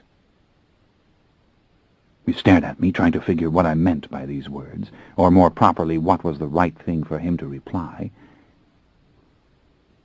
"Come inside," he said finally. "Why not sit here on the porch in the shadows? I like the breeze." "Certainly, as you say." He went into the little room to take up the bottle of scotch, pour himself a drink, and then he joined me at the wooden table. I had just seated myself in one of the chairs and was looking directly out over the sea. "So what have you been doing?" I asked. "Where do I begin?" he asked. "I've been writing about it continuously, trying to describe all the little sensations, the new discoveries." "Is there any doubt that you're securely anchored in the body?" "None." He took a deep drink of his scotch. "And there seems to be no deterioration of any kind. You know, I feared that. I feared it even when you were in this body, but I didn't want to say it. We had enough to worry about, didn't we?" He turned and looked at me, and quite suddenly he smiled. In a low, stunned voice, he said, "You're looking at a man you know from the inside out." "No, not really," I said. "Tell me, how do you deal with the perception of strangers? those who don't guess. Do women invite you into their bedrooms? What about young men? He looked out to the sea, and there was a little bitterness in his face suddenly. You know the answer. I can't make a vocation of those encounters. They mean nothing to me.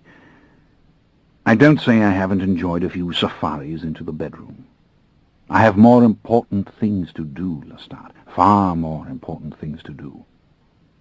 There are places I want to go.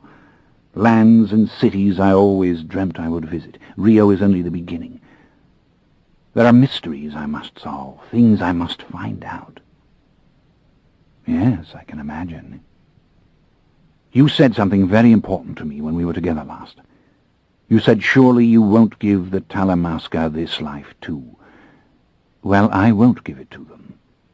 What's paramount in my mind is that I must not waste it, that I must do something of absolute importance with it. Of course, the direction won't come to me all at once. There has to be a period of traveling, of learning, of evaluation before I make a decision as to direction. And as I engage in my studies, I write. I write everything down. Sometimes the record itself seems the goal. I know. There are many things I want to ask you. I've been plagued with questions. Why? What sort of questions? About what you experienced those few days, and whether you have the slightest regret that we ended the venture so soon. What venture? You mean my life as a mortal man? Yes. No regret. He started to speak again, and then broke off. Then again he spoke. What did you take back with you? He asked in a low, fervent voice. I turned and looked at him again. Yes, the face was definitely more angular. Was it personality which had sharpened it and given it more definition? Perfect, I thought. I'm sorry, David, my mind wandered. Ask me this question again. What did you take back with you? He said with his old familiar patience. What lesson? I don't know that it was a lesson, I said. And it may take time for me to understand whatever I learned. Yes, I see, of course. I can tell you that I'm aware of a new lust for adventure, for wandering, the very things you describe. I want to go back to the rainforests. I saw them so briefly when I went to visit Gretchen. There was a temple there. I want to see it again. You never told me what happened. Ah, yes, I told you, but you were Raglan at the time. The body thief witnessed that little confession. Why on earth would he want to steal such a thing? But I'm drifting off the point. There are so many places that I, too, want to go. Yes. It's a lust again for time and for the future, for the mysteries of the natural world, for being the watcher that I became that long-ago night in Paris when I was forced into it. I lost my illusions. I lost my favorite lies. You might say I revisited that moment and was reborn to darkness of my own free will. And such a will. Ah, yes, I understand. Do you? That's good if you do. Why do you speak that way? He lowered his voice and spoke slowly. Do you need my understanding as much as I need yours? You've never understood me, I said. Oh, it's not an accusation. You live with illusions about me, which make it possible for you to visit with me, to speak with me, even to shelter me and help me. You couldn't do that if you really knew what I was. I tried to tell you when I spoke of my dreams. You're wrong. That's your vanity talking, he said. You love to imagine you're worse than you are. What dreams? I don't remember your ever speaking to me of dreams. I smiled. You don't. Think back, David. My dream of the tiger. I was afraid for you. And now the menace of the dream will be fulfilled. What do you mean? I'm going to do it to you, David. I'm going to bring you to me." "What?" His voice dropped to a whisper. "What are you saying to me?" He leant forward, trying to see clearly the expression on my face. But the light was behind us, and his mortal vision wasn't sharp enough for that. "I just told you. I'm going to do it to you, David." "Why? Why are you saying this?" "Because it's true," I said. I stood up and pushed the chair aside with my leg. He stared up at me. Only now did his body register the danger. I saw the fine muscles of his arms tense. His eyes were fixed on mine. "Why are you saying this? You couldn't do this to me," he said. "Of course I could. And I shall. Now. All along I've told you I was evil. I've told you I'm the very devil. The devil in your Faust. The devil of your visions. The tiger in my dream." "No, that's not true." He climbed to his feet, knocking the chair over behind him and almost losing his balance. He stepped back into the room. "You're not the devil, and you know that you're not. Don't do this to me. I forbid it." He clenched his teeth on the last words. "You are in your own heart as human as I am, and you will not do it." "The hell I won't," I said. I laughed. I couldn't help it suddenly. "David the Superior General," I said. "David the Candomblé Priest." He backed across the tiled floor, the light fully illuminating his face and the tense, powerful muscles of his arms. "Want to fight me? It's useless. There's no force on earth that can stop me from doing this." "I'll die first," he said in a low, strangled voice. His face was darkening, flushed with blood. Ah, David's blood. "I won't let you die. Why don't you call on your old Brazilian spirits? You don't remember how to do it, do you? Your heart's not in it. Well, it wouldn't do you the slightest good if you did." "You can't do this," he said. He was struggling for calm. "You can't repay me in this fashion." "Oh, but this is how the devil repays his helpers." "Lestat, I helped you against Raglan. I helped you recover this body. And what was your pledge to me of loyalty? What were your words?" "I lied to you, David. I lie to myself and to others. That's what my little excursion in the flesh taught me. I lie. You surprise me, David. You're angry, so very angry, but you're not afraid. You're like me, David. You and Claudia, the only ones who really have my strength." "Claudia," he said with a little nod. "Ah, yes, Claudia. I have something for you, my dear friend." He moved away, deliberately turning his back on me, letting me see the fearlessness of this gesture, and he went slowly, refusing to hurry, to the chest beside the bed. When he turned around again, he had a small locket in his hands. "From the mother house. The locket you described to me." "Oh, yes. The locket. Give it to me." Only now did I see how his hand shook as he struggled with the little oval gold case. And the fingers, he did not know them so very well, did he? At last he had it opened, and he thrust it at me, and I looked down at the painted miniature, her face, her eyes, her golden curls. A child staring back at me out of the mask of innocence. Or was this a mask?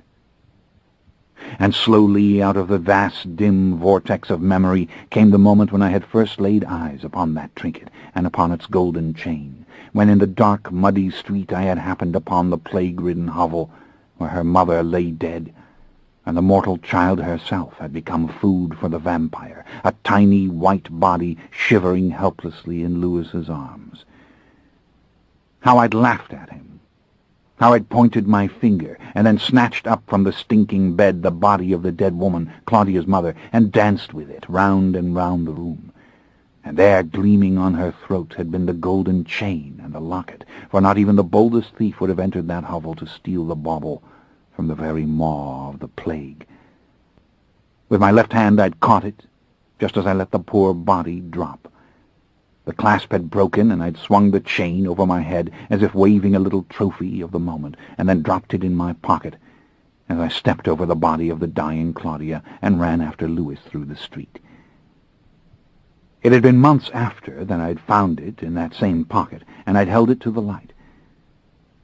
The living child she'd been when that portrait was painted, but the dark blood had given her the very saccharine perfection of the artist. It was my Claudia, and in a trunk I'd left it, and how it came to be with the Talamasca or anywhere I did not know. I held it in my hands. I looked up. It was as though I'd just been there, back in that ruined place, and now I was here and staring at him. He'd been speaking to me, but I hadn't heard him, and now his voice came clear. "You would do it to me?" he demanded, the timber betraying him now as his trembling hands betrayed him.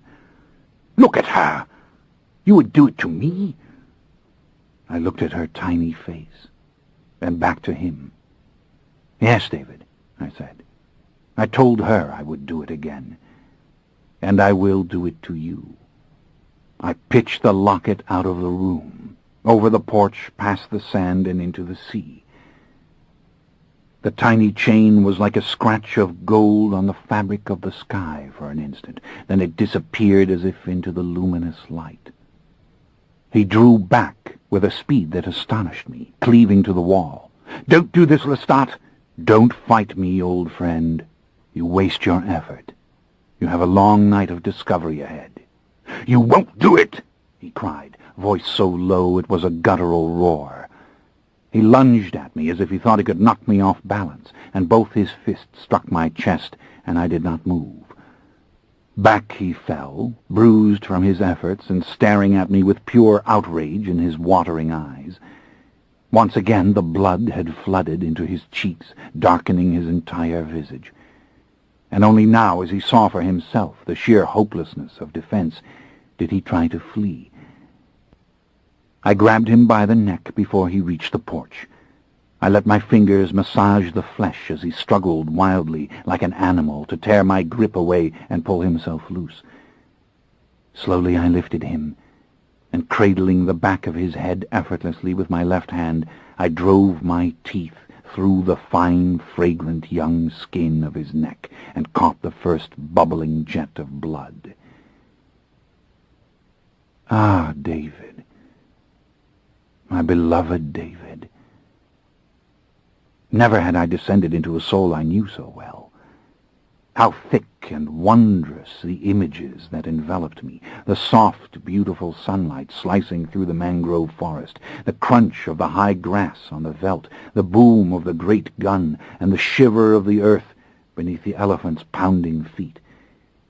It was all there, all the summer rains washing endlessly through the jungles, and the waters swimming up the pilings and over the boards of the porch, and the sky flashing with lightning, and his heart pounding beneath it with rebellion, with recrimination. "You betray me, you betray me, you take me against my will," and the deep, rich, salty heat of the blood itself.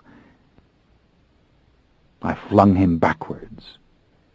That was enough for the first drink. I watched him struggle to his knees. What had he seen in those seconds? Did he know now how dark and willful was my soul? "You love me?" I said. "I am your only friend in this world." I watched him crawl across the tiles. He grabbed for the footboard of the bed and raised himself, then fell back, dizzy, to the floor. Again he struggled. "Ah, let me help you," I said. I spun him around and lifted him and sank my teeth in those very same tiny wounds. "For love of God, stop! Don't do it, Lestat! I'm begging you, don't do it!" Beg in vain, David. Oh, how scrumptious this young body, these hands shoving at me, even in the trance. What a will you have, my beautiful friend. And now we are in old Brazil, are we not? We are in the tiny room, and he is calling the names of the candomblé spirits. He is calling. And will the spirits come? I let him go. Again he sank on his knees, then keeled over on his side, eyes staring forward. That's enough for the second assault. There was a faint rattling in the room, a faint knocking. Oh, do we have company? We have little invisible friends? Yes, look, the mirror is wobbling. It's going to fall. And then it hit the tiles and exploded like so many pieces of light coming loose from the frame. He was trying to get up again. You know what they feel like, David? Can you hear me? They are like many silk banners unfurled around me. That week, I watched as he gained his knees again. Once more he was crawling across the floor. Suddenly he rose, pitching forward. He snatched up the book from beside the computer and, turning, hurled it at me. It fell at my feet. He was reeling. He could scarce keep standing. His eyes clouded. And then he turned and almost fell forward into the little porch, stumbling over the rail and towards the beach. I came behind him, following him as he staggered down the slope of white sand. The thirst rose, knowing only that the blood had come seconds before and that it must have more. When he reached the water, he stood there, tottering, only an iron will keeping him from collapse. I took him by the shoulder, tenderly, embracing him with my right arm. "No! Damn you! Damn you into hell! No," he said. With all his waning strength he struck at me, shoving at my face with his doubled fist, tearing the flesh of the knuckles as it struck the unyielding skin.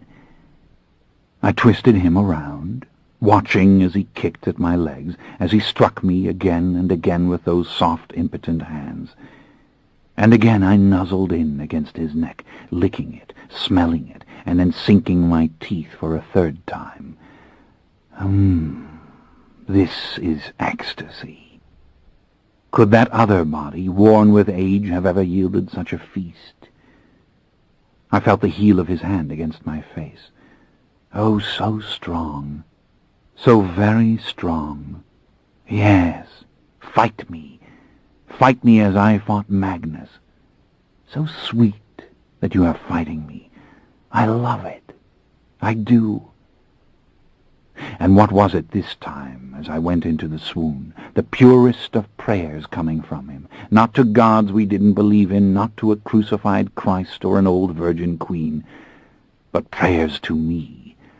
Lestat, my friend, don't take my life. Don't let me go. I slipped my arm ever more tightly around his chest, then drew back, licking at the wounds.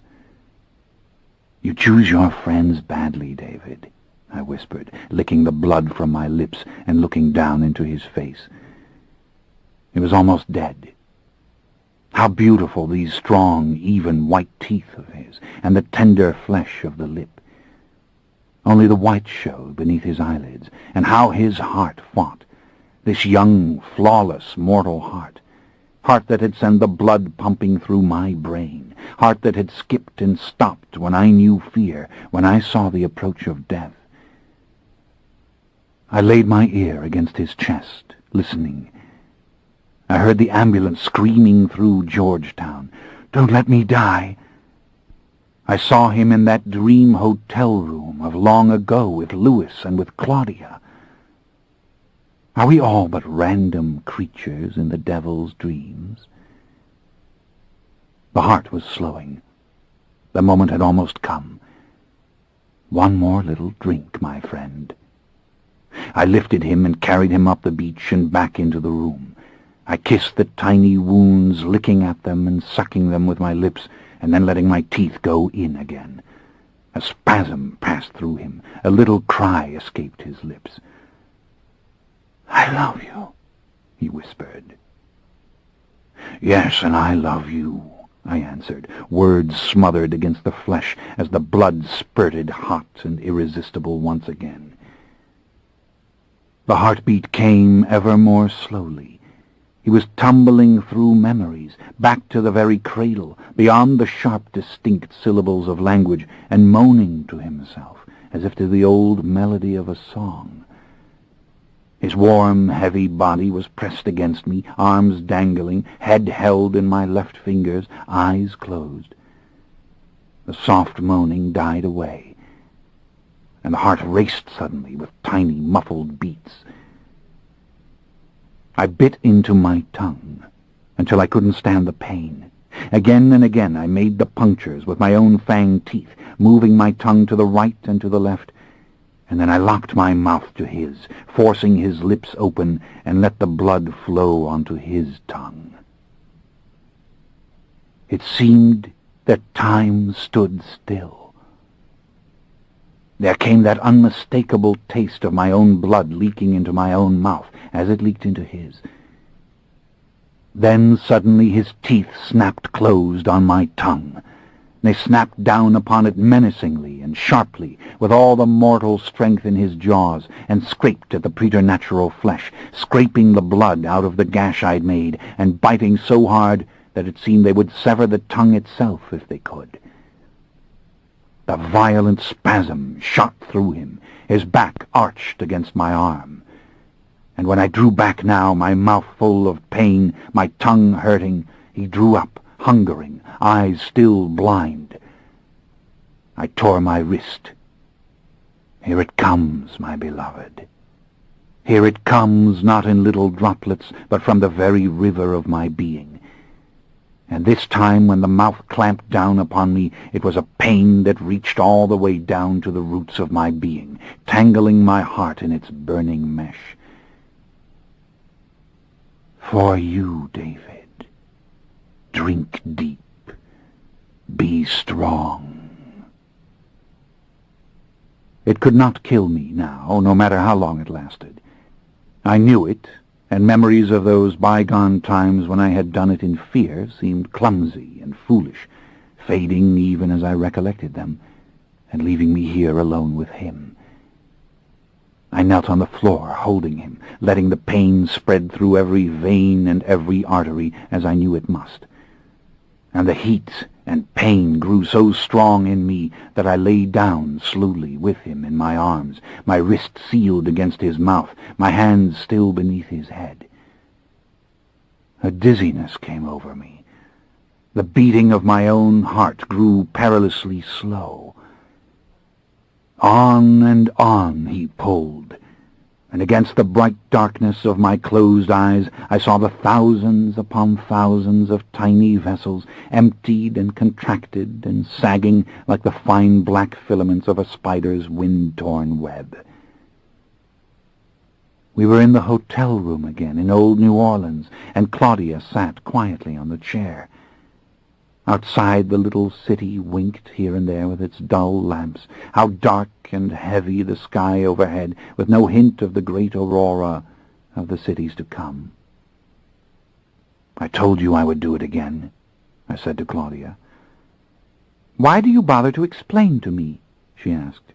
"You know perfectly well that I never asked you any questions about it. I've been dead for years and years." I opened my eyes. I lay on the cold, tiled floor of the room, and he was standing over me, looking down at me, and the electric light was shining on his face. And now his eyes were brown no longer. They were filled with a soft, dazzling, golden light. An unnatural sheen had already invaded his sleek, dark skin, paling it ever so slightly, and rendering it more perfectly golden. And his hair had already taken on that evil, gorgeous luster, all the illumination gathered to him and reflected off him and playing around him, as if it found him irresistible. This tall, angelic man with the blank and dazed expression on his face. He didn't speak, and I could not read his expression. Only I knew the wonders that he beheld. I knew when he looked around him, at the lamp, at the broken fragments of mirror, at the sky outside, what he saw. Again he looked at me. "You're hurt," he whispered. I heard the blood in his voice. Are you hurt?" "For the love of God," I answered in a raw, torn voice. "How can you care if I'm hurt?" He shrank back away from me, eyes widening, as if with each passing second his vision expanded. And then he turned, and it was as if he'd forgotten that I was there. He kept staring in the same enchanted fashion. And then, doubling over with pain, grimacing with it, he turned and made his way out over the little porch into the sea. I sat up. The entire room shimmered. I had given him every drop of blood that he could take. The thirst paralyzed me, and I could scarce remain steady. I wrapped my arm around my knee and tried to sit there without falling down again in sheer weakness on the floor. I held my left hand up so that I might see it in the light. The little veins were raised on the back of it, yet they were smoothing out as I watched. I could feel my heart pumping lustily. And keen and terrible though the thirst was, I knew that it could wait. I knew no more than a sick mortal as to why I was healing from what I had done, but some dark engine inside me was working busily and silently upon my restoration, as if this fine killing machine must be cured of all weakness, so that it may hunt again. When I finally climbed to my feet, I was myself. I had given him far more blood than ever I had given the others I'd made. It was finished. I'd done it right. He'd be so very strong. Lord God, he'd be stronger than the old ones. But I had to find him. He was dying now. I had to help him, even if he tried to drive me away. I found him waist-deep in the water. He was shuddering and in such pain that small gasps were coming from him, though he tried to keep quiet. He had the locket, and the gold chain was wrapped around his clenched hand. I put my arm around him to steady him. I told him it would not last very long at all, and when it was gone, it would be gone forever. He nodded his head. After a little while, I could feel his muscles loosening. I urged him to follow me into the shallow waves, where we could walk more easily, no matter what our strength. And together we walked down the beach. "You're going to have to feed," I said.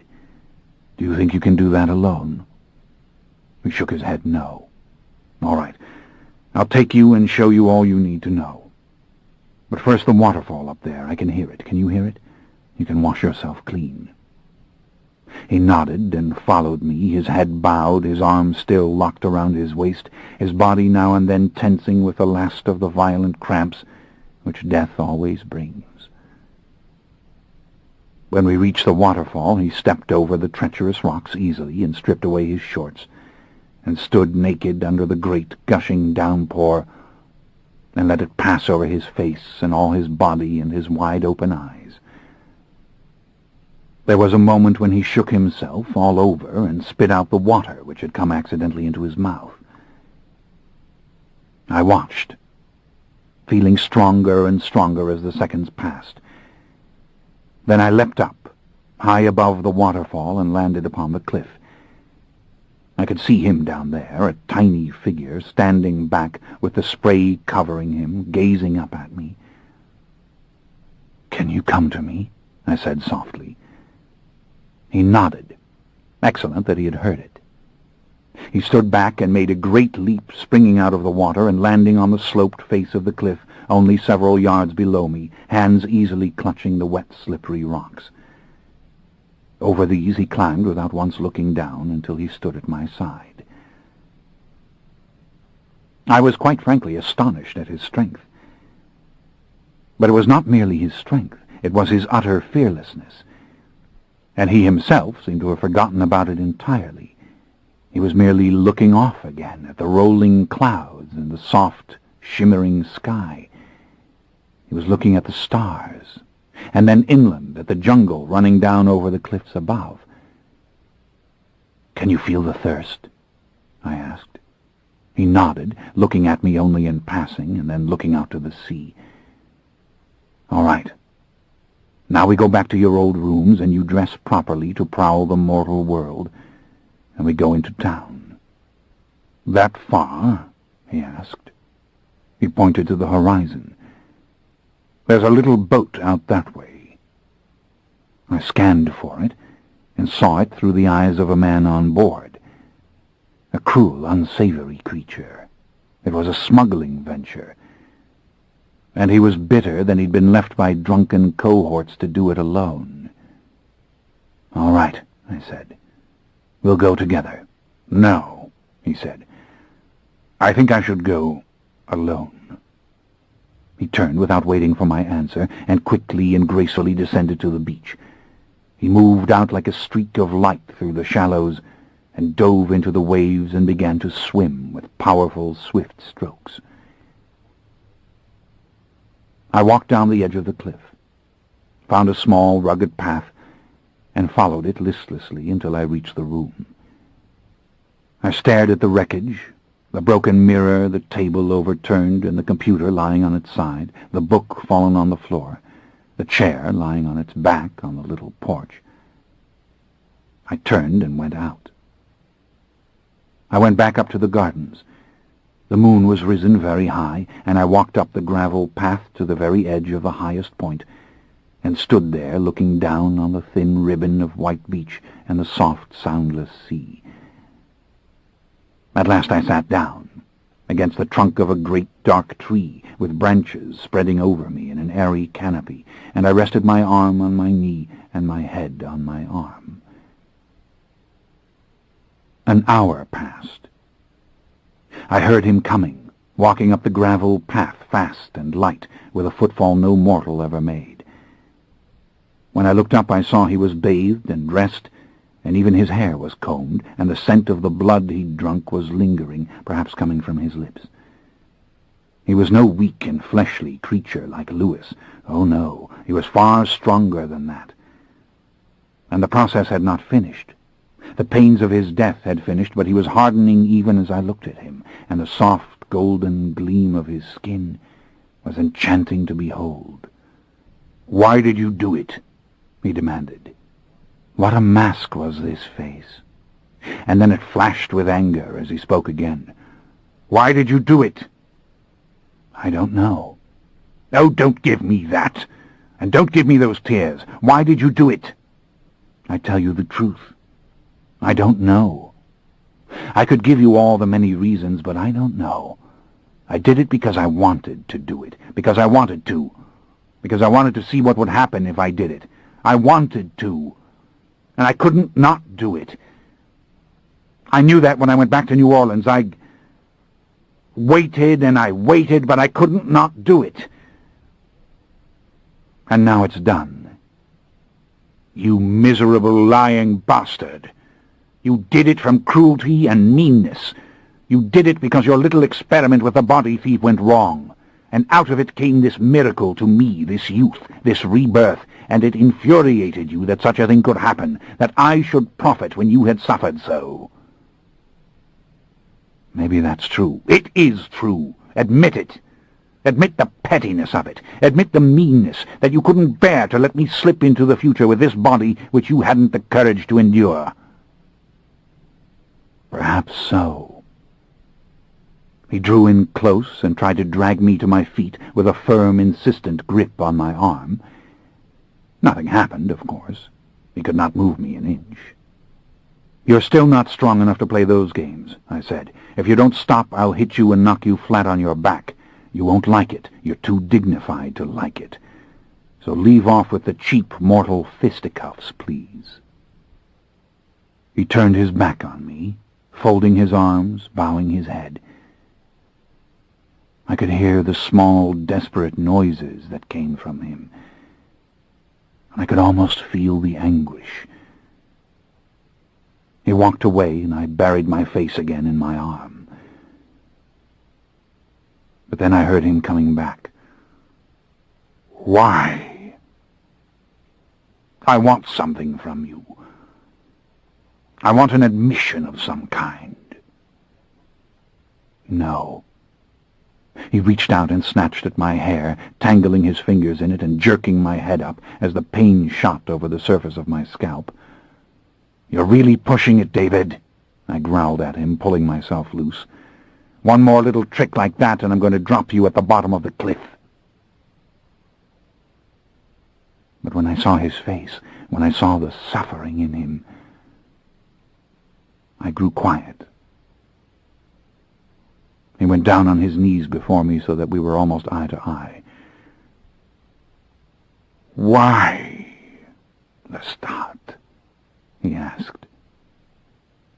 And his voice was torn and sad, and it broke my heart. Overcome with shame, overcome with misery, I pressed my closed eyes again on my right arm and brought up my left to cover my head. And nothing, not all his pleas or curses or cries against me or his final quiet departure, could make me look up again.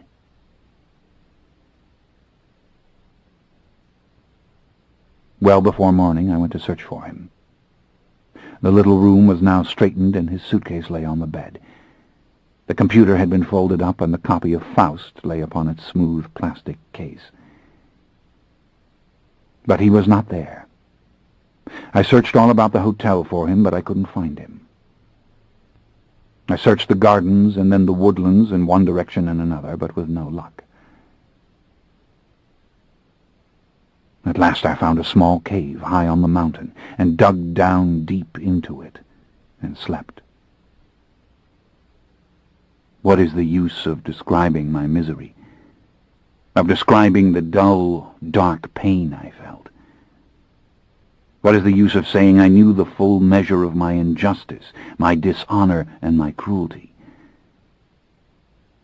I knew the magnitude of what I had done to him.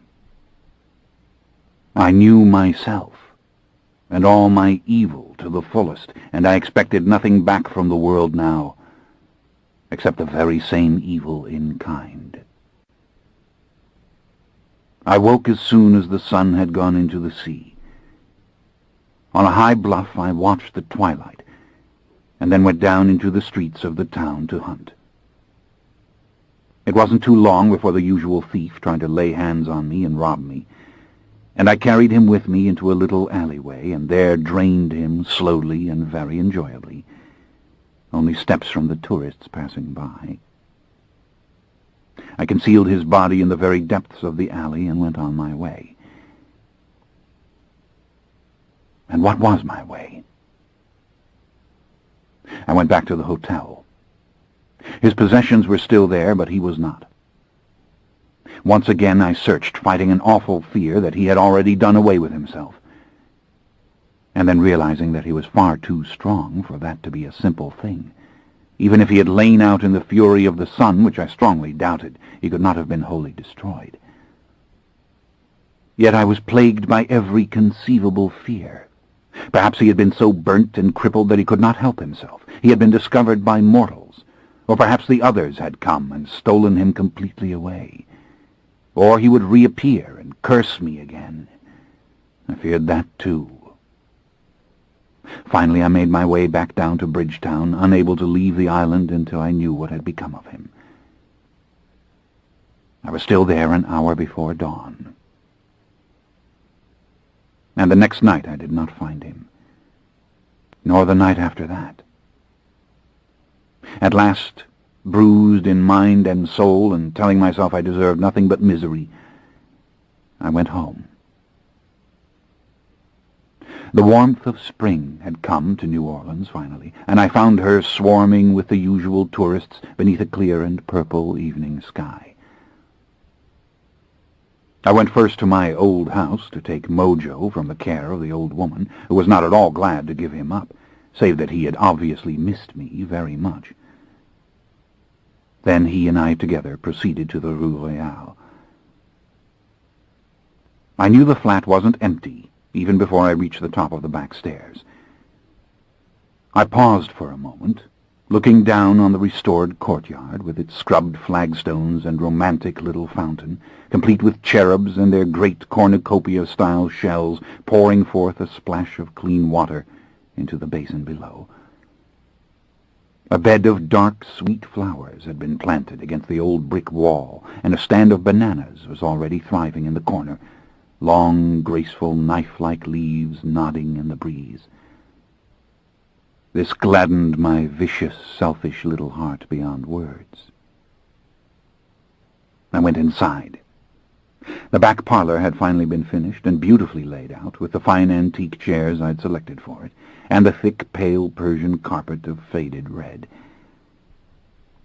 I looked up and down the length of the hallway, past the fresh wallpaper of gold and white stripes, and over the yards of dark carpet, and I saw Louis standing in the front parlor door. "Don't ask me where I've been or what I've done," I said. I walked towards him, brushed him aside, and went into the room. It surpassed all my expectations. There were a very replica of his old desk between the windows, and the camelback sofa of silver damask, and the oval table inlaid with mahogany, and the spinet against the far wall. "I know where you've been," he said, "and I know what you've done." "Oh? And what's to follow? Some stultifying and endless lecture? Tell me now, so I can go to sleep." I turned around to face him, to see what effect this stiff rebuff had had, if any. And there stood David beside him, dressed very well, in black fine-combed velvet, and with his arms folded across his chest and leaning against the frame of the door. They were both looking at me, with their pale, expressionless faces, David presenting the darker, taller figure, but how amazingly similar they appeared.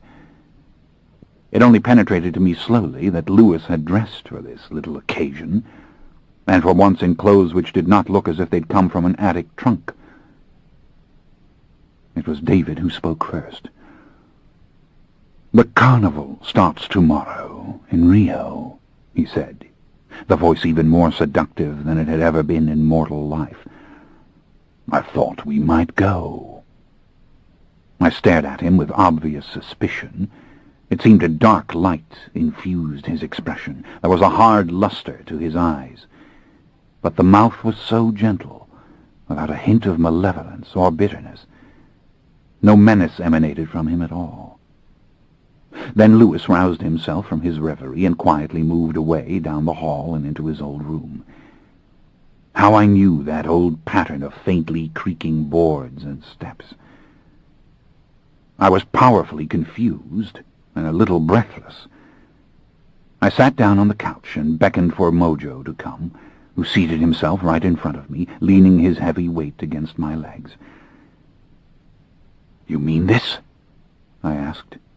"You want us to go there together?" I asked. "Yes," he said. "And after that, the rainforests. What if we should go there, deep into those forests?" He unfolded his arms and, bowing his head, began to pace with long, slow steps. "You said something to me. I don't remember when.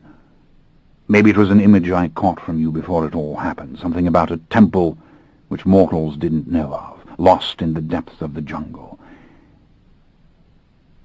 Think of how many such discoveries there must be. How genuine the feeling, how resonant the voice. Why have you forgiven me?" I asked.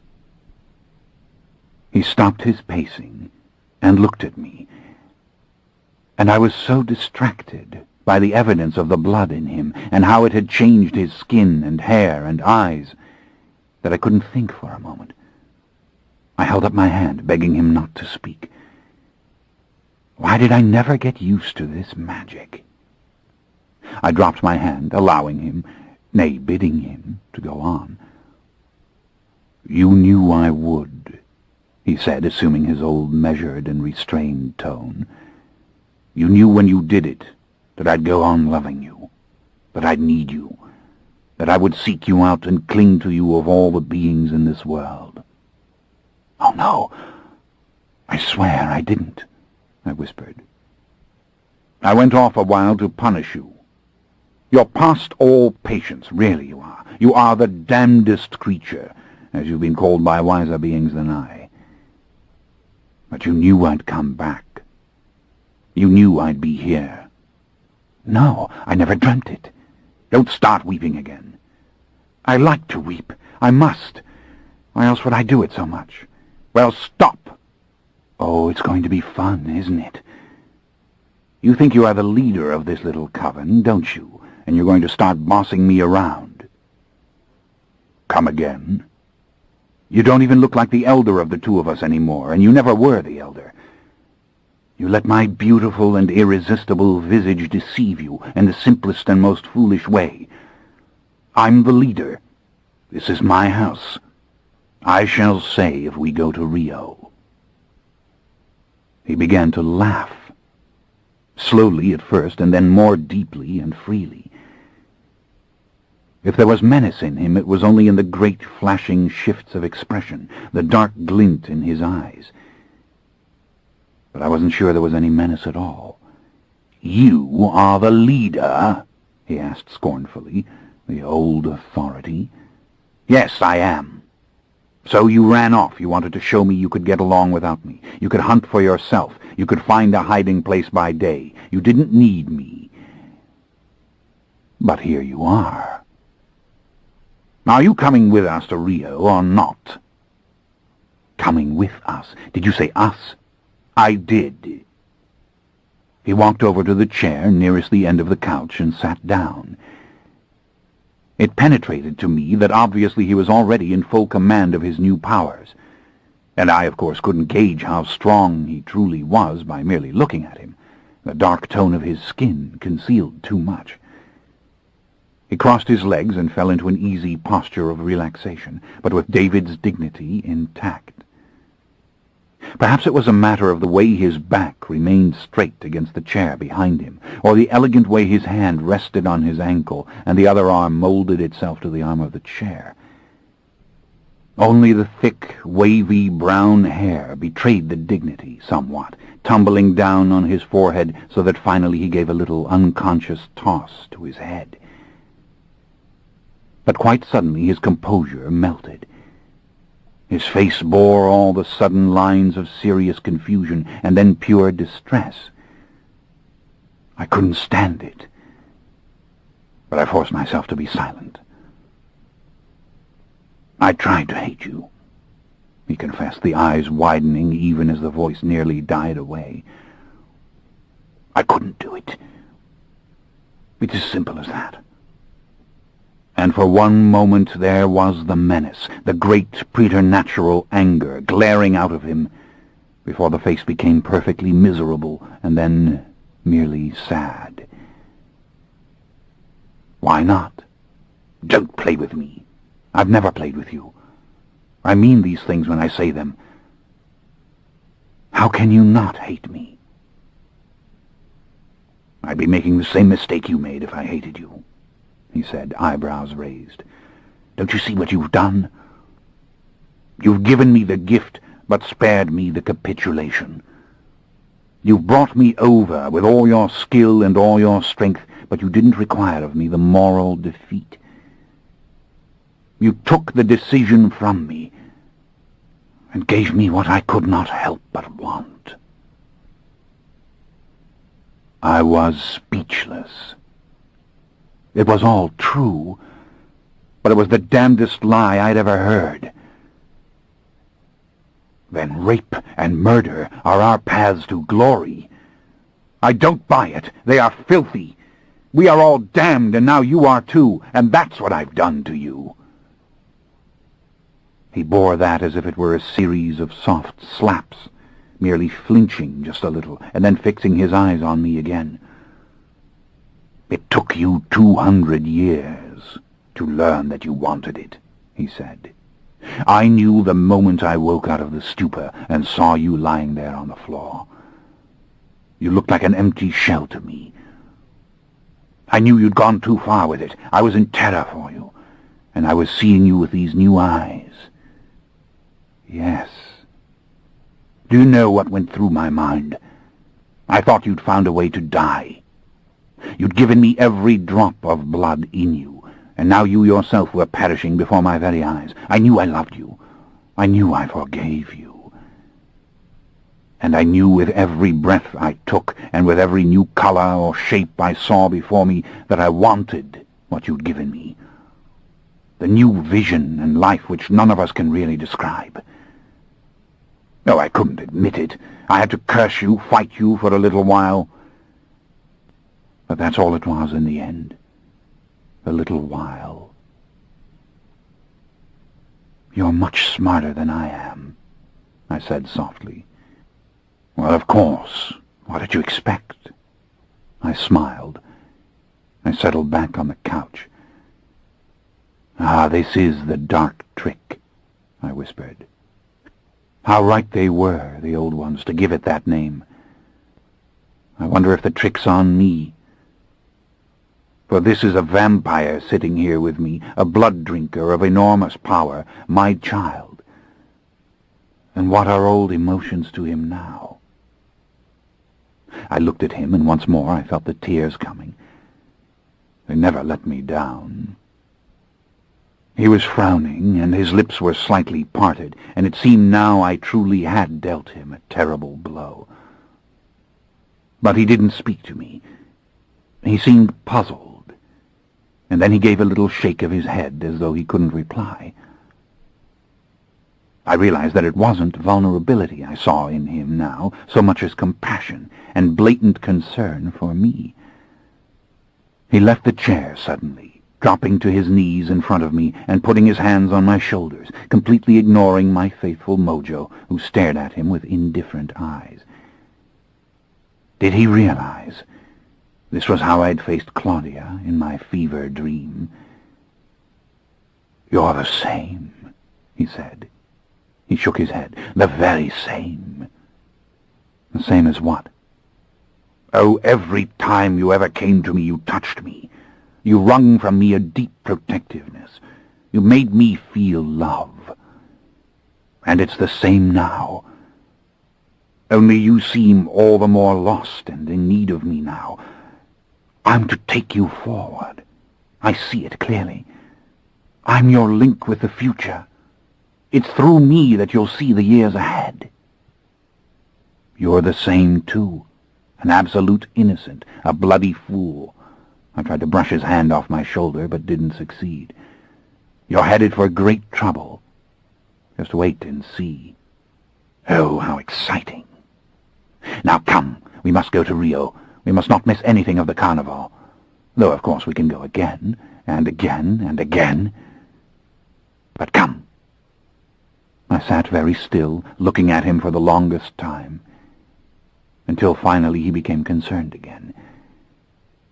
His fingers were quite strong as they pressed my shoulders. Yes, I had done well with him in every step. What is it? He asked timidly. Are you grieving for me? Perhaps a little. As you've said, I'm not as clever as you are at knowing what I want. But I think I'm trying to fix this moment in my mind. I want to remember it always. I want to remember the way you are now, here with me, before things start to go wrong. He stood up, pulling me suddenly to my feet with scarcely any effort at all. There was a soft, triumphant smile on his face as he noted my amazement. Oh, this is going to be really something, this little tussle, I said. Well, you can fight with me in Rio while we are dancing in the streets. He beckoned for me to follow him.